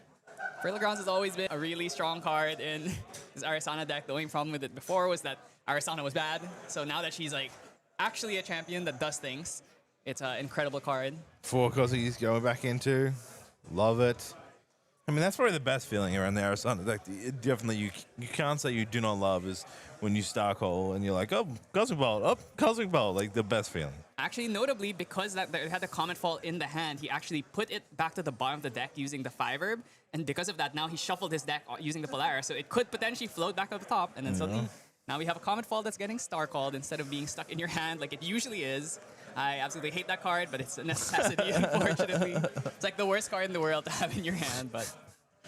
Yeah, the downside of the Ari, right? Yep.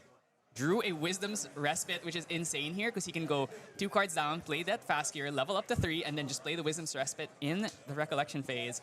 So very, very well positioned here. Ching Sang looking good, but you know, you can never count out Razor Gale. Sean does have a lot of resources here. Turbo. We're going Turbo. I mean, what we learned from the previous time of Razor Gale, he really wants that second one down. You want that second Razor Gale, it really tightens up. It increases the chance of victory exponentially, right? You're already at 10. If you're doing 2 for every proc with all these cards, you can easily get to that. 5 iterations of 1 spells, you can do an insane amount of damage. I imagine he's going to put the Tendaland and... Yeah, he's got to put the Tendaland and the Stifling. Look how many cards Lifter still has. Yeah, it's a lot. The thing is, it's like, Arisana, when she hits this point, gets so much value from Star Call, gets so much value from the herbs. Yeah. So she's able to very quickly ramp up to a point where she just can't lose the game anymore. So let's see if Sean can end this before it gets to that point. Yeah. So he has to use the fast gear here because otherwise he wouldn't be able to level. I guess you could use the Tendaland, but fast gear is just better here, more worth it. Get that healing off. Yep. So we're gonna banish the Tend and the Stifling. Then we're just gonna play this Wisdom's Respite in the Recollection phase when we're at Arisana 3, so we have the potential to hit a Star Call card. I mean, we already have 1 Bolt banished, so the next one's gonna be 6. The one after that's 8, which means we only need 2 Bolts plus 1 extra damage to hit 15. That's enough to kill Sean here, so... It's definitely spicy. Yeah, that's the thing about Ari deck, right? She does a lot of damage, and it's very unexpected because it can just happen. Yeah. Happen your turn, your opponent's turn, just playing stuff for free. That's absolutely a playground for people who love glimpsing. Like me, I used to be a Riot player, right? So it's like I'm used to just like glimpsing 15 cards. Arisana kind of glimpses in a different way, but it's a lot of the same energy. It's just a lot of like planning ahead, thinking like 2-3 turns ahead. Oh my God, going for the ingredient pouch here. I feel like that's very greedy, honestly. Leveling up here would have been so good just because it would be able to get you that Wisdom's Respite immediately, but I guess Sean is not doing too much right now, so maybe feels okay with playing a bit of a slower game. Doesn't want to lose that Tendaland yet. So we do have another pair. Crazy. That's greedy. Ooh, there's Cosmic Bolts in hand. Do they run DJ? They do run DG. They definitely run DG. It's just probably has not been drawing into them. Sensor now been played? Yeah, that's the thing. This is why I really think you should have leveled there because it's the most telegraphed, like, okay, I'm just going to censor you now. Yep. Because you You put the float down and you didn't use it, so. Correct. And I'm going to punish you. Exactly, and then Arizona doesn't really have a wave removing sensor. Not like she really cares that much, because I mean, you know, she doesn't have too many things to actually use up float. It's just really the Astroscope and the level ups. So I don't think she's too beat up about it, but it does suck. To lose Look at that this. value. Talk about glimpsing, man. Let's just pick what cards you want. Take 1 point of damage every time I do it. Ping, ping, ping. They really need. Hopefully, Lifgear can get that second razor down. The second razor go would be really helpful Windmill. here. I mean, so many cards. I've yet to see his full hand to see if it's even in there. He definitely hasn't glimpsed it. He picked up a windmill there, which is good for that easy put down and draw. Windmill again here, so we do have 3 visits, so we do 3 have some visits? healing. It's another 2 damage there. 1 for the proc. There's a cyclical breeze. Are we gonna There's play a Tempest second windmill downfalls again? I can see there. We have some Veilings, we have some Reclaims. That's 2 Tempest downfalls actually, so there's the Mustang that is not gonna do anything. Oh, Mustang coming down. Oh, Mustang to break an herb? Oh no, to break the pouch, right. So Mustang to break the pouch. So, once again, it's Wow. like if we just leveled up here, we wouldn't even be in this position. But it did its job. Next turn, we're still gonna have 3 herbs, so should be able to keep this Frail Grounds off for the next probably a couple that's 10 to land. So we're gonna get another herb here. So even we're never running out of herbs ever. It's a beautifully art card there. Gather, then draw a card. That's an interesting 3 card. Yeah, so this is a new card from ALC Alter. So this and Horde Counter really like kind of like bolstered the deck a bit. Got it up to that point where now it's like, oh, Arizona's got so much interaction, and she has like her early game isn't as bad as it used to be, especially with Polaris. So lets you really get to those. Like honestly, getting a 10 plus level 1 Arizona on enter, a lot of times you can just pop Polaris for 3, and that's good enough. You don't even have to hit level 2 like you used to. I feel like he really wants the DG now, right? Like, I think you need to get, you're only 10 points away. Lift has got so many cards. Like, even if he has interactions of Cosmic Bolts, I think you're at a point where, you know, you're going to have to be seeing that the Veiling Breeze being placed to counter the damage. Like, I'm interested to see how he's going to be able to close this up. I'm actually shocked that he put the Horde counter down instead of the fast gear. You'd think 100% you'd keep that Horde counter. You have so many herbs, but think maybe in his in Shin Sang's mind, he's just thinking, I'd rather just use these herbs to get draws instead of using them for Horde counter. But I mean, there's no rule saying that the Horde counter has to hit an herb. A lot of times you can just use it. And we hit a oh, that's 2 bolts. Ooh, that's okay. Okay. So this is what I was saying. This is why I love having Astrocyte in hand, because in that situation you could have gone, okay, I'm gonna stack them, Bolt, Visit, Bolt, and then I go Astrocyte, Star Called Bolt, draw into 3 visits, and then then you can 3 visits during your next turn. It's just like it really sucks when you draw 2 cards in the same hand with no way to like rig them in a way that they work. But you know, in the end, he still does a bunch of damage here. He has a bunch of defense. Oh, he drew another Bolt. That's a bit unfortunate, but Yeah, wow. That is tough. draws into Astrocyte as well. So we put 4 Bolts in the deck. So currently 2 are banished. 1 is in the graves. That means the next one, I think 1 is banished, 1's in the graves. That means the next one's going to be coming in, and then 2 are in hand. So that means there's 4 left. Yeah, there's 4 left. Ooh, Rictus Tiding. So this is one of the new innovations some of these Razor Guild decks have been playing. It's a really cool card. Generally, it is just Juggle Knife, right? It's just 2 cost, fast speed, cycle. But if you are super lucky, you can hit the 4/4 or the 5/3. And Razor Gale notably is a 4-cost card. So if you play Asun, you have Razor Gale, you have Mustang. See, that's the reason they're actually on Mustang. It's because it's a 4-cost. So it lets you get the lucky Rictus Tiding off more often. What? That's wild. It's better Real to 8. in... Well, let's put 1 in memory. Okay. It's better in Vanitas because Vanitas, you know, you can stack the deck more using Vanitas level 1's effect. But it's just fine in Kongming. At its worst, it's still just a glimpse card, so or a cycle card. So gonna use the Astrocyte here. I tend to not like using Astrocyte blind, but if you gotta do it, you gotta do it. Gonna just ship it to the bottom, draw into Fertile Grounds number 2. Really not too useful. Got a Nascent Burial, which can be useful. I think you Nascent here. You Nascent, and then you bring out Astroscope, so you can banish one of these bolts. Yep. And then you can just hard play the other bolt. So if you Star Call into something here, you might be able to just end the game. And that's a lot of nothing. A lot of nothing, nothing, nothing. That's a low roll. It's not what you want. I mean, you could just keep the Nascent Barrier on top, draw into that. I don't hate that. Just gonna bottom all 3. He wants to find the bolts. He's like, you know what? Screw this. I don't care about all these defensive cards. I just need more bolts. More firepower. More firepower. Okay, so Sean He has so many Can't- cards in hand he has here. a lot of cards in hand. Not finding a 3 visits yet either is a little bit unfortunate. I mean, I'm finding a second Razor Gale is kind of wild here. Oh, he actually has it in hand right now. I wonder if that. Oh, Yeah, so there it you go. goes. Cool. So Razor Gale number 2. This is gonna be big. Now the clock has gotten a lot faster. Gonna prevent one of that off of the Nascent Barrier. Yep. I imagine it's gonna be an Astroscope here. Moving the winds to the west here, so if your Baguas are turned on, as well as those Cloud Striders. Oh, the West. Yeah, you know, we love the west. Journey to the east, more like Journey to the west. Yeah, exactly right.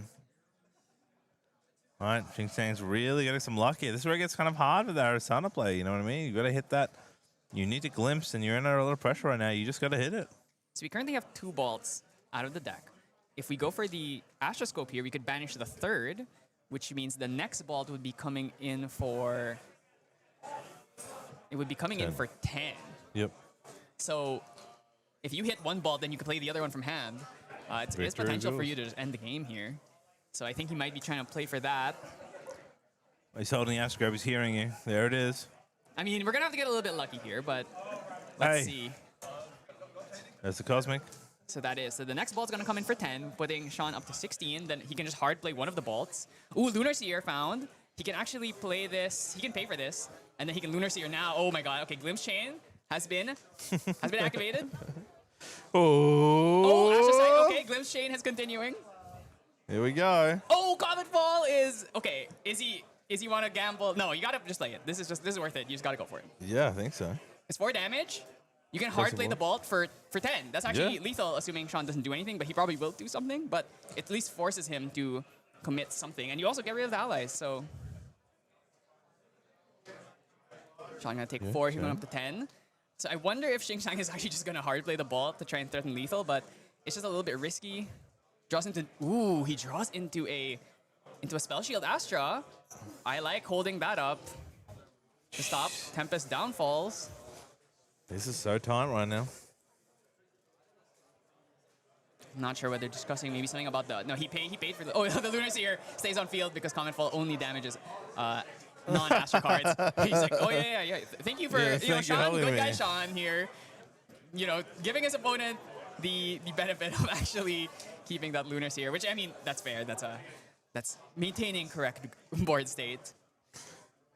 Shin just very stressing out there, just trying to take out his own creeps to make it difficult.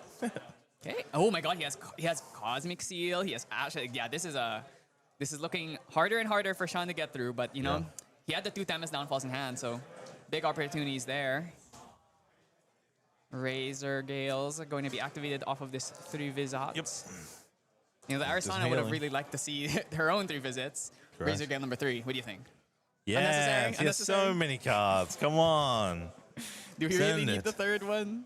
I mean, doesn't it play? Does it do the extra damage? Well, it would do the 2 damage from the 2 on Yeah, field. And then that's great. That's the dream. Then you're dealing 3? Like, that's great. It's overwhelming, right? Well, it's not overwhelming if you just die. Sean, really thinking hard about this glimpse. You know, this is the challenge when you play decks like this that rely a lot on glimpsing. You really gotta be forward thinking. I mean, it's like counting. You're playing with 7 cards. You glimpse 3. You're playing with 10 cards. Like you're already dealing with cards you can't see and trying to think of those moves. Like it's glimpses are already incredibly hard to deal in decks, and these guys make it look so easy.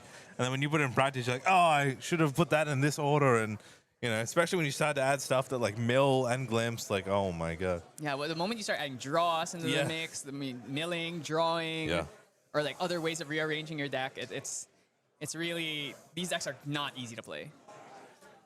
Arsana, especially with like Star Calling, there's all this like risk reward benefits you gotta come up with. Okay, so we're gonna bring out the Ventus here, or rethinking that. Ventus here is a way to get a suppress off, so we can throw all of these Tempest downfalls. But we are gonna have to. Okay, no, we're like, all right, I'm potentially gonna die here. Let's bring out Safeguard Amulet. It's a good choice. Definitely a good choice. Okay, another blind Astrocyte. Ooh. He wanted it. That's telling me that's probably either a Glimpse card or a Negate. There's a Bagua. Bagua gonna come out here. I'm gonna get 2 pings of the Razor Gale. A lot of damage. Well, you call it Bagua. I call it Cardinal Fate because I can say that with it. There's also like 3 other Baguas. Yeah. Yeah, there's like Bagua of Vital Demise, there's Bagua of this and Bagua of that. I mean, no one plays the other ones. So it looks awesome as a look card. awesome. Like, it looks so cool with this seal. I Also love has a it. mat. So Yeah. you know, the mat of this one looks really good. The full like widescreen version of this card. Looking at it, I Using the mean, glimpse. Astral Seal plus Spell Shield Astra gives us a lot of defense. Bagua Second number one. 2. Love to Tick, see tick. it. Tempest Clinching Downfall. 3. Tempest Downfall 3 has been found. That's a big one. Bagua is such a good card. That's why getting... This is really the main reason I think Kong Ming is still preferred over Vanitas. Yeah. Being able to play That's Bagua. Bagua and Cloud Striker are just... Those cards you really need. Zephyring in Herb here. Oh, no, okay, the Lunar Stack. I thought it was Zephyring an Herb, so... Yeah, getting Actually, suppressed. you cannot suppress an item. So... Let's Is this see. all pre-reg? That was all pre-reg. Jeez. Oh my, these decks, man, are insane, these Kong Ming decks. That was all pre-reg. He's like, all right, now I'm going to play the game. Tempest number Tempest. 1. That's really bad because now he probably should have Serene here. That's Now- 5 damage. And now it's going to be hard to Serene because he can just keep chaining stuff. Oh, look at that hand. It's Yeah, so Cyclical crazy. It's Breeze. so crazy. Like, you look at their hand, like, that looks so good. And oh, you look at Lift Drizzly, he's not smiling, but look at that face now, dude. That is the face of a man that's very happy right now. Like, what are you going to do there, Shing? What are you going to do? He could potentially Tempest Downfall 4 times this turn because he can Tempest 2 more times from hand, then he can Cyclical Breeze and then Tempest again. Definitely not a Regenerate. good spot. Regenerate going to come in here, try to heal under a threshold here. Sean can actually just throw the Tempest right now. Recover 2. Okay, he's gonna heal, draw into memory. Gonna hold the Spell Shield Astra for dear life. Nice. And then we're going to play Cyclical Breeze to bring it back. Oh, I think he's dead. Because Yeah, he's going to take now 2. he's gonna take 2 here, so he has to Serene here. Then Sean just plays the Tempest Downfall in response. He uses Spell Shield Astra, and then Sean Tempest Downfalls again in response. So Yep. In that response. should be a GG here. Yeah. Yeah, and Yeah, then GG. Wow. Damn, that's Razor Gale Gaming right there. Lift Drizzle makes me want to play Kong Ming, Razor Gale. Like, that was so technical. Like, just every turn, it didn't matter what Shing was doing. Lift was just running his own game. He's like, I'm just going to do this. Every turn was like, I'm doing this, and just slowly took it out. I know you were so deep diving on that Arasana there, and there were so many different windows. Like, Shing played that just as well. But again, you're hitting those random, astrocytes that didn't hit. Yeah. Right? If they hit, it totally flips, right? Is there too much RNG with that? Or, could he have controlled that better? I definitely think there were areas that could have been. He could have altered. I think really the main one is the not leveling up to 3 on the turn before, Yeah. losing the value in the fast gear, and also just like he was just so well set up for it because he already had the Wisdom's Respite, and he would have been able to keep a Horde counter. Yeah. Imagine you Horde counter like one of these Razor Gales. The game's very different. He Yeah, only has one correct. Razor Gale, right? And you also get extra glimpses off. So just the small things. That's the thing about Arasana. She's a deck that works on thin margins. So when you make any little like efficiency leak, especially against a hard deck like Yeah. Razor Gale, it makes a really big difference. I think, like you said there, it's super important. I feel like it is super important. You have to slow down those Razor Gales. Once we get to the 2 on the board, it's just too much damage. It builds too quickly. If you can maintain, that's how you get the game won. We've seen that a few times now. Once it gets to 2, it's just very difficult. So big thing here is that Scatter Essence, 4 of in the main, or in the sideboard, means that Xing Sang is going to have a lot of ways of getting rid of those Razor Gales Calling. And then Sean does not have Scatter Essence, which means that Fertile Grounds is going to be able to stick around. Yeah, if that's it's played. tough. So if he can just get a couple of Scatter Essence doing that, you know, it's like, see you later. On Sean's side, he could consider putting Innervate Agility to get that Spell Shroud, or Eternal Magistrate to stop Xing from playing the Polaris on his level 1, stop him from Dungeon Guiding up to 3. So definitely. Jeez, Eternal Magistrate. What a guy. It's a 2 cost, isn't it? Little automaton, isn't it? Yeah, it's an imbue. Yeah. Sean actually does have Verdigris Degree, though, so he does have a card that can get rid of Fertile Grounds, but it is an imbue 3. So remains to be seen. I imagine he will put that in just for the sake of it. Also could just suppress an ally. Not the worst thing in the world. Suppress something that's about to get killed by Polaris. Yeah. All right, game 2. Liv played that quite well game 1. He has run the same game plan. I mean, I think with Scatter Essence is definitely going to trip him up, I'd say. Is there any way he can prevent Scatter Essence? No. No, just Pretty much. draw another Razor Gale. Or draw Cyclical Breeze so you can add the Razor Gale back. Yeah, true.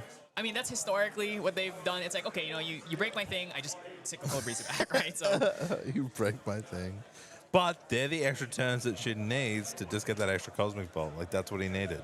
He hit that Cosmic Bolt early, he can build on the Astroscope, he can get those, you know, where they're continually glimpsing and star calling and gets in that infinite loop, like, great. You know what I mean? So I think this would be definitely a different game if you can get those Scatter Essence in.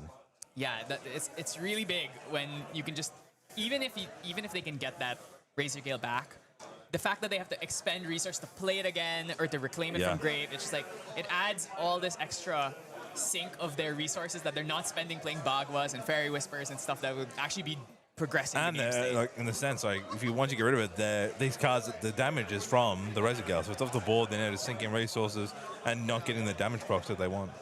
Exactly. So let's see here if Xing Sang can bring it back in game 2. Here we go. They're gonna be on that Serene Spirit of Wind once again. Draws into Scatter Essence. Nice. not bad. And Cosmic and a Comet Fall though. Typical Arizona gameplay here. He ships every single Asha card to the bottom of the deck. And of course draws more, but he also draws into Dungeon Guide and Fertile Grounds, which is about as ideal as it gets. Just throws away. Lift your hill soul, give him the nod of approval. I imagine we're going to see here, level up to 1, Scatter Essence, break a Razor Gale if it's there, and then bring out the Polaris. Yep. So you can use it before the sensor comes down. Come on, Lift. Let's see that Razor Gale. Oh, He has it. He has nice. it already. Yeah, he's not bad. He has, does he have Cyclical Breeze as well? Yeah, he has Cyclical Breeze, so he can even go for the Mega Plays here. Okay, so he's actually slow rolling here. You see that he's not playing the Razor Gale. One, because he needs Windmill Ace is just too good. You cannot do it. But also, he probably knows this guy's playing gotta be on Scatter Essence. So let's actually play the Razor Gale later. Yeah, that's very smart. You're exactly right. He knows that if he'd played the other way around, Scatter Essence, and then now he's got a floating, he's like, well, I can play a different line. I'm not have to rush to my Razor Gale yet. This is still going to do a decent amount. Windmill's going to get me influence. And then Ace is going to be a nice swing for 3 damage. That's great. Yeah, and now, because we have no way of getting the Scatter Essence in the grave, that means unless we scatter our own we're not doing. Grounds. But, it's like it's a position where, okay, how are you getting Polaris out? Yeah. What card are you going to play that lets you get Polaris out? He could actually consider just Dungeon Guiding the 2 here. I don't hate Dungeon Guide the 2 when you have Fertile Grounds because you can easily refill. But it seems like just going to go for the slow. He has 3 Astra cards, by the way. So it's Dungeon Guide, Scatter Essence, 3 Astra cards. Not a good hand for action. There, okay, so There's Sean Razor. finally going to bring out that Razor Gale. He's like, all right. Okay, let's go. Game on. Still has a huge ally too, where it's 7 health. Like just Ace and Protector. What a card. And going for an imbued Windmill. Get that draw again. Remember, Windmill Engineer, dude. he showed the Cyclical Breeze off of that imbue earlier, which means Xing Sang should know, even if I Scatter Essence this Razor Gale, it is going to come back. Yeah, But- and even if he scatters a 2 here as well, he's still got an Ace that's slapping on the board. Another 4 points, right? 13. Like, you're already nearly half health burnt just from Ascent. Probably have to go for backup charger here. I think ingredient pouch is very unnecessary. You already have the fertile grounds. Better to just get this off. Get some extra influence to help us get to level 2 so we can start getting that fertile grounds value. That's the extra draw. Power Cell coming down. One of the great cards that got introduced into the meta of Grand Archive that people love. Yeah, you know, every now and then you see people actually use the power cells for their intended effect of buffing things. But Scatter Essence left. What are you going to do? See you later. then we go. Polaris coming in. Oh, Laris here. Drasil has no way of interacting with Polaris. I guess he could suppress it to remove some H counters. But of course, you can just respond by popping more herbs and then breaking the Polaris. Correct. Backupping. I wonder if he has another turbocharge just like the last time. Didn't even have to play the backup, unfortunately. I think you're the cyclical razor, right? It doesn't have another razor in hand. I mean, it's going to swing for 4 on the board. Going to bring it to 13. I'll be honest with you. If I was in Xing Sang's position here, I think I would just pop the Polaris right now. Because you know when you go up to level 2, you're going to get 2 herbs and then another Fertile Grounds proc, which would leave you with 3 herbs, which is the exact amount you need to get 2 Arisana Master Alchemist effects off. So I think just prevent 6 damage here. It's probably worth it. Level up happening. Cosmic Bolt getting banished. The first Cosmic Bolt going into banishment. You get a pair, a natty pair, the rare natty pair from an Arizona effect. The rare natty pair. I'm gonna get 2 is that's a level herb. Unfortunately, I think we gotta want some heal herbs right now. Yeah, correct. 14 to 22. Okay, I mean, we still have Serene. You know, never forget about the Serene. Regenerate is gonna help as well. There's some extra healing. We have Dungeon Guide, so we can just Dungeon Guide immediately up to the 3 here if we don't care about keeping the cards in our hand. I think as Arisana, you really just gotta hitting level 3 as soon as possible is usually a good strategy. But if there's important stuff like some glimpse cards that you'd rather keep, I think but Shin made this game 1 played a little slower, and I think it punished him. I think he has to start pulling the trigger here. so he's gonna end phase Arisana effect. Get the draw here. So he's gonna hold for another turn. Wow. Draws into 10 the land as well. So next turn, I imagine, is probably going to be ingredient pouch into Dungeon Guide. But he's gonna have to pop Polaris this turn. I don't think you can hold this Polaris for any longer. No. That damage from Ascen's been slapping. This Ascent has done, what, 12 damage on his own? Yeah. Or no, 9 damage? 9, Zephyr 12 damage? coming out. Oh god, are we just dead? Yeah, there's a universe where... Which is the target here? Is it... Okay, Zephyr is going on the stack. On the Polaris? Seems like it might have been on the Polaris. Try and deny the H counters. Using the Razor Leaf here to just try and dig for something. Discarding and drawing. Yeah, so we're now currently at... Oh, I see. So it was in response to the Master Alchemist effect. So she only had... She actually does not have the 2 sacrifice from the Alchemist effect. So currently, Sean trying to force as many herbs as possible right now. Yep. Draws into 3 visits. That's really strong. The extra healing ends up mattering a lot. Okay, we're just spending our herbs. I think it's just, and then it's going to banish it, yeah. So I think Suppress is going on to remove the Polaris, and then Zephyr in response, and then consume the herbs, and then banish it in activation. There's the 4 damage across the board. 4 bolts getting shuffled into the deck as well. So loses the Asun, but was able to reclaim the Windmill at the very least, so his influence is incredibly healthy. Yes, Liff loves it. You know, I mean, every turn has been a windmill or backup, or every turn has been in that combination. Man, if you can windmill so freely and don't have to worry about, like, you're at 0 health, every turn it's like, I'm not in danger, I'm going to build influence. I'm not in danger, I'm going to build influence, right? It's such a common, I think, when I used to watch Caben once talking about one of the slime decks and talking about using the Quicksilver Grail to relieve the Verdant Staff. And he's like, if you're ahead, you want to keep being ahead. Not use it defensive. Don't put the thorns underneath. Put something that's going to keep your momentum. And that's what Lift does. He's like, I'm not threatened. I'm going to keep playing my momentum, and gets to that point where he gets so he can turn for a victory, right? Sean going to use that Reclaim to bring out the Fan of 7 Deaths here. It's sometimes relevant to move the win, but generally this card is basically just Drawn Blade, but for Kongming. True. And now we have Turbocharge. So it's like, okay, influence, what? Are we talking like 13, 14 here at this point? Yeah, it's a lot of cards. Especially with the Turbocharge. The 1 of 1 coming up big. And when you glimpse this much, it's not hard to find those 1-ofs. I think even if it's a Valiant Breeze here, it could be like a Valiant Breeze for 8. Like a ridiculous amount for his Vailings. Absolutely.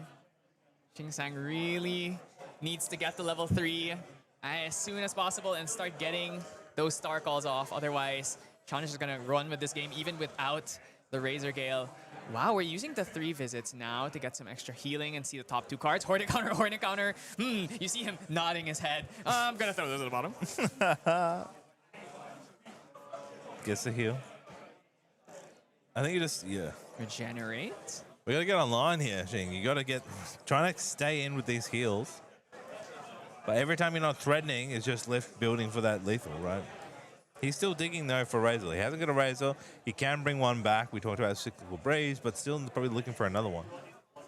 Yeah, you really do need 2 Razor Gales to start threatening the game really hard here. Gonna go for that ingredient pouch, probably thinking, am I gonna get Mustanged again? That's that greedy ingredient pouch. You said it last time. It was greedy play, but choosing it again. Well, the difference this time is he actually has Dungeon Guide, so, he actually can just level up to 3 here. True. Keeps hitting level herbs, which is really unfortunate. If these level herbs were instead heal herbs, he would actually be like 2-3 life lower here. So a little bit unfortunate. Level herbs not particularly useful when you're gathering the wrong herbs down in Auckland. The weather is just not right for the ones he wants. We're not in 4 or 5 or 3 and 4 herb season right now. You're correct. No Frasias for us. DJ. Stifling Trap. Okay, that's really bad. So this is why I think if you Dungeon Guided on the previous turn, you could have at least used your Polaris to kill your own Dungeon Guide to avoid that Stifling Trap. But now we are in the danger zone where we are not level 3 and Sean has a trillion cards in hand. He basically just needs to decide when. Ooh, if we have some Cloud Strikers, we can just dump them here. Fan of 7 Deaths, move to the west, and then suddenly we're to the west. screwed. I just love that. Move to the west, and death will be upon us.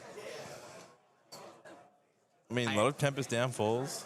Cyclical Breeze. All right. Is it Cyclical Breeze for Zephyr, or is it for Razor Gale? No, it's for Razor Gale. Razor Gale coming down for 4. He has so many cards. What in for? hand. Yeah. What could he possibly play here? Does he have another Razor Gale in hand? Maybe in the middle there. Oh no, it's another Cyclical Breeze. Which so hard with these green and swirly cards, right? Pretty much every single card is green and swirly, so. Yeah. Okay, he survived another round though. All right, that's 3 Astra cards we're losing here. Sight, None being a bolt. Seal, and a Comet Fall. Kind of hoped you maybe would have tried to keep that Astral Seal, but unfortunately, other cards in hand were a little bit too important here. Blind Astral Sight again. Up. Thinking about it. Nope. Throw it at the bottom. Doesn't like it. This is why I, as much as possible, never try to blind Astral Sight. Always want to try and get that high value. Yeah, you want to get the high value, and especially it's just really good on the turns when you hit multiple glimpses or multiple Star Call cards. Yeah. Just really lets you like rig things in your favor. If you just throw a blind Astral Sight, it might just do nothing. Bolt, glimpse. Ball. I mean, it's got to be the bolt. I've got that damage ramping. First, second one. First bolt in going damage. for 6. I mean, it's damage. It's damage, but again, Liff was this is like literally play for play back from game 1. Like Liff has so much. He's just gonna look for that suppress and start sending damage. I think next turn. He does have a second Razor Gale though, so that's a bit different this time. A bit of less damage. He might be able to, long enough if he can hit a few Cosmic Bolts, it can go towards him, but he's just going to have heart of the cards. Wisdom's reprise drawn again here it's a great draw. We can use this on Sean's turn to try and get a free star call. Let's see what the draw off of the random herb is. You really gotta hope that it's something actually playable and not just like another bolt. Sure. Sean gonna start throwing out these spells in the end phase. Scout the land. There. Card that on paper looks kind of bad, but you know, filtering is just too good. Bagua here as well. Take another one. Look on the bright side, at least it's not 2 Razor Gales on field when this is happening. True. Oh, Lord. He's just stacking cards, man. This is what he does. He just gets to this point, and then he's going to glimpse to what he needs. I kind of feel like Sean has glimpsed more than Shing at this point. Yeah, exactly right. It's disgusting. All right, here we go. What do you want? Liff, where is that Razor Gale? Must be at the bottom, mate. I mean, one of them is in the grave, one is on field right now, so... Actually, no, we added this back. So one is in hand, one is on field, so there's 2 more in the deck. I actually don't even need Razor because you already have the second one in hand. Ooh, yeah, that's a little bit late for that Eternal Magistrate. Sure. 3 visits. 3 visits. He has glimpsed 4 times. Well, technically, Scout the Land is not a glimpse, but Are we still in pre-rec? This is still in pre-rec, yes. It's so silly, man. Oh, it's just that low card value, right? Isn't it? It's just like you can just play so many cards. You glimpse and draw and glimpse and draw. Actually, that wasn't even recollection. That was end phase. So, oh, draws into Cosmic Seal. Would have been nice to have that when Sean was going off, but now we're gonna going out the Safeguard Amulet here. Good choice. Nice card to have to stop some of this bleeding. We still have some 3 visit activations as well. Yep. So, you know, we have healing. We have healing. We can get there. Let's just see if Shing can survive the onslaught that's about to come. Oh, look at that. 1, 2, 3, 4, 5, 6, 7. That's like 11 cards? See 2 Tempest Downfalls in there. Yes, a couple of Veilings. 2 downfalls and a Cyclical Breeze, which basically makes it 3 downfalls. Yeah, Zephyr's there. So we have the Suppress already. But I don't see a second Razor. That's tough. He's glimpsed a lot of the deck, and to not hit a second Razor right now is pretty rough. Yeah, Shing is gonna have to find a couple back-to-back bolts. Yeah. We need to throw a bolt here. It'll be coming in for 8. Yep. Doesn't threaten lethal yet. And then the next one would come in for 10. So it would be... That would be enough, but we have the safeguards. Oh, okay. We're gonna pop the Fertile Grounds now. Using an imbue... Actually, did we imbue it? No, he didn't imbue. Points. Yeah, he's going to go destroy that Fantasia. Get rid of the Fertile Ground. Yeah, doesn't need to imbue it because he doesn't have anything on board to buff or suppress anyway. It's just going to imbue this, break that Fertile Grounds. Don't let Shing get that infinitely recurring herb value. So now we're going to have to hit a natty 2 off of this ingredient pouch if we want to still get a draw. That's tough. Is he thinking about Astral Sealing this? Is there any world where you Astral Seal a Vertigus degree? I feel like that would be insanely greedy.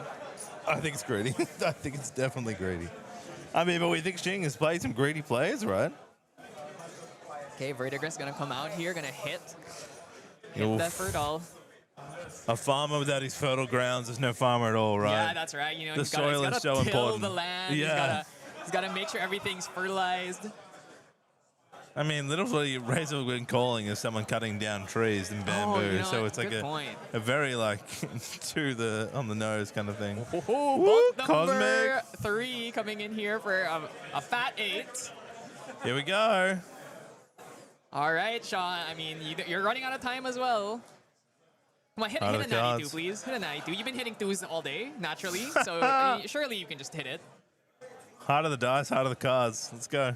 Ooh, could think either Astroscope here or Necklace of Foresight would be good. Just gonna go for a draw instead. Draw it up. He has 3 visits actually, so he has a lot of glimpsing he can do right now if he would like. Here, come on. 92, come on. He's just that good. He's just that good. I mean, You know, it's like we've been. Oh wait, no, never mind. That's a one. Never mind. You know, You sometimes did that. the You herbs- jinxed. You the said you were herbs- going to do it. The herbs, they sometimes I'm like I can't remember which numbers. But you called it. You yeah, made but that you know, happen. I did. Well, with your Shing, if he loses, I'm calling you out, or I'm telling you, you Yeah, you jinxed know, it it's too. my fault. I'm sorry. I should have called for one. And Does is he there get any good anything? glimpse? Nothing, No. nothing. All right, but A heal puts him down to 10, just further away from them, making it harder for that lethal. actually, I just want to comment on another little inefficiency there. Using the GCR before glimpsing. Usually you want a GCR after glimpse just so you can like try and rig another, like you could have rigged another one, Yeah. like Wisdom's Respite, perhaps, if you found one. A lot of times it's like the really small things like that. It's like using the astrocytes at the right time, using your GCRs at the right time. It ends up making a really big difference to these turns. The Just gonna nascent pass. barrier. Nothing going on here. 3 visits going to be used here. Heal some more. Next Cosmic Bolt would Okay. come in for 10, so Sean does need to do something about that, but has Veilings and all that. And also has the Safeguard, so Yeah. pretty well defended. It's like a slow. We're 13 minutes left in the round here. Like these games are quite long, and it feels like on one end you're banking on random cosmic holes, and the other one's like he just cannot find this Razor Calling, right? So he just can only do one instance of damage.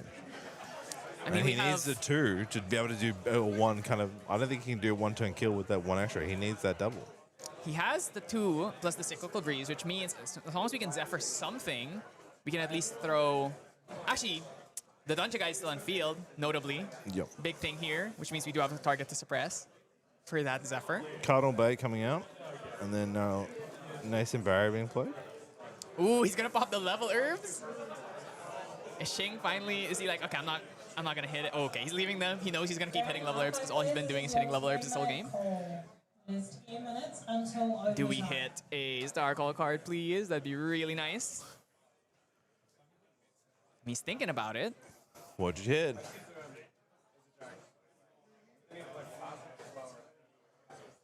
Come on, Shing. Let's get lucky. The fact that he's thinking about it makes me think it's probably not a really important card. Maybe it's like a Comet Fall. Hey, put it straight down. Definitely going bolt. 3 to the bottom. Oh, yeah, no, that's not gonna work. It's 3 visits, gentle respite. He feels a lot of contention with this choice, but gonna take 1 damage off that prevention effect. Sean is stacking up that that Ventus, which is Yeah. eventually going to get us. Okay, you know this Ventus is hitting 3 this turn. So good. No Bagua getting used, so we're just gonna slowly chip away at this prevention. Look at all that green. Fairy Fairy Whispers. Pinging 1. Barriers up. I believe. Another fairy. Yeah, this is it's getting a little bit out of hand, but thankfully we still have Serene, so we should be. I mean, I don't know. Dear Serene, yeah. Three Tempest Downfalls is a lot. Like Another. that's threatening a potential Another 12 glimpse. damage. He's searching for Razor Girls, man. There's at least 3 now. Gonna activate, I believe, for the token. Cyclical. Okay, so that Cyclical. means we can throw 4 Tempest Downfalls this turn if we would so please. Threatening a potential 16 damage here. Put Arasana up to 27, which is not enough to kill through a Serene. Also have that Astral Seal as a potential option here. Yeah, like look at this hand. It's Tempest, just Tempest, it's Tempest. completely loaded, but he doesn't have the 2 Razor Gales yet. Just counting through the other math. Working out how much damage he'll do if prevented. Counting each counts and cards in hand to what can be counted. This is very calculated. I don't think he'll make a move unless he definitely thinks he has the damage. He's going to go through his mind, go to the mental palace and determine does he have it. That's right. I mean, you know, you have to really be thinking, it's like, okay, so I'm going to play this and this and this. How Correct. many Razor Gale triggers am I going to get? How much damage is it going to be? Just make Correct. sure that you're doing everything kind of on the board and thinking about it. Oh, he's Dungeon going Guide. to suppress. Going to get suppressed here. We're going to start throwing these Tempests. That's 4 damage coming in here. Okay, that's this is about to get really scary. If I was in Shing's position here, I would just pop the Serene now before Sean has a chance to start playing all these cyclical breezes. Yeah. He does not have enough to play the Astral Seal, and where's the Banish? I don't think there's a Tempest Downfall on that Banish, so I think Shing might not be long for this world. Might be blown away by the swift breeze here. Well, that was all pre-recollections. Yeah, that was all. I mean, as per usual, this has all been pre-recollection. These turns are absolutely wild. You see how new players don't like. When people say why people are playing Coming, like you have to really understand this deck to really. You have so many cards you can do, and pull the trigger at exactly the right point. Here we go again. So 3 + 1, so 4 damage again. Yeah, Shing, fortunately just doesn't have Grand anything players, here. Just letting someone know that they've left their black iPhone. Shing, you gotta pop the Serene now. It's Yeah, so risky. drop it. 2 cards down. Cyclical Breeze gonna be used Take here. Serene gonna be popped now. I just love that by doing this that we're gaining counters again back up at the start. Like we've done so many casts this turn. Like we're back to the suppress. Cyclical gonna add this back. There's gonna be another 4 damage. I'm gonna put him up to 17, and then he plays another one. Puts him up to 21, which means he needs to play 4 more wind cards in order to make it to the end here. In retrospect, maybe he should have popped those levels. Oh, wait, he has Sword to counter. He has Sword to counter, that's big. I don't think it's enough though, yeah, because he has so many cards in hand, right? It's just like Sean's so loaded here. Yeah. I think, and like I said, part of it here is that, like, he's just having 2 Razor Gales, the game be completely different. Sitting on 1, right? It's like, it's much more difficult. And I don't think he's just going to fall short. Here we go, Cyclical. Cyclical. Bring back Tempest, fall. Tempest gonna come in for another 4. Yeah. Takes another ping of 1 damage. Gonna put him up to 18 after this. Really makes you wish he had some healing herbs here. So he is gonna go up to, after 2 more Tempest Downfalls, he's gonna go up to 22. So he's still not quite dead. That's rough. That's rough. If Sean tries to force lethal here, he's passing, I think. Ooh, okay, Sean passing here. Gonna play this measured. He's got the staff, so he can get a suppress to go. Wisdom give a glimpse. Okay, okay. This is big. Nice, and the response.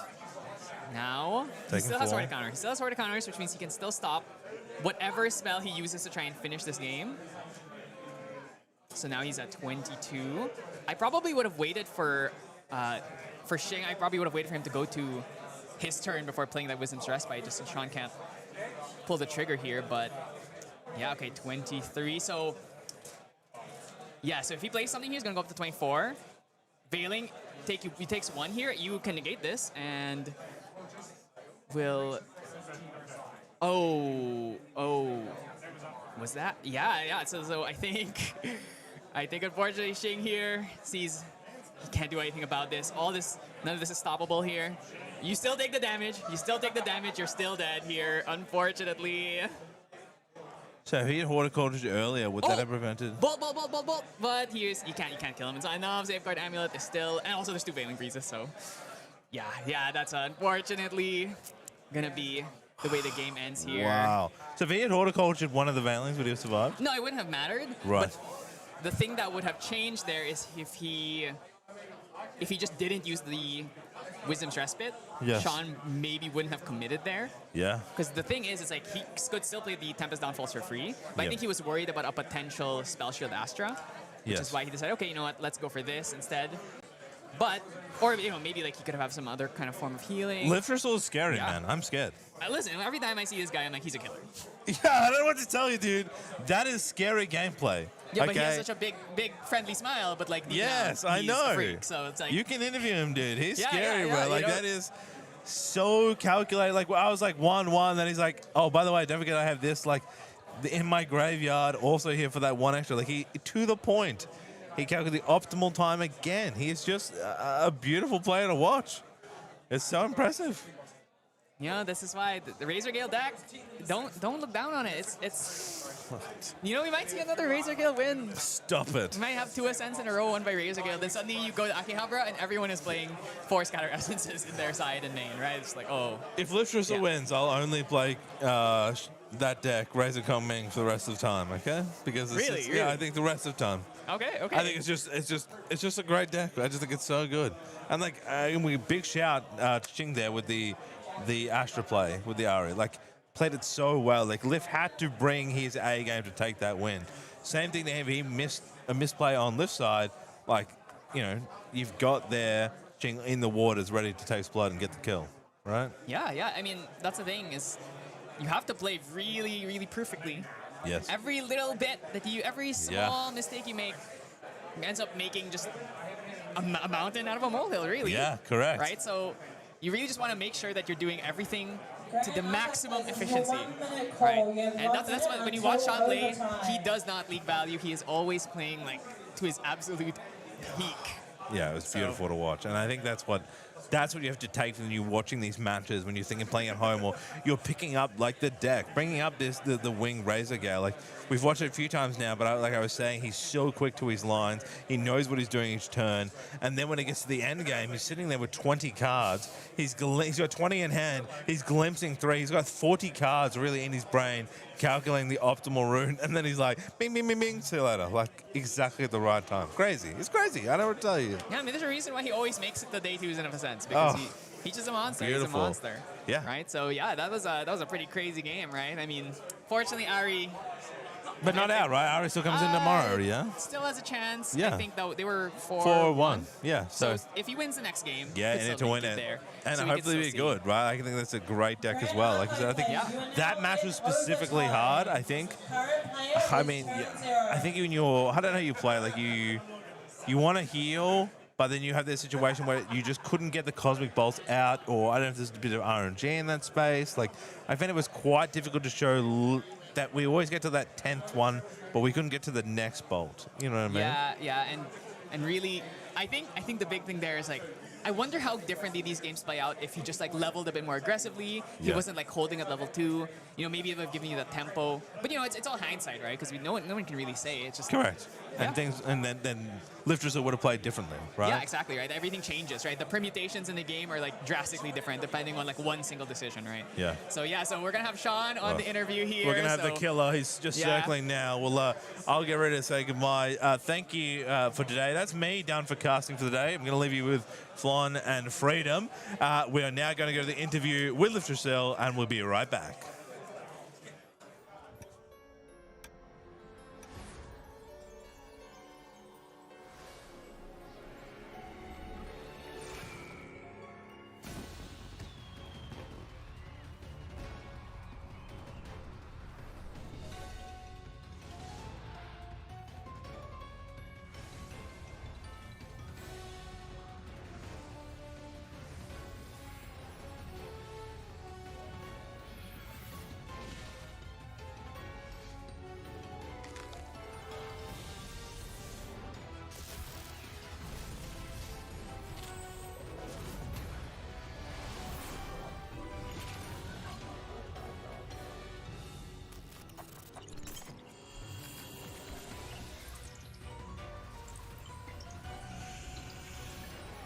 I can hear you. Hello, everyone. Welcome back to, we have Sean Zhang here, friend of the stream, consistent Ascent stream, feature matched winner. We win a lot, and I gotta say, you made that deck look really strong. I mean, okay, I'm gonna leak a little bit. Earlier today, you lost a round, and you said this deck sucks. And are you still feeling the same way? I agree. No, I still feel the same way. I think this deck sucks. Like, we went to Niagara, right? We played a deck. We thought the deck was terrible, which means we have 2 days to prepare a deck for Auckland before we have to go, right? So we're just like, okay, what the heck? And then I think I was playing Peter, and I was playing Seryu, and he was playing like whatever, trying to beat it. And the first turn that he played this deck, he went scout the lands, saw 4 cards, started laughing on Discord stream, drew a card, activated Rictus, revealed double Razor Gales, and drew them into his memory. So he's like, okay, we're playing this deck. I'm like, okay, man, I'll play whatever you guys say we're playing. Okay, but like, listen, if you win the tournament with this deck, I think you have to admit that it doesn't suck. No, I've done well with decks that I think suck a lot. Okay, fair enough. And I've also failed to do well with decks that I think are like really great. So my opinion and like, I guess reality, performance yeah. and reality are not always correlated. Okay, so tell us a little bit about why you feel this way about Razor. What do you think are its strengths? What are its weaknesses? Okay, so I think the strengths are like, if you hit, this deck feels crazy. Like on turn 2, I picked up my hand and he's like, how many cards do you have in your hand? I counted it, it was like 12. I'm like, okay, this should be illegal. But at the same time, you can open up hands where you're like, okay, you see like a bunch of your 4s, and you see a bunch of your 4s, and it's like just a vague gesturing in air, right? It's like you really have nothing to play. You don't see your windmill, you don't see your reclaim. Another part of it is that like the deck space is super tight. So like you can see in our deck, we have like a lot of 1-ofs, like a lot of 2-ofs. It's like those should be 3s, but like we have no space. We literally cannot fit them all. So we're just like, okay, we're just gonna chuck the copy in so that people have to respect it. But like in reality, we'll have it like 20% of the time. Yeah, I mean, you do a lot of like cycling through the deck with your glimpses. So it's you know, having a 2-of or a 1-of, it's like you can still find it, but yeah, in the end, it's like it's just not as consistent. And I mean, really, like I know you are famous for starting Windmill Reclaims. Now you have Windmill Asun up your sleeve. So I mean, I think both of those games you had Windmill Asun, right? So Windmill Asun into Polaris is pretty good, especially when on turn 2 he can't make his Polaris. Like those 2 boys got in for 12 damage. I'm so happy with that. But yeah, I mean, into a deck that's like early game, kind of just like, you know, draws past, right? Like obviously you want to establish board pressure and get your dudes going as quickly as possible. Yes, that's why you didn't play the Razor Gale in turn 1 and said, oh yeah, Windmill Asun does more damage and it's a threat that he's forced to respect. Right, because if I let him get the Polaris on the board, right, those guys are going to last 1 turn and then they're gone, right? Yeah. Versus if I do it now and I establish my Razor Gale next turn, these guys can get in 8 or 12 damage before, you know, they're going to die. Yeah, I know. Well, you probably expect him to be sighting in the Scatter Essences there, so you might as well just not play the Razor Gale yet, right? So yeah, so it's just a small intricacies that you can get in playing this deck. It's like, would you say that Razor Gale is a really complicated deck? I think the long-term game plan can be complicated when you're not seeing like a hand that's all gas. Obviously, when you see a good hand, I think Razor Gale is probably one of the easier decks to play. But when you see like a bad hand, then you know sometimes it's just not possible to navigate yourself out of a situation, right? Like if your hand is like all bricks, no cycle, it's like, you know, even the best player can't do anything with it, right? Yeah. But if your hand is like average, then I would say the deck becomes a little bit more complicated, and like better players will have better performances based on like how they like choose to order their cycle and stuff. Yeah. So tell us a little about Rictus Tiding. Obviously, this is a card that I think True Champion Gaming was one of the first ones to like kind of leak the Razor Gale, but they were playing Vanitas, right? But you're still on Kongming and you're still playing Rictus. Do you think the card's really strong? I like gambling. Yeah? And, you know, nothing beats hitting a Scout the Land into looking at Rictus Tiding and 2 4-cost cards. And you just draw the Rictus and you're +2 on turn 1. So that's, like, incredible, obviously. We tried to cram, like, a few more 4s into the deck. Yeah. Like, but in reality, it's like, if you crunch the numbers, it's not good. Like, your chances of hitting on just, like, a raw Scout, like, let's say you have, I don't know, 10 cards out of your deck, you've got 50 left, and you've seen an average number of 4s, right? If you just rip like a Scout, the chances of you actually seeing some sort of pile that can be drawn with Rictus is like 7%. Yeah. So it's like 7% of the time you draw an extra card, but 93% of the time it's like you just use it for cycle eventually, because if you're not playing it, it's a dead card. So yeah, it's Alliance basically. Yeah. Yeah. So I mean, but when you hit, especially, imagine the feeling when you hit an unscouted raw Rictus into 2 4s. Yeah, if you hit an unscouted blind raw Rictus into 2 4s, you are really talented, and I hope you win this set. Okay, so what are the decks you really don't want to see on Razor? I'm not sure. Like, I basically have no playtesting on this deck. Like, last night, we were just crunching out numbers and ratios. We're like, okay, this sounds right for Kongming. Do we know our matchups? No. So I'm discovering what my bad matchups and my good matchups are, like, in real time. Obviously, I think if you're, like, a level 3 deck that doesn't really apply a lot of pressure, like we saw with the Arasana, right? And I can just, like, kind of put dudes on the board and, like, abuse you for, like, 15 damage before you're able to do anything, then I think it's a great matchup. But if you're playing, like, the Flavor of Fire nowadays, where you're like, okay, 3 of Hearts, discard, Liminal Guide, right? Make a sword, Cheshire, and then, like, you've got, like, 8 damage on the board turn 2, like, that actually is not that attractive to play into. Yeah, for sure. And of course, they play against Merlins. They have Guardian Majesty they can eventually bring out. Actually, notice you're not playing Scatter Essence in your sideboard, actually, so are you not respecting other people potentially playing this deck? I mean, we were hoping that nobody else is like a degenerate gambler like us. Like, we have the 2 Verdigris, but that's basically it. Yeah, fair enough. You know, and there are quite a few amount, but they're still not an overwhelming majority of the board. So I can definitely see why you wouldn't be on that Scatter Essence. But yeah, thank you so much for having our interview with us. And I hope you have good luck. You know, I hope that you can make it to the finals win and then say my deck sucks, and then everyone's gonna call you Cap and call you a Koper and everything. So yeah, I've been playing a lot of terrible decks recently. I don't know what's wrong with me. all right, so that's it for round 6 and or round 7 actually. So we'll be in with the last round real soon. This was Sean. This is fun. We'll see you next time. Thank you.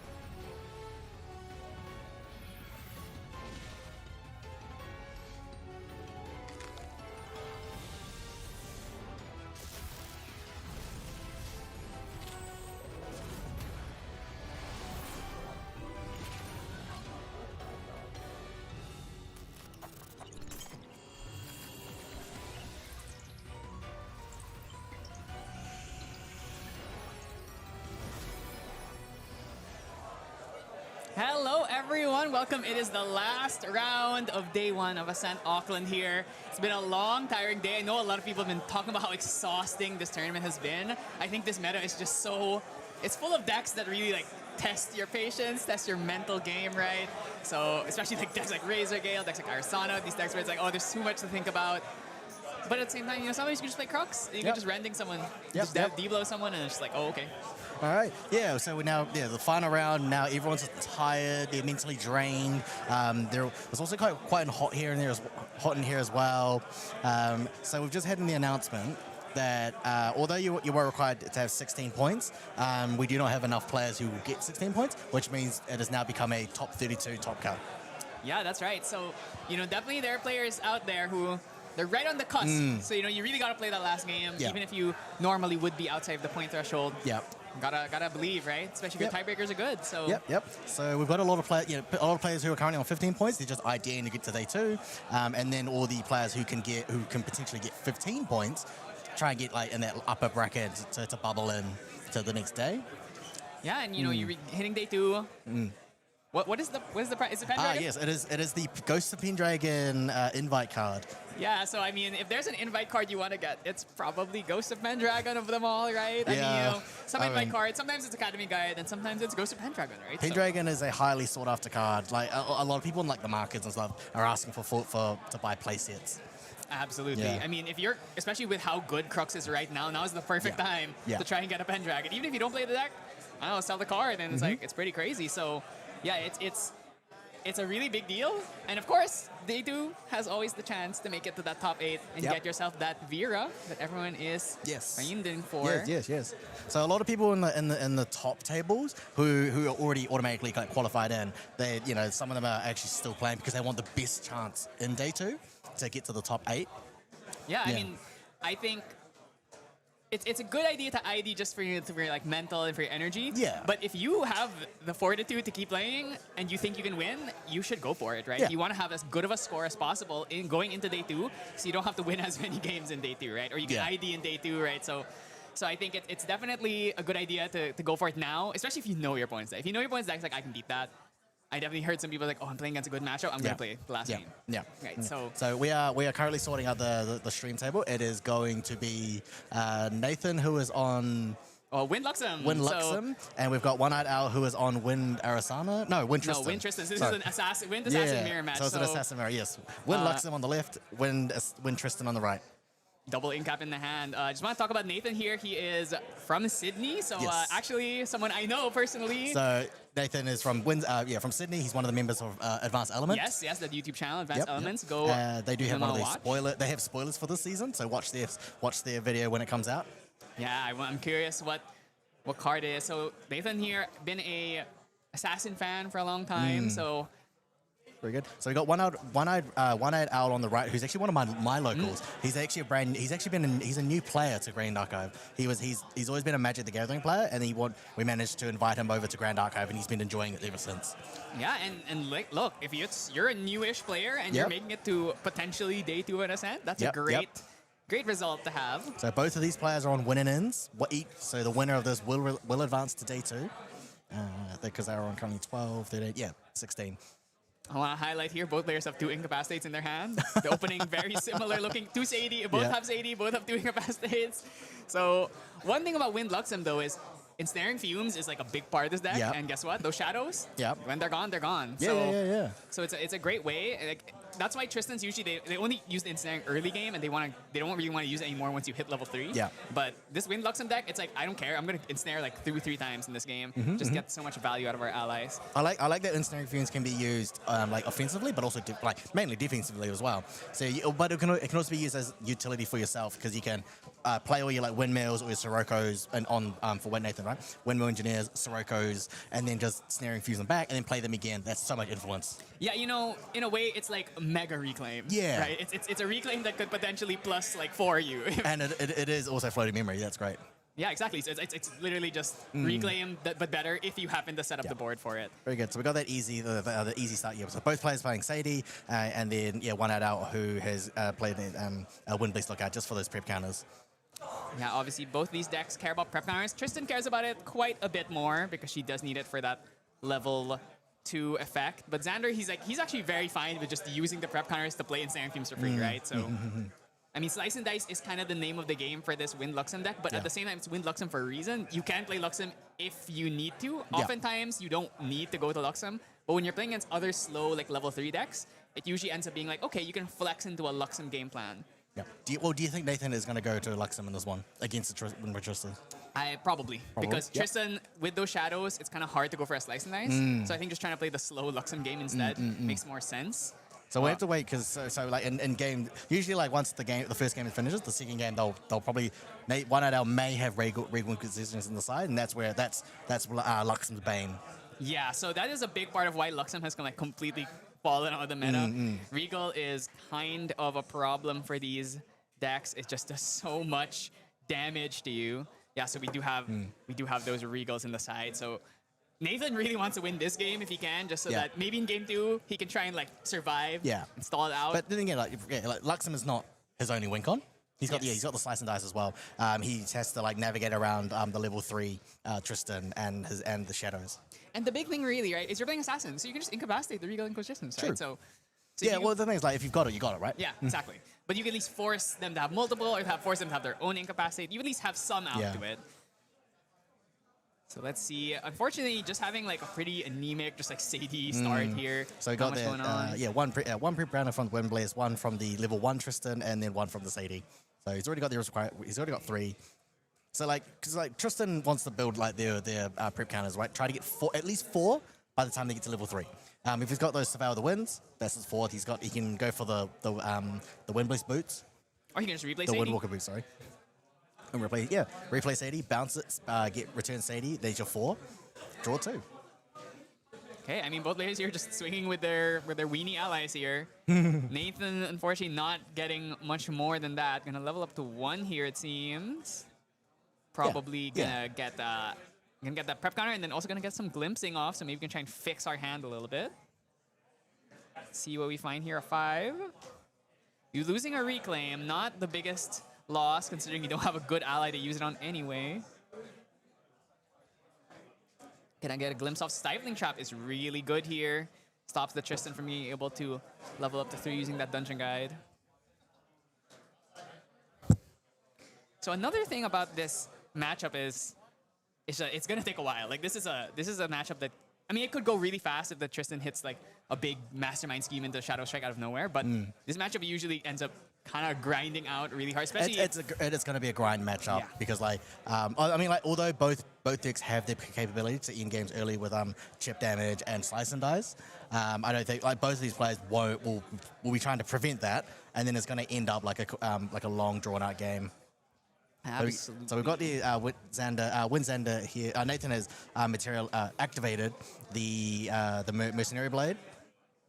Are we incapacitating this? Ooh, kind of a low value target, but if he really wants to get that agility trigger, might have to go for it. Incapacitate on a Zephyr of all things. So that we are going to get an agility trigger, so we are not 2 down. And then replay Sadie. Oh, and then he can kill the Sadie because he committed the Zephyr. That's pretty nasty. Double agility trigger here, goes up to 6. Normally, like games can be decided by like the battle of Sadies. Like if one loses the Sadie and doesn't have another, then they kind of like lose. They lose a bit of tempo in that one. So it's like who keeps their Sadie. Yeah, and actually, because of that, One Eyed Owl couldn't even level up to 2 anymore because he couldn't return the Sadie and get the prep counter. So he has to go Windwalker boots here. But it's like, is it absolutely required that you want the 4? It's a plus, but you don't. But you'll always get at least 1 draw. It's not required, but generally you will not see a Tristan level up to 2 without it unless they're playing against aggro. Yeah. But against in a non-aggro scenario, it's almost basically required. Because the main difference between these 2 decks, they're both Wind Assassin decks. Like half the decks are, actually I'd say even like 75% of the decks are exactly the same. The main difference is that Tristan gets like massive velocity from level 2 into 3. Yeah. But then Xander can play this really long game. Tristan eventually runs out of steam, right? Yeah. Because once he hits level 3, that's it. There's no card draw anymore in the deck. But with Xander, it's like, he doesn't need card draw because he's just going to end up revealing cards in order to get the value anyway. So he doesn't have as much of that speed, but he has the marathon potential, right? Yeah.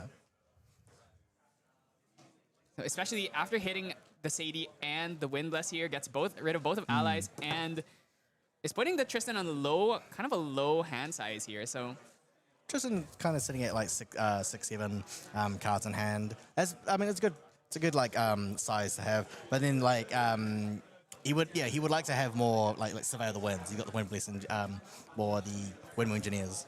is that Dungeon Guide to 2? In Dungeon Guide to 2, I think he's trying to. Yeah, that's not great. That's not a great Like spot to be. he ends up just like neg one. He'll just neg one card. Yeah, so I mean, we still get a draw here, but now we don't have Dungeon Guide to go to up to 3. So that's going to be a bit of a problem, isn't it? Hopefully, we can maybe draw another Dungeon Guide, or maybe do we have a way of But the thing is, returning like, this to hand? even if he like double Dungeon Guides, he doesn't. You don't want to lose influence as assassin. Just an announcement. For the top 32. Yeah, so like Nathan here had a Cycling Trap and he just chose not to use it because it's like, okay, you're going to Dungeon Guide to 2 with only 3 prep counters. I'm fine with that. You be here between 7:30. Okay, let's see here. Nathan has his own Dungeon Guide. So the thing about these Wind Luxem decks is they don't play 4 Dungeon Guides because a lot of times you don't hit level up to 3 anyway. Oh yeah, So, for Wind Relics. yeah, exactly. So you play like a couple, like 1 or 2. I'd say just to 3. have- They do. Yeah. I see them play 3, and then kind of like stay because then they'll slowly get to 3. Yeah. But like yeah, they draw enough that they'll get to 3 eventually, or they just because you can also just win before 3. Yeah, exactly. So, and if you want to side in like Heavenly Guide or something for the Merlins, you can actually do that as well. Heavenly Guide's really strong in these Wind Assassin decks because they're just they level up way slower than all the other level 3 decks. So even Tristan, I know Asna was, we were having a conversation we're taking a cab back to the venue, and he was talking about, he's like, should I main deck Heavenly Guide? And I'm like, yeah. Yep. So okay, Nathan here just materializing Grant's Crusaders Ring, just get more cards in hand, Yeah, and that's the thing. Xander, he can play the slow game. He can just like sit here and kind Yeah. of do his thing. Ooh, Windmill has finally been found. First windmill of the game. We have the reclaim and we have the ensnaring, so we can loop this windmill several times. So basically showing that he's got an ensnaring fume. So now One Eye knows that if he goes to level 3, gets those shadows, the shadow tokens. He's got he knows that Nathan has the ensnaring fumes, but he also you passively know that they've got it. Right? Even if he has it in hand, you know that they've got it in the deck, and they'll see it eventually. So I'm just wondering. Yeah, I'm just like interested in how One Eyed Owl is going to take this game. Yeah, okay, so we're gonna get the agility trigger here. We can just pass turn, hold up the reclaim this windmill back to hand, level up to 2 if we want to, and then Dungeon Guide to 3. I mean, we have like 0 Luxem cards, so he actually. Oh no, he has side. He has 1 side, but He has 1 side, but that's actually quite nice. Like.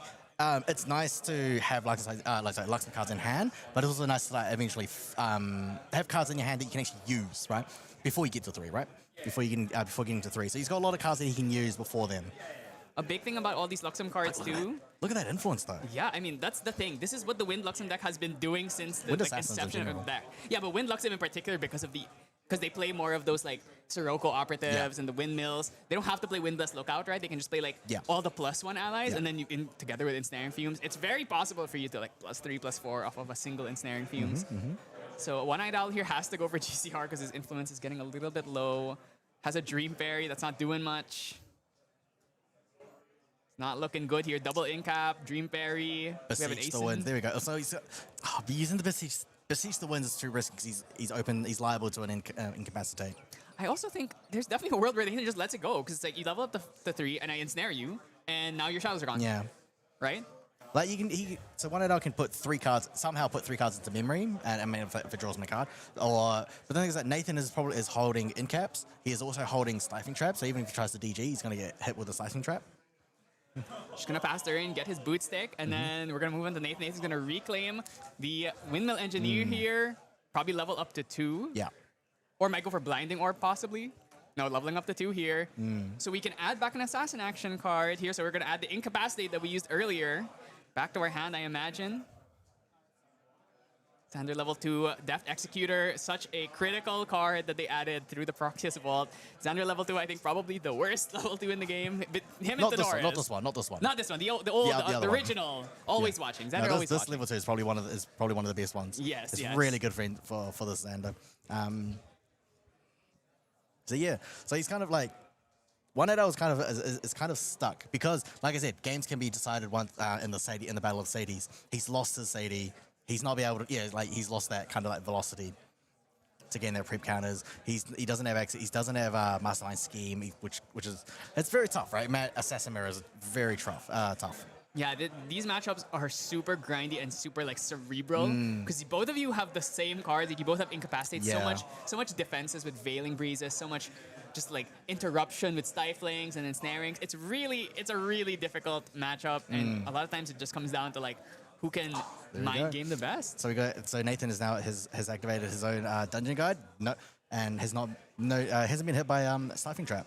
And the thing is, even if you get Stifling, you could just ensnare. You could just ensnare and then return it back to Yeah, hand. I mean, you could do that. Yeah, so it's like you get the Gunja Guide back, and you also get to avoid the Stifling Trap. So it's just like pure value for you. It's like so hard to play. Like anything targeted really against these assassin decks full of their bounce effects and everything. So Xander gonna come out here. So when you explain a little bit about what Xander Blinding Steel does and why it's such a problem. So Xander Blinding Steel was at the beginning of recollection phase, which is a trigger, so you have to respond there, right? He may reveal all the cards in his memory, and for each Luxem element card, it'll trigger that, and then one out. Your opponent will have to put cards down according to how many Luxem cards are revealed. But then once they're revealed, Luxem Xander has a lot of Luxem cards, which trigger when they are revealed on for the cards themselves. So those, for example, Light Weasel Assault, which deals 2 damage when it's revealed. Luxem Size, which recovers 3 when it's revealed. Yeah, so we see he only has 1 Luxem card, which is that Luxem Sight. Yeah. But guess what? Forcing your opponent to put 1 card down every single turn, kind of annoying. It can be. It's very annoying, yes. And then healing 3, it's also very annoying. That recover 3 is a constant. So because in this game One Out does not have Regal Inquisition in this game for game 1. So so Nathan's constantly going to reveal that Luxem Sight. Ooh, are we gonna go for Mastermind Scheme here, or is it a? Yeah, it seems like Mastermind Scheme up to 10 here. Are we going to incapacitate this? It's going to be like an incapacitate from the left, incapacitate from the right, incapacitate from the left, if they want to do that chain. I mean, that's 4. If we do that, that's 4 incapacitates outside of this game already. So Nathan is just thinking, does he let it go or does he incap it? Actually, is One Eye Out on Shadow Reaver? That's another one of those big questions we got to ask. He is, because he's one of my own locals, he definitely enjoys playing Shadow Reaver. Yeah, okay, he's playing both. If there's any deck where you are almost guaranteed to get value off your Shadow Reaver, it is Wind Assassin, because it's like any ally that +1s you gets you value. All the Assassin cards, you activate all their class bonuses, you hit a Surveil, you're super win in there. If you hit an Ensnare, okay, you don't Ensnare. Like a Sadie is fine. Like there's lots of... I mean, hitting a Luxem card is actually insane, because not only do you deny it, but also, if you just hit a Luxem side, okay, Luxem side, draw 1. It's +1, right? Yeah, there's too many good things to hit. If you hit the Lightweavers, you're super happy because they're not in the deck anymore. Yep. And you can just leave them there and never let them go. I mean, this deck doesn't really have any recursion outside of the Xander level 2. So it's like you don't have to worry. It's not like they're on Tabula or something. But yeah, this is definitely a Shadow Reaver game. I think you got to go for the Shadow Reaver here, especially since you have the Innervate in hand. You can go Shadow Reaver into Shadow Dancer, Innervate back down to Shadow Reaver, level back up to Shadow Dancer, draw 2 again. Yeah. So yeah, it's like... that sounds like a great line. The thing is that One Eyed Owl does not have that line. He's got Shadow Reaver and Dancer. He just doesn't have the cards to get there yet. Otherwise, otherwise he risks negging 3 and then negging a 3 again. And Zephyrring the Tariff Ring is... Does he see something here? Wait, when is this? Is this end phase? This is typically end phase, yes. Because if you at the end phase suppress something on your opponent, it will not come back that same end phase. It will come back the next end phase. Yeah, so that's why you see often with Baby Greens, they do it before end phase because they want the cake to come back on. Before so they do so Baby Greens, you typically do that at the end of the main phase, and then in the following end phase it comes back. Yeah, exactly. Right, yeah. So it's like if you use it on the end phase, it's like there are reasons why you'd want to do it, there's not to do it. Okay, Shadow Reaver's coming out here. Yep. Shadow Reaver's coming out. I see. I think Zephyr was the only playable card in hand. Yeah, exactly. So One Eyed Owl did not have a great hand. He's opened a Slice and Dice. So I think I see. Yeah, he's opened a Slice and Dice, an end cap. He had no other playable cards. So if he wanted to put there we go. cards Slice and down, Dice, end cap, 2 end caps. Yeah, Slice 2 and end Dice, caps. Yeah, 2 end caps, and there was an Ascent, I think. No. Oh, Innervate. He had to Innervate, didn't he? Yeah, sorry, Innervate Agility. That's the one. Yeah. So 2 end cap, Slice and Dice, 2 end caps, Innervate Agility. So that Innervate Agility might come in helpful. Yeah, I mean, the thing about Innervate is it's really good with Shadow Reaver because you get to go, oh, wow. Oh, actually, that's going to be good. Those double end caps are going to be great. Yeah. So Nathan has 2 end caps in his hand. Now, One Eyed Owl has the other 2. Draws into a Veiling Breeze. thing about Luxem is that it plays this long game, like Veiling, it doesn't really care that much. It can just sit there and heal infinitely. Yep. Especially without the Regals as a potential threat. And when he's looking at it again, it means, oh, I wonder what those cards are. There was a turbocharge in the top there that he, I think, shipped to the bottom. So surprised about that a bit. Probably want to like cover your influence a little. If he hits a Dungeon Guide off of one of these 3-2, that would be great. He can just Dungeon Guide up to Shadow Dancer. Oh, I might have actually mistook it. That's actually his hand. I still don't know what. Those are Nathan's cards. Yeah, those are Nathan's cards. I actually don't know what the rows are because I think I've mistaken his own cards. Yeah, I think we only know the Fairy Whisperers. Oh, actually, maybe no. Sorry, he does have the same. He has the exact same cards, like because he's also got two in cap. He's got two in caps. Two in caps there. He's got an Innovate in his own hand. Nathan drew a Light Weaver's Assault here, so now we're gonna force him to put 2 down, and now we're gonna start getting that Luxem train rolling. Yeah. Actually, this is where it kind of snowballs a little bit because like he can't. So 1-8 can't do anything about about these reveals. Yeah, there's, I mean, no nullifying mirror or anything like that. That's one of the premier ways of fighting against Luxem is having one nullifying mirror. It's in the sideboard, it's in the though. side, yeah. So bring that like in later. typically, and like in what I was going, if he wins this, that's great, right? But it can also be like if he loses it, he can then counter the win Luxem in the next game. So he sided for this matchup. But it's not, great. In game 1, he just has to, go at it. But you don't want this game to go too long. I mean, so far, only 20 minutes have passed. I imagine Nathan's probably going to end this game pretty soon. He can actually just slice and dice. Like, next turn, he can just go Assassin Stripper, slice and dice. So we can see here, he's got a second Light Weaver's Assault. That's also triple Incapacitate. So, yeah, that's going to be a tough one to get through, unfortunately. Another thing about this deck is Sadie is a really important card for just, like, always having something to throw to put the Luxem cards back down. One of the things is like when you play Fire Luxem, it's like, oh, you have Insignia, so you always have that like consistent way of getting Luxem cards in down. But in this deck, once you've gone through a lot of your like surveils and whatnot, usually it ends up becoming, oh, okay, I just have to keep Sadieing, like Sadie 2 times in the same turn just to put a bunch of Luxem cards down. Imagine you might just reclaim the Dungeon Guide here and then bring out Blinding Orb with that, or we could just Sadie return to put that third Light Weavers down. So he's got the turbocharge. I mean, like, safe play, you can turbocharge. Although, like, in this late stage of the game, you don't want to put cards. You don't want to keep putting cards down. Also, although he's going to be forced to put cards down anyway. Nathan also has 3 Incapacitate, so honestly, he might just Incapacitate it. He has 3, yeah. Because he added 1 back. He had 2 in hand at the start. He added 1 back, and then he also drew into another one. Oh. Interesting. Okay, so we're gonna reclaim this Dungeon Guide, I imagine. Back to hand, not really doing much, so we might as well just use it to get Blinding Orb here. Just gonna force him to put 3 cards down for the Luxem, and then also put 2 cards down for Blinding Orb. So no cards in hand means I get to just freely throw my 2 Light Weavers to kill you here. So on trigger of the reveal. 1-8 has to use the Veiling Breeze now if he wants to survive. But guess what? I'm just gonna end phase, pass, and then Light Weavers you there. Yeah. Or he could just Incapacitate here if he wants to. He could Incap here. He can Incap here if he. Yeah, I think he can Incap here. Oh, okay. Only revealing 1. Yeah, so Nathan here. Oh, okay, it was his Veiling Breeze too. Yeah, that's like, oh yeah, that's my card. Put it in my grave, please. So putting put 2 down. Oh, he actually didn't put the second Light Weavers down. He's forced to put 2 down, and then the Blinding Orb is gonna force him to put the other 2 down. Oh, I think he only has 1 Light Weavers, actually. I didn't see another one in the hand. Oh. Yeah, so it's only 1 Light Weaver. Oh, it's just the same one. Yes, okay. So he could go Slice and Dice Light Weavers here if he wants to just end the game. Does he have a Slice and Dice? I don't think I saw one. Might be in the memory. Draws into, is that another site? Right, he's recollected. 1-8 hasn't banished his own Terrafring. Ooh, yeah, that's pretty critical, but let's see if it actually ends up mattering. Although you don't need the other Light Weaver's Assault anyway. All he has to do is just put cards into memory. Yeah, he can just play a bunch of things and then just play a bunch of things and then just play the one Light Weaver's Assault. Yeah, so we can use that Blinding Orb to force 1-8 out to put the last 2 cards in his hand down, and then we just go for the Light Weavers and just end the game. Yeah. So let's see if he also has to do Incapacitates backing him up in case he needs to. So actually he's gonna pass. So I imagine Nathan's gonna do it now. Oh, he's actually just yeah. So let's see if Nathan's just gonna throw down the gauntlet here, or if he's gonna let him hit level 3-2. Okay, so Nathan's letting it go. I think Nathan knows it's like, you know what? I really don't need to rush here. I can play as slow as I need to because I'm like 100% winning this game off of the value of Luxem.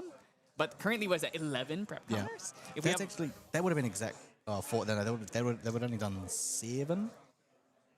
yeah, it would have been lighting up. Unless you played played another card first. Like he could play like Stifling Trap into Light Weavers. Yeah, right? you just So- need one more card to be played. I mean, he might just be waiting for end phase 2. He could just.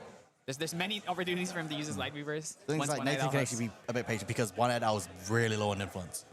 Yeah. The only way that One Night Owl can really make it out of this is to hit like second Mastermind Scheme into a 30 damage Shadow Strike, right? So Nathan has so many incapacitates, he can just incapacitate every single one of these Mastermind Schemes, and he's never really at threat of dying at this point. Also can just ensnare away right now and stop these shadows from getting any chip damage in. All right, One-Eyed Owl, let's see. Let's see what the plan is. Can you find a way to come back in this game? Okay, Blinding Orb being used here, probably mostly for the draw, to be honest. He's thinking about it. Yeah. Things like he's only at 5 influence. It's gonna go up to 4. So he's gonna go up to 5. This is where Light was not Light was. So he's put 2 down from hand. That's so much influence from Nathan's hand. Ooh, now that One-Eyed Owl has no cards in his hand, we're kind of free reign. It's currently This 1, is 2, free 3, 4, reign, 5. Yeah. So he could actually throw out the Light Weavers now if he wants to. 1, 2, 3, 4, 5 Light Weavers that would go up to 9, so it'd be 9 damage. That would be There it is, exactly yeah. enough. 1, 2, 3, 4, 5, 6, 7. Yeah. Yeah, that's He it. knew. Okay, so it's Slice and Dice and Sadie. Oh, remaining two right. cards. Okay, so I saw the slice and dice, and then and he just got mixed up with his own hand. Sadie is actually one of the worst cards you could hit because if you activate the Sadie effect, it goes back to the opponent's hand. Oh, Or it it goes back returns- to yeah, it returns because it's to the their owner's hand. hand, which is Yeah. Nathan in this case. So I think the ones you really don't want to hit are like Sadie and the floats, so like Reclaim and Ensnare, because the float, same thing. If you use a float, that's your opponent's. Guess what? It goes back to their grave. So currently Nathan is now one game closer to achieving day 2. Yeah. So that would be a huge win for the Advanced Element guys. I know some of the other members of Advanced Element not doing too well in this tournament. So great to see one of them making it far here. All right, now this is where the sideboard happens. So we got here on one side. He is going to put in he's definitely going to put in the Regal Inquisitions because he wants to get those Luxems out of the hand. He's also opted to put in the one Heavenly Guide. So that if he doesn't get, so Heavenly Guide here is actually really good here. So what's going to happen is if Nathan decide done you guys to 3, One-Eyed Owl can use the Heavenly Guide to go to 2 to 3. Oh, but he go 2 to 3 Shadow Reaver and then DG to the other, and then DG to Dancer. He could do that kind of line as well. We also see him thinking about this Nullifying Mirror. Nullifying Mirror is really good want against that, yes. Luxem because it stops, since it removes the elements from cards in your opponent's memory, it means that the Luxem cards are not considered Luxem cards. They still get their reveal effects. They become norm. Yes, But they still get their reveal effects. They say that One-Eyed Owl does not have your opponent. He does not have to put cards down. Exactly. So that's like one of the ways you can fight against Luxem, especially like the more pure Luxem, like Fire Luxem. It's like they're gonna have like 4 or 5 Luxem cards. You really need that mirror, otherwise you literally can't do anything on your opponent's turn. Yeah. Which is pretty important for a deck like Tristan that's very reactive. So yeah, and then on Nathan's side, he has a lot of one-ofs. His deck is like jam-packed to the gills with one-ofs. So you see the one of Crystallized Destiny's got to be coming in. Yep. I imagine probably Regal Inquisition, his one of Regal Inquisition. Another Stifling Trap would not be bad. I wonder if the Zhang Zhao's come in, actually. Zhang Zhao is just for recover? Yeah. I mean, the thing is, in this kind of matchup, you can actually Zhang Zhao to try and hit the 7. I think you have enough time to hit Zhang Zhao for 7 for hand rips. Yeah. So we'll see if that ends up coming up here. And So taking a peek at Nathan's sideboard. What does this break apart? That's actually kind of an interesting Ooh, card. yeah, Break Apart is it's definitely not a common one. Yeah. I believe. I mean, it might not be relevant in this matchup. Yeah, it's not really very relevant here. So we're just gonna. I mean, okay. One thing, One-Eyed Owl actually gets to go first here. Big. One-Eyed Owl, yeah. You wanna get that immediate. You want to like be able to open up with like his Windmill Engineers or the Wind Bliss. Yeah. So let's see if. Actually, you know what? Maybe he does put Break Apart in because he breaks boots. Tell me what it is. So Break Apart is, it's just Destroy Regalia. 3 cost Destroy Regalia. And if it's If it's zero, if it's Yeah, it can target one cost. That's it's break apart is kind of like Sprint Dash, right? And most people don't play it just because. oh right, if it's that's right. But it's got the caveat that if it's a Regalia, it costs 2 more, so Yes, it's 5 yes. cost. So it's a 5 cost. So it can destroy target weapon or item, just any Yes, like yes. main board cards as well. But yeah, if it'll cost 5 as Regalia. What do you think it'll be used for? I mean, you could just use the break boots. It can break boots. It can break Shadow Claw. I mean, Shadow the Claw thing is, maybe, it's I'm not a sure, 5 but- cost. It Five costs costs 5. a lot. Yeah. But if you break boots, it might be worth it. Especially if they have a bad hand for prep. Yeah, if they They're don't have the poor, prep counters, yeah. It's like breaking boots is kind of crazy. Yeah. So we'll see if that is something. I feel like maybe not, probably, but it is an option. Windblast, look out. So we are not prep poor yet, at least, but that isn't Sadie. So if we can get rid of this one Windblast, maybe we have no prep left. Ooh, Nathan does have his own Sadie and draws into the Crystallized Destiny. Has the Lightweaver's Assault already. Surveil. Okay, so if Nathan has 2 Surveils already, that's Surveil Sadie is a pretty good hand. I do say so myself. Also, oh my god. You know, Immediately showing his. Nathan being like, this is the hand you wish you had, right? Yeah. So are we gonna play the Sadie here to kill the Okay. Windblast? So But he's opened with his with his 1 Heavening Guide, Stage Stifling Trap, Zephyr. I actually kind of feel like Heavenly Guide maybe isn't great into Wind Luxem because Wind Luxem is not the kind of deck that levels up faster than No, you. but if he's expected, the thing's like if one Adele goes to just decides to Shadow Reaver. DGs to Shadow Reaver, he can use the Heavening Guide to go to Shadow Dancer. Yeah, So it comes later, not Yeah. immediately. Also, if you innervate back down, you can then like. Yeah. But that's assuming he even dungeon guided up to 3 in the first place, right? Something guy does need to see your opponent being on a champion that was not materialized essentially, or that was activated. So let's see if there's anything. So he's got Beseech. I can see Beseech the Wind. He's got the Heavening Guide. Reclaim. Ooh, Mastermind Scout the Land. Spear, yeah. Looking for that reclaim. Oh, that's actually quite a good hand. Ooh, found reclaim. You know, when you're good, you're good. Might consider stifling this or incapacitating this just so we don't get the windmill value. No, I mean like. I'd let it go because he at least gets the reclaim for the into the graveyard, so that's just floating to level 1. Yeah, and then next turn we get to go windmill into Sadie to try and threaten an agility trigger, and that's really when this matchup gets difficult, is when they start getting agility triggers every single turn. Get to play with so much more extra cards. Thankfully, we did draw into some Surveils. So we have the prep gen. Just gonna activate a slow speed Surveil here because we don't really have anything else to do. Yeah. And then just hold up and incapacitate. Not bad. Yep, he's going to go ahead and just pass. Could even consider throwing a stifling on a Sadie here to stop it from being able to kill something. Yeah, yeah. So it's like, yeah, when the Windmill Engineers is going to hit 1 into the lookout, and then, yeah, Sadie to finish off and get the on-kill. Yeah, so he wouldn't actually have enough cards to play Both? the effect of Sadie to return herself. So she would okay. actually die too, which Yeah, is yeah. pretty critical for us here.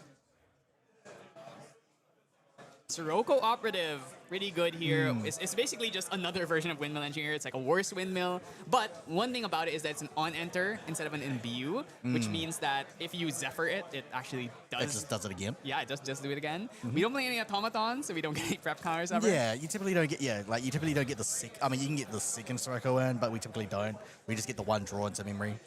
Yeah, you know, maybe we should put like Sable Remnant, just sort of random automaton just to try and fish for it. But All right. it's okay. We're just gonna Sadie and then swing face. I mean, Sadie into lookout.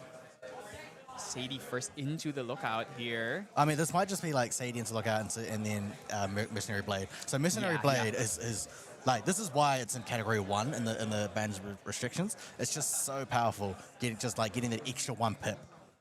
Yeah. I mean, he could have done it the other way around, but I think he just wanted to see what one adult is going to how he's going to react.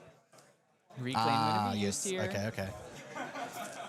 So that means the Mercenary Blade gets to stick around. Yeah, Actually, I it think stays, maybe yeah. Nathan was expecting that, and it's like, okay, you know what? If you got it, yeah. If you got Because the difference there is if he swings with the Mercenary Blade first, the Mercenary Blade's gone. If he does it this way, he Yeah. doesn't threaten agility, Yeah. but now it's like, oh, if you're going to reclaim, Yeah. my Mercenary Blade gets to stick around for this turn. Oh, that was So good. that means next turn I can do this exact same thing again. Mercenary Blade, incredible card. I imagine it's going to, if it sticks around for the next set, I imagine Merlin is definitely going to abuse this. Yeah, I know. Merlin's, it's going to be widely used with Merlin. Okay. Okay, so, I mean, the hand's loaded with a lot of options. We have the Fairy Whispers here. We've got the Beseech. Mastermind Scheme for when we do hit that. Probably want to use it at 4-5 prep counters just so we can get a big one. We also have Slice and Dice already as well. No Dungeon Guide, though. So we are going to have to look for that. Heavenly Guide is probably not going to be used anytime soon. Yep. So he's got his 4. Now that when he goes to level 3, he's got his 4 counters to get the to enable the draw 2 on enter. Yes, that is very relevant. Once again, the big difference here with these two decks is that Xander doesn't really care that much about having like a certain amount of prep counters. She's like, it's nice to have them so you can ensnare for free or you can Mercenary Blade. But a lot of times it's like, you just use them. Unlike Tristan, where she can't really be using her preparation counters because she needs them to hit level 2 and then get that extra card draw. I imagine we just go Windmill here, Windmill, and then try and threaten Agility on this Windbless Outlook. Here we've got Nathan who's materialized the backup charger and generated the power cell. This power cell is designed by Choco Fallacy. She is currently at Ascent, Auckland. Get a copy. Get a copy if you can. Yeah, she has a lot of beautiful proxy cards. I love her Serval Possessions. I love the wins, the Kongming wins as well. She does take commissions too. Yeah, so you know, and she's just a super nice person, by the way. Yeah. So definitely gives some support. I believe she's going to be in Akihabara, so if you want some of her stuff. She is on her way. Yeah, she is she's confirmed going to Akihabara, so you can get art cards from her as well. Yeah, so if you want any of these beautiful proxies, you know, shameless plug for our local here. All right, let's see what's happening in 1 night out. Fairy Whispers. See what. This is on the on-enter trigger of the level. No, it's on the on attack. No, it's just the on attack. Yeah. Shadow Strike has been found, but we have Mastermind Shadow Strike, so you know if there's a world. But remember, Nathan already has that Crystallized Destiny. Yeah. So we gotta think about that. But Incapacitate, kind of a house of a card here. Yeah. It's gonna be a Dream Fairy instead. Dream Fairy not the best against this deck because it's so easy for them to just bounce everything back to hand and avoid the Dream Fairy effect. Sadie gonna get that kill here. It seems like there's no card that can stop this. So we are gonna get that Agility trigger. Okay. Pretty good. So we can now that's the thing, is like when you get an Agility trigger, you're now allowed to like overcommit because you know you're gonna add the cards back anyway. Huge turbo charge here, gonna draw us a bunch of cards. Look at the influence difference here. Currently like what, 8 to 10 or like 11, 12? Yeah. He's just going to incapacitate the turbo charge. You know, but if you're on Nathan's side, you already have more influence on your opponents. Yeah. Forcing them to use one of their incapacitates, it's good for you.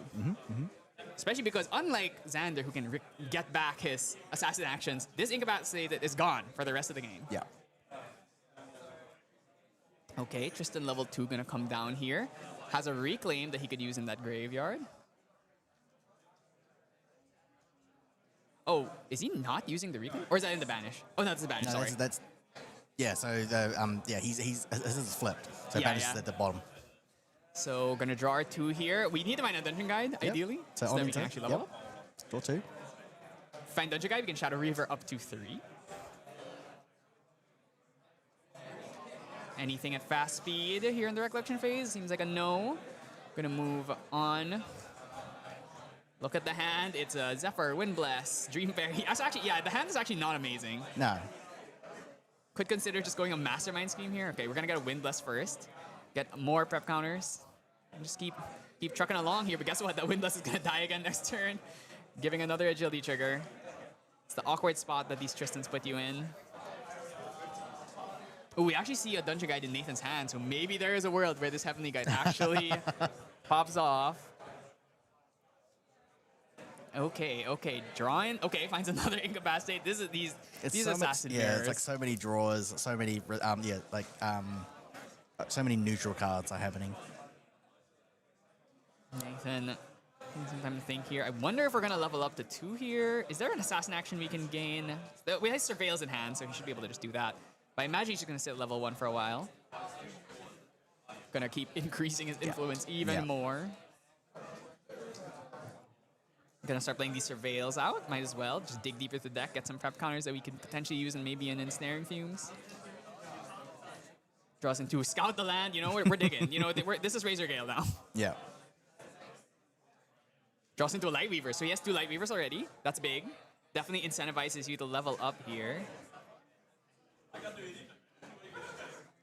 See what it is. Sirocco Operative, perfect.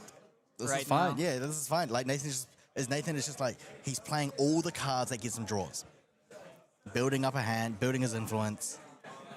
And this is a card that One Eyed Girl may not have seen before. Yeah, it was played in some of the Tristan lists at the beginning of when she first came out in the release of MRC, but over time definitely lost playability. But in Xander particularly, it is really strong just because Xander doesn't care as much about prep gen, so he can afford to not play things like Windless Lookout or some of these like Mastermind schemes. So you can just put these in because really he just wants more Windmill Engineers in his deck. It's just a draw. Yeah, it's just a good draw. Zephyring his... so okay, Nathan is using his Incapacitate here because he knows when he levels up to 2, he can just add it back. So he doesn't feel like, oh, I need to return Surveil the Winds. It's not really that important because perhaps not that important. Incapacitate, I'm just going to use it now. Might as well. Then when I level up to 2, it's like, I'm going to get it back anyway. So there's really... even though it's not a high value target for your Incapacitate, you might as well just do it. One-Eyed Owl has nothing to say about that. This Windless Outlook is not going to be looking out for anything much longer. We get that Agility trigger, add a bunch of cards back to hand, and now we're sitting pretty. I imagine Nathan's probably going to go level 2 next turn, add back the Incapacitate, then Dungeon Guide to 3. So maybe One-Eyed Owl maybe actually gets some value on the Heavenly Guide. All right, materializing the Grand Crusader Ring. Yeah, just look at the influence difference. It's really the tail of this game. It's like Nathan here sitting with over 10 cards in hand, and One-Eyed Owl only has like, 7, 8 is not usually bad, especially at level 2, but when you're staring against this, and then look at that, Shadow Strike, Mastermind Scheme. 8 influence here. 2 Stifling Traps, actually. One-Eyed Owl is not winning on the influence game. So Nathan has got a lot of influence compared to his. Yeah, and the thing is, if you're in One-Eyed Owl's position, if Nathan Dungeon Guides to 3, are you even going to stifle it? Or you can be like, you know what, you can have this. I need this Heavenly Guide to do something. I think he'll give it to him. He'll give him that DG, and then he could possibly give it to him, and then in return he could DG and Heavenly Guide as well. But like I know that Nathan is holding on to. I think he's holding on to a stifling trap. So you can stifle the Heavenly Guide, and it's like, oh, okay, none of this works anymore. Yeah. That's the thing about Heavenly Guide, right? It's like it's very high risk, high reward.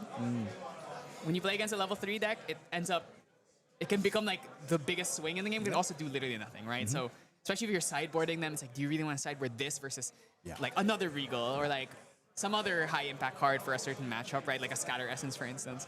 So, but let's see if One-Eyed Owl can find something to do. We're going to use that Mastermind Scheme, putting us at 10. So if we do level up to Tristan 3 next turn, we can throw a Shadow Strike for potentially 14. 14, but however, Nathan does have that Crystallized Destiny. Yeah, that's right. And okay, so we're gonna just lose a Veiling and a Zephyr. Not important cards to keep here. Nathan gonna go up to that Deft Executor. CPR from SP2, beautiful card. Gonna get the prep, use one of the prep to gain back that Incapacitate. So now we still have 2 Incapacitates. Pretty crazy. You can even Surveil here, if we so please. Surveil could potentially play a free Ensnaring Fumes. Can also just scout here, just dig through the deck. Let's see. I mean, I definitely think Nathan is in the driver's seat in this game. Yeah. Let's see if One-Eyed Owl can try to claw his way back. Yep. Shadows claw his way back. But attacking face first. Always attack first before you do anything. Generally a good, unless you have like something like a buffing card, right? Yeah. Usually it's best to just attack because you never know, your opponent might do something. Yeah. Dungeon Guide here. Does he stifle here? Does he? So he's kind of like, does he stifle or does he give it to him so he can use his own Heavenly Guide? Yeah, I feel like if he does, so he's going to give it to him. Now, imagine the universe where off of the Shadow Reaver, I am assuming he's going Shadow Reaver. Yeah. He hits Nathan's Heavenly Guide. Does Nathan hit one? He has a sideboard, one of sideboard Heavenly Guides. Imagine the universe where you go Heavenly Guide into Heavenly Guide. And suddenly you're level 3 and a million cards in hand. That's assuming the first one doesn't get Stifling Trap, though, which it probably is. So, but we can dream. We can dream. Could just go for a Boots here. Keep generating more preparation counters. Yeah. This game's is not ending anytime soon, so you might as well get the value in the boots. At worst, it's a GCR. Blinding Orb is the pick, so we're going to banish the Dream Berry here. Oh, we're actually just going to use it. Okay. I mean, Nathan has a million cards in hand, so it's like, okay, I'll just put 2 down. I mean, he might be just doing it for the draw card. Could It's be very risky, though. digging for something. Yeah. Maybe looking for a way to guarantee that this Heavenly Guide resolves. So drawing a Sadie.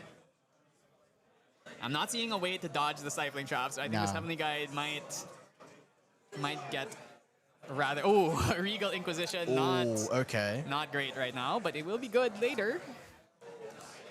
Though we do know about the numerous incapacitates in Nathan's hand. Here we go, Heavenly Guide. Yeah, actually... Oh, there is no Stifling Trap in hand. So Oh. either he put it in his memory. Oh, and he can play for memory, though, using the 2 preparation counters. It is Assassin class bonus. Okay, so I think... Okay, so he's let it go. He let it go. Okay, so we see Surveil, Aeson, Crystallized Destiny. Surveil, Ace, and Crystallized Destiny, and... I did not get a glimpse of the last one. But those are not bad ones. I mean, Aeson is... The problem with playing allies is that when he ensnares you, they go back to his hand. So actually not that good. But the Surveil is really good. But you can play the Ace. You could potentially play the Ace and return the Heavenly Guide. Even if he ensnares it, it's going to come back. That is absolutely correct. So... Sirocco, doesn't want to do anything to really stop this. Whatever, it's just Sirocco operative. Not the biggest deal in the world. Yep. Next turn, we still get to go DG plus Sadie, try and kill the Heavenly Guide. Yeah, I mean, I still think Nathan's in a great spot, and guess what? He has already 2 Light Weavers, so he just needs to put those down, and then you're in Luxem Town. Oh, Surveil the wins, yes. So Surveil the wins. Surveil, Crystallized, Aeson. Yeah. And still trying to figure out what the 4th one is. Okay, One-Eyed Owl. Let's see if you can get through double light. I mean, double Light Weavers at this point in the game is already such a problem. Because that means every single turn you're taking 4 and you have to put 2 cards down. So just chips you slowly but surely. You have to hold up Crystallized plus Incapacitates. And you never really have threat of dying. All right, passing turn. Just going to go for a Tyrafring here. Probably not many other useful things in the material deck. Regal. Oh, wait, the Regal, though. We can use the Regal to get rid of these Light Weavers, but we're going to have to go into an Incapacitate war in order to accomplish this. However, on the reveal, he is putting 2 down first. So, yeah, he can do the Regal Inquisition next turn. But, you know, Nathan still holds those Incapacitates. Yeah. So, big... But he only got 1.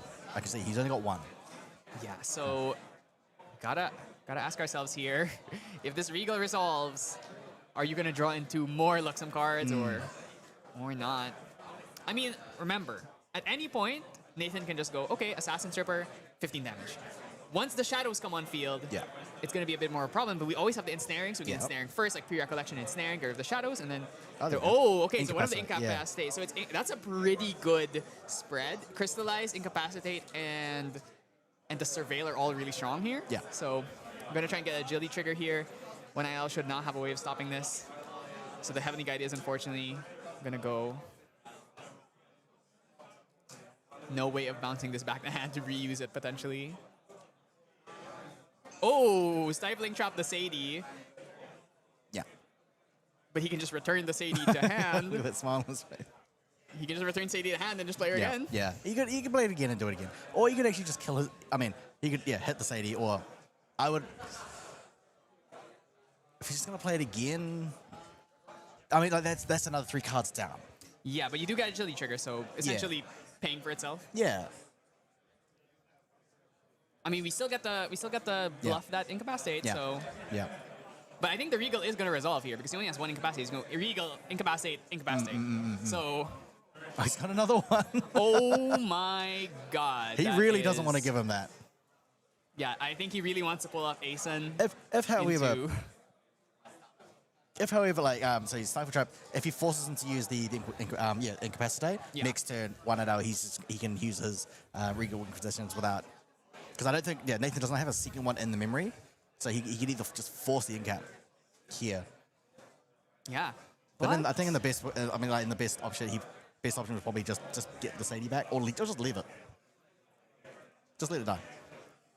I mean, Sadie, It's an important card, but you're already level 3. The thing is that, Most of your one value out comes just back. went -4 prep counters. Yes, That's a minus lot. 4. That's a lot. So, you know, the thresholds for our mastermind schemes are definitely much lower now. Gonna use that surveil here. He's using Nathan's surveil Right, wins. yeah, the Nathan surveil of the wins here. Get a draw. Nathan still has an ensnare as well, so that's a Yeah. potential to remove the Shadow Dancer tokens here. Mirror is being used, Yeah.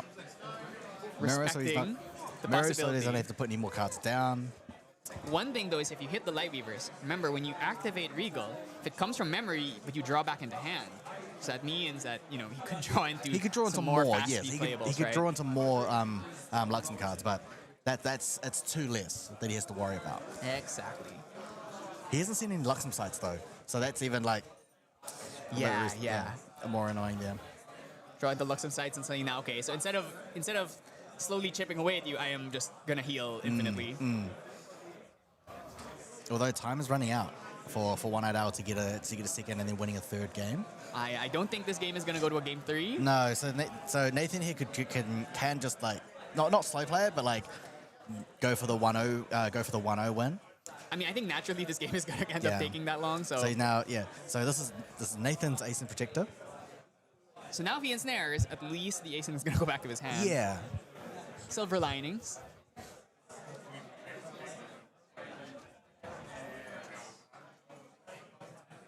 So he can play out. So he's not going to use the Regal yet. He's just going to So go he's for gonna the... play out the Heavenly Guide. Nathan's just okayed it. Now he's gonna go to Dancer, Shadow Dancer. Okay. Ooh, does he... Yeah, so just confirming that the Xander was leveled up with Dungeon Guide. So Yeah. that means we are now in a position where One-Eyed Owl is actually... He has a decent influence. He still has access to a Crystallized Destiny and Incapacitate from Nathan. However, One Eyed Owl's only done 2 damage to Nathan Xander. We probably need to find a second Mastermind scheme if we Yeah. want to actually try and end this game. So Nathan can now, if he wants to, he could just ensnare here, He can return ensnare his here, Aeson, yeah. get rid of the shadows. Okay, 1, 5.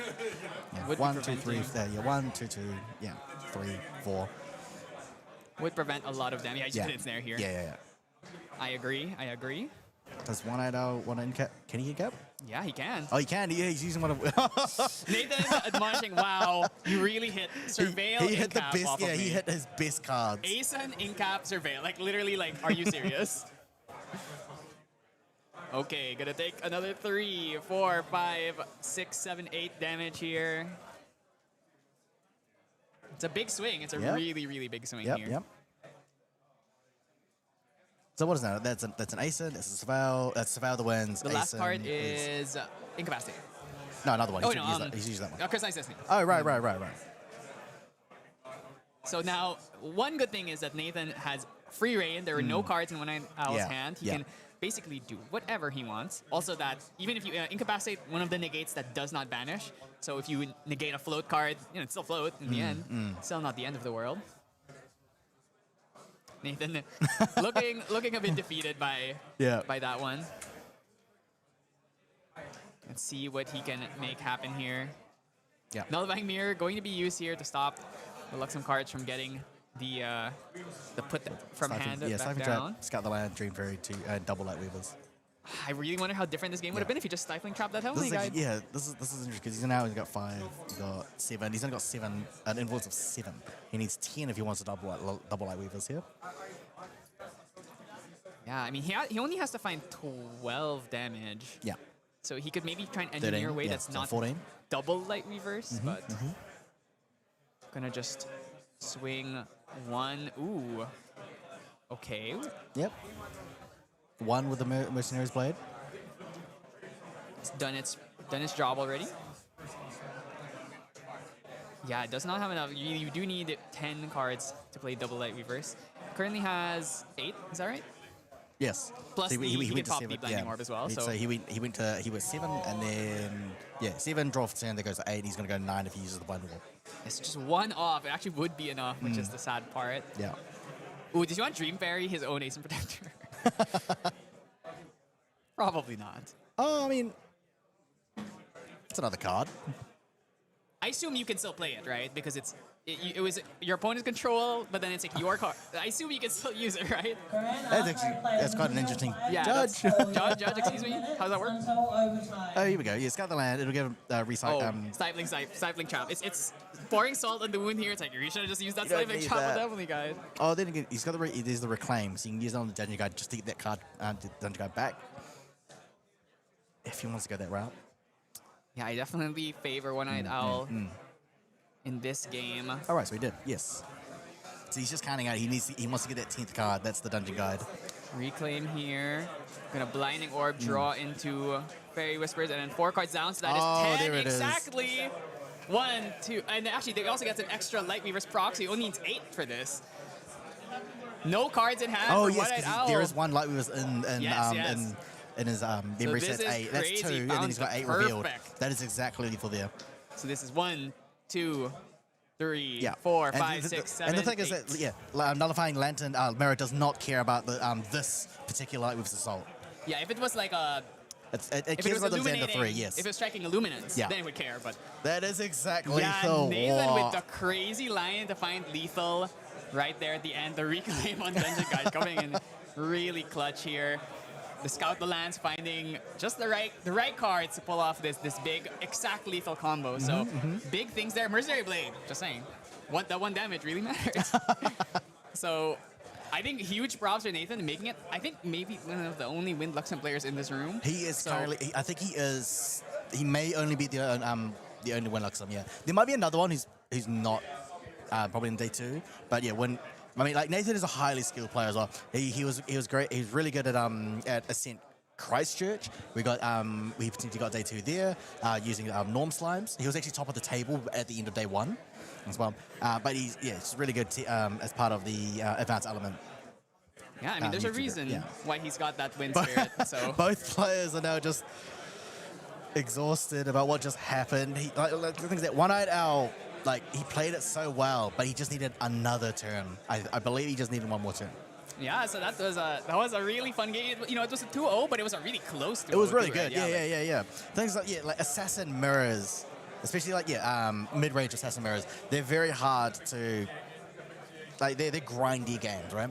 So the Wind Tristan Mirror is super grindy, and then Wind Luxem as well, and then Wind Luxem versus Wind Tristan as well. It's just because they both have almost the same cards. Yeah, exactly. So huge props there. Gotta get some rep from the Sydney people over there. My new local, Sydney. So I'm glad to see one of them making it through. I'm not sure if any of them, the other ones, I think he might be the only Sydney sider who actually made it here. But yeah, that was a great last game to end the day on, and we're gonna get an interview soon. We will, yes. We're just currently sorting that out. At the moment, you can see behind us that some of the remaining games are happening. So again, we're going to get players who have achieved 16 points will guaranteed day 2, and then if we don't have enough of those players, it'll become it's a top 32 cup.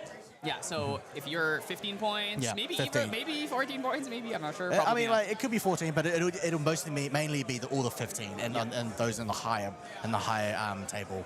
Yeah, so you can see open deck lists by... Yes, after this. Yeah, after this, we should have the deck list open, so you can see who of these top 32 end up making it, and what decks they are playing. I expect you'll see a lot of what you saw on stream, Crux, Razor Gales, probably maybe a couple water decks, Tristans, there's a lot of Tristans in there. So yeah, definitely. CLs as well. So you'll see, I know that so we saw Limelight, remember, earlier on as Oblation CL. I believe he is in day 2. Yes. So if I've seen. So that's 1 CL. So I haven't seen any water CL allies lately, today. Yeah, I saw there was a water level 3 CL. Yeah. I'm not sure how well they did. I'm not sure if that one is the rejection version, the really control version. Yeah, acquiescing rejection. That version. We've got. I know that Team 32 Sebastian is playing the Regal Inquisition version as well. You've got Limelight on Oblation version, and then I just not seen water allies. So not that I saw closely. But again, a lot of Wind Razor Gale. Right, so we've got Razor Gales, we've got Merlins, we've got Crux Lorraines. I know that there is a Fire Lorraine in the top tables as well, so we might see that person tomorrow. Yeah, I think there was also maybe some fire aggro decks. Like I think there might be a Suzaku or like a Xander that were also in there. But yeah, you can see the lists, or you can see all the lists later today. Oh, there's also, I think, at least one that I know of. One Windarasana. Nice, Yes, nice. Windarasana has made day 2. Well, oh, aura farming. Lucas is over there, showing off to the stream. But yeah, I mean, I think what are you hoping to see tomorrow? I know we're gonna see a lot of Crux, right? But okay. What do you hope makes top 8 rather? Top 8, yeah, I mean, like, one Crux. Yeah, I'll see one at Crux? least one Crux, 1 or 2. Expected, yeah. At least, okay, so at least one Crux. If the top tables look like what they are currently, we could see the Oblation cell could do really well because like no one is ticking for those particular ones unless he like somehow goes against the Winterstons. Yeah. He did win like his first Winterston opponent and his round 1 opponent who was Winterston, but then like another Winterston can stop him in his tracks as well. He's ticked for it. It's just like a slog. So could be one Razor Gale, one Crux. It could be one Crux Lorraine. It could be one Crux Merlin. It could be both as well. At least one aggro. Yeah, I mean, that's about what I'm thinking as well. I'm definitely expecting the usual stuff. But yeah, so we're going to get into our interview real soon. So we're just going to go into a little quick transition. Yeah, we're just going to do a quick pause and then we'll get Nathan on. Yeah. Let me do it.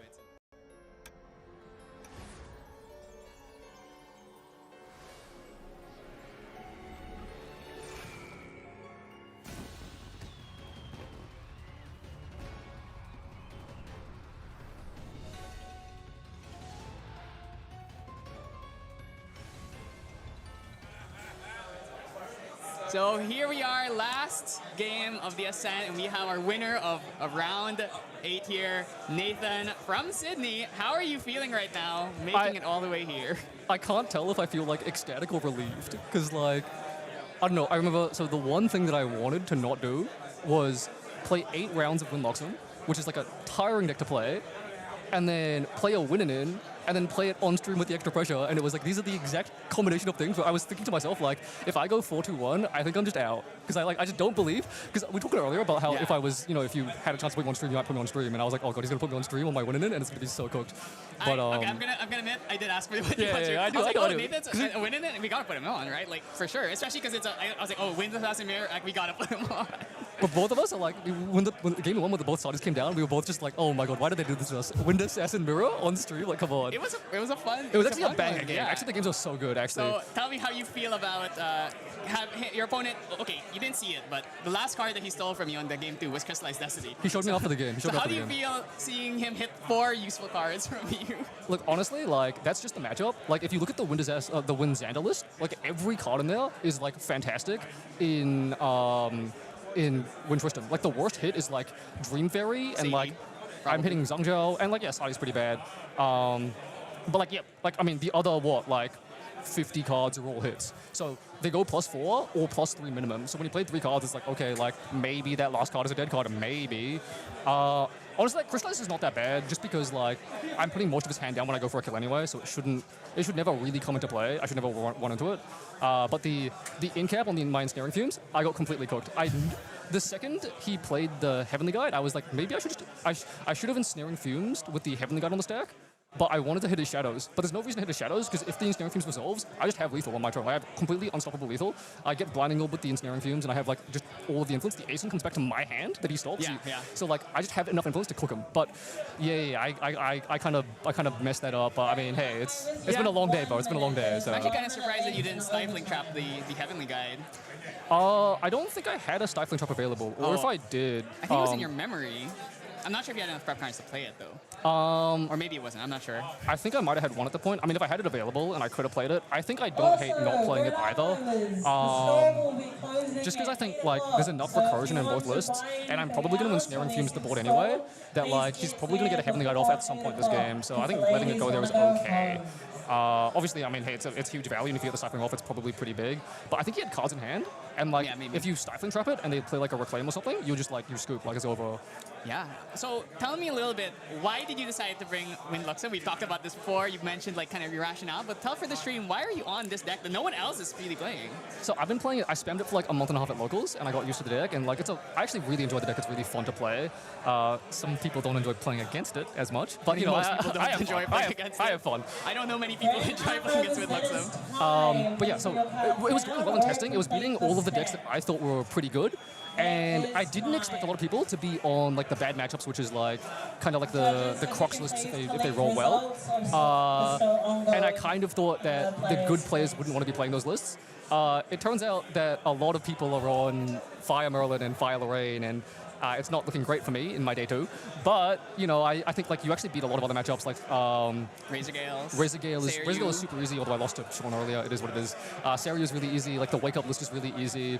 Like there's a lot of lists that you actually do really, really well in, and it's got a lot of consistency. And in kind of like an unknown meta, I wanted a deck that had a lot of generic power, so that you can beat all of these like weird decks that you haven't seen before. This had this, and I was playing it a lot, and it was doing well for me, and it felt really consistent. And it's really, really fun. Really, really fun. Yeah, fun for you. Fun for you. Fun for me. Not fun for the person My on the other opponent, not side so of the much. table. Hey, I'll say, like, I've had a great time with all of my opponents. All of my opponents have had a great time. I had one game where we were like, I was healing 9 every turn, and the game is completely over, and we're just waiting for me to draw my second Light Weavers, but the other guy is laughing the whole time. So, I don't know if that's like, I don't know what's up with that, because that's not a normal, I don't think it's a normal person, but like, you know, everyone's had fun. All my opponents have had fun so far, I'm pretty sure. Yeah, Except for maybe one. But you know, anyway. it's like when I see four Luxem sites, I'm like, oh, I'm so amped. I'm so amped to be in this game for the next 3 years. Yeah. But yeah, I mean, okay, so I just want to give you a chance here. Like, plug your YouTube channel. I know you've been starting to do the whole content grind, you and the other people from Sydney. So why don't you talk a little bit about that? Yeah, so me and 2 of the other boys from Sydney started a YouTube channel. It's called Advanced Elements if you want to check us out. We got some content going on there. I'll be doing a tournament report of this Ascent, hopefully when I get back. And we got a spoiler. We got a spoiler for the new season in like 2-ish weeks. That'll be coming out. So yeah, super hype. Any leaks about what that spoiler is used for? I haven't seen them. Have you not seen them? I haven't seen them. They got sent to David, and he hasn't shown me. So I don't know. I have no idea. No clue. All right. Don't ask me. I have no spoilers. I'm curious what kind of spoiler, because you kind of try to tailor the spoilers for like the right people. So it's like maybe a win card, a Luxem card. Well, because our thing is like I'm the Luxem guy, Yeah. David's the Crux guy, and Christian's the Arcane guy. So if we get like 3 cards, if it is somehow all 3 elements are in the spoiler, and we get one of each, that'd be so sick. Yeah, that but would be insane. I don't know if the ley lines are there. I mean, yeah, because there shouldn't be any Luxem cards. Yeah, there shouldn't be or any Arcane Luxem. cards in this The set. Crux will be there, but yeah. Anyway. Yeah. So I mean, yeah, definitely look up the channel. They're doing great stuff here, and of course they have the spoilers. If you want to see some new stuff from PTM, get ready for that. But yeah, Nathan, thank you so much, and I'm really glad you were able to make it. I know you were. Like the Wind Luxem deck, it's like I know you were kind of like unsure about it, especially the mental fortitude part, like these long, like complicated games. But you know, in the end, you made it, and I can see your practice has definitely paid off. So, yes, that's it for us. This is our last round for the day, which means tomorrow, open deck list, we all be able to see what the meta is like. What are you expecting to see tomorrow? I mean, I heard there's a lot of Fire Crux, which is a bit spooky. I'm hoping there's a lot of Razor Gale that made it through. And I mean, if anyone is playing Wind Wake Up or Seiryu, yeah, please be there because I need some good matchups. Please. Yes. So you heard it here. Please, Wind Wake Up players, make it through in the finals. So yeah, that's it for us, and that is going to be the end of the stream. So thank you everyone for watching, and stay tuned tomorrow for more Grand Archive action. See ya.